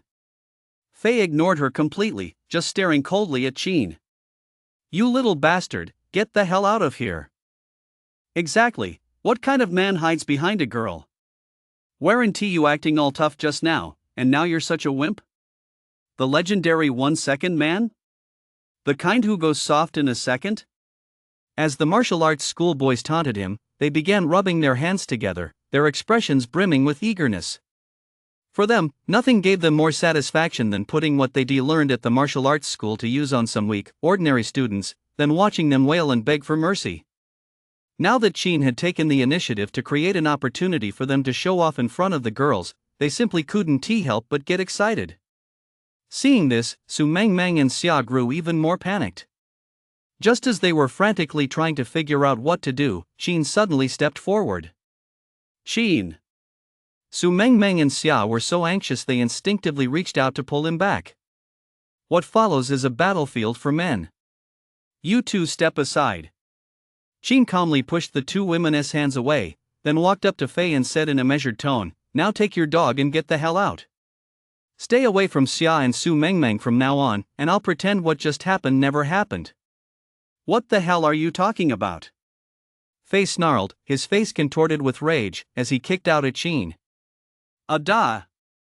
Qin instinctively shouted Bruce Lee's iconic line as he unleashed a 1-inch punch fast as the wind, striking first despite being the second to move. Before Faye's foot could even reach Qin, the 1-inch punch struck him square in the chest, sending him stumbling backwards several steps until he finally plopped down onto the ground. As he hit the ground, blood rushed to his head, turning his entire face and eyes blood red. He was completely stunned right where he sat. Seeing this, Su Mengmeng and Xia's pupils suddenly contracted. Even though they didn't understand martial arts, they knew full well that while Faye was a scumbag, his martial arts skills were no joke. He usually took on several ordinary high school students at once as if it were child's play. But just now, when he suddenly attacked, Qin had managed to strike first despite moving later, sending him flying with a single punch? When did Qin learn martial arts and become this skilled? The two girls turned to look at Qin in unison. The remaining martial arts school students were also visibly stunned, completely caught off guard. In their experience, it was always Faye who sent people flying, but today, the tables had turned? What was going on? As their minds went blank, the moves they'd been preparing to gang up on Qin froze in mid-air. It wasn't until a moment later that Faye's voice rang out. "What are you all standing there for? Attack him together. Beat him to a pulp." Only then did the martial arts student snap out of it, instinctively looking at Fei. By then, Fei had already gotten back to his feet. However, he clearly hadn't recovered yet. His face was still crimson, and his bloodshot eyes fixed on Qin like those of a wild beast. The martial arts students immediately raised their fists again and coldly closed in on Qin. Outnumbering someone? Bring it on, then. Let us see who is afraid of whom. Qin smiled and assumed a fighting stance. Su Mengmeng and Xia, seeing that he was still preparing to take on several martial arts school students alone, felt their hearts race again after having just calmed down. Meanwhile, Fei, taking advantage of the distraction, secretly pulled a short baton out of his backpack. Chapter 62, a scene from a movie replays Bruce Lee reborn? Have you watched too many martial arts movies and gone crazy? What are you doing, striking a fighting pose right here? You idiot! The martial arts school students burst into laughter. But Qin suddenly moved, sprinting straight toward the student who was laughing the hardest. Li Sanjiao. The first kick left the student gasping for air. The second sent a shockwave through his body. The third. The guy flew backward 3 or 4 meters, landing hard on his butt. He slumped on the ground as if stunned, unable to react for a long time. The remaining martial arts students, who had been mocking Qin just moments ago, immediately fell silent as if their laughter had been abruptly cut off by a switch. Then, they all instinctively swallowed hard. Although they looked down on traditional martial arts, they watched plenty of martial arts movies. And the scene unfolding before their eyes now was just too similar to the scenes in those movies. Qin, was he actually that formidable? At this thought, they couldn't help but feel a chill run down their spines. Even though they were all martial arts school students, the ones they usually bullied were the kind who couldn't even lift a chicken. Someone as fierce as Qin, to be honest, they were a little scared. Seeing this, Fei, frustrated that they weren't living up to their potential, snapped, "What are you afraid of? There are 6 of you. Go at him together. 2 of you tie him up, and the other 4, 1 kick each, and you'll have him begging for mercy." Hearing this, the martial arts students immediately saw the logic in it. The 2 bulliest among them immediately charged forward with practiced ease, ready to grapple with Qin. The remaining 4 positioned themselves to strike from the shadows. Although Qin had inherited Bruce Lee's legacy, he still lacked experience in street fights. Surrounded by 6 men, he instantly lost his composure. Seeing this, the martial arts students' confidence soared, and their attacks regained their ferocity. Meanwhile, Fei gripped the short baton hidden in his clothes and crept up behind Qin. As Qin entered his strike range, he bellowed, "Get out of the way!" 2 martial arts students familiar with his style immediately dodged. At the same moment, Fei swiftly drew the baton and lashed it viciously at Qin's forehead. Fei! Su Mengmeng and Xia were instantly petrified with fear. As they shouted in shock and anger, they instinctively closed their eyes, unable to bear witness to the bloody, gruesome scene that was about to unfold. The martial arts school students, however, all wore expressions of schadenfreude. "Die for me!" Fei snarled, swinging the baton with savage force. Qin's scalp prickled and the hairs on his body stood on end from the sudden ambush, but in the blink of an eye, Bruce Lee's technique for disarming an opponent with bare hands flashed through his mind. Without a moment's hesitation, he put it into practice. When he actually managed to wrest the baton from Fei's previously ferocious expression froze. He stared blankly at Qin and the short staff Qin had seized. The martial arts school students around them, who had been gloating just moments before, were deeply shaken and stood frozen in their tracks. Qin felt a wave of relief wash over him. If it hadn't been for Bruce Lee's legacy, he would certainly have been struck by Fei's sneak attack just now. And if he'd been struck by that blow, the least he'd have suffered would have been a concussion. At this thought, his eyes turned cold.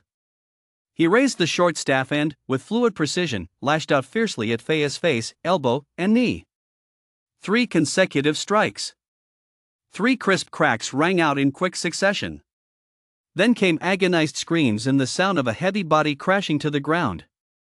Fei was kneeling on one knee, one arm hanging limply at his side, the other clutching his face, which was now bruised and bleeding as he screamed in agony. Just watching this sent a chill down the spines of the martial arts school students. Especially when they saw Qin, still clutching the short staff, glanced their way. They were so terrified they instinctively took a half step back as a group. Even the two staff members at the refreshment stand were now staring in disbelief. A single punch sent him flying, a single kick sent him flying, and he even disarmed a knife with his bare hands. It's like a little cow took a flight, or a bull's nose soared to the heavens. Damn, this is just like in the movies. This kid must be Bruce Lee reincarnated, right? Su Mengmeng and Xia heard the commotion and slowly opened their eyes, filled with tension and fear. Seeing that Qin was unscathed, the two women instinctively let out a collective sigh of relief. But when they saw Qin holding the short baton that Fei had just used to ambush him, while Fei was half kneeling on the ground wailing in pain, the two women froze for a moment, clearly unable to process what had just happened. Qin didn't notice their reaction. He simply looked down at Fei, who was kneeling before him. Take your lackeys and get out of my sight within 1 minute. And don't ever bother my friends again. Otherwise, next time, it won't be as simple as just making you kneel on one knee. Fei said nothing in return. With a cold expression, he signaled his men to help him up. Once they had helped him to his feet, he immediately led his men away. As he left, he didn't utter a single threat, but his eyes like those of a malevolent spirit fixed on Qin with a piercing glare. To have been humiliated so thoroughly in front of the girl he loved even as a ghost, he would never let Qin off the hook. Still looking to die? Seeing this, Qin hurled the short baton at him with all her might. Fei staggered from the blow, but dared not utter a sound, much less glare at Qin again. Like a defeated dog, he let his men support him as he hurriedly fled. Lousy scum, Qin sneered, then turned to look at Su Mengmeng. If that bastard ever comes to bother you again, make sure to let me know. Su Mengmeng nodded, a sweet warmth spreading through her heart. Meanwhile, Xia said with a touch of sourness, "What, you want to be Mengmeng's knight in shining armor?" Qin sensed immediately that this was a trap, and quickly laughed. "I'd love to be your knight in shining armor, classmate, but you're not giving me the chance." Humph. Xia finally gave a satisfied little snort, then feigned nonchalance. "Those guys earlier, they didn't hurt you, did they?" Upon hearing this, Su Mengmeng hurried over to Qin's side.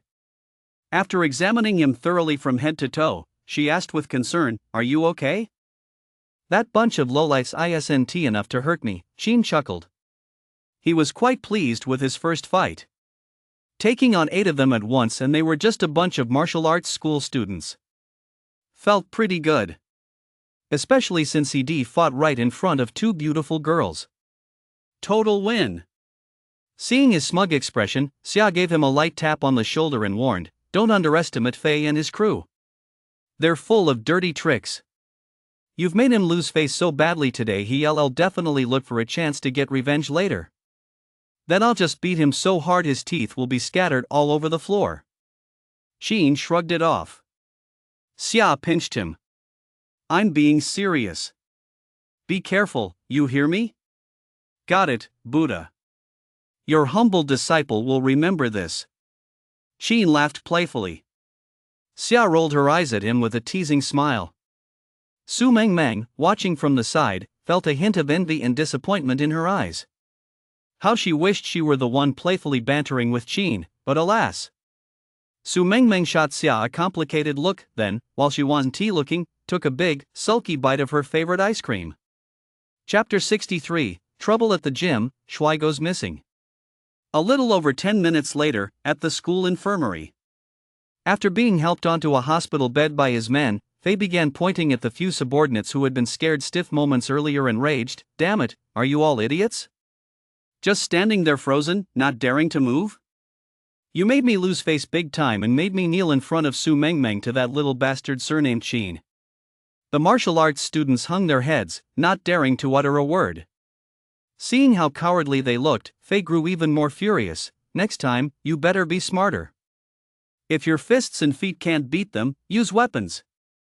The reason humans are superior to other animals is that we use tools. Got it, you idiots? If you can't even use tools, what is the difference between you and stupid pigs or dumb dogs? Besides, no matter how skilled you are in martial arts, you're still no match for a kitchen knife. I don't believe that if each of you had a kitchen knife, that guy surnamed Qin wouldn't be scared." After letting loose with a tirade, Fei still felt unsatisfied. He turned to the henchman who had just helped him up and said, "You go find out everything you can about that little bastard.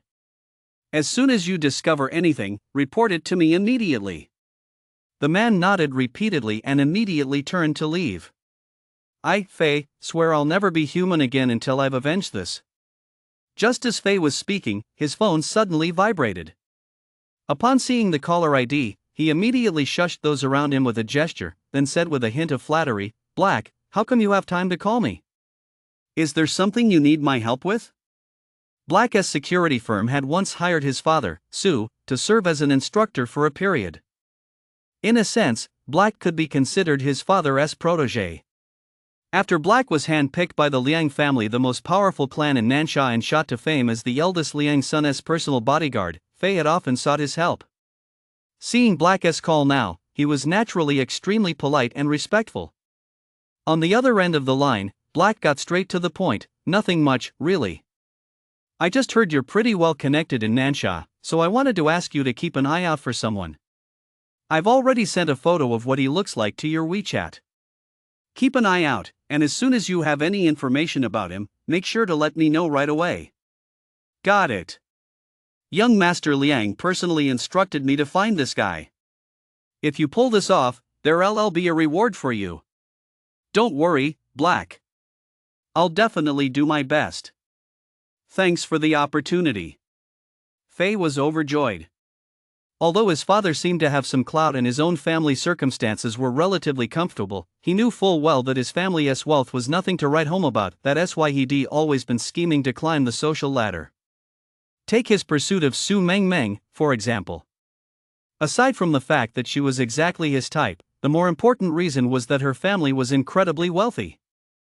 This time, with Black taking a rare interest in him and giving him such a great opportunity, he was definitely going to seize it with both hands. As soon as Black hung up, Faye immediately opened WeChat to check his messages. When he saw the sketch Black had sent, he froze for a moment, then couldn't help but break into a grin. "Holy shit, isn't the Chin, that asshole? So this guy actually pissed off young Master Liang? To the point where young Master Liang was willing to spend massive resources searching for him? Talk about lighting a lamp in a outhouse asking for trouble. Looks like I won't have to lift a finger, someone else is going to teach him a lesson." With that thought, Faye immediately dialed Black's number and reported what he knew. On the other end, Black, who had been at his wits' end, struggling to track down Chin, was initially annoyed to see the call. But the moment he answered and heard the clues Faye reported, his eyebrows shot up, and his voice suddenly rose. "Where are you? I'm coming to find you right now. And get ready, once we meet up, take me straight to that kid." On the other side, Chin had just finished treating Xia and Su Mengmeng to a meal and was thinking about where to go for some fun when Lang suddenly tagged everyone in the red envelope group chat. "Bro Chin, Aryo, Fatty, have any of you seen Shui this afternoon? Something has happened at his second Master boxing gym.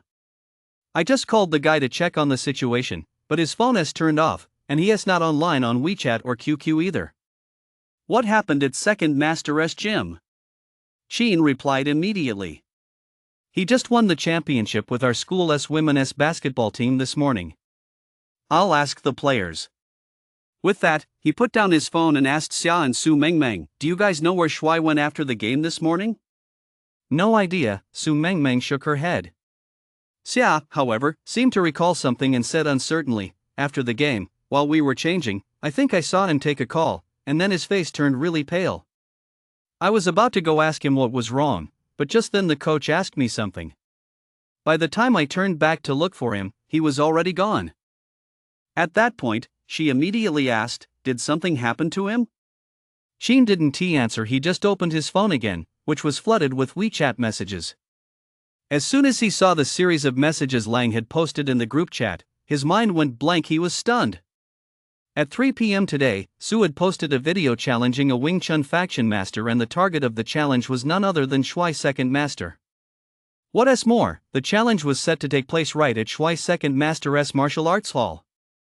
Although the video was shot on a phone and was somewhat rough and blurry, it was still possible to make out that Shui's second master started off fiercely, but halfway through, he suddenly lost his edge and was thoroughly outclassed by Su. In the end, Su even delivered a stunning flurry of kicks, sending him flying right out the front door of the martial arts hall. Now, this video was going viral on Weibo. As a result, Su gained over 100,000 new followers in just half an hour. A group of people even took to Weibo to rant. It's not that Su was targeting anyone in particular, it's that everyone in the traditional Chinese martial arts world is truly trash. Ha, what a load of crap about the Wing Chun faction, it's just a bunch of sick men of East Asia living in a fantasy world.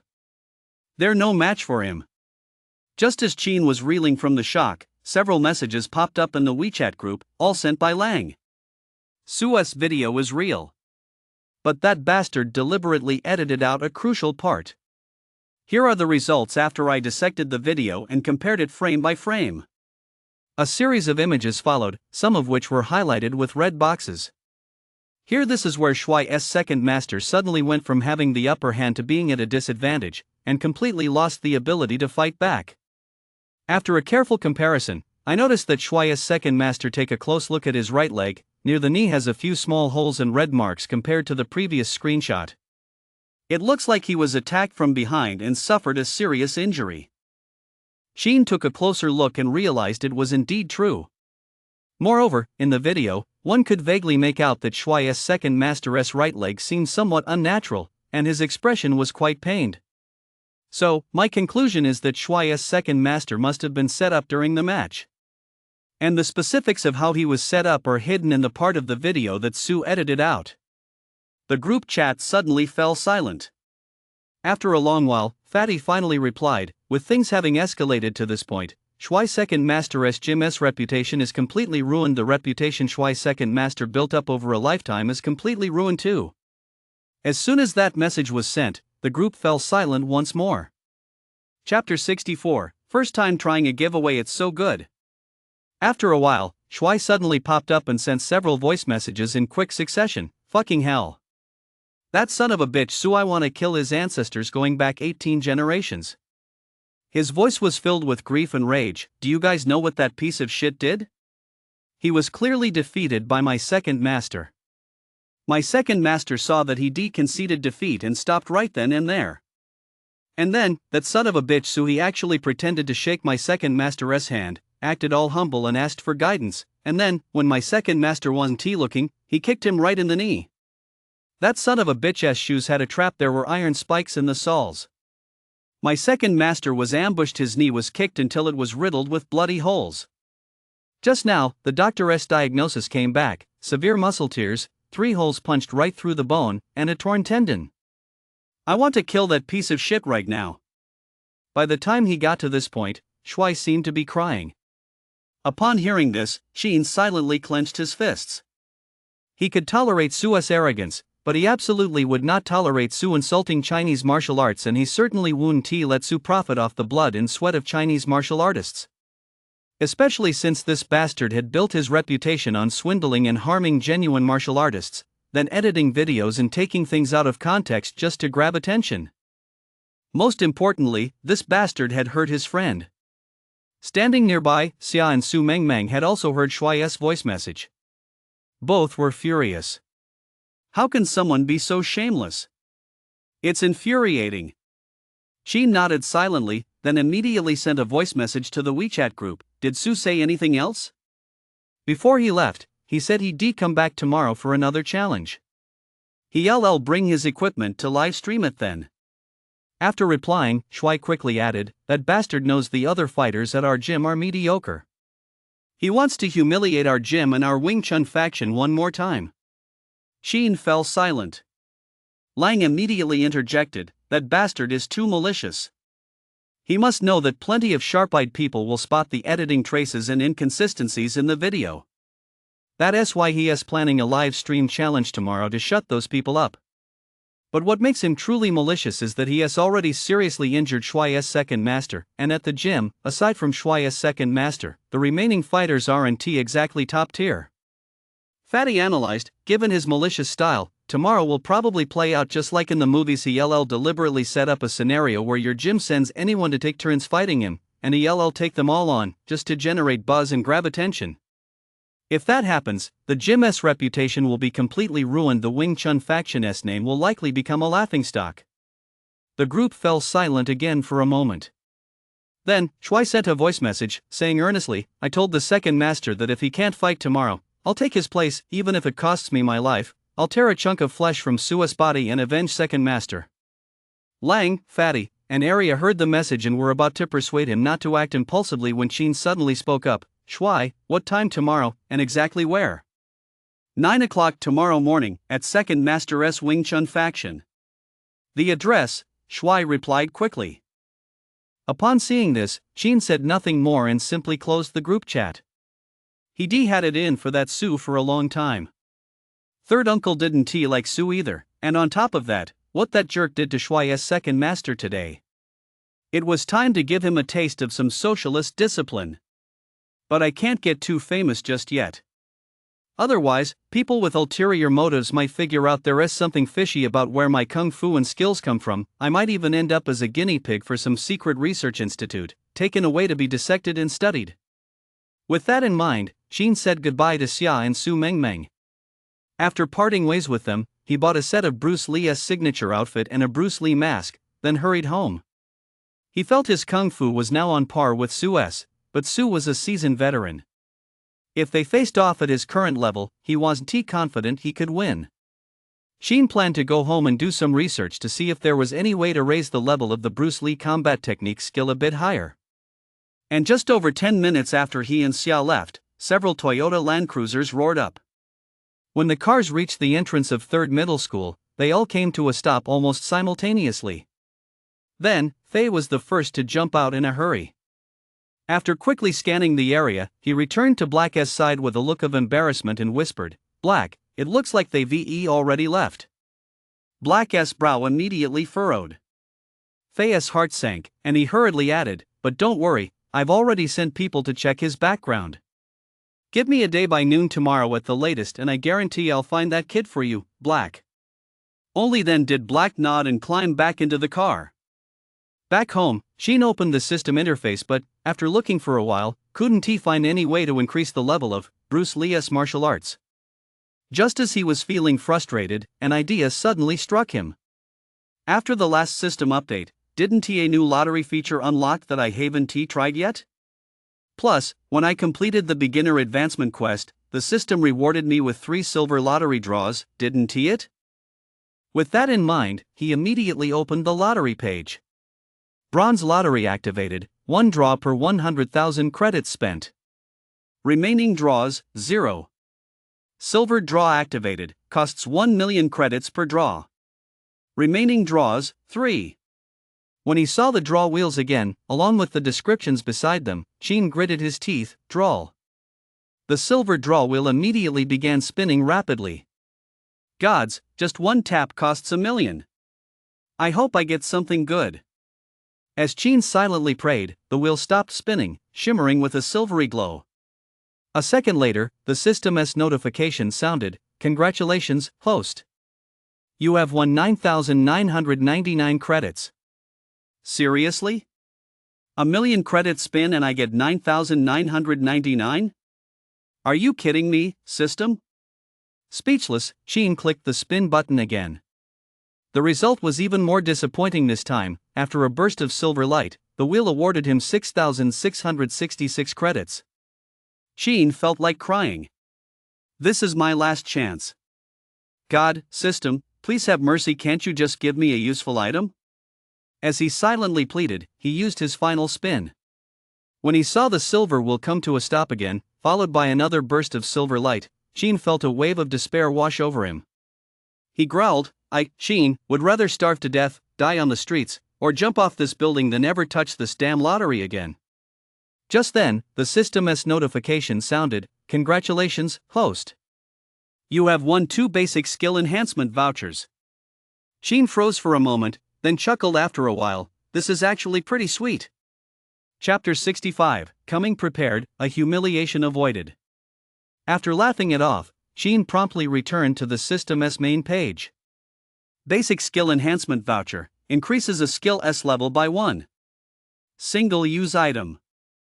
Effective only on skills of level 2 or lower.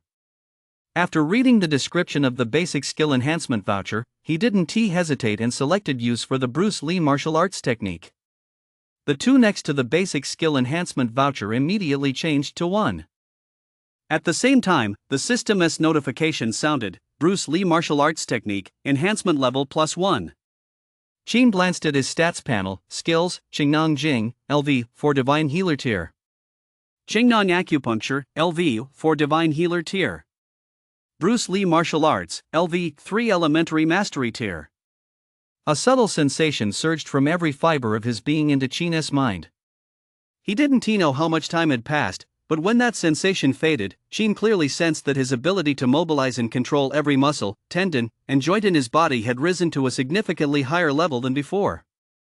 Not only that, but he also had the vague impression that his reaction speed and his 5 senses had improved slightly as well. Qin tried throwing a few punches into the air.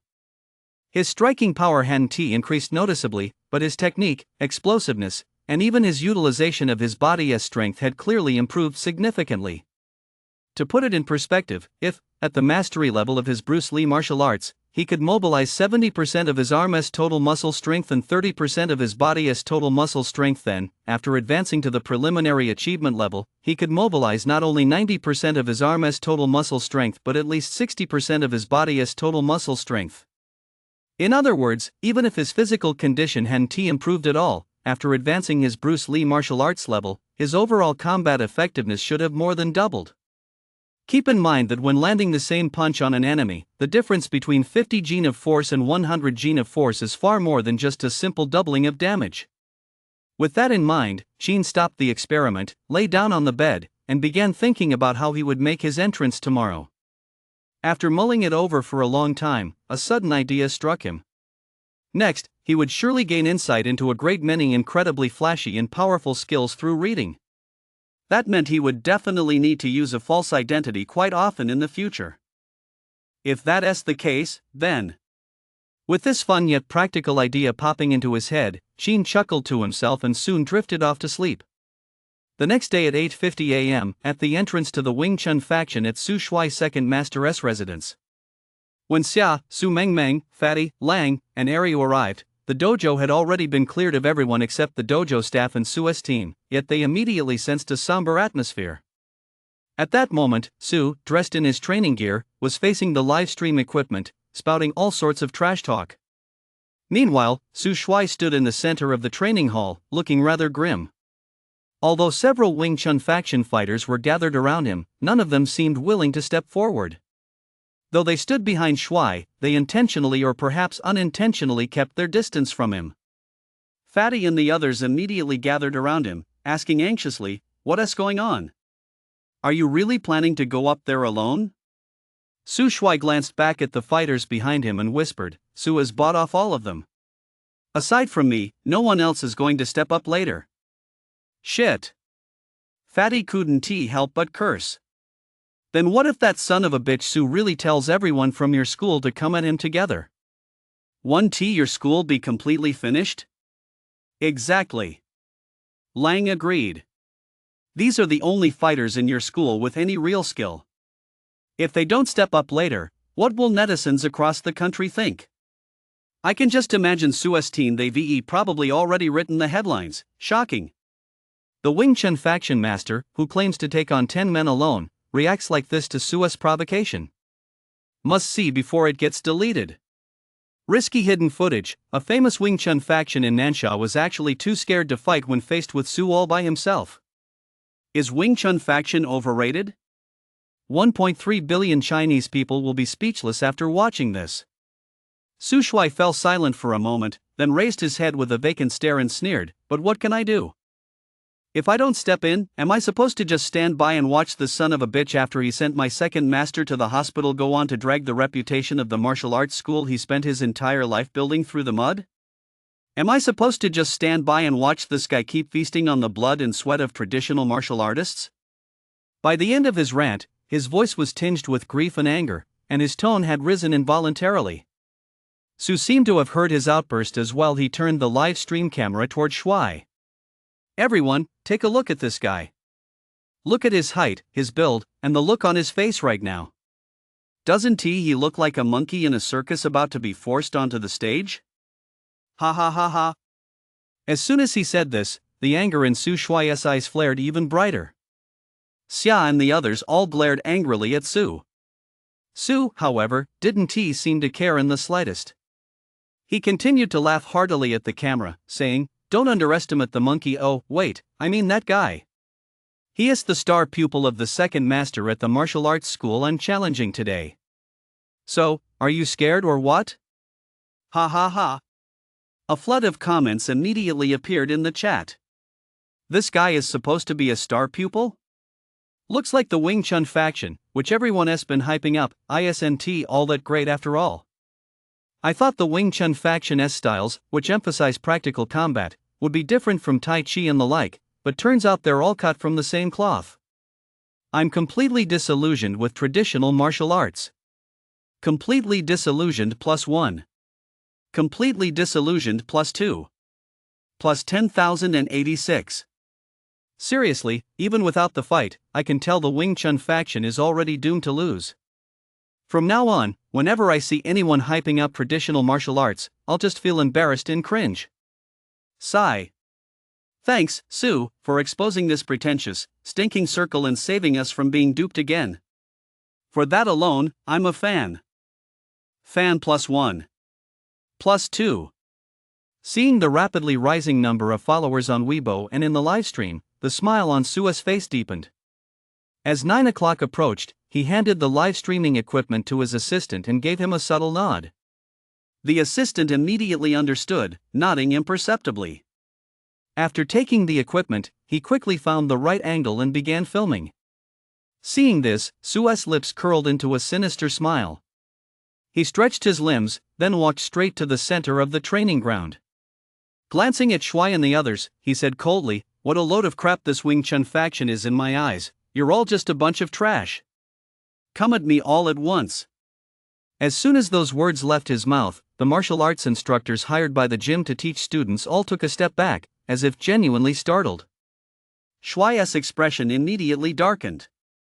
Xia, Su Meng, Fatty, and the others also looked grim. The absolute worst-case scenario had indeed come to pass. Chapter 66, a flashy debut, the handsome guy's first show. In the live chat, however, a flood of comments instantly appeared. "Holy shit, no way," Su roared once, and the Wing Chun faction trembled 3 times? "Are you sure these are Wing Chun faction fighters? Why are they all acting like such cowards? Didn't they say this gym was pretty badass? How come they're like this? With so many people here, only one short guy dares to face Su head-on? Is there even a point in fighting?"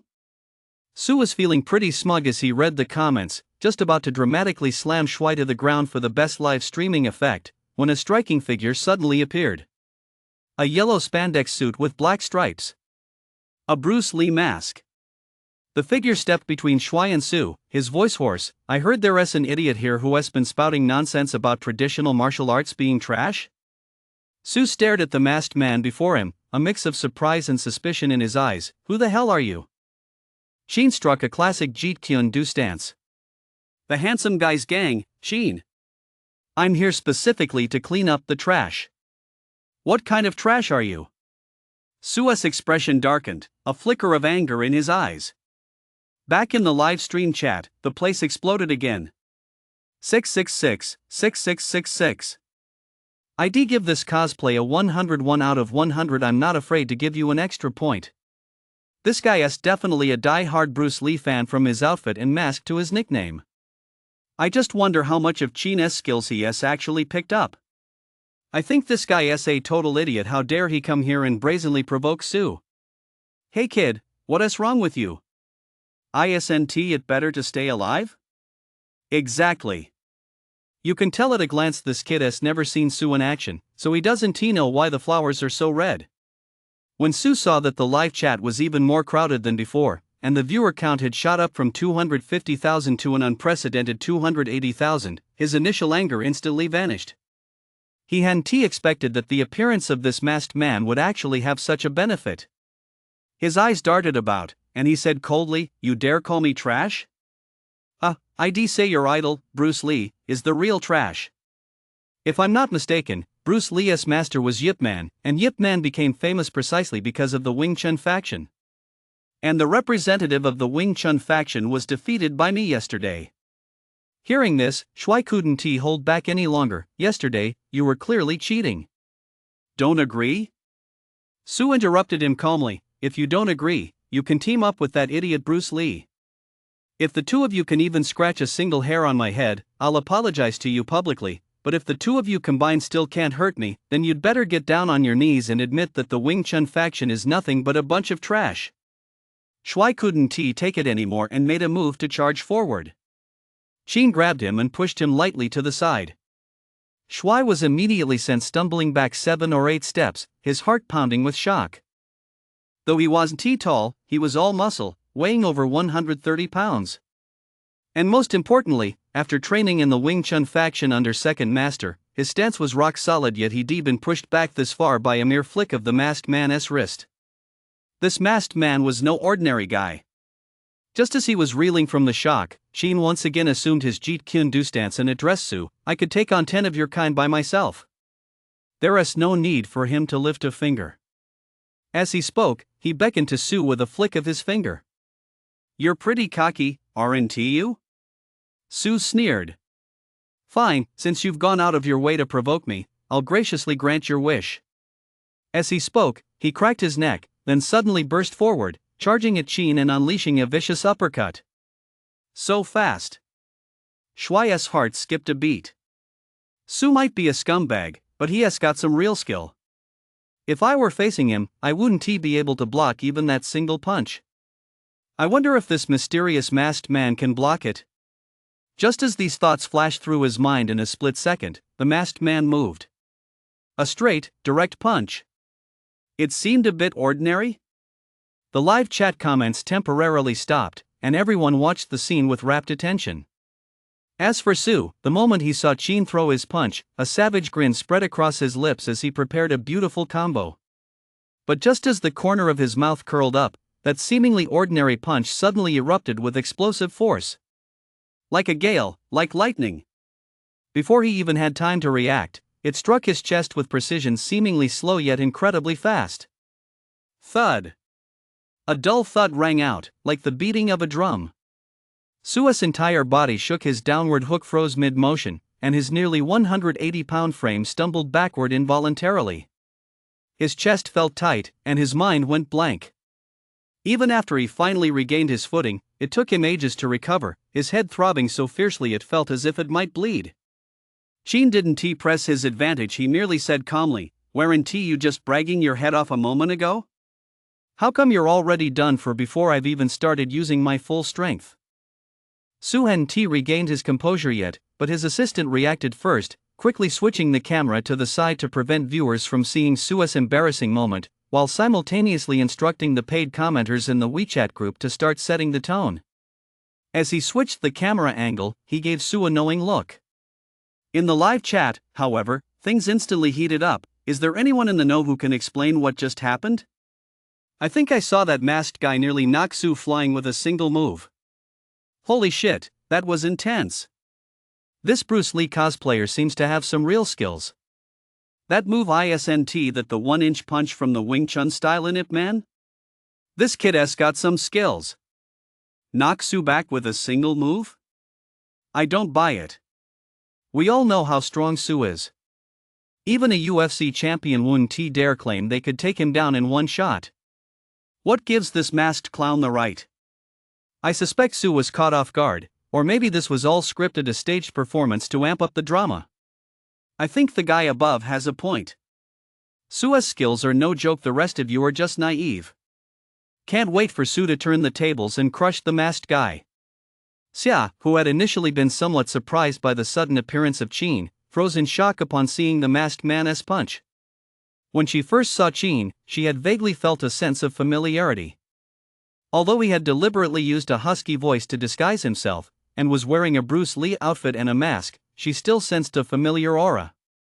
And when Qin unleashed the 1-inch skill, that sense of familiarity became overwhelmingly clear. Xia carefully examined Qin's height and build, confirming they perfectly matched someone's features. As she looked at Qin again, her expression unconsciously turned peculiar.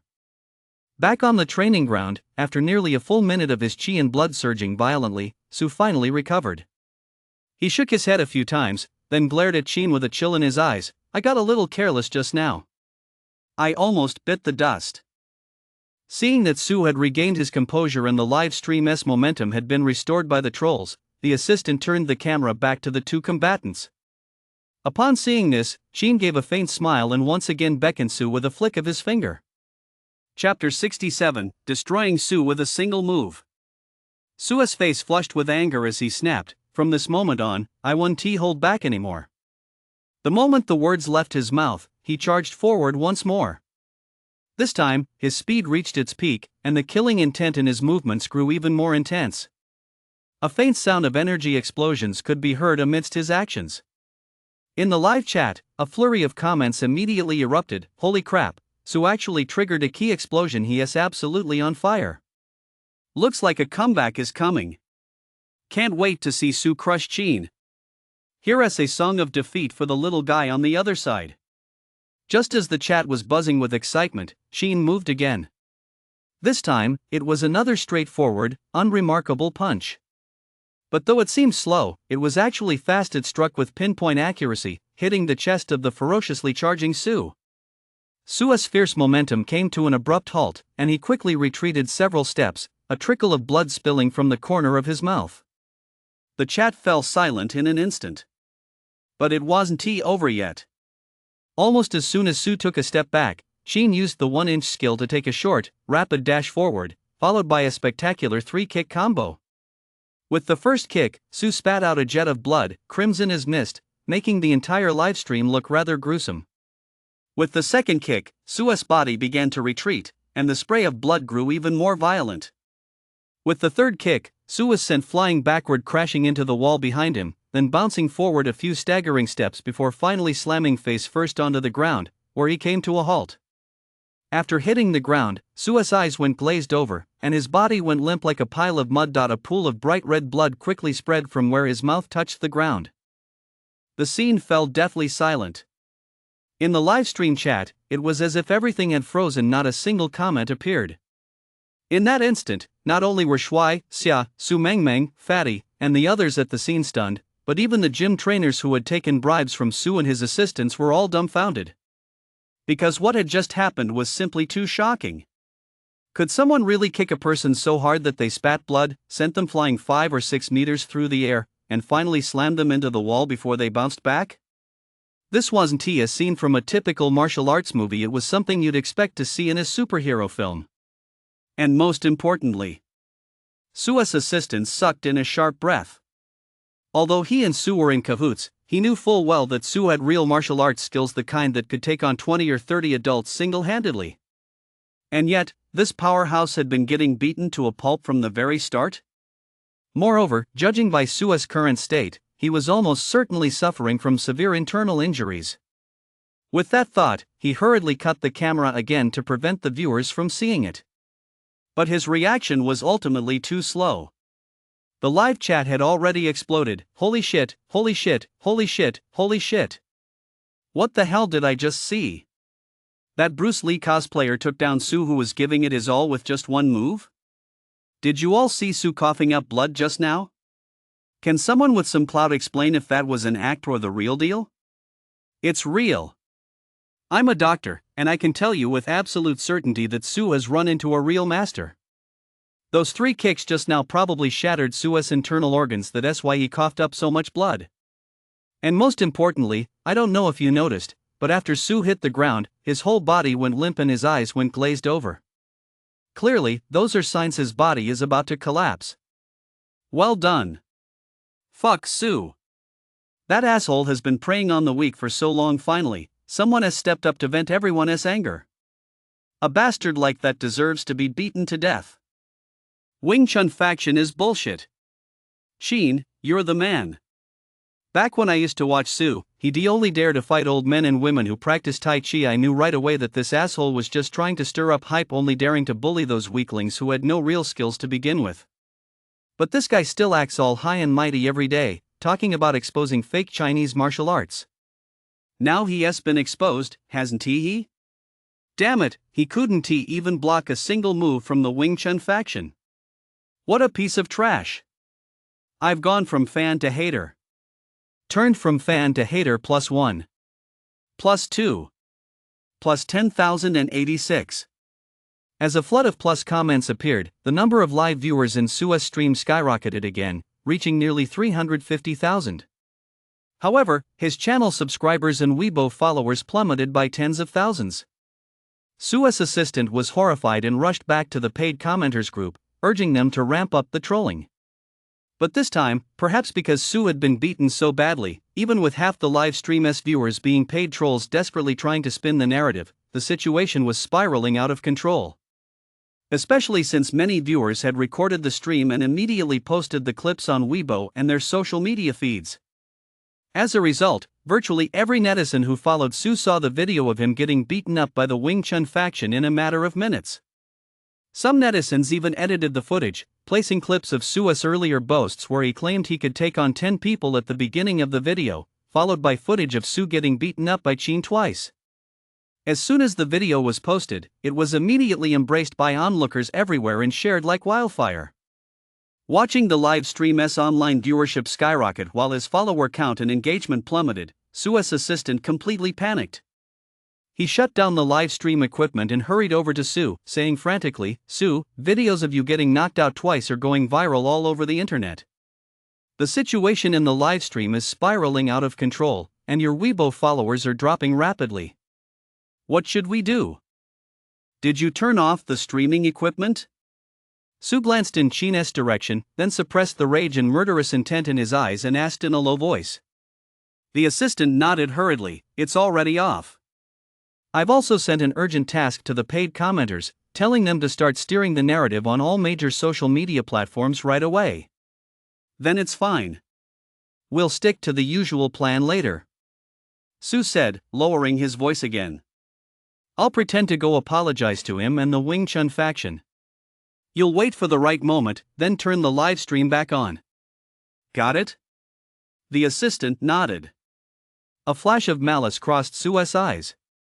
"Remember, it's fine if the stream starts late, but it absolutely must not start early. Don't worry, this isn't my first time doing this. I know what I'm doing," the assistant said, then silently returned to the live streaming equipment. Seeing this, Su composed himself slightly before struggling to his feet once more. He looked at Qin, who was standing not far away, his expression a perfect blend of complexity and awkwardness. Shuai, noticing this, suddenly became alert. He glanced at the shoes Su was wearing. Upon realizing they were the same pair he'd worn during yesterday's challenge against Second Master, Shuai immediately pulled out his phone and sent a message in the red envelope group, tagging everyone, start recording. That son of a bitch is definitely up to his old tricks again. There is something fishy about his shoes. Chapter 68, Spiral Ascension terrifying beyond belief. As Su slowly approached Qin, he said with a touch of shame, "Earlier, I did speak without thinking. I apologize to you, the Wing Chun faction, and indeed the entire Huaxia martial faction." Qin just watched him put on a show in silence. "You're really strong," Su said earnestly, a hint of admiration in his eyes. "That punch you used to knock me back just now, is that what they call the 1-inch skill?" Qin still didn't say a word. As Su moved closer to Qin, he mimicked the punch and asked, "Is that how you do it?" Seeing that Qin still hadn't spoken, he continued to close in on Qin, asking, "And those 3 kicks that sent me flying at the end, what's that move called?" Qin smiled, his gaze casually or perhaps not so casually glancing at Su's shoes. Su, however, didn't notice a thing. He continued to mimic the moves on his own, kicking out 3 times, then asked, "Is that how you kick?" After delivering those 3 kicks, he had closed in on Qin. Just as Qin was about to see how Su would play it out next, Shuai couldn't hold back any longer. From the side, he suddenly shouted, "Watch out for his shoes. They're booby-trapped." Almost the moment his words fell, Su's expression changed drastically. But at the same time, Qin's attention was diverted. Su seized the moment. Without a moment's hesitation, as his toes touched the entrance, a row of sharp steel spikes immediately extended from the sole of his shoe. "You bastard, I'll kill you," he roared, his face contorted with fury as he lunged viciously at China's knee. That kick contained all his rage, malice, and murderous intent. Its speed and force were even slightly faster than when he had just unleashed his full power. Upon realizing this, Shuai's heart skipped a beat. He realized that his earlier shout had come at the worst possible moment, distracting Qin and putting him on the defensive. And if Su's kick landed, even though they'd already captured it on video, Qin's leg would surely be ruined. Instinctively, he closed his eyes in self-reproach, turned his head away, and slapped himself hard across the face. But just as the sharp crack of the slap echoed, a piercing scream pierced his eardrums. It wasn't Qin, it was Su's? Shuai froze, then whipped his head back. At the same moment, the assistant who had just seen Su deploy the steel spikes on the sole of his shoe and was about to turn on the livestream equipment was so stunned that he mindlessly activated the device without even realizing it. And so, not only everyone in the martial arts hall, but even the netizens in the livestream who had been clamoring to see the action, all witnessed that shocking scene. Su's body, accompanied by a spray of blood, shot straight up into the air, performed a near 720-degree Thomas spin mid-flight, trailing a crimson spiral of blood. Then, like a dead pig, he crashed heavily to the ground, unable to get back up. At his feet, the spikes on the soles of his shoes glinted with an icy, piercing light in the sunlight, looking exceptionally dazzling. In an instant, the live chat erupted again. What the hell is going on here? The legendary spiral ascension? This guy is terrifyingly powerful. Am I the only one who noticed something wrong with Su's shoes? I noticed it too. Damn, those steel spikes, that sharpness. If they pierce someone, they leave a bloody hole with a single stab. This is a major foul and cheating, right? This is driving me crazy. What is going on?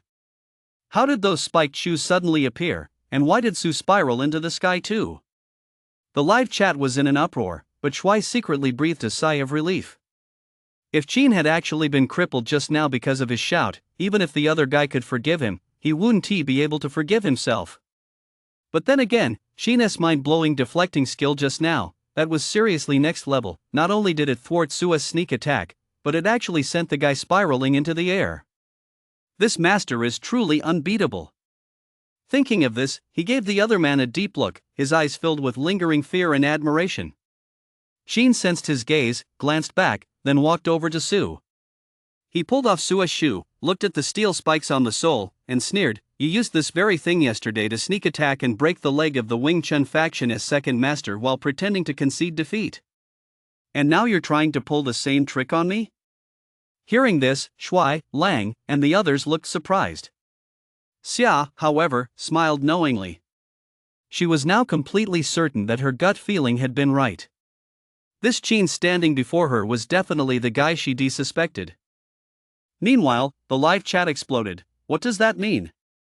So Su's challenge against the Wing Chun faction yesterday was a cheat win too? I knew it. The editing in that video from yesterday seemed off. At first, the second master was clearly dominating Su, but then the camera cut, and suddenly the second master was down. That's way too weird. I just went back and rewatched the old footage, and it really is like that. Plus, the shoes Su was wearing yesterday were exactly these ones. I studied criminal investigation. In that video from yesterday, after the camera cut, there were definitely a few faint holes in the right leg of Second Master S pants, and it looked like there were bloodstains too. Plus, Second Master S expression seemed to be in a lot of pain. Let me summarize, is everything that Qin said true? Su actually lost yesterday, but he faked an apology to deceive Second Master, then took the opportunity to launch a sneak attack with a hidden weapon, breaking the other guy's leg. Then, he used the edited video to stir up a fuss and fool us bystanders? And then, today, he tried to pull the same trick again, only to be exposed? How can there be such a shameless person in the world? The person above, please watch your language, don't insult the word human. I suddenly feel ashamed that I used to be a fan of Su. Ashamed +1, fan turned hater. Ashamed +2, fan turned hater +2. In the livestream, the number of concurrent viewers had broken the record, surpassing 500,000 for the first time ever. Yet, the number of followers had plummeted from over 1 million to nearly 500,000. Even his Weibo followers had rapidly dropped from over 2 million to less than 1.2 million. Su's assistant was stunned by the sight. After all, the fake accounts in the live stream alone accounted for nearly 500,000 of those viewers, and the fake accounts on Weibo numbered close to 1 million. In other words, the only people still following Su now were likely the paid followers, a few unsuspecting netizens, and a tiny handful of die-hard fans. But that wasn't enough. After publicly displaying Su's spiked shoes, Gene casually tossed them aside and held out his hand towards Su's phone. Su froze. Sheen raised his voice. The phone you used to record the main video of your challenge against that Wing Chun faction yesterday. Su instinctively glanced at his assistant, then said in a deep voice, "What do you want?" Chapter 69, Revealing the Truth, Public Execution. Sheen keenly noticed Su's subtle movement and immediately turned his gaze to his assistant, asking coldly, "Are you going to hand it over yourself, or do I have to come and get it?" Seeing that Sheen looked ready to pounce at the slightest provocation, Su's assistant felt a chill run down his spine. After a moment's hesitation, driven by sheer self-preservation, he pulled out a phone and handed it over, his hands trembling. Sheen took the phone and shouted at him, "Point the live stream camera at me." Su's assistant dared not disobey and quickly aimed the camera at Sheen. Sheen unlocked the phone and found the video from yesterday of Su challenging the Wing Chun faction martial arts school as second master. Sure enough, the guy had been thoroughly beaten by Shuai's second master yesterday. But after his defeat, he pretended to be humble and eager to learn, asking Shuai's second master for guidance on Wing Chun faction techniques. Then, when Shuai's second master's attention was diverted, he revealed the steel spikes hidden in his shoe soles and savagely kicked Shuai's second master in the right knee. Hearing the audio playing from the phone, Su immediately realized what Sheen was showing. His face turned crimson with embarrassment, and he buried his face in the ground. Scum! Sheen shot him a cold glance, then replayed the video, pointing the camera at the livestream. I won't waste any more words. Here is the uncut video of Su's challenge against the Wing Chun faction leader yesterday. Watch it for yourselves. The live stream fell instantly silent. Su's assistant turned his head away, his face flushed crimson, feeling as if hundreds of ants were gnawing at his heart. Each moment felt like an eternity. He knew exactly what yesterday's challenge was all about, and he knew full well that Su was a scumbag who would stop at nothing for publicity. But who could say no to money? So, for the sake of the generous salary Su paid him, he had been going against his conscience to assist Su, even going so far as to offer him advice on his own initiative. Now, with the fig leaf torn away in public, facing the silent livestream and the onlookers around him, he felt as if he were being publicly executed. Sheen said nothing. When the video finished playing, he still didn't utter a word, but instead chose to replay it. Su's assistant felt as if he were being publicly executed all over again. His mind went blank. Instinctively, he wanted to make a run for it, but before he could take a step, Sheen grabbed him by the back of the neck. "Did I say you could leave?" Sheen's voice was devoid of any emotion. Su's assistant couldn't help but shiver and dared not move a muscle. Soon, the replay finished. Sheen moved his phone away and asked the camera, "Did everyone see that clearly?" The live stream remained silent for a long time. Sheen didn't seem to mind. He simply looked down and opened all of Su's social media accounts, Weibo, WeChat, Tushio, and more, uploading the video he'd just shown and adding the caption, "I am the real trash, the kind of trash who'll stop at nothing for publicity. I apologize to the Wing Chun faction and to Chinese martial arts." By the time he'd finished posting all the videos, the live chat had completely exploded. Is this something a human being would do? If it weren't for Sheen exposing the truth today, I honestly wouldn't believe people could be this evil. My heart goes out to the Wing Chun faction as second master in that video. He is clearly skilled in martial arts yet treats others with humility, yet he was exploited by a shameless scumbag like Su, who struck him so viciously. Did you all notice how vicious and smug Su looked when he ambushed the second master and stabbed him with the steel spike on the sole of his shoe? That subhuman creature is actually gloating over his successful ambush? I don't know why, but I feel like crying. That second master must be in terrible pain and agony. When I saw him get kicked, I got goosebumps all over, and his face went deathly pale in an instant. Plus, it looked like he couldn't even use that leg afterward. He was shaking all over from the pain while blocking Su's flurry of punches. Fuck Su to hell. That son of a bitch, I must be an idiot to have ever followed scum like him. You'd have to be blind to follow that piece of shit +1. Nothing much to say, just hope that scumbag Su blows up right where he stands and goes to hell soon. Watching that video made me sick to my stomach. But still, thanks to Chin for letting us know the truth and not being fooled anymore.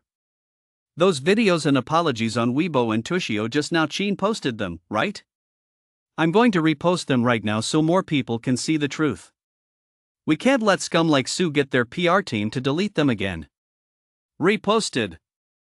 Seeing the flood of comments in the livestream, Chin suddenly realized that even if he uploaded the videos online, there was still a chance they could be taken down by PR teams or censored. With that in mind, he turned to Shuai and the others and asked, "Who among you knows the internet best? Is there a way to quickly spread these videos even further and preferably make it impossible for Su and his crew to delete them in the short term?"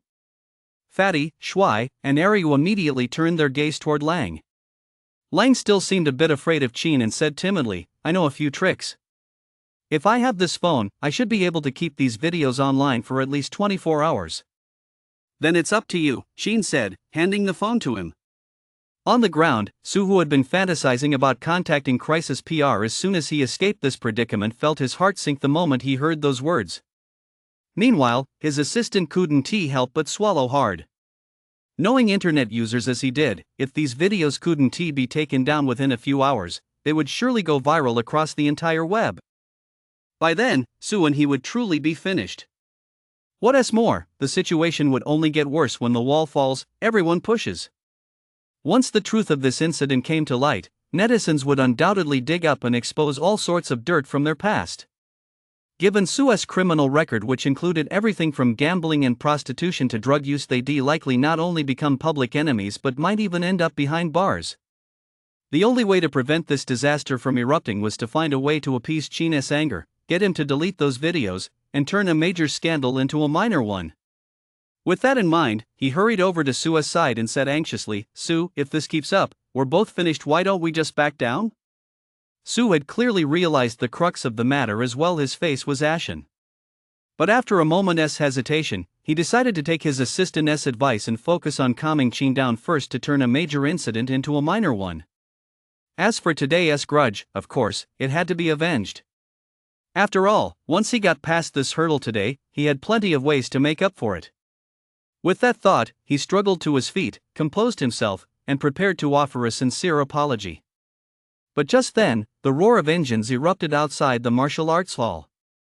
Next, Faye, leading Black and a group of at least several dozen people, stormed in one after another. Chapter 70, Livestream gone wrong, a hasty retreat.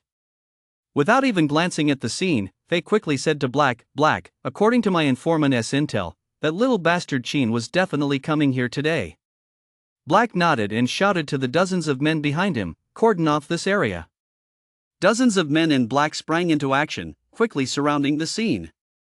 Chaos erupted inside the martial arts hall. Fearing his target might escape in the commotion, Black roared, "Everyone stay the hell where you are.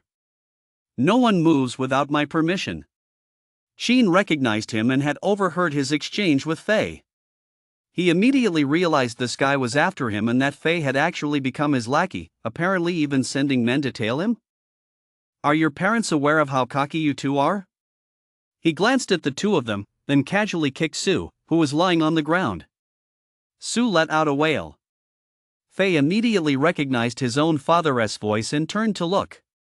When he saw the figure slumped on the ground and the assistant trembling beside him, he froze. "Dad?" Black heard the voice and looked over as well. "Master?" He paused in surprise.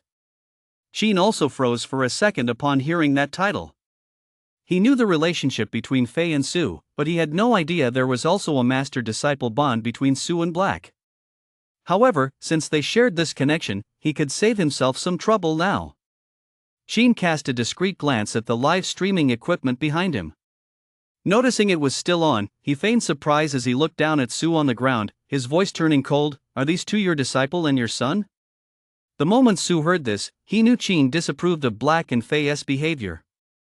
Fearing Chin might take action and even more so that he himself might get dragged into it, Sue quickly turned to Faye and Black. "What are you two doing? Why all the commotion?"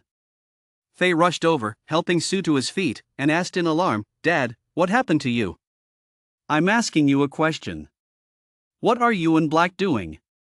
Sue pushed him away abruptly, glaring at him coldly. "You're acting like a gangster." Faye was taken aback. Black also looked a bit intimidated. He was still a bit afraid of this drill sergeant. He instinctively tried to explain to Sue, but Sue snapped, "How many times have I told you? Martial arts are for building strength and upholding justice, not for bullying the weak or trying to rule the roost." "What are you two doing? What if you scare everyone? Do you two just ignore everything I say?" As he spoke, he slapped Faye across the face and kicked Black in the process, then bellowed, "Get the hell out of here, both of you. If I ever catch you bullying others again, I'll break both your damn legs in a heartbeat." Faye was even more bewildered now. Without thinking, he blurted out, "Dad, you haven't lost your mind from getting beaten up, have you? I'm your son." Damn it! Sue hadn't expected his dim-witted son to still be clueless about the situation, and to say such a stupid thing in front of so many live viewers. Furious, he kicked him again with all his might. He really went for it with that kick. The force of it sent Faye crashing right onto his butt on the ground. After the kick, he quickly gave Black a meaningful glance. Black had been a bit dazed, but upon catching Sue's look, he instinctively glanced over. When he saw the live stream camera pointed right at him, cold sweat instantly broke out on his forehead. Thank goodness he hadn't laid a hand on Sue yet, otherwise, even with the Liang family backing him, he'd be in serious trouble this time. As Sue's disciple, he knew all too well just how terrifying live streaming could be. It wasn't like being recorded on video, where you could simply destroy the source afterward to silence everyone. A live stream meant that the moment he committed a wrongdoing, the hundreds of thousands of viewers watching in real time would all become eyewitnesses. Never mind the Liang family backing him, even the heir apparent of Nanyue province would be in deep trouble if he caused a scene under the lens of such a wildly popular livestream. No wonder Sue reacted so fiercely. Black felt a chill run down his spine. He glanced discreetly at the camera and quickly spun a lie. "Master, don't get the wrong idea. Our boss's wallet was stolen, and your son said his men saw the thief running this way, so I just..." That doesn't give you the right to act so high-handed, understand? What if you scare the kids?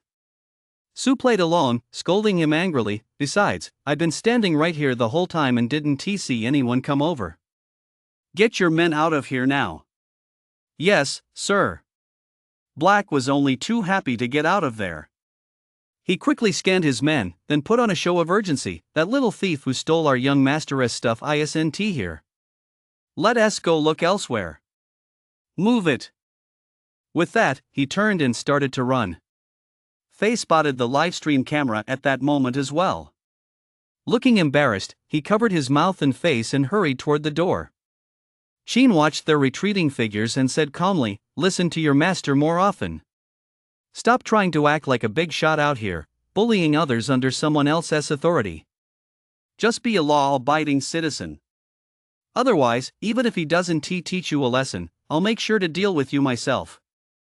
Upon hearing this, Black and Faye stopped in their tracks and looked at the Bruce Lee cosplayer with puzzled expressions. Sue, however, immediately grew tense again and snapped, "Did you hear what Chin said? You two better behave yourselves." Black and Faye dared not argue further. They nodded hastily and scurried off as fast as they could. Once the whole group had retreated, Sue looked at Chin with a hint of flattery. "Chin, I've realized my mistake and won't make it again. Do you think you could give me another chance to start over and turn over a new leaf? Even if I could forgive you and give you a chance, would everyone else?" Chin retorted. Sue froze in surprise. "Goodbye, everyone." Chin said nothing more, merely waving at the live stream camera before quickly leaving.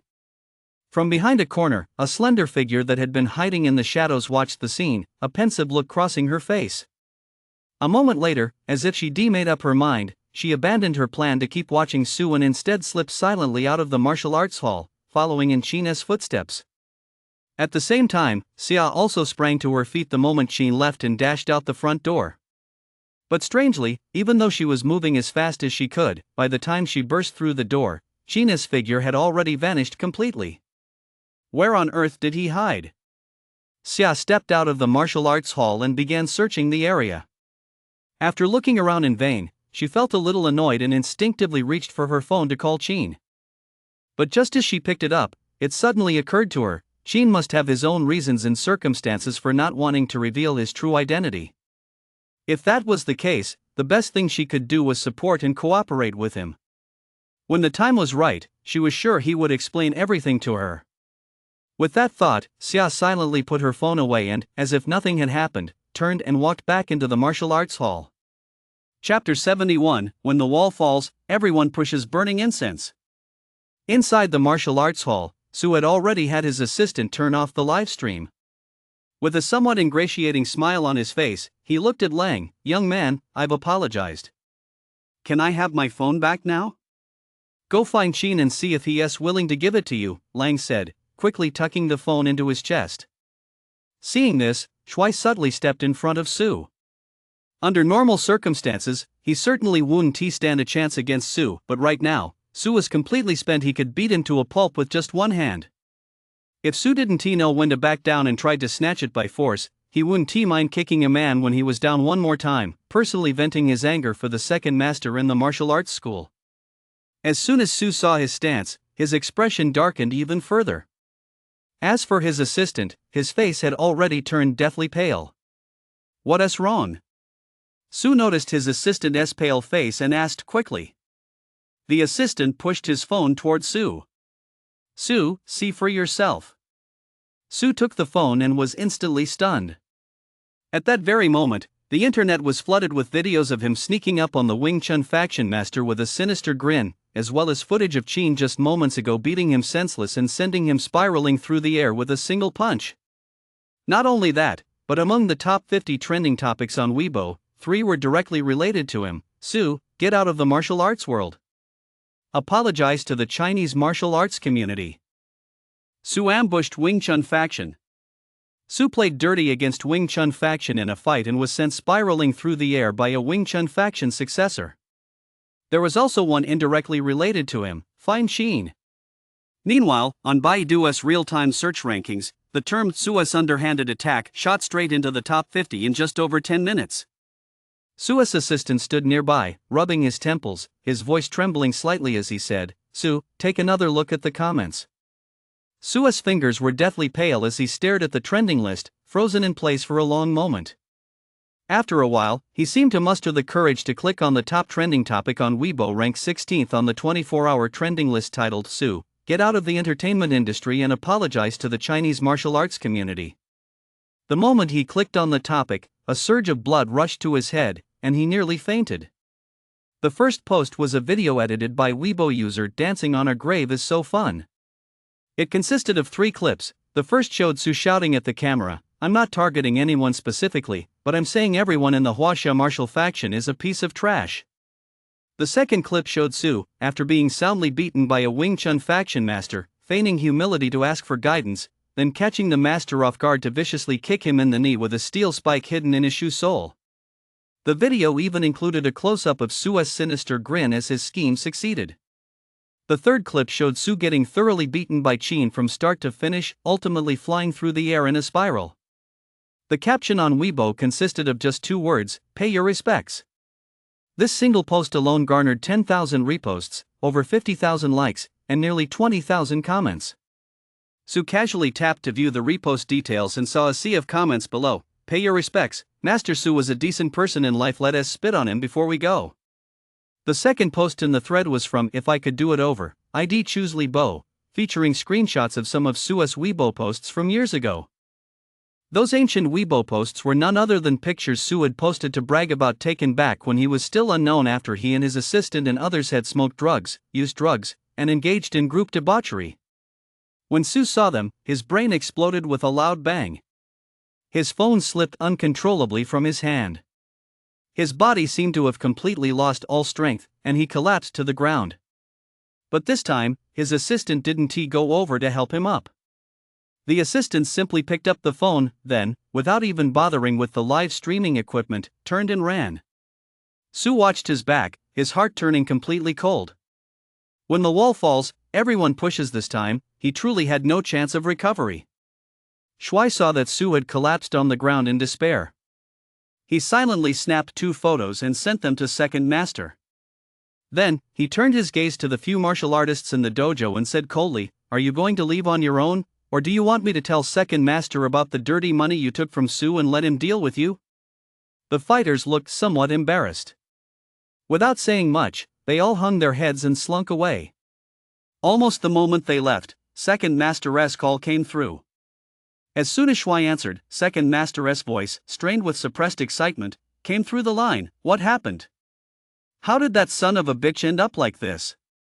Some guy calling himself Chin suddenly showed up. In front of hundreds of thousands of spectators, he beat the crap out of him a few times on behalf of our Wing Chun faction, and he also released the video of him ambushing you yesterday. Shuai briefly described what had just happened, then clenched his fists and said, in short, that bastard Su was finished for good. On the other end of the line, Second Master fell into a long silence. After a while, he said earnestly, "Shuai, whether this Chin is standing up for our Wing Chun faction or for the Huaxia martial faction, you must remember, today, he avenged us and preserved the reputation of our Su family's martial arts school, a reputation built through the blood and sweat of generations. He is a great benefactor of our Su family." "Second Master, I understand." Shuai nodded earnestly. He still remembered the despair and bitter anger in Second Master's eyes when Su, after successfully ambushing him and being kicked out of the Wuguan gate, had shouted, "Wing Chun faction s boxing, that's all there is to it." He also clearly remembered the solemn words Second Master had spoken when taking him as his final disciple: "As long as I draw a single breath, I will never allow the reputation of the Wing Chun faction to be tarnished in the slightest, otherwise, the ancestors of the Su family will never rest in peace." Even more vividly, he remembered the Second Master's resolute figure nearing 80 years of age, yet training relentlessly through the hottest days of summer and the coldest nights of winter, never resting for a moment. Shuai's gaze hardened involuntarily. "If fate allows me to meet Chin again, I shall repay him for saving my life." Second Master nodded in agreement. To repay kindness, that is how a successor of the Wing Chun faction should act. Meanwhile, in a secluded alley, Chin, after confirming no one was around, quickly removed his mask and took off his Bruce Lee costume, then deftly stuffed them into his prepared backpack. Then, pretending to be nonchalant, he slung the backpack over his shoulder, strode out of the alley, and headed straight for home. He didn't notice at all that, in a shadow diagonally above the alley, a striking figure had caught sight of the youthful face peeking out from beneath his mask and looked slightly surprised. "He is actually that young? Judging by his appearance, he can't still be a high school student, can he?" After the initial surprise, the striking figure quickly scanned the surroundings. Upon spotting a high-definition surveillance camera positioned above a certain intersection where Chin had just passed, she immediately pulled out her communicator, sent her coordinates, and said urgently, "This is Lee. Within 3 hours, I want all the information on the teenager who just passed under that camera at these coordinates." Chapter 72, I Am Chin. As Chin neared his home, he spotted an unfamiliar Toyota Land Cruiser parked at the entrance to the alley from a distance. Almost the moment he looked over, the car door opened. The burly Black stepped out of the car and stared straight at him. "Faye got out with him." Chin narrowed his eyes slightly. "Looking for me? Kid, is your memory that bad?" Black chuckled. "A few days ago, our boss and I met you at the entrance of Nansha City People's Hospital." As if just remembering, Chin said indifferently, "What's this about? Don't you have any idea why I'm looking for you?" Black sneered. Seeing his attitude, Chin turned to leave. "Stop right there." Black moved with lightning speed, reaching out to grab Chin's shoulder. Chin was already on guard. He dropped his shoulder, shifted his body, and easily dodged the grab. Seeing his strike miss, Black was slightly surprised. As he looked into Chin's eyes again, a hint of gravity unconsciously crept into his gaze. Although he was only a half-disciple of Su, when it came to actual combat, he was certainly no less skilled than Su himself. Yet that grappling move had actually been dodged by Chin, the seemingly ordinary high school student? This kid, aside from his somewhat bizarre skill, must be no slouch in hand-to-hand combat. Chin had already turned around and was staring at him coldly. "You want to arrest me?" As soon as he spoke, many nearby residents who recognized him turned their gaze toward him in unison. Some well-meaning bystanders even asked outright, "Hey, what is going on over there?"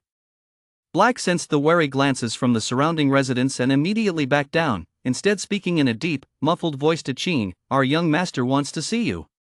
"So you just came running over here to grab me?" Qin asked. As soon as he said this, many residents who recognized him began crowding over. Seeing the situation escalating, Black softened his tone slightly. "I've been asked by him to invite you to meet him." "Is this the best you can do if your boss wants to see me? You've barely met me, and you're already trying to arrest me?" Qin sneered. Hearing this, several residents who recognized Qin began pulling out their phones to call the police. Although Black wasn't afraid of the police, he knew he debauched this mission. If he really drew the police in and forced Liang Chen to step in to bail him out, he'd likely be in for a thorough scolding from Liang Chen. With that in mind, he quickly said, "I've delivered the message. It's up to you now. Anyway, as long as you don't cooperate, this isn't over." With that, he climbed into the Toyota Land Cruiser, started the engine, and sped away from the scene. Qin watched the Toyota Land Cruiser drive off, a flash of coldness crossing his eyes. He had thought that the intimidation he'd previously delivered at the entrance of the City People's Hospital, along with the warning from the Wing Chun faction, would be enough. But now it seemed that some people were far bolder than he'd imagined. He'd have to find an opportunity to teach them a lesson they'd never forget. With that thought, Qin turned his gaze away, thanked the neighbors around him, and then headed home. When he got home, Third Uncle was happily sipping a drink, humming a tune to himself. "What has got you so happy, Third Uncle?" Qin asked casually. Seeing him return, Third Uncle laughed. "The hospital called. They said your third aunt can be discharged today." "I was actually planning to go pick her up, but you know what they said?"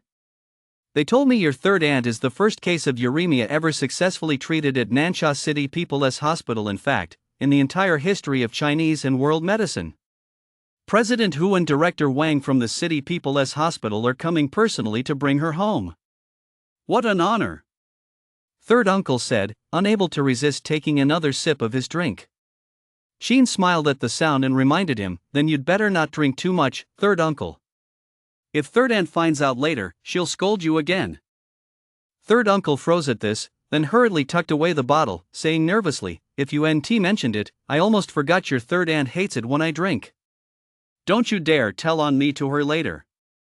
I'll open all the windows and fans right now to air out the smell." Qin helped out for a while before slipping into Third Uncle's room. Only after seeing that Third Uncle had cleaned and tidied up all of Third Aunt's personal belongings did he quietly leave Third Uncle's room. Third Uncle had already returned to the living room and said with a smile, "Come to think of it, there is something else that's really uplifting." Qin looked at him. Third Uncle took out his phone, opened a video, and said with a smile, "Take a look." Qin took a look and froze in surprise. The video clearly showed the entire process of him beating Sue to a pulp. Seeing him stare in shock, Third Uncle chuckled, "What do you think?" "Third Uncle, didn't he lie to you, did I?" There are hidden masters everywhere. The Huaxia martial faction is full of hidden talents. A scoundrel like Sue is nothing but a clown. This Qin, you can tell he has got real skills. His moves are fast, precise, and ruthless, and he has got plenty of strength." "Impressive." Qin was still a bit dazed. He had long anticipated that once he created a fake identity, some mix-ups might occur. But when Third Uncle praised the fake identity he'd created right in front of him, although he felt incredibly pleased inside, he really didn't know how to react. Seeing him still dazed, Third Uncle didn't think much of it and simply chuckled, "Is that all it takes to scare you?" Qin shook his head. Third Uncle patted him on the shoulder and continued, "It's only natural. After all, you're still a recent graduate with limited experience. Once you've seen more of the world and gained more life experience, you'll be fine. The world is vast, and there are plenty of extraordinary people out there." Qin nodded. But Third Uncle suddenly seemed to think of something and chuckled, "Speaking of extraordinary people, you probably don't know this, but your third aunt actually met one." "Third Aunt met an extraordinary person?" When was that? How come I didn't know about it? Sheen asked, somewhat surprised. Third uncle nodded and continued, I only heard about it from the hospital today. According to them, your third aunt's uremia was secretly cured by a miracle doctor, without anyone knowing. What's more, that miracle doctor cured your third aunt using acupuncture, which sent shockwaves through the entire hospital and the medical community of Nansha City. Rumor has it that just to find that mysterious director who even offered a hefty reward, causing quite a stir throughout the entire medical community in Nansha City. At this point, third uncle glanced at Sheen, and you probably don't know this, but some people at the hospital suspect you're that mysterious doctor. No matter how much your third aunt and I tried to defend you, they wouldn't believe us. Although he felt a secret thrill for some reason, Sheen didn't know how to react. Just then, third uncle ruffled his hair and said, as if he'd heard a joke, don't you think they're hilarious? We've watched you grow up, how could they possibly know you better than third aunt and I? They actually suspect you're that mysterious miracle doctor? Why don't they just suspect you're Sheen? Sheen suddenly felt an urge to tell third uncle that he really was that mysterious doctor and that he also happened to be Sheen. But after a moment's hesitation, he decided to keep it a secret for now. The time wasn't right, he was afraid of scaring third uncle. Besides, when it came to the system, the fewer people who knew, the better. He understood the principle that a man is innocent until he possesses a treasure. Playing dumb while making a fortune, that was the real way to go. With that thought, Sheen suddenly recalled the time he'd been tailed by Fayus men. Although that incident hadn't ultimately caused him any harm, it had certainly served as a wake-up call. At the very least, two things were clear from that incident. First, his counter-surveillance awareness was still lacking, and second, his understanding of potential enemies was still somewhat naive. If his counter-surveillance awareness had been sufficient, given his capabilities, he would have detected the tail immediately and nipped the crisis in the bud. And if he had a deeper understanding of potential enemies, he would have been far more vigilant during his operations, perhaps even delivering a lesson so severe during his last encounter that the other party would have remembered it for a lifetime and dared not act recklessly again. It seems I'll have to be even tougher from now on. And I need to hurry up and learn some reconnaissance and counter-surveillance techniques to prevent today's incident from happening again. After quietly reflecting on this, Sheen said goodbye to third uncle and returned to his room. Upon entering, he immediately opened the system interface, God Tier Library, Level 2 book catalog. But after searching through it, he couldn't find any classic books related to reconnaissance and counter-surveillance. With no other choice, Sheen had to exit the system interface and turn to searching online with his phone. But after repeatedly searching for keywords like counter-surveillance and anti-tracking, he realized that all of this material was classified and not available to the public. Even if he occasionally managed to find some information, it was just scattered bits and pieces, neither authoritative nor systematic. I refuse to believe that a living person can be driven to death by holding it in. Sheen was a bit defiant. He decided to take a roundabout approach and instead searched for ways to obtain materials on counter-surveillance and anti-tracking. And wouldn't you know it? With that search, he actually found a way. Once he found a method, Sheen wasted no time. He put down his phone and rushed out of his room, approaching third uncle in the living room and tentatively asking, "Third uncle, could you teach me some counter-surveillance techniques?" Third uncle paused for a moment, then seemed to realize something and nodded. "All right. When do you want to start?" "Why wait? Let us start today." Hearing this, Sheen breathed a sigh of relief and smiled. The method he just found was to learn from third uncle. Third uncle had once been an elite soldier in the military when it came to counter-surveillance. He was definitely an expert. With him around, who needs counter-surveillance manuals or anything else? Chapter 73, Causing a Stir, Nearly Exposed. Third uncle didn't ask any further questions. He agreed readily, "All right. Once third aunt gets back, we'll celebrate, and then I'll give you a systematic lesson." "Great." Sheen didn't say anything else. He returned to his room and started browsing online for counter-surveillance techniques summarized by netizens. He didn't know how much time had passed when a car horn suddenly blared outside the door. Immediately afterward, third uncle's delighted voice rang out, "You're back?" Sheen quickly put down his phone and followed him out of the room. As soon as he opened the door, he spotted Third Aunt standing there, along with Director Wang behind her, and an elderly man standing half a step in front of Director Wang. The elderly man was dressed in a traditional Chinese suit. Though his face bore a warm smile, his demeanor was distinctly distinguished. Even standing there casually, he exuded an air of nobility. He must be Director Hu from Nansha City People's Hospital, the one third uncle mentioned? Sheen was just speculating when Director Wang leaned in close to Director Hu's ear and whispered something. Immediately, Director Hu's sharp gaze turned toward Sheen. He wasn't too sure if it was his imagination, but Sheen actually felt a hint of curiosity and scrutiny in the way Director Hu was looking at him. For some reason, an absurd thought popped into his head: this Director Hu seems quite interested in me. Could it be that he really suspects I'm the miracle doctor who cured Third Aunt? Just as this thought crossed his mind, Dean Hu spoke first. You must be Xiao Yu. I'm Hu Liangping from Nansha City People's Hospital. With that, he smiled broadly and extended his hand toward Sheen. Seeing his demeanor, Sheen's heart skipped a beat. Meanwhile, Director Wang froze in his tracks.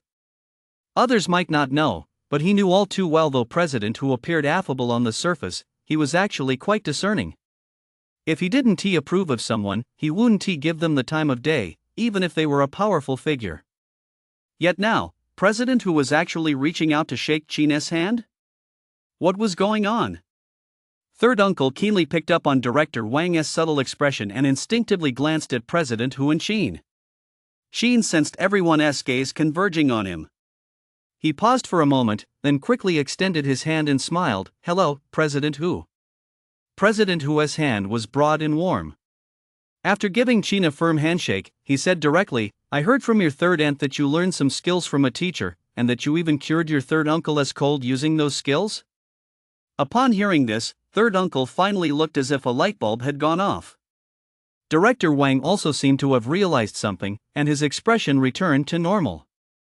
Sheen guessed his intention, but still feigned confusion and asked, Is there a problem, Director Hu? No problem at all, President Hu smiled. After pausing as if to choose his words carefully, he continued, Here is the situation. Based on our hospital's assessment, your third aunt's terminal illness was likely cured in secret by a mysterious healer. After our investigations and screenings over the past few days, there are only 2 remaining candidates who could have cured her, and one of them is the teacher who taught you those skills. Sheen did his best to feign calmness and casually asked, Are you looking for information on that teacher, Director Hu? Director Hu nodded with a smile. Third Uncle chimed in, Come to think of it, I really need to thank that teacher too. Xiao Yu, the acupuncture technique you learned from him for treating colds is truly miraculous. After you treated me last time, not only did my cold clear up instantly, but my sleep quality has improved significantly these past few days. Me too. The massage techniques you learned from him are excellent as well, Xiao Yu. Since I've been getting massages every day lately, not only do I sleep soundly, but I feel full of energy too. Third Aunt agreed wholeheartedly. None of them noticed that when Dean Hu heard Third Uncle mention that Sheen had cured his cold with acupuncture, his eyelid twitched violently a few times, and then he cast a subtle glance at Sheen. Because no one present, including Director Wang, knew that Director Hu had only told half the story.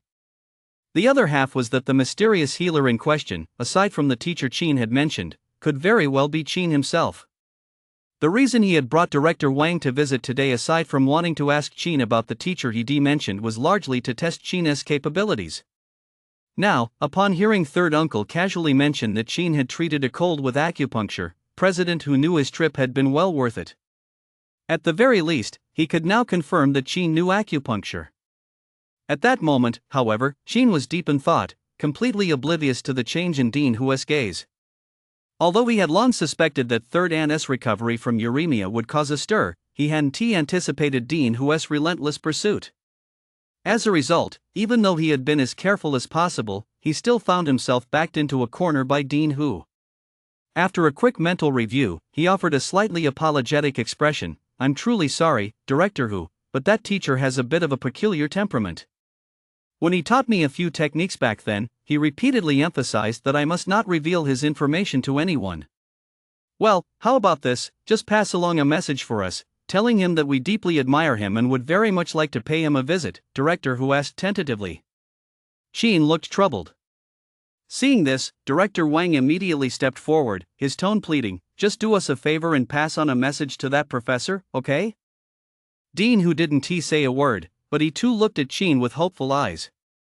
Seeing this, Qin hesitated for a long time before finally agreeing, somewhat reluctantly, "Well, if I run into him another day, I'll ask what he thinks." "All right, thank you in advance," Dean Hu said, his face showing a hint of gratitude. Qin nodded, saying nothing more. Seeing this, Dean Hu took out his business card, handed one to Qin, and said, "Here is my card. Whether this works out or not, I owe you a favor. If you need anything later, or if there is any news from that professor, feel free to contact me anytime." Qin accepted it. Dean Hu exchanged a few more pleasantries, then went over the precautions Third Ant needed to take for the coming days before leaving with Director Hu. Only after their figures had disappeared from view did Qin quietly let out a sigh of relief. Third Uncle, however, remarked with a hint of suspicion, "Xiao Yu, wasn't he the Dean Hu being a bit too friendly toward you?" Hearing that he, too, was suspicious, Qin's heart skipped a beat. Third Ant, however, shot Third Uncle a withering glance. "Why are you so nosy? First, come clean what's with that alcohol on your breath." Third Uncle immediately turned his head away in embarrassment and began coughing violently. Chapter 74, All Talk, No Action. Meanwhile, inside a Volvo S60 parked outside, Hu Liangping sat quietly in the back seat, his eyes closed as he recalled every detail of his recent interaction with Qin. In the driver's seat, Director Wang, seeing him remain silent, dared not speak either, simply waiting quietly for his instructions. After a long while, Hu Liangping finally opened his eyes, glanced once more toward the room, and said, "Wang, find a couple of sharp-witted people and go to Nansha No. 3 Middle School to ask around. See if there is any teacher there who knows traditional Chinese medicine. Also, after we get back today, send me all the surveillance footage of everyone who entered and exited Qin Third Ant's hospital room." Director Wang didn't think twice and immediately agreed. "Drive us back," Hu Liangping said, then closed his eyes again. Qin had no idea that his skill was about to be exposed. Seeing that Third Ant had successfully diverted Third Uncle's attention, he quickly took the opportunity to breathe a sigh of relief. After Third Uncle finished explaining everything to Third Ant, the three of them held a simple celebration at home to welcome Third Ant back in good health. After the celebration, Third Ant went about her usual routine of tidying up the house, while Qin followed Third Uncle outside to begin learning counter-surveillance techniques. As soon as they stepped out the door, Qin was already eager to get started. Third Uncle, however, took his time hailing a taxi and headed straight for the nearest square. On the way, he sent a few mysterious text messages. Once they arrived at the square and blended into the dense crowd, Third Uncle began his lesson. "Generally speaking, if we're going to talk about counter-surveillance, we must first start with common surveillance methods. Because only by understanding the what can we understand the why. However, surveillance methods involve certain confidentiality regulations, and they're also a double-edged sword. Third Uncle doesn't want you to learn them just yet, so I'll skip straight to teaching you some counter-surveillance techniques." Qin nodded. Seeing this, Third Uncle led Qin forward as he explained, "Ever since you said you wanted to learn counter-surveillance, Third Uncle has been thinking about what the key points are and how to teach you in the shortest time and the most efficient way." Qin listened quietly. Third Uncle isn't very educated, but after racking my brain, I've distilled it down to 5 words: listen, stop, look, turn, and return. Third Uncle paused here, adopting a posture of attentive listening. By listen, I mean paying attention to any sounds what people are saying, or any unusual noises. Stop means that when you notice something out of the ordinary, you should stop first. For example, if you're walking and notice several strangers lingering nearby, you can stop in a safe spot. Because once you stop, if they're just ordinary passers-by, they'll certainly go on their way, but someone tailing you will linger nearby. At that point, you can be sure there is something wrong. Look means paying close attention to your surroundings and the people around you, including checking for anything unusual in the dormitory, hallways, or near your front door. This requires you to be extra vigilant and make it a habit. Turn means that when you suspect you're being followed, you can move around in a safe area, for example, repeatedly switching sides of the street to see if a stranger is always nearby. Generally, if you're on the right side of the street, the person following you will also move to the right. If you detour to the left, they'll follow to the left, keeping you constantly within their line of sight. Turn back is similar to turn. It means that as soon as you notice something amiss, you walk back the way you came. Since the person following you needs to keep up, they'll inevitably follow you back. Once you detect something unusual, you can confirm whether they're truly following you by repeatedly turning back. After third uncle finished speaking, he paused suddenly. Have you memorized all 5 of these words? Sheen nodded instinctively. Only then did he realize that ever since the divine reading system had enhanced his memory ability, not only had his retention while reading improved significantly, but his ability to remember what he saw and heard had also increased considerably. It was as if third uncle had only explained the anti-surveillance techniques once just now, yet he had memorized every detail without a single mistake. Third uncle looked serious. Repeat them back to me. Without hesitation, Sheen replied, counter-surveillance. Just remember these 5 words: listen, stop, look, turn, return. As he spoke, he also repeated third uncle's explanation of those 5 words. Seeing that he had actually memorized it word for word, third uncle was slightly surprised, then said with satisfaction, "You're not much of a student, but you've got a knack for this stuff." As he spoke, he took Sheen for another stroll around the square, using the surroundings to illustrate various counter-surveillance techniques as they walked. Sheen took it all in silently. Chapter 75, Mastering a New Skill, Black's Plan. After the lesson, third uncle took Sheen straight to a friend's house. Upon meeting his friend, third uncle introduced him. "This is Uncle Zhang." Back when third uncle was in the military, he was a scout nicknamed Night Owl, the best infiltrator and tracker in our entire company and squad. He has a lot of top-secret counter-surveillance materials and manuals at home. Sheen immediately greeted him. Uncle Zhang smiled warmly, then looked Sheen up and down with a hint of surprise before turning to third uncle with a touch of envy. "No wonder third uncle has been singing your praises to the skies. For such a young age and small frame, you're full of explosive power. You're really something." Sheen chuckled. Old Zhang, however, seemed to take an interest in him and said with a hint of persuasion, "I heard from your third uncle that your academic grades aren't great? Why not consider furthering your education in the military? I've got some connections in the army. If you're interested, I can put in a good word for you and get you straight into the special forces." No need to be so formal with Uncle Zhang. "Your third uncle and I have a bond forged in the trenches." Old Zhang patted him on the shoulder and laughed. "Think it over. If you're interested, just let your third uncle know." Sheen looked at third uncle. Third uncle nodded and smiled. "Uncle Zhang may be rough around the edges, but he is thorough and reliable. Back when your third aunt's medical bills were piling up and we had no way to pay, he didn't hesitate. He handed over his entire life savings to me." Upon hearing this, Sheen was immediately filled with respect and bowed deeply to Uncle Zhang. Although he was no longer short on money now, he had never forgotten the scene of third uncle back then, frantic over the medical bills, unable to sleep night after night, on the verge of a breakdown. He remembered even more clearly the expressions on the faces of those relatives when third uncle went from house to house begging for money to cover the medical bills. That Uncle Zhang was willing to lend all his savings at that time and give third uncle hope that was a debt of immense gratitude. "What are you doing, kid?" Uncle Zhang hurriedly helped Sheen to his feet, his tone tinged with reproach. "Why are you being so formal with your Uncle Zhang?" Sheen replied earnestly, "It's not being formal, Uncle Zhang. You deserve this bow from me." Uncle Zhang had heard from third uncle about everything Sheen had done to raise the medical funds, so this time he didn't stop him. He simply patted his shoulder lightly and murmured with emotion, "Good boy, truly a good boy." Third uncle was also slightly moved, but the look in his eyes was mostly one of relief. Meanwhile, on the other side, at the entrance to Nansha City Martial Arts School, Black was leaning against a Toyota Land Cruiser, puffing on a cigarette, his face dark with gloom. Beside him, Faye looked ashen. On the way back, he learned that his own father had been soundly beaten at the Wing Chun faction today and that the whole internet was abuzz with the news. At that moment, he knew the sky had fallen. And just as he feared, almost as soon as his father's scandal became public knowledge, students from the martial arts school who previously held a grudge against him emerged almost simultaneously. As for his henchmen, they fled at the first sign of trouble, all distancing themselves from him. After staring into space for quite a while, he finally managed to say weakly, "Black, what do you think I should do?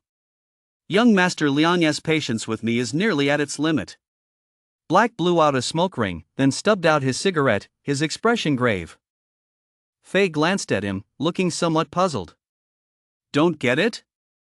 Black asked, then gave a cold laugh before explaining, "Then let me spell it out for you. What I mean is, if you don't get the job young Master Liang assigned you done within the next day or two, we're both finished." Fei froze. "But if you can handle young Master Liang's business," Black glanced at him. "If you manage to get on young Master Liang's good side, do you think your little problems will even matter anymore?" Fei's eyes lit up instantly. Seeing that he was tempted, Black looked up and said, "Go. Keep an eye on that Qin. As soon as he is alone, or if he goes somewhere relatively secluded, notify us immediately, then find a way to hold him up. Time is of the essence. Since that kid doesn't know a good thing when he sees it, we'll have to resort to some extreme measures." As Black said this, a flash of cruelty flickered in his eyes. Fei shuddered involuntarily, and a hint of fear crept into his gaze as he looked at Black. At that moment, he began to suspect that this Black of his might have killed someone, and probably more than one. Chapter 76, Reading Skill Upgrade Skimming at a Glance. Elsewhere, in a residential complex near Qian de Plaza in Nansha City, Qin and third uncle had barely been invited inside by Uncle Zhang when Qin spotted several classified textbooks including Strategies of Investigation, Modern Criminal Investigation, and Contemporary Investigation casually left by the entrance to the living room. Uncle Zhang noticed Qin's gaze and remarked casually, "These are supposed to be classified. You can only read them here, no taking them outside, and definitely no taking photos." "Thanks, Uncle Zhang." Qin knew Uncle Zhang was making an exception for him, so he quickly thanked him and walked over to pick up a few authoritative texts on counter-surveillance and investigation to peruse.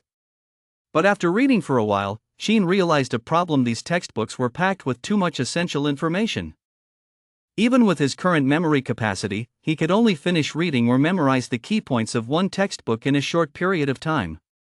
And opportunities to read these textbooks were rare. With that in mind, Qin opened the system interface again. Host, Qin. Age, 17. Strength, 1810 points above average. Agility, 1810 points above average. Spirit, 140 level 2, 10 points above average. Reading skills. Reading speed LV1. Comprehension LV1. Memory LV1. Skills. Qingnong Classic, LV4 Divine Healer level. Qingnong Acupuncture, LV4 Divine Healer level. Bruce Lee's Martial Arts, LV2 Mastery. Looking at his stats panel, Qin paused in surprise. Spirit, it actually went up by another 20 points? As far as he could recall, hadn't he just been reading Bruce Lee's martial arts recently? Qin tried to recall his spirit level before and after his last study session of the Qingnong Classic. Back then, it had also jumped directly from 100 to 120, hadn't it? Does that mean reading a level 2 book will instantly grant 20 spirit points? Or does one have to master the skill within the level 2 book to gain 20 spirit points? If it's the former, then completing the System's intermediate beginner quest will be a breeze. If it's the latter, while completing the quest will still be somewhat challenging, it'll be easier than I originally anticipated. Qin hadn't given it much thought at first. He assumed reading a book only granted 2 spirit points. That's why, upon seeing the System's intermediate beginner quest, he felt no motivation or enthusiasm and had simply been casually grinding through books. But now, having discovered that a single level 2 book could actually grant 20 spirit points, he felt it was necessary to adjust his mindset. However, whether reading a level 2 book alone would grant 20 spirit points, or if he had to actually master the skill within the book to gain them, was something he'd have to verify after leaving Uncle Zhang's house. The immediate priority was still finding a way to improve his memory. Qin turned his attention to the basic skill enhancement voucher in his inventory. This didn't seem to be the same type of item as the reading skill enhancement voucher, did it? Qin tried using it and found that, as expected, he couldn't enhance the reading skill, so he had no choice but to turn his attention to the gacha page. Bronze Gacha activated, 1 draw per 100,000 credits spent. Remaining draws, 0 inch. Silver Gacha activated, 1 draw per 1 million credits spent. Remaining draws, 0 inch. Although this seemed a bit unreliable, he didn't seem to have any better options. With that thought, Sheen opened his mobile banking app. His balance was still over 2.8 million. I'm not exactly short on cash anyway, so what is the harm in trying a few spins? With that in mind, Sheen looked at the bronze lottery and thought to himself, spin. The bronze lottery wheel immediately began to spin. At the same time, a WeChat notification popped up. His bank balance had decreased by 100,000. Sheen glanced at it briefly before turning his attention back to the bronze lottery wheel. By now, the wheel was slowing down and gradually coming to a stop. The moment it stopped, Sheen saw nothing out of the ordinary and was just about to express his surprise when the system notification sounded. Thank you for your patronage. A 100,000 yuan spin, and this is what I get? Just as Sheen was at a loss for words, another system notification sounded. Triggered hidden quest, lottery, 1, spin the wheel 10 times within 72 hours to receive 1 mystery item. A hidden quest? A mystery item as a reward? Sheen's mood, which had just felt like a bolt from the blue, brightened up again. Lottery! 9 draw combo. Sheen was overjoyed, completely unconcerned with the results. He simply went for a 9 draw combo. But to his surprise, when the 9 draw combo ended, he actually drew 666 cash, 16,888 cash, and a strength pill. At the same time, a heavenly system notification sounded. Congratulations, host. You have completed the hidden quest, lottery, 1, and received 2 basic reading skill enhancement vouchers. Triggered hidden quest, lottery, 2, draw 50 times within 30 days to receive a mysterious reward. 50 times? That would cost at least 5 million? Although Sheen was tempted by the system's mysterious reward, he decided to wait until he had over 5 million. Basic reading skill enhancement voucher enhances the reading skill level by +1. Single-use item. Quantity, 2. Sheen used them without hesitation, enhancing his memory and reading speed. After using them, his vision blurred for a split second. When he came to, he felt as though his mind had cleared slightly. Every scene and object he'd ever seen seemed to be automatically divided into individual snapshots, instantly stored in his mind. All he had to do was recall them, and everything he'd just seen would be vividly clear. Meanwhile, in the system interface, under his reading skill, both reading speed and memory had been upgraded to level 2. This memory is off the charts. Sheen felt a surge of excitement, then turned his attention to the strength pill he'd won from the lottery. Strength pill enhances the hostess' physical constitution, permanently increasing strength by +2. Single-use item. Consumption may cause mild side effects. Looks like another amazing item. Sheen beamed. Although I can't use it right now, this is a total steal. With that thought, he exited the system interface and began devouring authoritative textbooks on counter-surveillance. It wasn't until he started rereading the counter-surveillance materials that he realized, with both reading speed and memory ability upgraded to level 2, his reading speed and memory had skyrocketed. He could read 10 lines at a glance and retain everything he read. The first textbook Sheen read was Strategies of Reconnaissance, a massive work of nearly 100,000 words, yet he breezed through it in less than half an hour. And most importantly, he had clearly memorized every single key point down to the last detail. Chapter 77, Debut in Counter-Reconnaissance, Spot on Insight. Uncle Zhang saw that Sheen had finished Strategies of Reconnaissance in just a short while, assuming he'd merely skimmed through it. He smiled and went back to chatting with third uncle. Sheen paid no attention to their reactions and moved on to the next book. After reading nonstop for over an hour and finishing 3 textbooks in one go, his head felt slightly throbbing. Only then did he get up and sit down next to third uncle and Uncle Zhang. Uncle Zhang saw him approach and casually asked, "So, did you learn anything?" "I gained a lot," Sheen replied honestly. Uncle Zhang assumed he was just being polite, but he didn't press the issue. He smiled and handed Sheen a piece of fruit. Uncle Zhang continued drinking with third uncle, reminiscing about their days in the military. Sheen listened for a while. Once his head felt a bit clearer, he went back to studying the textbooks. Seeing him sitting upright at the desk, poring over one reconnaissance and counter-reconnaissance manual after another, Uncle Jean was taken aback. He couldn't help but whisper, "Does this kid usually study this intensely?" Third uncle shook his head, looking somewhat puzzled. "Judging by the way he is acting, it seems he is genuinely interested in this stuff," Uncle Jean said, glancing at Sheen and lowering his voice. "I think he is a promising kid. We've got nothing better to do anyway. Why don't we use his summer break to teach him a few things? Even if it's just for self-defense." "I've been thinking the same thing." Third uncle said this with a hint of worry in his voice. "Although he is a dutiful and sensible kid, his grades haven't been very good. I've been thinking that if he doesn't do well on the college entrance exam, we'll either have him repeat the year or pull some strings to get him a decent job." "I'll keep an eye out for you, too." Uncle Jean patted third uncle on the shoulder. "Once the college entrance exam results come out, if they really aren't what we hoped for, I'll see if there is anything I can do to help." Third uncle didn't say much more. He simply raised his glass and toasted him. Uncle Jean didn't bring it up again either, instead continuing to talk about his rugged, iron-willed days in the military. Before they knew it, it was past 10 o'clock at night. Sheen had finally finished reading all 5 textbooks and had gained a truly systematic understanding of reconnaissance and counter-reconnaissance.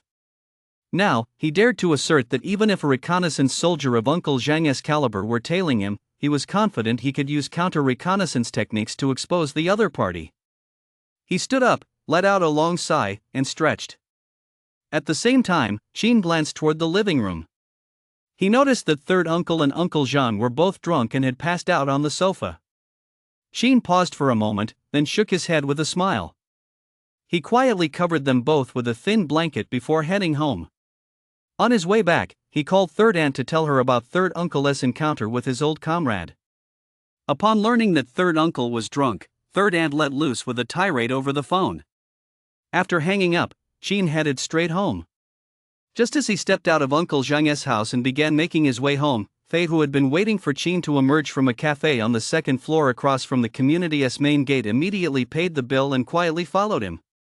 Having been soundly beaten by Sheen before, Fei didn't dare follow too closely. He simply kept a safe distance, trailing behind Sheen. Perhaps because he was being so discreet, Sheen didn't seem to notice anything amiss and continued walking toward his home at a steady, unhurried pace. Seeing this, Fei breathed a silent sigh of relief. Just as Sheen was about to turn into the secluded alley he always took to get home, Fei immediately pulled out his phone to notify Black to move in. However, almost the moment he pulled out his phone, Sheen vanished. "What is going on?" Fei was startled and hurriedly quickened his pace toward the alley. But just as he reached the entrance, a hand landed on his shoulder. "Who is there?" Fei was so scared his goosebumps nearly fell to the ground. He instinctively jumped back a few steps. When he came to his senses, he realized it was Sheen. "Is it fun following me?" Sheen stared at Fei with a smirk. He really hadn't expected Fei and his crew to have such a knack for playing the hero. No sooner had he mastered counter-surveillance techniques than they showed up to give him real-world practice. Fei was flustered, but he forced a smile. "Bro Sheen, you're joking, right? I just happened to be passing by." As he spoke, he scanned his surroundings, looking for the best escape route. Sheen sensed his intentions, his gaze turning cold as he unleashed a 1-inch skill directly at him. "Bro!" Fei was absolutely terrified and instinctively tried to beg for mercy, but he was ultimately half a step too slow. The ferocious fist slammed into his chest. Fei felt a colossal force that nearly shattered his internal organs in an instant. As he stumbled backward, a sweet taste filled his throat, and a mouthful of blood spurted out. This punch was at least 50% more powerful than the one he'd taken at Nanshan No. 3 High School. Could it be that Sheen had been holding back when he'd beaten him senseless at Nanshan No. 3 High School? A wave of terror washed over Fei. Had he actually deluded himself into thinking he could tail a master of this caliber? It was like lighting a lamp in a latrine. With that thought, he dared not entertain even a shred of hope. He immediately raised his hands and begged for mercy. "Brother Sheen, I know I was wrong. I'll confess everything. I'll never do it again. Their essay next time? Sheen raised an eyebrow. Faye backed away in terror, lost his balance, and plopped right down on the ground. Even sitting there, he kept pushing himself backward with his hands while stammering in panic, "No, there won't be a next time. I promise to turn over a new leaf and be a good person from now on." "Did Black send you?" Sheen looked down at him from above. Faye nodded frantically. "He wants to capture you. He said if he doesn't catch you, both he and I are finished." "Capture me?" Sheen stared at him.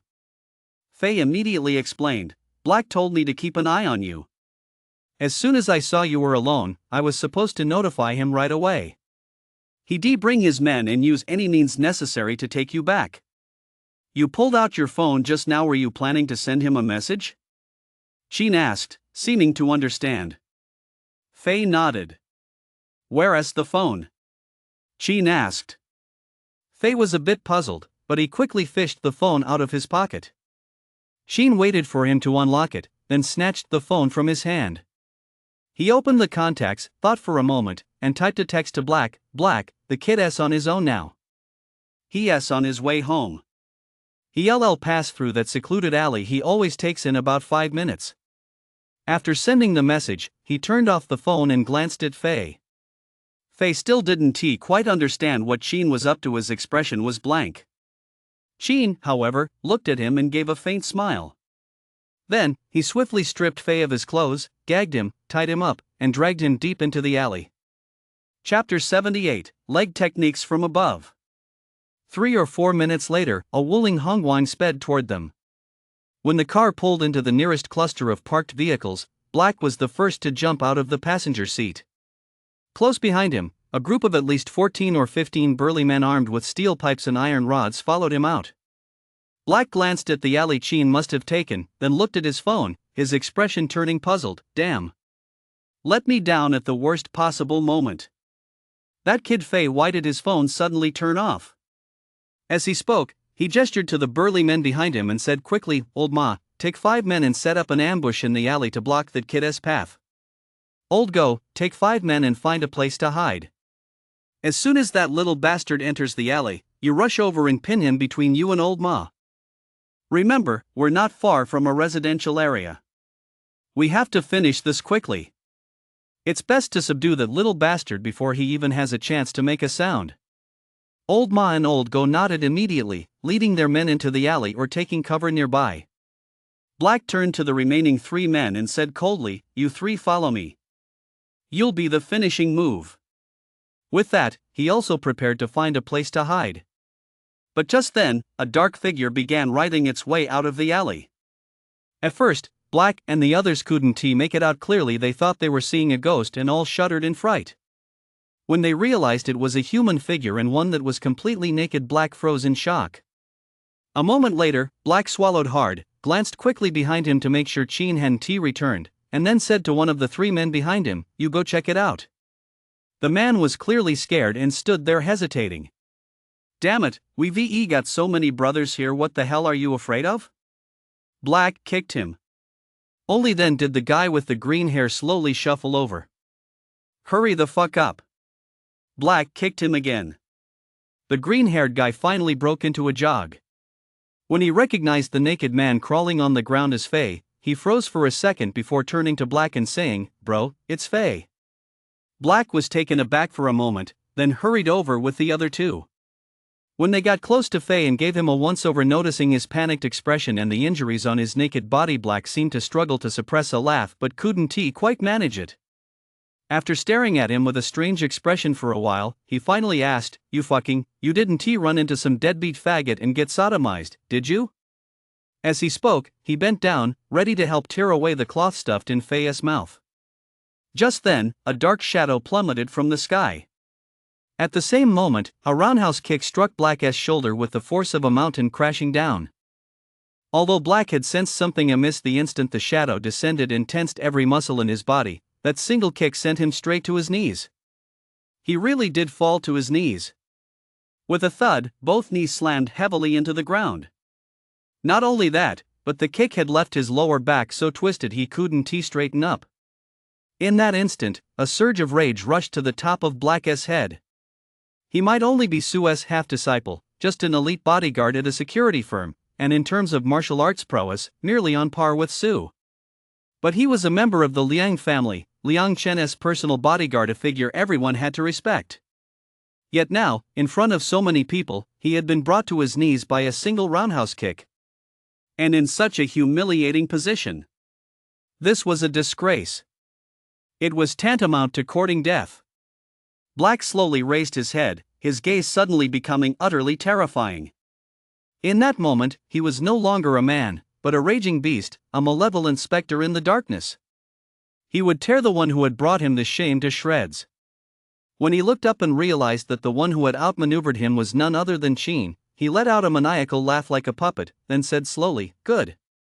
You're very good." Old Ma and Old Go had likely noticed the situation here. They each emerged with their men from the alley and behind cover, forming a subtle encirclement around Qin. Qin remained impassive. Black, however, wore an icy, rigid expression. Rising slowly from the ground and straightening his back, he spoke again. "Originally, I only intended to take you back and cure," the young master's voice. "But now, I've changed my mind. The doctor's legs are probably useless, aren't they?" Black muttered, as if to himself. "Then let us crush them to dust. And as for your third uncle and third aunt, seeing your legs crippled will surely break their hearts. They'll wish they were dead. To spare them that agony, I'll do you another favor and send them straight to their deaths." "You're asking for death." Qin's eyes flashed. "A dragon has a reverse scale. Touch it, and you die." And third uncle and third aunt were his reverse scale. Ever since curing third aunt's uremia, his only plan had been to quietly amass a fortune, earn 100 million, and then find a way to elevate his and third uncle and third aunt's social standing to improve their lives. But now, this guy standing before him was actually using third uncle and third aunt to blackmail him? The moment his eyes flickered, he moved. Swift as thunder. Li Sanjia. He was going to make Black pay for his stupidity and make it a lesson so searing it would stay with him for the rest of his life. Just to make sure he didn't forget the pain once the wounds healed and keep making the same foolish mistakes. So this time, he held nothing back. His very first kick sent a burst of air flying. Not far away, Old Ma and Old Hay, who were leading the group, saw this and immediately exchanged sympathetic glances. In their experience, Qin wasn't the first to lay a hand on Black, but he certainly wouldn't be the last. Because anyone who had ever dared to lay a hand on Black had, without exception, been crippled. And brutally so. Although Black's martial arts foundation was on par with Sue's, what set him apart was that he had actually killed people. That's why he carried a primal, savage aura like a beast. That aura would catch opponents off guard in combat. Combined with Black's own ruthlessness, his combat prowess was undoubtedly superior to Sue's. And Qin, a kid who just graduated from high school, barely out of his teens, actually dared to strut in front of Black? Was Qin just too full of himself, or did he think Black was too old to swing a knife anymore? Old Go and Old Ma shook their heads silently. But they completely failed to notice that, almost the moment Qin made his move, Black's normally expressionless face changed. Because he could tell Qin was strong.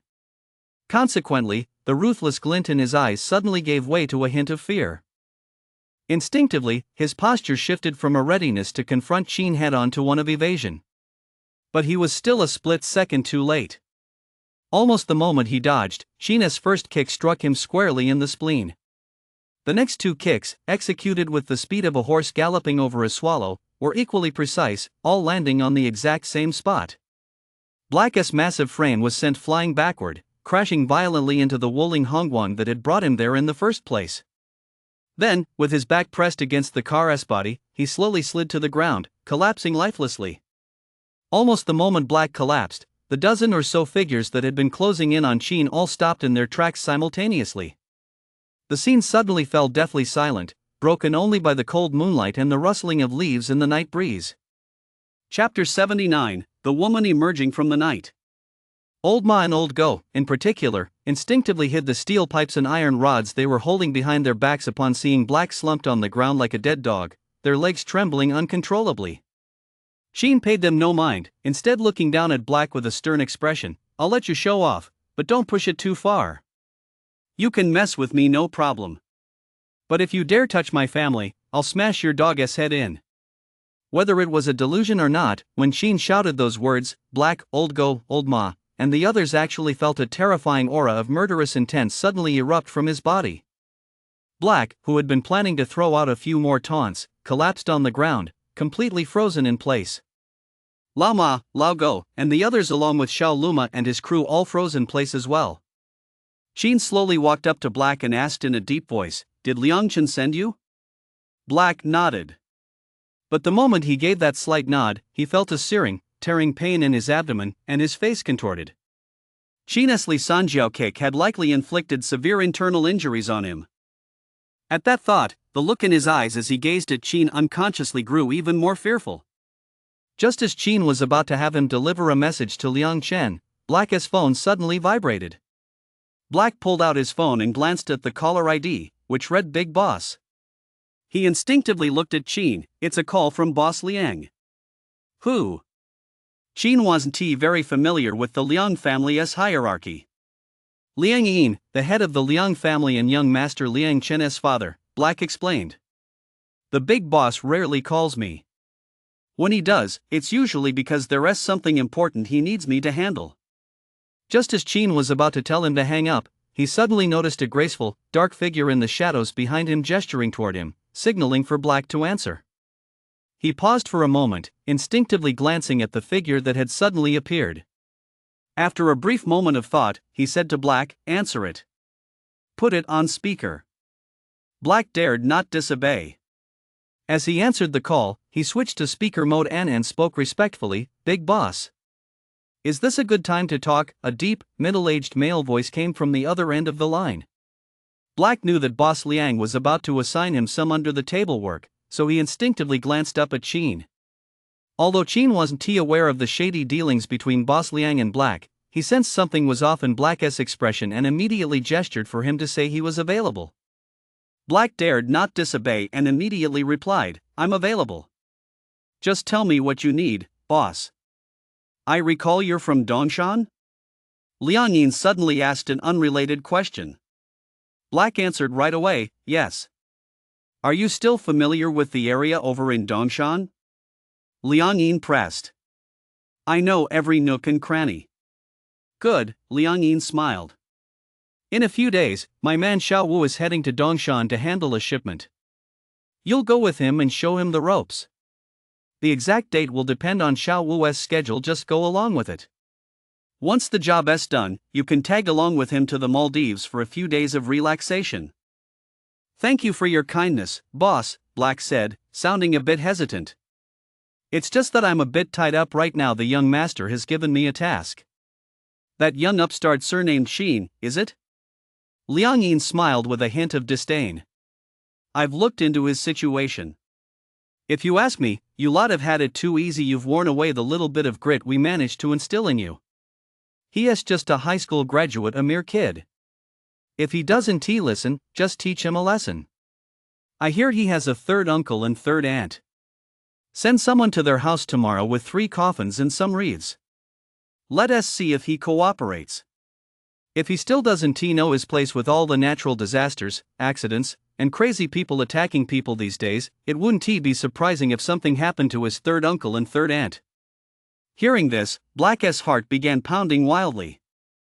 He dared not look at Sheen, nor did he dare breathe a single breath. Sheen's gaze, however, had turned completely icy. Originally, he had merely despised Liang Chen, that self-righteous, life-disregarding, lawless scoundrel, but he had held no particular opinion of the Liang family itself. But now, hearing Liang Yin casually utter such words that showed no sense of right and wrong, were utterly depraved, and defied all law, he was truly enraged. Liang Yin was the head of the Liang family, the figurehead of the largest clan in all of Nansha. Yet, judging by his words, it seemed he was all too accustomed to doing things that destroyed other people as families. A man like this, if not eliminated, would surely be a major threat. On the other end of the line, Liang Yin seemed oblivious to Black's agitation. After offering a brief reminder or two, he cut to the chase. "All right, that's all for tonight. Once Xiao Wu gets in touch with you, make sure to cooperate fully with him, understand?" This matter is crucial. If you handle it well, everything will be fine. If you don't, you know what the consequences will be. Black hurriedly replied, "Got it, boss. I'll make sure to handle this flawlessly for you." Liang Yin said nothing more and hung up the phone. Sheen stared coldly at Black. Fearing he might be beaten to death, Black said nervously, "Bro, don't worry. I know exactly who I can and can't mess with. Rest assured, from now on, if I ever come to you again, I'll be on my knees begging you. I want to be so reckless like I was today." Sheen cut him off and asked directly, "Where are Liang Yin and Liang Chen right now?" Black froze. Just as Sheen was about to ask again, intending to storm right in and eliminate the threat once and for all, he saw that graceful figure in the darkness shake her head. Then, as if afraid Sheen wouldn't listen, she waved her hand and mouthed 3 words, "Let him go." Sheen was filled with confusion, but he forced down his anger and said coldly to Black, "I've taken note of everything that happened tonight. From this moment on, if anything happens to my third uncle and third aunt, or if they're even the slightest bit startled, you'll be the first person I come after. Don't worry, bro, I've got this covered." Black nodded vigorously. Sheen glanced around at Old Ma, Old Go, and the green-haired gang, then said coldly, "All of you, get out of here." Black was relieved as if he'd been granted a pardon and hurriedly had someone help him into the car. Soon, the Wuling Hongwang drove off, carrying Black, the completely naked Fei, and a dozen or so burly men. Sheen watched them leave before finally turning his gaze toward that graceful figure. And almost the moment he looked over, that graceful black silhouette began to walk toward him. Dressed entirely in black, as she slowly emerged from the shadows, she seemed like a part of the night itself, gradually separating from the darkness. As she drew closer, Sheen finally got a clear look at her. Her features were delicate and lovely, yet her eyes and brows were icy. Her figure was strikingly alluring, as smooth and rhythmic as flowing water. Though her movements appeared ordinary, her entire body radiated explosive power, like a lion lying in wait. Healthy, wheat-colored skin, a sleek bob, rugged combat boots, and a cold stare. Every inch of her exuded 2 words, ruthlessness. And then, at her waist. When Sheen noticed what appeared to be a revolver holstered there, his pupils suddenly contracted sharply. "Who are you?" Chapter 80, The Security Team Responsible for Security. The man in black did not answer. He simply walked to a spot about 5 meters in front of Sheen and stood there, his expression calm as he stated, "Sheen, born September 28, 2002. Parents unknown. Raised by third uncle and third aunt since childhood. Attended Class 8, Grade 12 at Nansha Third High School, was close with classmates Xia, Su Shuai, Zhang area, and others. Had a falling out with Gao Qiu. Starting in May 2019, his academic performance began to skyrocket. That same month, he suddenly came into great wealth. Not only did he pay third aunt's medical bills totaling over $1 million, but he also upgraded her to a private intensive care unit with dedicated top-tier nursing care. He also purchased 4 iPhone XS Max units and several pairs of AJ sneakers. Starting in June 2019, you suddenly mastered a mysterious skill, curing third uncle's cold, your deskmate Xia's menstrual cramps, and third aunt's end-stage uremia one after another. You created miracles in medical history, even causing a stir at Nansha People's Hospital and within the Nansha medical community. However, for various reasons, you chose to keep it a secret. That same day, you clashed with Liang Chen, the eldest son of the Liang family, and used unknown methods to render him mute. That same month, you suddenly mastered Jeet Kune Do and used it to teach Fei a lesson for harassing Su Mengmeng, Xia's best friend. On June 22, after disguising yourself, you went by the alias Handsome Gang Qin and fought Su. When Qin heard this, a storm of emotions surged through his heart.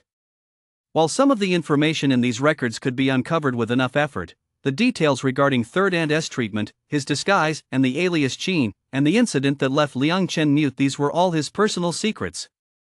These were things that, clearly, no one but himself knew about. Yet this mysterious, cold-hearted girl standing before him knew every detail with crystal clarity. Not only that, but she even knew exactly when he had suddenly become powerful and wealthy. She had grasped it all down to the last detail. In that instant, Qin was suddenly overcome by the illusion that he was completely transparent to her. "Who, exactly are you?" His hair stood on end involuntarily.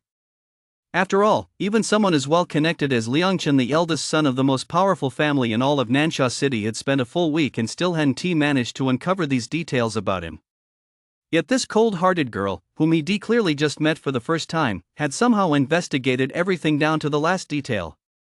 This meant her influence was absolutely far greater than Liang Chen's, or rather, than that of the entire Liang family. Xin couldn't help but be on his guard. The cold-hearted girl maintained her icy demeanor, speaking in a measured tone. Member of the National Security Group, Li. National Security Group? This was the first time Qin had ever heard of such an organization. Abbreviated as the Security Group. Responsible for security. As Li spoke these words, a sharp gleam flashed in her eyes. In that instant, an aura of stern authority radiated from her, as if it were slicing through the night sky. Sheena's heart skipped a beat.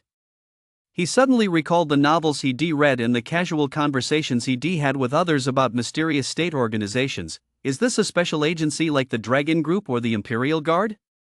One that outranks all other officials and reports directly to the nation's top leader? You could describe it that way, Li nodded, then added expressionlessly, did you hear everything Liang Yin said on the phone just now? Qin wasn't quite sure why she had come to him, nor why she was suddenly asking this, but he nodded anyway. Did you understand everything? Li asked again. Qin was puzzled. Wasn't it just about having Black show them the way? Li glanced at him. It seems you didn't get it. Qin was even more confused. His call had two parts, Li explained briefly. First, the Liang family has set their sights on you and your third uncle and third aunt. You and your third uncle and third aunt are all in grave danger. Second, the Liang family is sending people to Dongshan to eliminate certain threats. Qin nodded in agreement, though he was still puzzled. So why did you come to me? Why did you look into my background? And why did you tell me to let Black go? The answer to the first question is that I need your help. The answer to the second is that I want to know what kind of help you need from me. And the answer to the third is that there is something wrong with the Liang family, but they're too deeply entrenched. I've never found a way in. Today, Black is a perfect opening. Li explained methodically. Qin had a rough idea of what was going on, but he still felt uneasy. Why me? I've looked into your background, Li said, glancing at him. After striking it rich, the first thing you did was pay third aunt's medical bills, and then you repaid those who had once helped you. After learning Jeet Kune Do, you've only used it 3 times, the first for self-defense, the second to stand up for a friend, and the third again for self-defense. Likewise, I've looked into your third uncle and third aunt's background. They're clean and innocent. They'd never be able to withstand the Liang family's open and covert attacks. So, you're the best candidate. Qin seemed to grasp her meaning. You mean, if I help you, you'll find a way to protect my third uncle and third aunt? Full protection. Li nodded. Qin was tempted, but a question quickly crossed his mind. This is our first meeting. How do I know if you're telling the truth? You'll find out soon enough. Li smiled briefly, a rare sight. The first thing I need your help with today is to treat a patient for me. With that, she paid no heed to Qin's reaction and walked straight into the night. Moments later, 2 beams of light illuminated the area, accompanied by the roar of an engine. Shortly after, a land cruiser pulled up beside Qin. Li coolly rolled down the window. Get in. Qin hesitated for a moment, but eventually pulled open the door and jumped into the passenger seat. As soon as he fastened his seatbelt, Li stepped on the gas, and the land cruiser immediately sped off. Seeing the car quickly leave the area he knew well, Qin instinctively asked, "Where are we going?" Li merely glanced at him without saying a word. She seemed to be in a hurry, driving aggressively, maintaining a speed of over 120 miles per hour. Qin was a bit puzzled, but seeing she didn't want to say more, he didn't ask any further. Soon, the car entered the compound of the Nansha City Armed Police Detachment. Shortly after, it stopped in front of a small detached house right in the center of the Armed Police Detachment's residential compound. Is the patient someone from the police? Qin had a vague hunch and looked at Li with some surprise. Moreover, since this person lived in a detached house within the Armed Police Detachment's residential compound, they were likely a high-ranking police official? You'll find out once you come inside with me. Li offered no further explanation and got out of the car first. Sheen immediately followed suit. Chapter 81, A Specially Appointed Expert Under 20? Li had already walked into the courtyard of the detached house. Sheen hurried to catch up.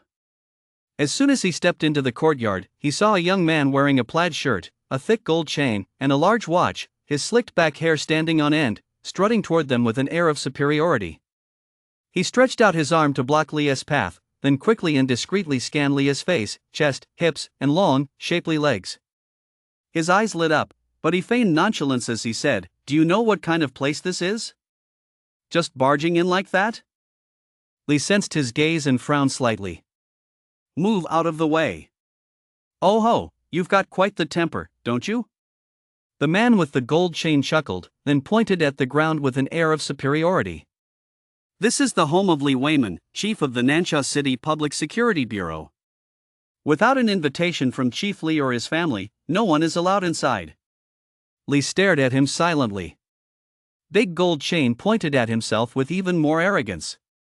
"Commissioner Li is my uncle. You want me to move?" As he spoke, he sized Li up once more.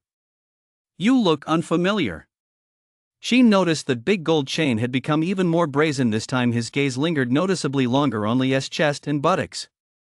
Li, clearly aware of this, had already begun to radiate a menacing aura. Seeing Li remain silent, Big Gold Chain initially assumed she was like the ignorant young girls he'd encountered before, intimidated by his domineering aura. Just as he was about to drop a hint, his vision suddenly blurred. Immediately afterward, a searing pain shot through his groin. Unconsciously, he let out a wail, clutching his pants as he trembled and slowly crouched down. Li stared at him coldly. "If I catch you ogling me with that disgusting look again, it won't end with just a kick." "You slut!" You Big Gold Chain pointed a finger at Li, his face darkening as he prepared to hurl insults, when a cold, imposing figure burst out of the house. Upon seeing the people in the courtyard, his expression shifted slightly. Upon seeing him, Big Gold Chain's eyes lit up, and he immediately shouted, "Cousin! These two barged into your house. I tried to stop them, but they actually dared to lay a hand on me." "Shut up!" Li Feiyang snapped, shooting him a cold glare. He then hurried over to Li, bowed deeply with a hint of reverence, and apologized, "I'm sorry. That good for nothing he didn't do anything to you, did he?" "Rest assured, I'll teach that good for nothing a lesson later. He wasn't like Big Gold Chain, who spent his days loafing around and bullying others." Ever since he was old enough to understand, Li Feiyang had spent most of his time by his father Li Weiman's side, gaining access to higher and more influential circles. He knew full well that while he might be a big shot in this small corner of Nansha, he was practically a nobody in the vast expanse of China. Although he didn't know Li's exact background, he was well aware that he couldn't afford to offend someone like him. Moreover, he had witnessed more than once how Li Weiman treated Li as if he were a subordinate addressing a superior. Yet, his idiotic cousin Li Hongda actually went and tried to push Li around? If it weren't for Li and Sheen being present, he'd really like to slap Li Hongda hard across the face right now and ask him what on earth he was thinking. Li didn't respond, merely glancing around the room before asking, "How is Director Li doing?" "He is still in surgery," Li Feiyang sighed, then looked at Sheen with a puzzled expression. "Who is this?" Li glanced at Sheen and introduced him, Sheen, a medical expert specially invited by the organization. "We brought him in specifically to see if he could be of any help." "May I ask, Expert Sheen, how old are you?" Li Feiyang was slightly surprised and incredulous as he noticed Sheen's features still had a somewhat youthful, almost boyish quality. As the son of Director Li and a criminal investigator himself, the very captain of Nansha City's Criminal Investigation Division, he was no stranger to dealing with all sorts of people. Based on his experience, Sheen was definitely under 20. Under 20 at that age, even if he were studying a medical-related major, he'd be no further than his sophomore year, right? A specially appointed medical expert? What a joke! If he hadn't known Li's background, he would have treated this as a scam right on the spot. Li could tell what Li was thinking. Instead of answering his question directly, he said earnestly, "I can vouch for Expert Sheen's skills."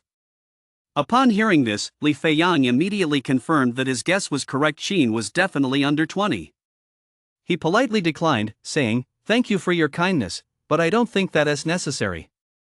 Just half an hour ago, the renowned chief surgeon of Nansha City People's Hospital, our city's leading figure in surgical procedures, director who arrived here with his team to perform the operation on my father. Did Jinlian, who had been crouching on the ground, was taken aback by Li Feiyang's sudden outburst. He'd been a bit dazed, and his face had turned slightly red with embarrassment. Now, hearing Li Feiyang's polite refusal, he felt a secret sense of satisfaction. After that moment of satisfaction, he explained, or rather, sneered at Li Feiyang, "Cousin, I just thought those two looked a bit unreliable, so I stepped in to stop them." Just look at them, a couple of teenagers, and they dare call themselves experts? Is the title of expert just handed out so casually these days? If you ask me, only you, cousin, know how to handle people. If it were me, I'd have kicked them out right away. Why bother being polite to them? Qin's brow furrowed slightly. He had agreed to come and save the patient to help Li, not to kowtow to anyone. Li's gaze also grew slightly cold. Li Feiyang sensed this and was about to scold Big Gold Chain again when a commotion suddenly erupted inside the room. What's going on? Why are the patient's vital signs dropping so rapidly? Vital signs dropping rapidly, what does that mean, Director Hu? Did the surgery fail? The moment he heard these voices, Li Feiyang's expression changed. No longer concerned with the situation outside, he turned and ran into the room. Big Gold Chain's face also darkened, and he quickly followed him inside. Li looked tense as well, pulling Qin along with him.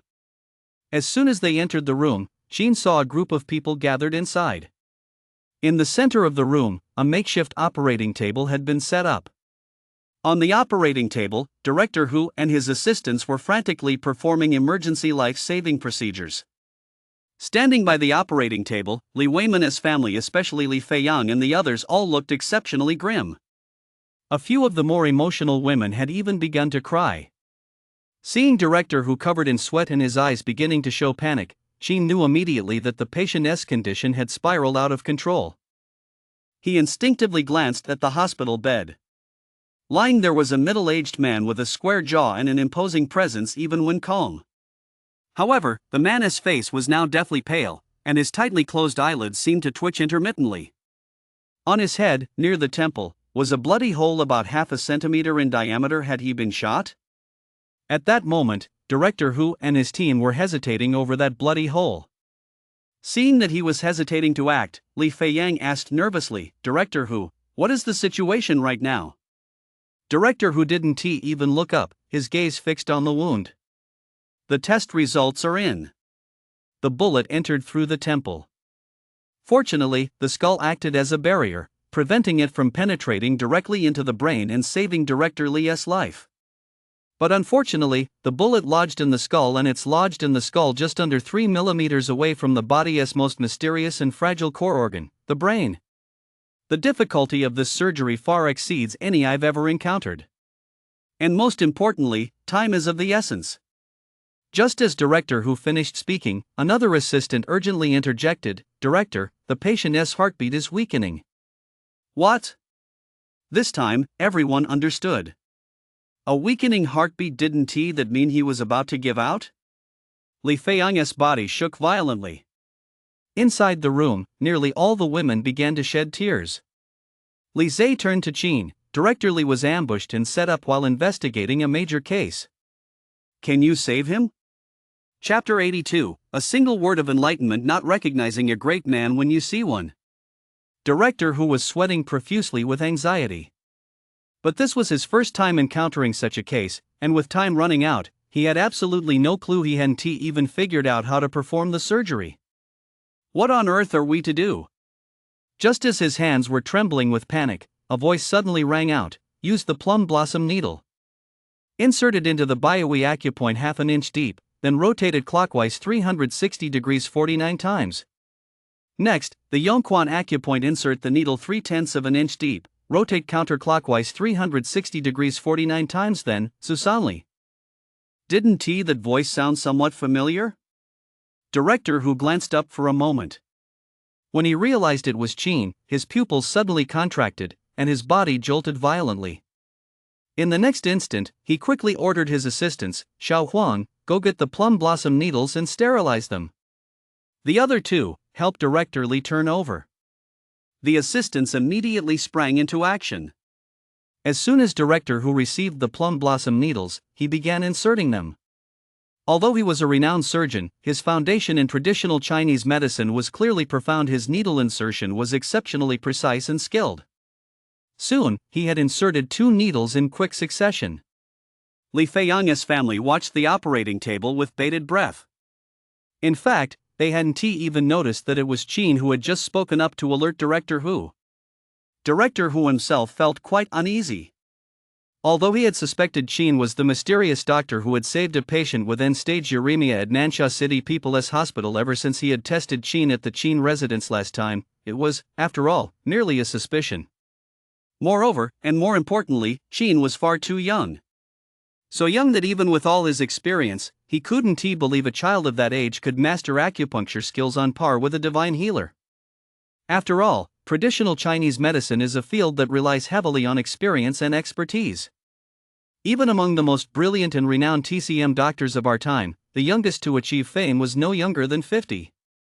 But how old was Qin? He had just graduated from high school. To surpass renowned doctors at this age and be directly compared to a divine healer was truly a fairy tale. But now, hearing Qin speak, he knew that Qin was almost certainly the mysterious divine healer who had cured that patient with end-stage uremia. So, he instinctively followed Qin's instructions. However, he still knew far too little about Qin, and the method Qin taught was far too simple, so he remained somewhat uncertain as to whether it would actually work. Following Qin's instructions, after stimulating 6 acupoints in succession, Director Hu instinctively held his breath and looked at the monitor by the bed. The 3 assistants followed his gaze. Seeing this, Li Feiyang and the others also instinctively fell silent and looked over in unison. 1 second. 2 seconds. 3 seconds. Nearly half a minute later, the ECG curve, which had been flattening out, began to show fluctuations again, and then the activity stabilized. Director Hu instinctively clenched his fists and let out a long sigh. It worked. Li Feiyang and the others all looked at him with bated breath. Several assistants were also visibly moved. Director Hu has performed a miracle. He has brought Director Li back from the brink of death. Li Feiyang and the others now fully understood. Director Li was out of immediate danger. The women who had been weeping all stopped crying, and the man with the gold chain let out a sigh of relief. The atmosphere, which had been extremely oppressive, suddenly became more lively. Li Feiyang looked earnestly at Director Hu and bowed deeply to him. Director Hu, thank you. I'm not that capable. The credit doesn't go to me. Director Hu waved his hand. Li Feiyang was a bit puzzled. Director Hu looked at Qin. Li Feiyang and the others followed his gaze. When he noticed that Qin had actually followed them and despite his polite refusal, he frowned slightly. Li Hongda keenly picked up on the subtle change in his cousin's expression and immediately took advantage of the situation, shouting at Qin in a loud voice, "Who the hell let you in here?" Qin glanced at him, about to speak. But Li had already lunged forward, landing a slap squarely across Li Hongda's face, and said coldly, "Do you know who you're talking to?" No one else had noticed just now, but she had seen it clearly. If not for Qin's intervention, Dean Hu wouldn't have been able to do anything, let alone pull Director Li back from the brink of death. Publicly slapped across the face and berated, Li Hongda's face instantly turned crimson. He instinctively opened his mouth to hurl insults, but Director Hu, standing by the operating table, suddenly spoke up. That slap was well deserved. At those words, not only was Li Hongda stunned, but even Li Feiyang and the rest of the Li family all turned to look at Director Hu in unison. President Hu slowly set down the plum blossom needles in his hand and snorted coldly. He didn't recognize a great man when he saw one and spoke disrespectfully. If he didn't deserve it, who did? The look of confusion on Li Feiyang and the others' faces deepened. Don't you understand yet? President Hu shook his head with a smile. Just now, it was only under Dr. Qin's guidance that I successfully pulled Director Li back from the brink of death. Dr. Qin is the one who deserves the greatest credit for saving Director Li's life. As he said this, his voice rose involuntarily. Li Feiyang froze in surprise. Li Hongda instinctively retorted, "That's impossible." "What's impossible about it?" Li shot him a cold glance. "Dr. Qin is a specially appointed medical expert for our security division. His skills are unparalleled. He is nothing short of a modern-day miracle doctor." "The security group? A specially appointed expert?" Li Feiyang's pupils suddenly contracted. Although he knew Li was no ordinary figure, he didn't know exactly who Li was, so he had been skeptical of the authority behind Li's claim of being a specially appointed expert brought in by the organization. That was why he had politely declined Qin's offer earlier. But now, upon hearing Li utter the words security group, he knew he had been wrong. The security group, that organization so mysterious it existed only in legend, yet wielded the authority of an imperial sword, striking down tyrannical rulers above and treacherous ministers below, while handling all manner of extraordinary issues in between. It was an organization as elusive as a dragon, where even officials of higher rank were held in check. It made perfect sense that such an organization would harbor extraordinary talent. Meanwhile, Dean Hu suddenly felt a sense of relief.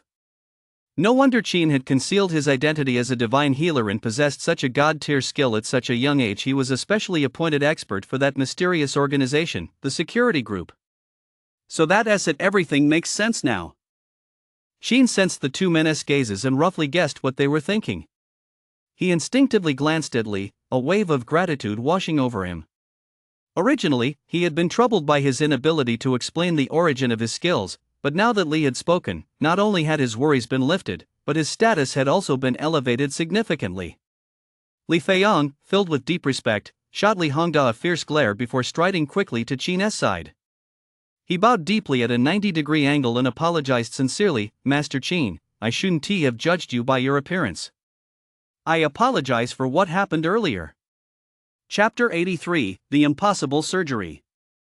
Qin smiled faintly. "It wasn't your fault." As he spoke, he cast a deliberate or perhaps casual glance at Li Hongda, who was covering his face. Seeing this, Li Feiyang glared at Li Hongda again, his face dark with anger. Li Hongda had no idea what the security group stood for. Seeing Li Feiyang, who, in his eyes, embodied authority and represented the upper echelons of Nansha City as second-generation elite, pay such deep respect to Qin, and then treat him this way simply because of a single glance from Qin, his expression suddenly darkened. "Cousin, your uncle is still lying in a hospital bed, and the bullet in his head hasn't even been removed yet." He had intended to say that there was no need to treat Qin this way based solely on Li's one-sided account, but upon recalling how Li Feiyang had just slapped him across the face earlier, he immediately changed his tune. Li Feiyang, of course, hadn't forgotten that incident. He instinctively glanced at his father on the hospital bed and at Director Hu standing by the bedside. "This is beyond my capabilities." Director Hu shook his head and said earnestly, "If I were to perform this surgery, I'd have at most a 10% chance of success." As he spoke, he looked at Qin. Seeing this, the Li family members all turned their gaze toward Qin as well. Li Feiyang bowed once more, "Master Qin, my father's injury. If it weren't for Li's sake." Qin glanced at Li Hongda once more. "If I'd run into this guy at the courtyard gate tonight, I would turned on my heel and walked away." The Li family members immediately turned their icy stares toward Li Hongda. Li Hongda felt as if he were sitting on pins and needles, with a chill running down his spine. Cold sweat instantly broke out on his forehead. Li, however, casually turned her head to glance at Qin, feeling a hint of surprise deep within. Originally, in her eyes, Qin was just a kid. Even if he knew martial arts and had skills, he was still just a fresh-faced graduate. But who would thought Qin actually knew how to handle himself? Saying something like that in front of so many people really saved her face. Was this her way of returning the favor for her having elevated his status earlier? Qin, however, stopped there. After saying that, he walked straight to the operating table. "Director Hu, could you assist me later?" "I'd be delighted," Director Hu replied, visibly thrilled. Li Feiyang immediately realized that Qin was willing to help treat his father. Overjoyed, he bowed deeply to Qin once more. "Master Qin, regardless of the outcome of today's treatment, our Li family owes you an immense debt of gratitude." "Thank you." Qin had a favorable impression of him. He glanced at Li Feiyang and said calmly, "During the treatment, there must be no noise to disturb me." Understood. Li Feiyang replied, turning first to Li Hongda. Li Hongda felt wronged, but quickly covered his mouth. Only then did Qin begin sterilizing the silver needles, while quietly instructing Director Hu on how to assist him later. After listening carefully, Director Hu, afraid of missing anything, repeated the instructions back to Qin. Only after confirming he had memorized everything did he begin to assist. When they saw Qin swiftly inserting needles into Li Weiman's body and leaving the wound untouched for a long time, everyone from the Li family was taken aback. They all knew acupuncture was miraculous, but they never heard of using it to treat external injuries. And Li Weiman had been shot. The bullet was still lodged in his skull. Relying on acupuncture? It just didn't seem plausible. Li Hongda wanted to voice his doubts, but remembering the warning look Li Feiyang had given him earlier, he immediately kept his mouth shut. Besides, whether it was his imagination or not, he had a vague feeling that Director Hu had glanced their way a few times. Li Hongda stole a peek at Director Hu's direction. When he realized the man was indeed staring at him, he quickly averted his gaze. Seeing this, Director Hu turned his attention back to Qin. By now, Qin's needle insertion had reached the pinnacle of speed. The rhythm of his hands moving up and down was quite subtle, and it even possessed an unexpected beauty. Truly, you live up to your reputation as a specially appointed expert from the safety division. This acupuncture technique alone is likely unmatched anywhere in the world, Director Hu marveled. Qin, however, remained oblivious. After inserting dozens of needles with precision, he glanced instinctively at Director Hu, paying no heed to the fine, downy sweat that had begun to form on his forehead. Dean Hu, following his instructions, had already prepared a full set of surgical instruments. Seeing Qin's gaze, he immediately pushed the surgical tray toward him. Qin quickly scanned the instruments on the tray, then selected a scalpel and a pair of flat-headed forceps. Dean Hu knew this marked the critical phase of the procedure. He immediately looked up and motioned for silence to the crowd around them. Li Feiyang and the others, seeing this, all held their breath in anticipation. The vast hall instantly fell so silent you could hear a pin drop. Qin took a deep breath and began the operation. Although he had inherited Hua Tua's legacy and mastered the techniques from the Qingnang Jing, this was still his first time performing surgery on a human, and it was brain surgery, no less. To be honest, he was a little nervous. Fortunately, he had the Qingnang needle technique to rely on. After a full 5 or 6 minutes, Qin managed to extract the bullet from Li Weiman's skull using flathead forceps, a close call, but a success. When he saw the bullet land in the tray, with no major bleeding from Li Weiman's wound and all vital signs remaining stable, Director Hu couldn't help but let out a long sigh of relief and clench his fist tightly. He knew for certain that Li Weiman was out of danger. And most importantly, he had witnessed firsthand someone pull off a rescue that seemed almost impossible. Although Li Feiyang and the others didn't understand the significance of the vital signs, seeing President Hu's reaction, they knew the surgery had been a success and instinctively let out a collective sigh of relief. Only Qin, after extracting the bullet, continued silently to treat the wound, suture it, and bandage it. After he finished these surgical procedures, Director Hu instinctively reached out to wipe the sweat from his brow. Qin, however, raised his hand to stop him, then swiftly drew out a set of silver needles. With the speed and precision of a tiger, he performed a series of rapid movements, inserting 36 needles into Li Weiman's body one after another. By the time the acupuncture was finished, Qin was utterly exhausted, yet he still disinfected and packed away his tools before stepping down from the operating table. He turned to Li and smiled, saying, "I have not failed in my mission." Although Li had known the surgery was a success the moment Director Hu clenched his fist, hearing Qin say those 4 words with his own mouth still made it impossible for him to hide his excitement. Qin smiled wearily and turned to Li Feiyang, "Director Li, he'll wake up within 3 minutes. "Really, Master Qin?" Li Feiyang was overjoyed. Although Qin's surgery had been successful, he had originally assumed that, given the severity of Li Weiman's injuries, it would take at least 3 to 5 days for him to wake up. He hadn't expected it to happen so quickly. Li Hongda, however, looked at Qin with some skepticism. Qin paid no heed to his reaction and, looking at Li Feiyang and Li Dao, said, "I'm a bit tired. I'm going back to rest." With that, he turned to leave. Seeing this, Li Hongda felt even more certain that his suspicions were correct. He immediately called out, "Mr. Qin, wait a moment. Since my uncle will wake up in 3 minutes, why are you in such a hurry to leave?" Chapter 84, Not a Single Inch Off a Peerless Divine Healer. Qin stopped in his tracks and shot Li Hongda a cold glare. Li and Dean, who also turned to look at him with slightly icy expressions. Li Hongda ignored them and continued, forcing himself to remain calm. "If my uncle wakes up, he'll surely want to thank his lifesaver." In his view, Qin's claim that Li Weiman would wake up within 3 minutes was, 9 times out of 10, just him showing off. Moreover, he even suspected that Qin hadn't actually cured or even been able to cure Li Weiman. He merely temporarily removed the bullet and stabilized Li Weiman's vital signs. That was why Qin had been in such a hurry to leave the moment the surgery was over. "Shut up!" Li Feiyang had already caught on to what he was implying and immediately snapped at him. Li Hongda, convinced he held the truth, simply ignored Li Feiyang's rebuke this time and replied calmly, "Am I not right? Uncle had a brush with death. Since Dr. Qin saved him, he'll surely want to reward him handsomely once he wakes up." That's a substantial reward from a municipal bureau chief. Does Dr. Qin really not care about that at all? At that, Qin finally understood what he meant. "You think I'm in such a hurry to leave because I want to run away?"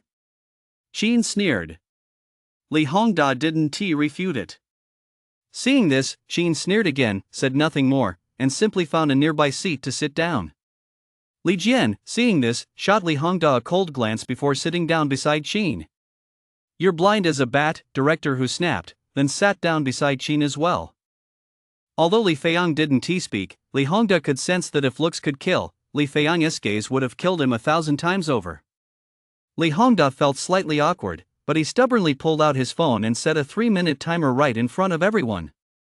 This gesture was clearly nitpicking and downright obnoxious.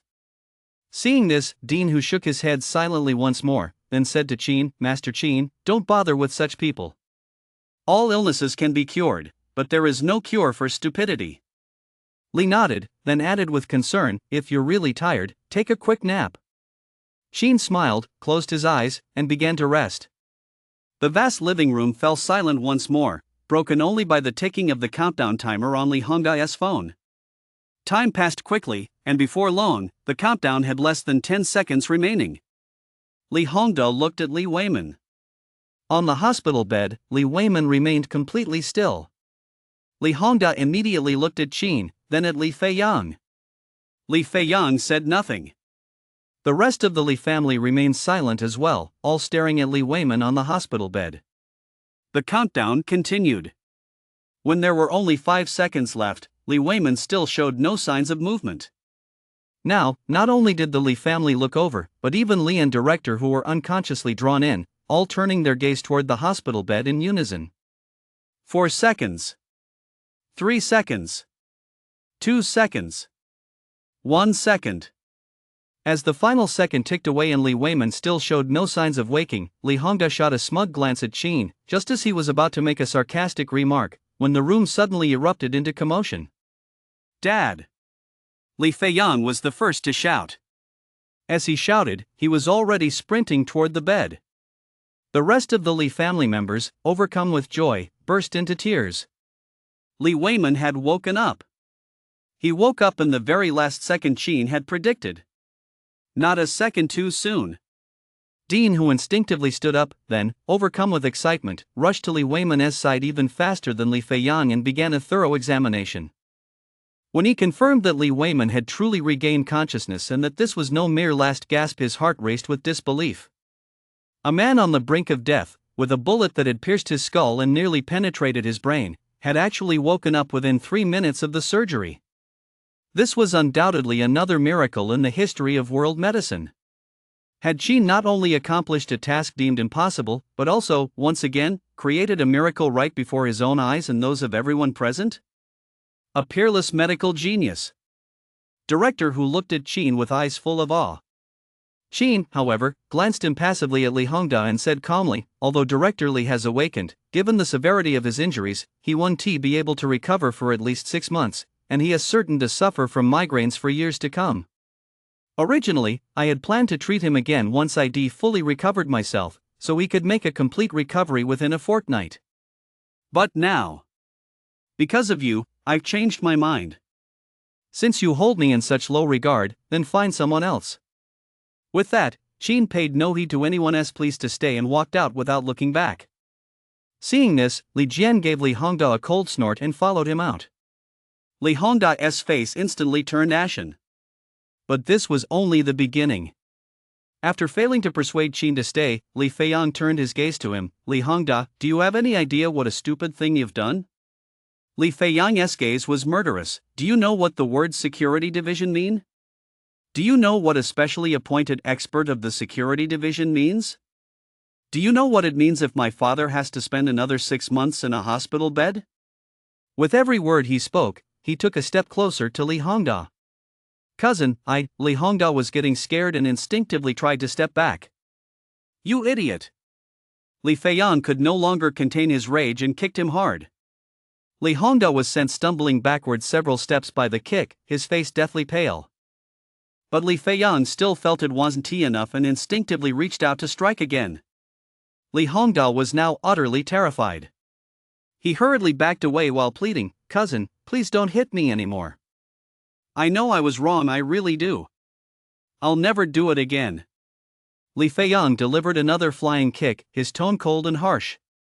Do you have any idea that if it weren't for the harmonious society prohibiting murder, I'd beat you to death right now? Cousin. I'm your cousin, your only cousin. Li Hongda was so terrified he was practically wetting himself. He dropped to his knees before Li Feiyang with a thud.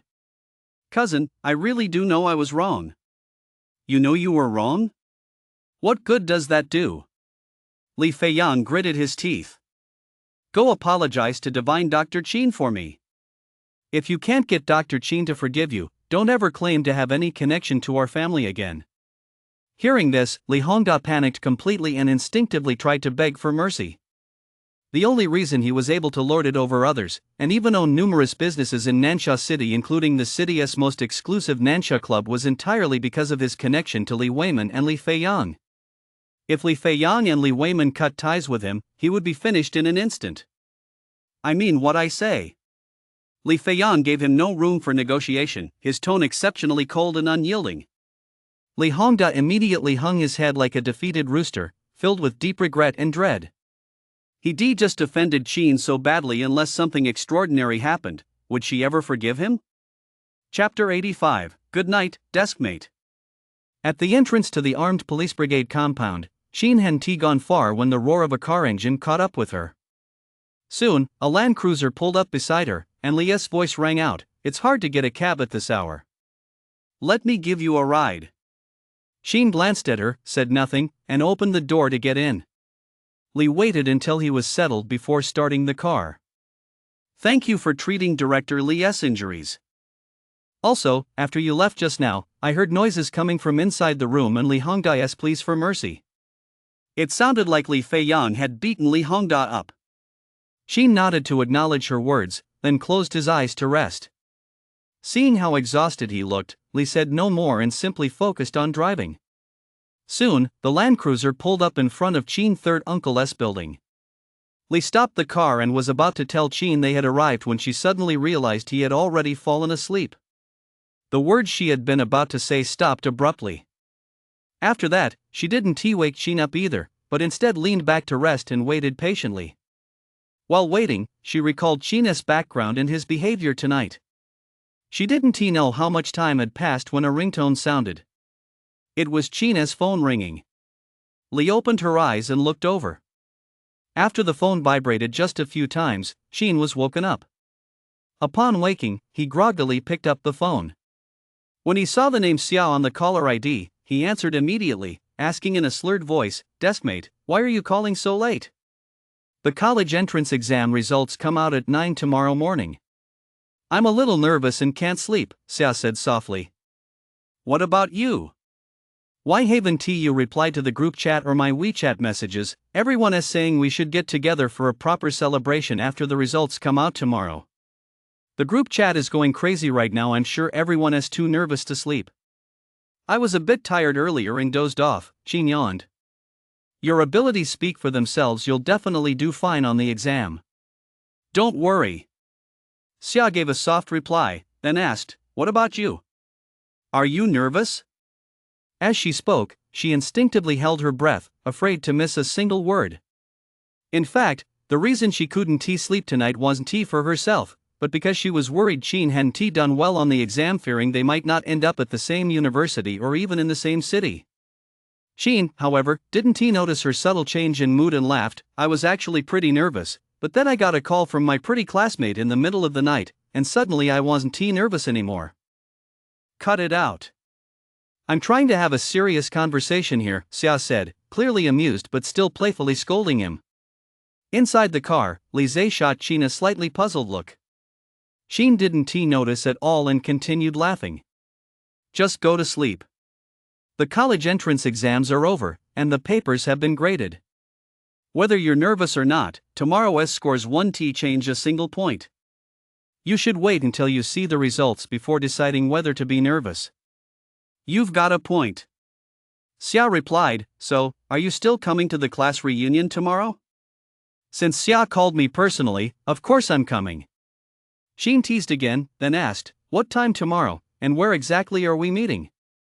10:30 a.m., meet at the entrance of number 3 high school. Chin answered without hesitation, all right, get some rest. See you tomorrow.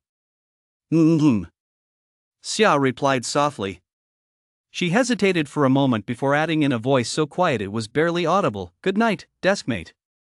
As soon as she finished speaking, she hurriedly hung up the phone. On the other end of the line, Chin froze for a moment, caught off guard. It was the first time Xia had said good night, and she paired it with the word deskmate, a term brimming with unspoken implications. And, more importantly, hadn't her voice sounded unusually gentle when she said those two words? Beside him, Li saw that Chin had hung up the phone but didn't pry. He simply asked indifferently, are you feeling better? Chin snapped back to reality and said apologetically, sorry, I must have dozed off. I kept you waiting. It's fine, Li said, his expression unchanged. As for your third uncle and third aunt, I'll have someone keep a discreet watch over them to prevent anyone from threatening or harming them. Also, I've already arranged for your files to be classified at a higher security level. No one below a certain rank or position will have access to them. After their visit to the armed police brigade compound earlier, he was now completely certain that Li was indeed a member of the security division of that mysterious organization, and a very authoritative one at that, since she dared to say that the safety of third uncle and third aunt was almost certainly guaranteed. After thanking her, he unbuckled his seatbelt and made a move to get out of the car. Would you be interested in becoming a specially appointed expert for the security division? Li suddenly spoke up. Chin's movements immediately froze. Once you become a specially appointed expert for the security division, your third uncle and third aunt will receive direct official protection and shelter. And your personal files will be elevated to the highest classification level, top secret, accessible only to a select few, such as the security group's leadership. Furthermore, and most importantly, you yourself will be granted the vast majority of the security group members' authority, such as the ability to punish evil in your own way, yet you won't be required to follow the security group's orders at all times. You'll only need to cooperate with their operations during certain critical missions. Li explained calmly and deliberately. Is there really such a good deal? Chin's eyes lit up. Although he had only glimpsed the tip of the iceberg regarding the security group's authority and influence through Li.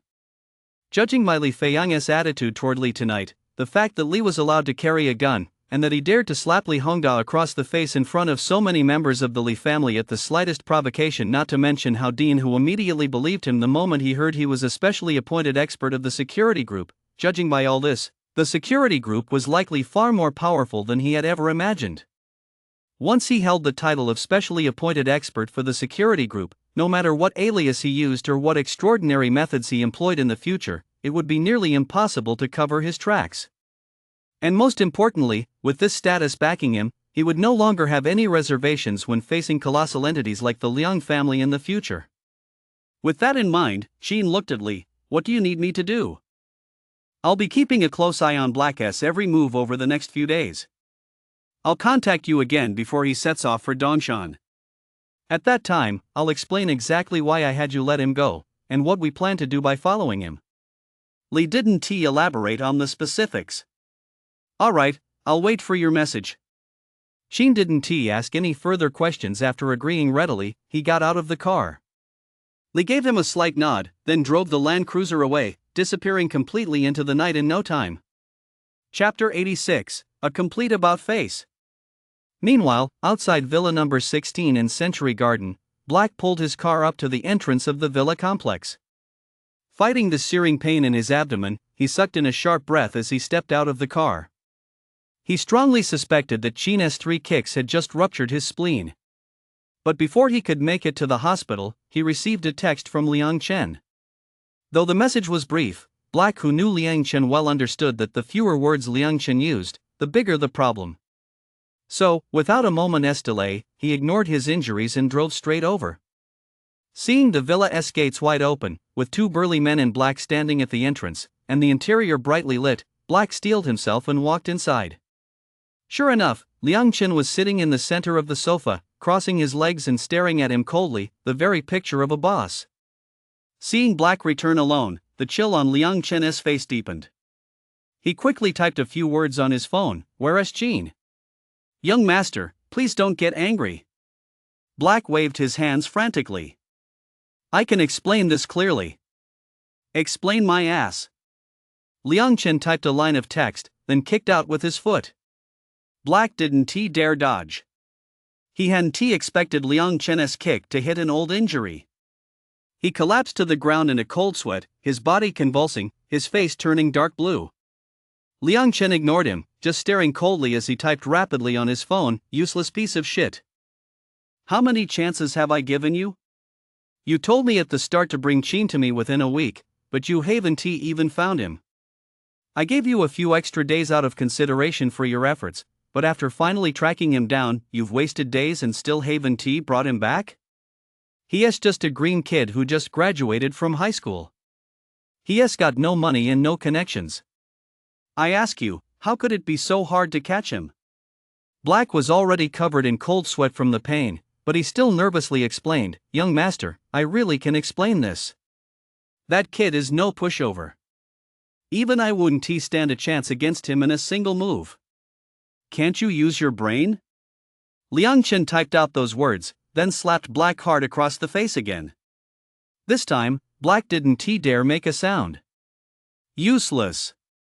Liang Chen glared at him viciously once more and kicked him again.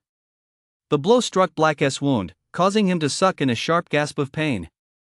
Liang Chen, however, seemed not to hear him, coldly typing 2 words, get up. Black knew this meant he had a task to carry out, so he hurriedly endured the pain and scrambled to his feet. By the time he finally managed to stand up straight, Liang Chen had already typed out a long message. After reading it, Black immediately understood Liang Chen had reached his limit and was planning to have him call a friend at the police station, find any excuse to arrest Sheen, and force Sheen to treat him. Seeing that he finished reading, Liang Chen snatched the phone back, dialed a number, put it on speaker, and handed it to Black. Black took the phone, and as soon as he saw the contact label displaying the 3 characters Li Hongda, he immediately grew tense.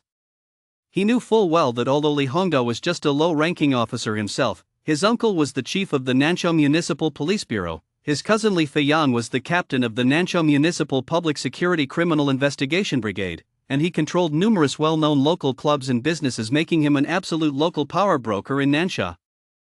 Li Hongda usually got along quite well with Liang Chen and had often helped him deal with troublesome people and situations in the past. He was generally polite and respectful toward his peers, especially Liang Chen, but when it came to those below him in the hierarchy, he was so arrogant and domineering that he bordered on brutality. Black clearly remembered an incident where Li Hongda was drinking with Liang Chen and a few rich kids. Just because one of the rich kids claimed he was allergic to alcohol and refused to keep up with him, Li Hongda slapped him hard across the face several times right in front of everyone. He then forced the kid to chug an entire bottle of whiskey in front of the crowd, nearly causing the rich kid to die of an allergic reaction on the spot. And that rich kid who nearly drank himself to death was, in Black's eyes, a major player. So, ever since then, Black knew he had to be extra careful around Li Hongda. Otherwise, if he wasn't careful, Li might just kill him. Soon, the call connected, and Li Hongda's flippant voice came through. "Young Master Liang, calling me this late at night, what good news do you have?" "Mr. Li, it's me, Black." The young master has a bit of a problem with his voice, he can't speak right now. He is standing right here listening. Black spoke with utmost deference. Li Hongda acknowledged the greeting, then asked, "What does young Master Liang want me to do?" "Recently, some fool has been messing with young Master Liang. He is furious and wants you to help bring the guy in." Black got straight to the point. "Is that all?" Li Hongda chuckled dismissively. "Go ahead, what is this fool's name? I'll go grab him for young Master Liang first thing tomorrow morning." "Qin." Black began, about to give a brief description of Qin, when suddenly a commotion erupted on the other end of the line, followed by the shattering sound of glass and ceramics. Then came Li Hongda's voice, rising sharply, "Liang Chen? Are you fucking trying to get me killed by sending me after him?" Black was instantly dumbfounded. Liang Chen was also taken aback. Why was Li Hongda reacting so strongly? It was just a high school student with no money and no connections, wasn't he it? "Mr. Li, are you friends with Qin?" Black asked cautiously.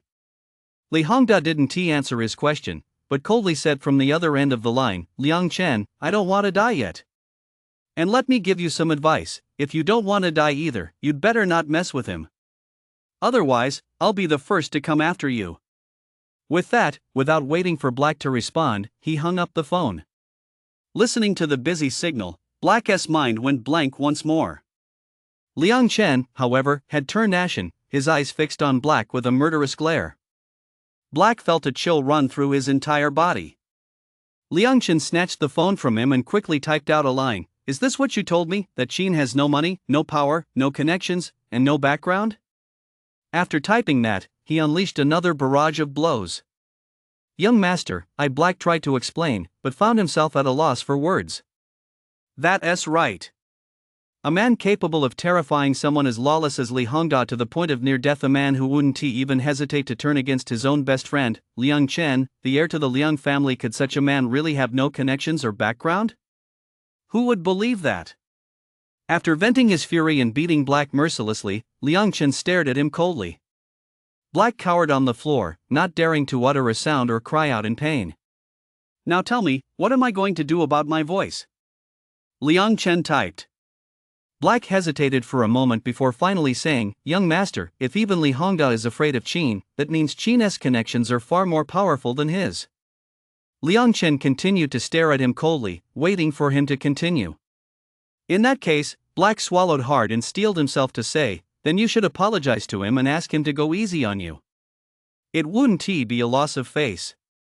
Besides, the conflict between you two started because..." Before he could finish, Liang Chen's phone was hurled at him with all his might. Meanwhile, after returning home, Qin went straight to bed. It was his first major surgery, and he was utterly exhausted, so much so that the moment he lay down, he fell into a deep sleep. When he opened his eyes again, it was already 10 a.m. the next day.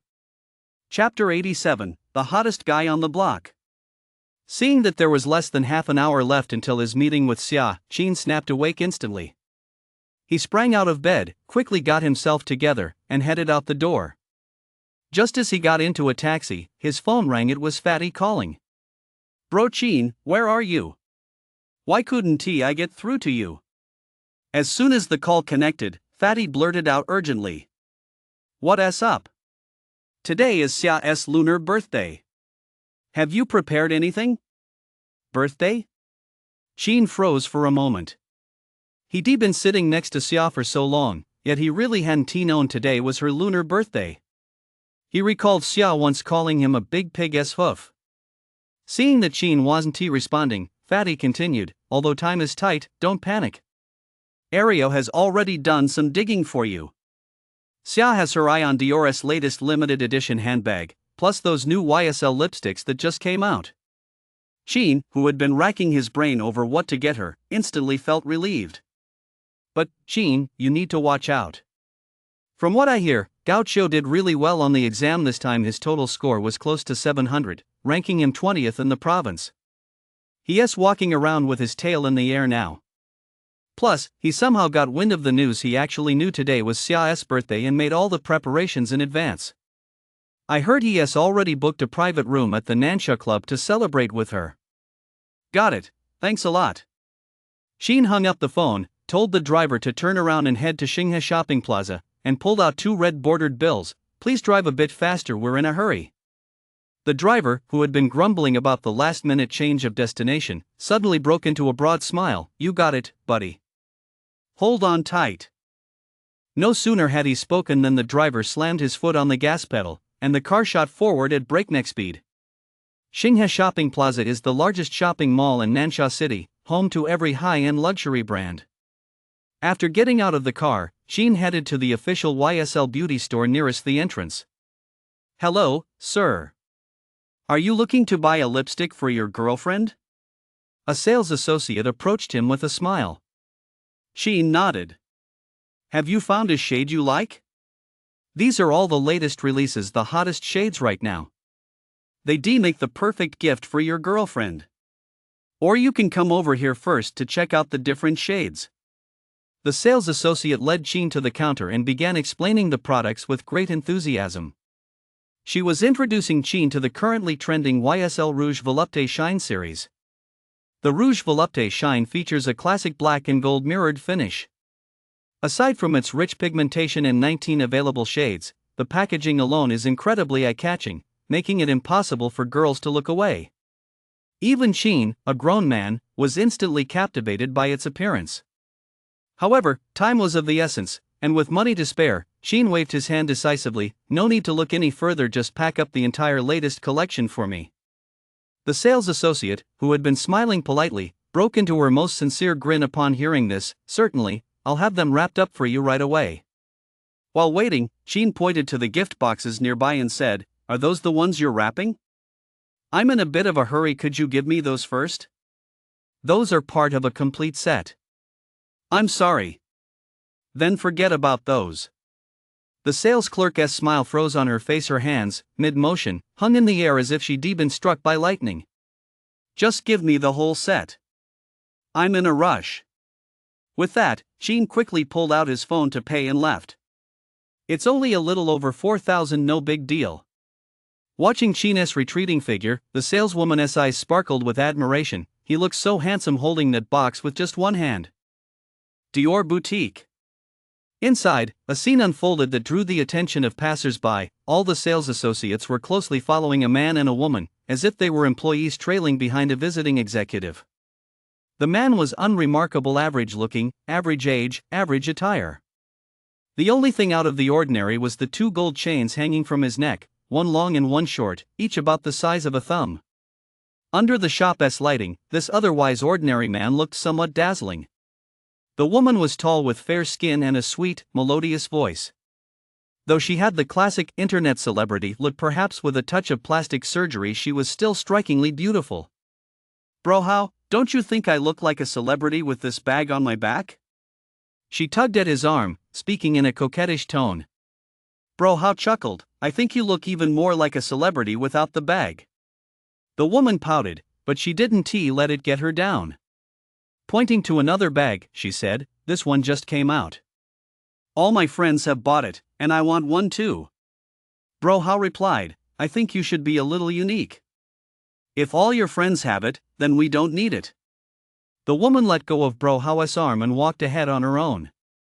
The sales staff behind them began to whisper, is this the big spender the manager was talking about? He is way too cheap. The manager also said that when he comes to the store, everyone has to follow him because he can't carry too much on his own. Well, look at him now, heh. Although their voices were low, Haugus still heard them. Feeling a bit embarrassed, he turned around and pointed to a lipstick nearby. My girlfriend has too many bags, so I'm buying her some lipstick. Do you have any recommendations? Just one for me. The sales associates had initially held out some hope, but upon hearing just one, they all looked down on him inwardly. If his girlfriend wants bags, it's fine if he doesn't want to spend tens of thousands on them, and it's fine if he wants to buy a cheap lipstick, but couldn't he at least pick up a few more? But grumbling aside, even one tube meant a commission, so the sales assistant still handed it over. Bro How took the lipstick and walked up to the influencer. "Baby, I think you look absolutely stunning with this lipstick." The influencer, who had been fuming, stamped her foot upon hearing this, turned around, crossed her arms, and her lips curled into a smile that nearly reached the sky. Knowing how tight-fisted Hao Ge was, the sales associates scattered like birds. Just then, Sheen walked in. If even Hao Ge, with his gold chains, was that stingy, everyone's enthusiasm for Sheen, who was dressed rather plainly, was even more limited. They exchanged glances, and no one stepped forward to greet him. Since he was in a hurry, Sheen didn't notice these details. He walked straight to the handbag section and gave it a quick glance. Even with over 1.8 million yuan in his bank account, he was momentarily taken aback. The Lady Dior Hortensia handbag, the elegant Lady Dior design paired with bold hydrangea blossoms, pure white contrasted with fiery red, was like a blaze in the snow, making the bag stand out instantly and exude an air of nobility. It certainly looked stunning, but a bag measuring just over 20 centimeters in size was priced at a staggering 150,000 yuan. However, judging by the display at the counter, this was clearly the latest limited edition model. Sheen snapped out of his daze. Without a second thought, he shouted to the sales associates gathered in a circle, "I'll take this one, I'll take them all." Although he didn't think a bag costing over 100,000 yuan was worth it, Xia liked it, and he had plenty of money, so why not buy it? The sales associates, who had been exchanging glances and hadn't planned to approach him, immediately rushed over upon hearing his words. He pulled out his phone, paid, and the entire process was completed in one fluid motion. That sulky influencer looked at Sheen, his eyes lighting up. "I wish I could be her boyfriend." Hao's face turned dark. But the influencer ignored him, walking straight up to Sheen. "Hey, you're the hottest guy on this street. Can I add you on WeChat?" Sheen shook his head. "Why not?" "Because I don't like people who blurt out the brutal truth." With that, Sheen turned and walked away, leaving the influencer speechless. Seeing that he still had a little time left, Sheen stopped by the Versace store on his way to buy a suit.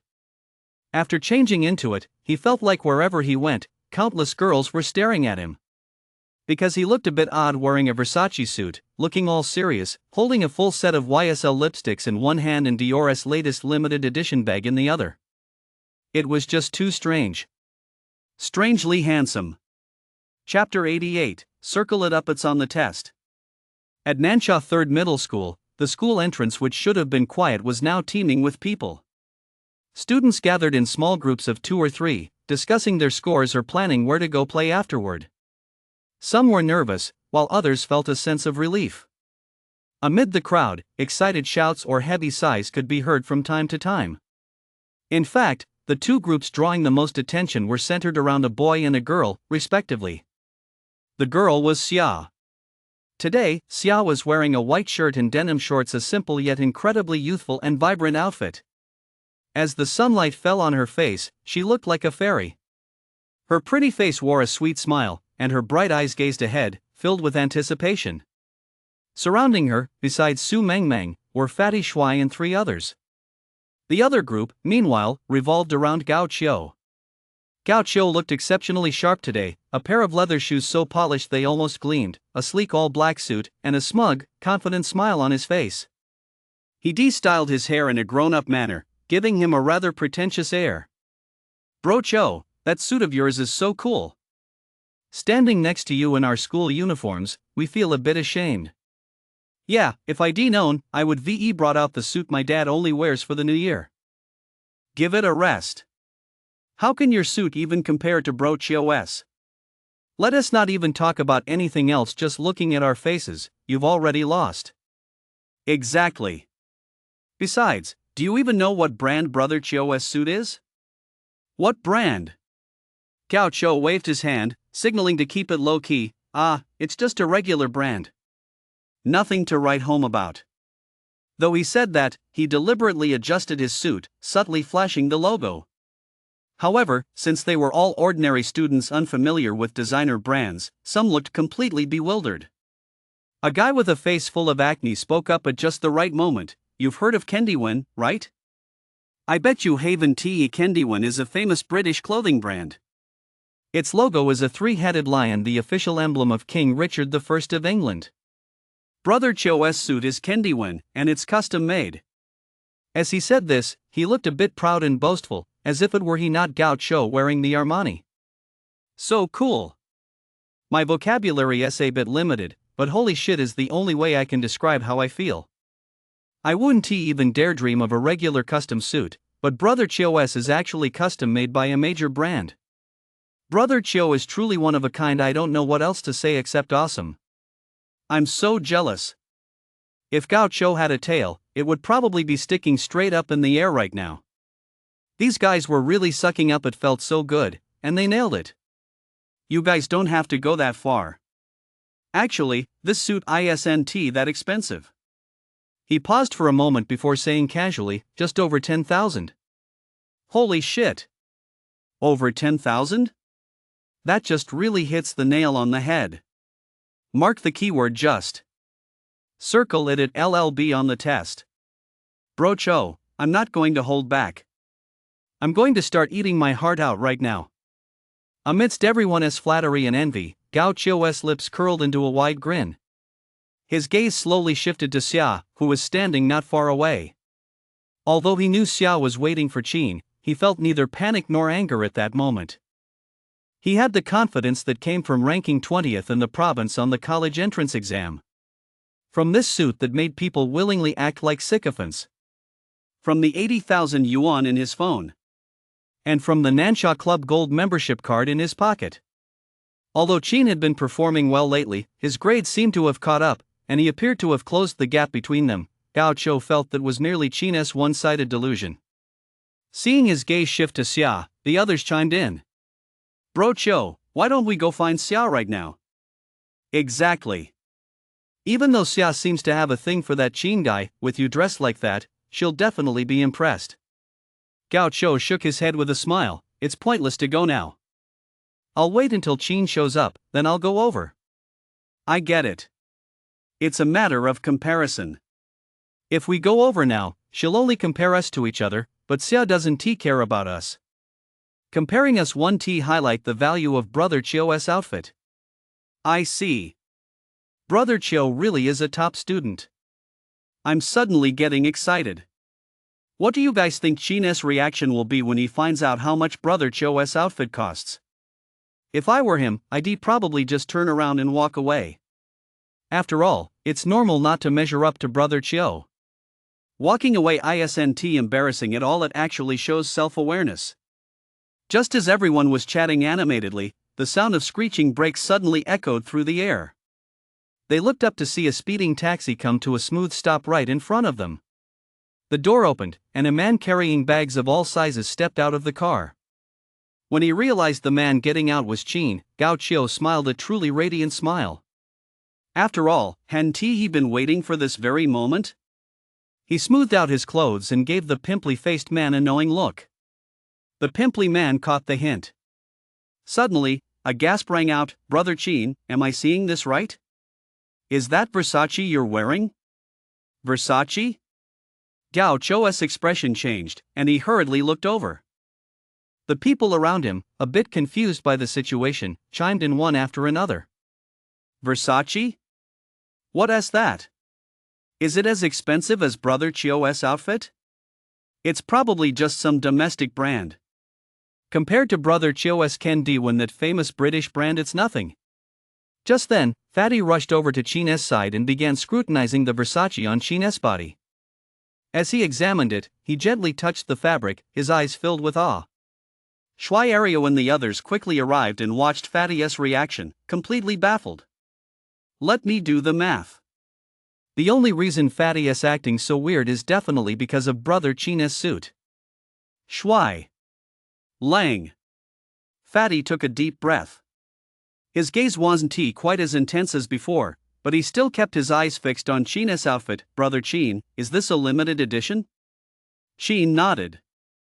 With Chin's confirmation, Fatty's breathing grew even more ragged. Bro Chin, you're so loaded. Versace is a famous Italian brand, a top-tier international label. Even their most basic stuff costs thousands. Yours is actually the highest grade limited edition? As far as I know, even the most basic limited edition goes for over 30,000, right? Chin was a bit surprised. He hadn't expected Fatty to know all this. Fatty took another deep breath and asked cautiously, Bro Chin, how much did this suit cost? Not expensive, around 100,000. Let us not talk about this.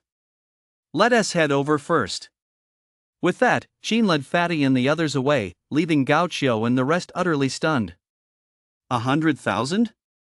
What did that even mean? It was a full 10 times more expensive than Gao Qiu's entire outfit. Gao Qiu's face was a picture of disbelief. It took him several full minutes to recover. He originally planned to steal the show on Xia's birthday by wearing his custom-made suit, but now, compared to Chin's suit, he was a mere amateur. How could he possibly make a splash? I've lost. That was Gao Qiu's only thought at that moment. Those sycophants who hadn't quite believed Fatty's claims saw Gao Qiu's reaction. Remembering their own reckless boasts from earlier, they hung their heads in utter shame. Chapter 89. Sorry, I scored top marks on the college entrance exam credits. Upon seeing Chin, Xia's eyes, which had grown a bit dim from waiting so long, suddenly lit up. But when Chin walked up beside her, she deliberately pouted and turned her head away, looking sulky. Sorry, I'm late. Happy birthday. Watching Xia deliberately turn away, Chin held up the bags in his hands, scratched his head, and said apologetically. Xia snorted lightly, clearly not planning to turn back so easily. The full YSL little gold bar set? The Dior Lady Dior Hortensia handbag? Su Mengmeng gasped as she looked at the gifts Chin had brought. Hearing this, Xia, who had been planning to stay sulky for a while longer, couldn't help but turn her head. At first, she thought Su Mengmeng was just saying that to trick her, but when she saw clearly that Chin was actually holding the full set of YSL little gold bar lipsticks and the latest limited edition Dior handbag, she was instantly stunned. On one hand, she was shocked that Chin knew exactly what she wanted. It seemed like such a coincidence. On the other hand, she was stunned that Chin was willing to spend so much money on her. All these gifts together were worth nearly 200,000 yuan. Never mind that they weren't even dating. Even if they were a couple, it was unlikely anyone would be willing to spend that much. Did you rob a bank? Xia had only been pretending to be angry to begin with, but now that she saw these gifts, all her resentment vanished. She was even a little touched. Still, she felt a twinge of pity for Chin's wallet. Just as Chin was about to speak, Xia added, "These gifts are too expensive. I can't accept them." "If you don't want them, I'll just throw them away," Chin said with a smile. Su Mengmeng immediately chimed in, "Where are you planning to throw them? Just let me know." "I don't care about the gifts themselves. I just think they're a bit heavy, and I want to lighten the burden on the sanitation workers." Xia shot her a look, then silently accepted the gifts, her lips curving into a smile she couldn't quite suppress. "Thanks." Seeing this, Su Mengmeng sulkily stepped aside, giving them some space. The Fatty quartet did the same, and as they opened their phones, the Two Blossoms group chat sprang back to life. Do you think Chin will seize the opportunity and kiss her this time? Winky. Kiss her, kiss her, kiss her. I've calculated it. The chances of a kiss aren't high. Shut up. Just as the group chat was heating up with Su Mengmeng seething with jealousy and the atmosphere between Xia and Chin growing increasingly flirtatious, a discordant voice rang out. "Chin, you're quite busy, aren't you? You were supposed to meet Xia at 10:30, and it's almost 11:30 now. I wonder if you're just putting on airs or if you don't care about Xia at all." Hearing this, they all frowned slightly, glaring at the uninvited Gao Qiu with displeasure. Among them, Xia was the most resentful. "What business is it of yours whether he is busy or not? And how do you know I agreed to meet him at 10:30 and not 11:30? Gao Qiu hadn't expected Xia to defend Chin so fiercely. His expression turned sour, and he felt a bit embarrassed. He didn't know how to respond. He certainly couldn't admit he'd gone out of his way to investigate. After a moment of awkward silence, he forced a change of subject. "You must have checked your scores at home before coming out, right? No wonder you're so late." How did you do? I think I did just so this time my total score was under 700, and I only ranked 20th in the province. Sigh, I actually thought I could make it into the top 5 in the province, but I guess I slipped up. As he spoke, Gao Qiu put on an air of deep regret. But anyone could see he was just showing off in a roundabout way.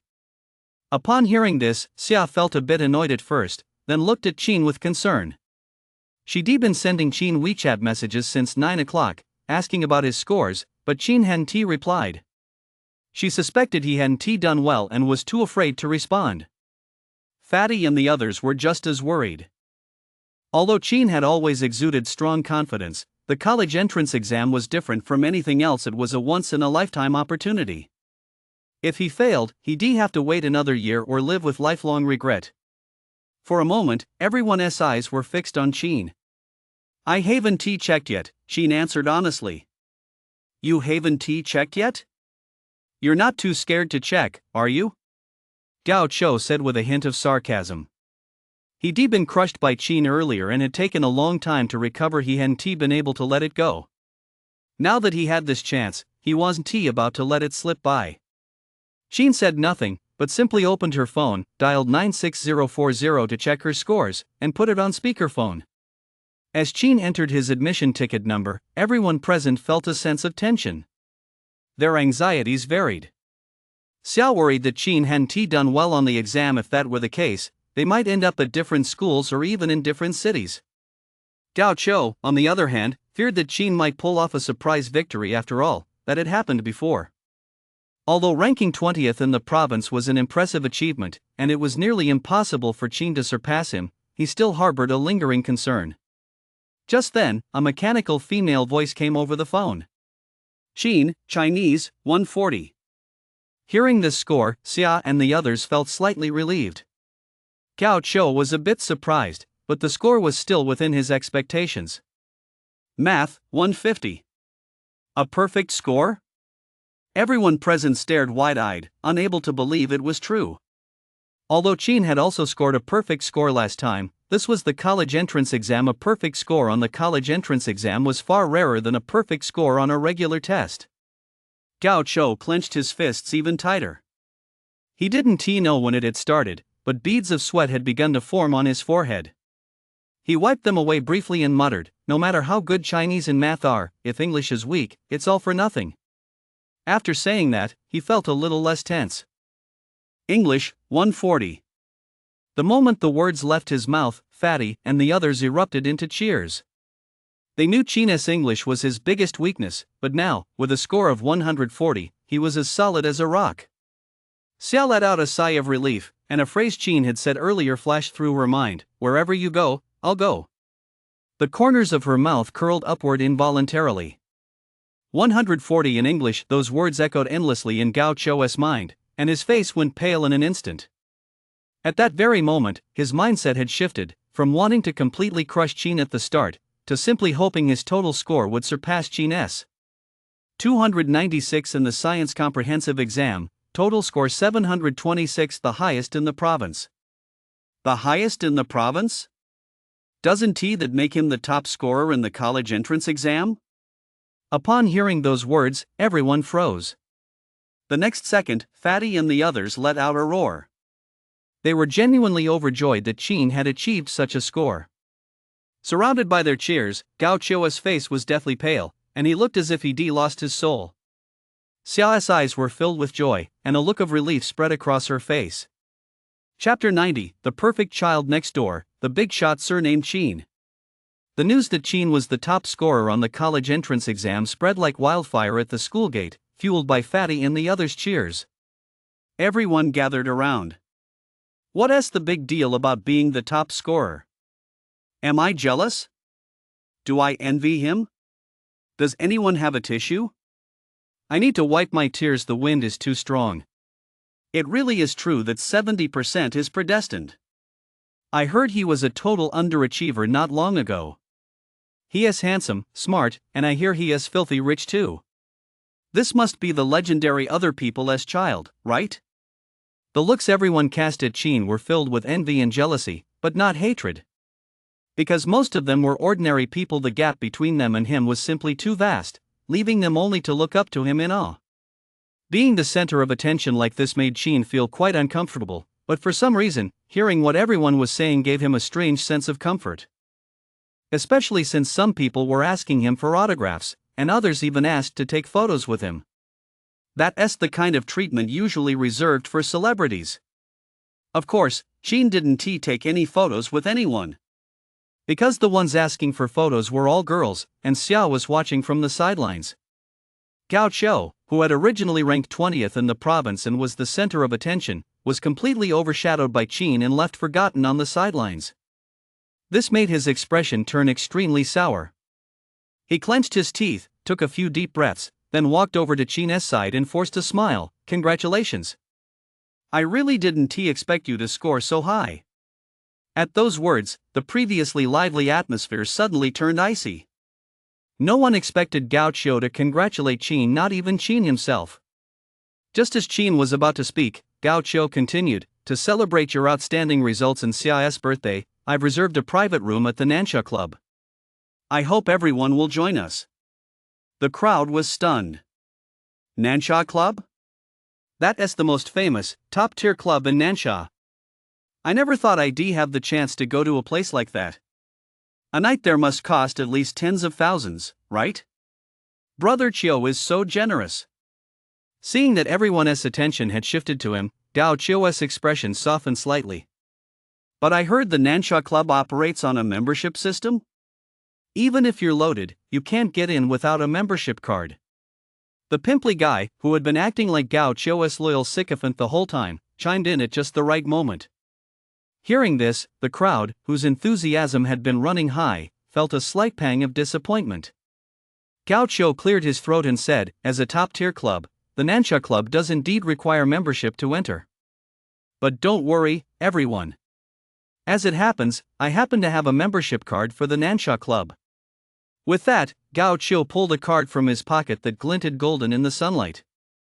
At those words, everyone turned to look at Gao Qiu with expressions of disbelief.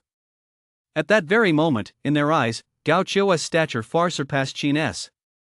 After all, most of them didn't know the price of Qin's suit, so they assumed Qin was merely a good student, whereas Gao Qiu was not only a solid student but also had money and status. It was clear who was superior.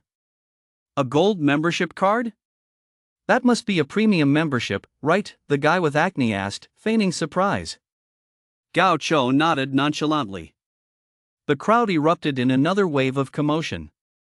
They had thought it was impressive enough that Gao Qiu had a membership card at all, but they never expected him to have a premium one. Gao Qiu was thoroughly satisfied with everyone's reaction. He glanced at Qin, who had been pushed aside by the crowd because of him, raised an eyebrow, then turned to the group and said, "I know some of you may not have the best grades, but don't panic. Academics are a path to success, but not the only one. I want you all to remember, grades aren't what matter. What matters is that everything, absolutely everything, is ultimately for the sake of having money and status." These words resonated with most of the group, and they nodded in agreement. Brother Qiu is right. What good are good grades? Money and status are the ultimate goals. I agree. Their mindset had completely shifted by now, and they no longer felt the initial enthusiasm for Qin, the top scorer on the college entrance exam. Led by Gao Qiu, they boarded the chartered bus he had arranged earlier. The Nansha Club is not only famous in Nansha City but also ranks among the top entertainment venues in the entire province. Even the most ordinary staff members there are graduates of top-tier universities, all to ensure the highest level of service for guests. There's a saying in Nansha, if a wealthy person hasn't been to the Nansha Club, they're just a nouveau riche. Only those who've been there are truly high class. Hearing Gao Qiu's introduction, everyone was thrilled and excited. Amid everyone's anticipation, the bus soon arrived at the Nansha Club. Upon getting off, everyone was immediately stunned by the club's understated yet luxurious decor. Gao Qiu waved his hand. When everyone's eyes were fixed on him, he said, "Once we're inside, you must all follow me and keep a low profile. Nearly everyone from Nansha's high-end circles is in there, and they're all more impressive than the next." Everyone nodded in unison. Isn't Li Hongda, the owner of the Nansha Club, impressive enough? Gao Chou asked. Everyone looked at him. But you wouldn't believe it, a figure even more formidable has recently emerged in Nansha City. Because Mr. Li crossed this influential figure surnamed Qin, he was publicly beaten by a certain young master. In the end, Mr. Li even knelt on the spot. I hear that mysterious figure surnamed Qin isn't even 20 years old yet. Hearing this, everyone gasped in astonishment. In their eyes, the owner of the Nansha Club was already a figure they could only look up to from afar, yet here he was, forced to kneel and apologize. Gao Chou continued, so, don't look down on anyone in there. They don't care if you're a student, they don't care about your grades, and they don't care about your potential. Even if you're the top scorer on the college entrance exam, it won't do you any good. It was clear his words were meant for Qin. Exactly, Qin. You used to have quite a temper, don't cause any trouble in there. Just stick with Brother Chiu and you'll be fine. We're all here to have a good time. Brother Chiu may speak bluntly, but he is right. Qin, you need to think of the bigger picture. A few students close to Gao Chou immediately chimed in upon hearing this. Before Qin could say a word, a commotion suddenly erupted at the entrance. Two men hurried out, followed by a group of bodyguards all dressed in black suits. Mr. Li, what brings you here? Gao Chou rushed forward to greet one of the men, his eyes sparkling with delight. At that moment, he felt incredibly proud. Since they were the only group at the entrance, Li Hongdai's appearance must mean his father had said something to him. Mr. Li? Li Hongda, the owner of the Nansha Club? The way everyone looked at Gao Chou had completely changed, now filled with nothing but admiration and awe. They glanced at Qin, who stood nonchalantly to the side, and shook their heads slightly. Qin had a strong aptitude for learning, but in their eyes, given that Li Hongda had personally come out to greet Gao Chou was at least 10 times more impressive than Qin. Unexpectedly, Li Hongda ignored Gao Chou's outstretched hand and walked right past him. Gao Chou's expression instantly turned awkward. When he saw Li Hongda stop in front of Qin, his eyes widened in disbelief, as if he were in a dream. Chapter 91, the boss welcomes him personally and presents a supreme membership card. What happened next completely shattered Gao Chou's worldview. Li Hongda bent over deeply, head bowed, and spoke to Qin in a voice filled with reverence and fear. Master Qin, I failed to recognize your true worth earlier. Please forgive me. Dr. Qin, you don't have to forgive him, but please do treat Director Li. The speaker was President Hu. What is going on here? Could Qin be the influential figure surnamed Qin that Gao Chou mentioned? Everyone was completely dumbfounded. This was a scenario they never even dared to imagine.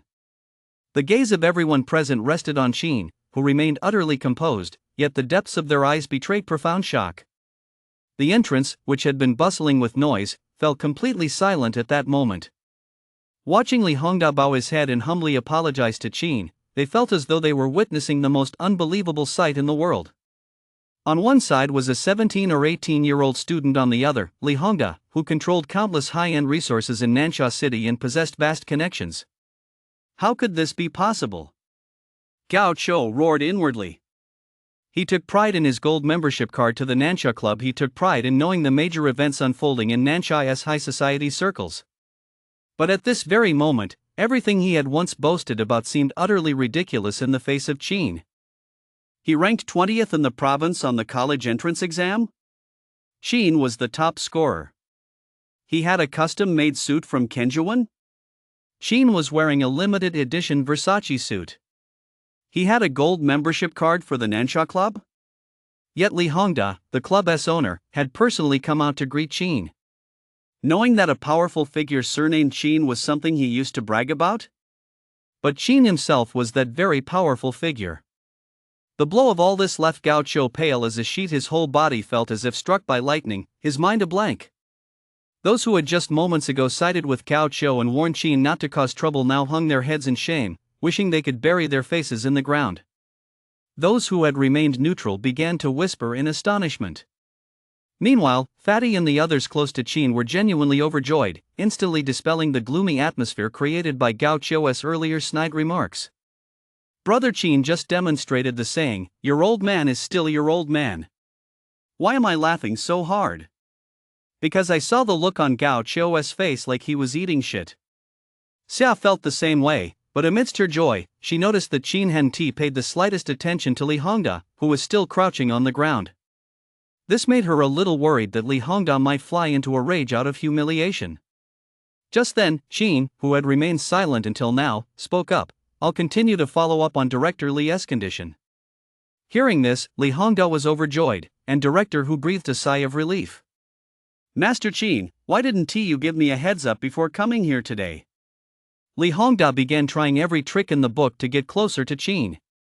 Qin ignored him and instead chatted casually with Director Hu. Although he had agreed to continue monitoring Director Li's condition, that didn't mean he had forgiven Li Hongda personally. This scene left everyone else in the room stunned once again. Ignoring Boss Li's words, Brother Qin is seriously next level. From now on, I won't even bow down to my own dick, I only bow down to Brother Qin. If you've got something to say more. What are you standing there for? Start praising him. I don't look envious on the surface, but I'm really fucking jealous. Li Hongda hadn't expected Qin to ignore him. He was taken aback for a moment, then continued to suck up. Master Qin, here is my supreme membership card. It's just a small token of my respect. Standing nearby, Director Hu was somewhat surprised to see the VIP membership card.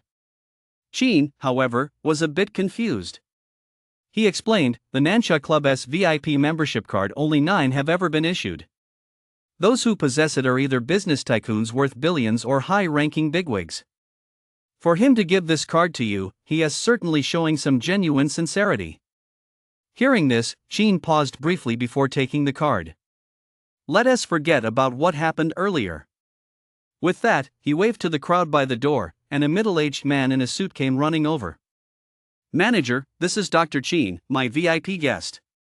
Make sure you treat him well. The middle-aged man, the manager of the Nansha Club, stared at Qin in shock. Others might not be aware, but he knew better than anyone, Li Hongda wouldn't give the time of day even to the spoiled brats of prominent families, and he certainly wouldn't go out of his way to accommodate a billionaire. Yet now, Li Hongda was claiming that a guy who looked like a student was his VIP? Though he was filled with doubts, he dared not ask or speak up, merely nodding respectfully. Li Hongda looked at Qin with flattery and said, Master Qin, feel free to enjoy yourself with your classmates tonight, all expenses are on the house.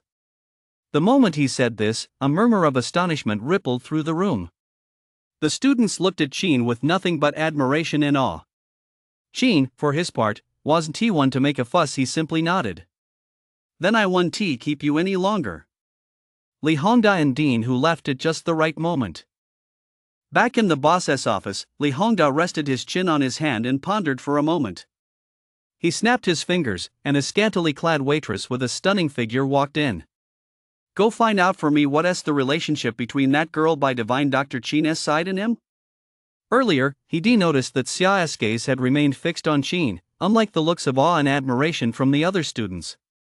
Although Qin had let the past go, he still seemed to keep Li Hongda at arm's length. To build a better relationship and close the distance between them, the people around him were the best way in. Got it.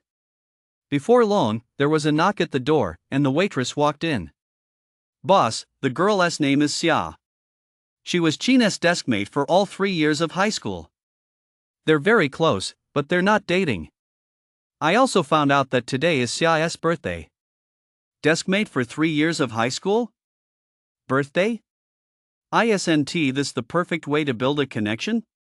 Li Hongda's lips curled slightly as he said, hurry and tell the manager to set up the imperial suite for them, and throw in a complimentary. Never mind, I'll go over there myself. With that, he hurried out of the office, leaving his bodyguard standing there, a bit bewildered. The imperial suite? And the boss is going there in person? Just what kind of big shot has walked into our club? Chapter 92, All You Can Eat, Imperial Suite Feast. As they entered the Nansha Club, the students couldn't stop gasping in amazement. A row of girls in uniforms and stockings stood in the lobby, all of them above average looking, and as soon as they saw Qin and the others enter, they bowed in unison to greet them. The students had never witnessed such a spectacle before. They were like Grandma Lu visiting the Grand View Garden, their mouths agape the entire time. Although Chin, who was leading the way, hadn't experienced this either, he was, after all, someone who had seen his share of grand occasions. With Xia watching him closely from the side, he managed to remain relatively composed, keeping his gaze straight ahead. The manager, who had been trying to figure out Chin's identity, nodded to himself upon seeing this. After walking a short distance, the manager spoke up, "Mr. Chin, what kind of private room would you like? Just let me know. You're a valued guest of the owner, and I'll fulfill any request you have. What private rooms do you have? Tell me about them." The most luxurious is the Imperial Hall, though it hasn't been used even once since the restaurant opened. Next is the Empress Hall. Shall I book that for you? The implication of his words was crystal clear. He didn't believe Chin was qualified to use that hall. Even though Chin was the owner's VIP, and even though the owner had just instructed him to fulfill all of Chin's requests. After all, when the Imperial Hall was first established, Li Hongda had made it clear, anyone without a net worth of at least 5 billion yuan was ineligible to enter. Although he could tell Chin was wearing a limited edition Versace suit, a costly one, that it was nowhere near 50 billion. Just as his thoughts were racing and he waited for Chin's reply, Li Hongda walked over. "Master Chin, I hear today is your sister-in-law's birthday?" As he spoke, his gaze lingered on Xia, standing behind Chin. The word sister-in-law made Xia's face flush instantly, turning as red as a ripe peach. She looked shy and adorable. Although the term sister-in-law sounded a bit odd, she felt a secret delight inside. Originally, Chin had found Li Hongda somewhat unappealing, but for some reason, he now found him quite likable. Li Hongda had been watching Chin's reaction closely. Seeing that he remained silent but showed no sign of displeasure, Li Hongda immediately continued, "Since it's sister-in-law's birthday, I'll reserve the Imperial Hall for you." Upon hearing this, the manager, who had just been thinking Chin wasn't qualified, froze in his tracks. What was going on? Could this guy who looked like a student actually be the wealthy scion of a prominent family from the provincial capital? In his mind, Chin was instantly elevated to the same status as Li Hongda. Chin didn't answer. He turned to look at Xia. It was Xia's birthday. She was the guest of honor. Xia was a little surprised.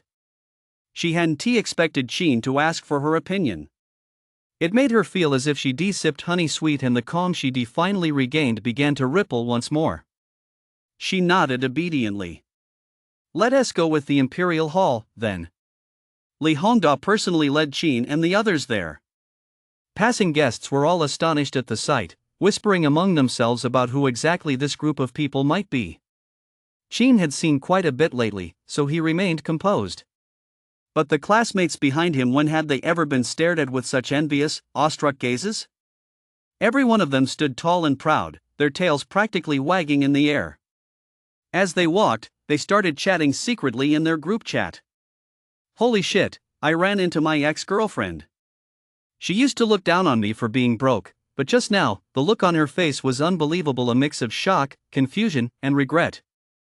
That feeling was absolutely satisfying. I ran into an acquaintance to a rich relative who used to show off at my house all the time. Now that he saw Boss Lee personally leading us around, he was completely dumbfounded. He never used to give me the time of day, but just now he waved at me. I didn't acknowledge him, though. Following Brother Chin really has taken us to the pinnacle of life. Go, Chin. I was wrong earlier. I almost let Gao Cho twist the facts. Sorry, Chin. Me too. Compared to Chin, Gao Cho is nothing. From now on, there is only one boss at our school, and that is Chin." Li Hongda led everyone to the entrance of the Imperial Hall, gave Chin a quick nod, and then tactfully stepped aside. Looking at the opulent private room, the students were itching to let out a wild cheer, snap photos, and flood their social media feeds. But since Chin and Xia, the guests of honor, hadn't spoken yet, they could only stand there obediently. "No need to be shy, everyone. Make yourselves at home." No sooner had the words left his mouth than the students erupted in unison, cheering Brother Chin is the best, before pulling out their phones to take photos. The private room was spacious. Even with dozens of people from the class, it didn't feel crowded. Qin, Xia, Su Mengmeng, Fatty, and the others found seats and sat down. Shuai, who hadn't had a chance to express his excitement until now, finally had his moment. But just as he was about to speak, Fatty tugged at his sleeve. "My stomach hurts. Come with me." Shuai was a bit baffled. "Do we have to go in a group just to use the restroom?" "Fatty, I'm afraid I'll get lost." As he spoke, he kept giving Shuai meaningful glances. Shuai finally caught on, and with a look of realization, he left with Fatty. Lang and the others stood up at the same time. Xia found it a bit strange. "Where are you guys going?" "Stomachache. +1. The two of them dashed off in a flash, leaving Su Mengmeng all alone as the third wheel. Su Mengmeng finally caught on and, with a touch of bitterness, muttered, "I'm going to sing," before leaving as well. At that very moment, for Qin, it was the perfect combination of timing, place, and people. The lighting in the private room was very soft. He quietly watched Xia even though the room was noisy. It felt particularly serene where they were. Xia's cheeks were flushed. She kept her head down, twisting the hem of her shirt nervously, saying nothing. Just as Qin was about to make a move, the door suddenly swung open. One after another, waitresses filed in. They carried drinks, with star-shaped bubbles rising from the bottle openings. It looked absolutely stunning. The manager also walked in, found Qin, and flashed a smile as warm as a spring breeze. Just as he was about to show off his hospitality, he noticed that Qin's expression was shifting, and he seemed a bit unhappy. "Mr. Qin, these are a gift from the owner, our most expensive Ace of Spades Platinum Edition champagne, 5 bottles in total." Upon hearing this, the manager tactfully excused himself. The Ace of Spades Platinum Edition champagne was the only champagne in the world to receive an average score of 96 points in the 2009 edition of Fine Champagne, the world's sole professional champagne magazine. It outshone major brands like Moët Chandon and Louis Roederer, establishing itself as the most prestigious brand in the champagne world. Qin knew its value and understood Li Hongda's intentions, but the problem was that the timing of the gift was a bit off. Just as he was grumbling to himself, suddenly, someone turned off the lights. The room plunged into darkness, with only the fireworks bursting from the neck of the Ace of Spades Platinum Edition champagne bottle, a truly beautiful and romantic sight. The girls in the class were gushing with admiration. To the boys, what had just happened might have been a bit overwhelming. After all, every man wants to be the best of the best. But to the girls, this moment of romance was exactly what they'd always been chasing, what they wanted most. "If I were Xia, I'd probably be swept off my feet right away." "I was swept off my feet long before you were." Xia felt the same way. With an incredibly happy and sweet smile on her lips and her eyes filled with tenderness, she mustered her courage and met Qin's deep gaze. "Classmate, happy birthday." Qin's gentle voice rang out, and Xia's smile grew even brighter. In that moment, the fireworks in the room seemed to shine even more brilliantly. Chapter 93, A Tycoon's Dinner, a hit on social media. In Qin and Xia's eyes, the world at that moment consisted of nothing but each other. They had so much to say, perhaps because of the slightly flirtatious atmosphere, or perhaps because the moment had finally arrived. But suddenly, the door swung open again. Waiters filed in, carrying drinks, fruit platters, and all sorts of snacks. The atmosphere they had worked so hard to build up slowly began to dissipate. With the mood ruined and so many people around, Xia grew shy again and dared not look Qin in the eye. Fatty and the others, sitting at the lighting control console, exchanged glances, a hint of exasperation in their eyes. This Li Hongda really knows how to play the game, but his underlings are clueless. If they hadn't barged in just now, Brother Qin would probably have made his move by now. Poor us, having to play both father and mother. Do you think it's easy to get them together? Our carefully laid plans just went down the drain. I'm so upset, I'm going to withdraw into myself. Don't bother calling me later for food or drinks. Let me see. The snacks just now included Jenny's cookies, Tokyo banana cake, gold leaf chocolate wrapped bacon, and your favorite macarons. Are you sure you don't want any? Eat. Actually, whether it's macarons or not doesn't matter. I just really enjoy eating with my brothers. Ha! Ha! Meanwhile, the classmates in the class were looking at all the snacks that looked exquisitely luxurious just from their appearance. pulling out their phones to take photos and post them on their social media feeds. What kind of snacks are these? I have no idea, and I'm too scared to ask. The world of the super rich, I get it now. It suddenly hit me, life is fair. You gain some things and lose others. It's like this: if you gain wealth, you're bound to lose your worries. Shrugs. This moment alone will give me bragging rights for a year. For the next 365 days, I'll be reposting this same WeChat moment on rotation. If it bothers you, feel free to block me. Out of the dozens of students in the class, almost everyone posted on their moments, and some even posted multiple times. It's no wonder they wanted to flood their feeds. After all, for an ordinary person to get a glimpse of such an elite lifestyle, it's impossible not to get carried away. And their comments sections were quickly flooded with envious remarks. Black-skinned watermelons from the island nation? 700 credits per pound? Please send me some, I don't mind the rind. La Banat potatoes? I hear they're so soft that they can only be harvested by hand.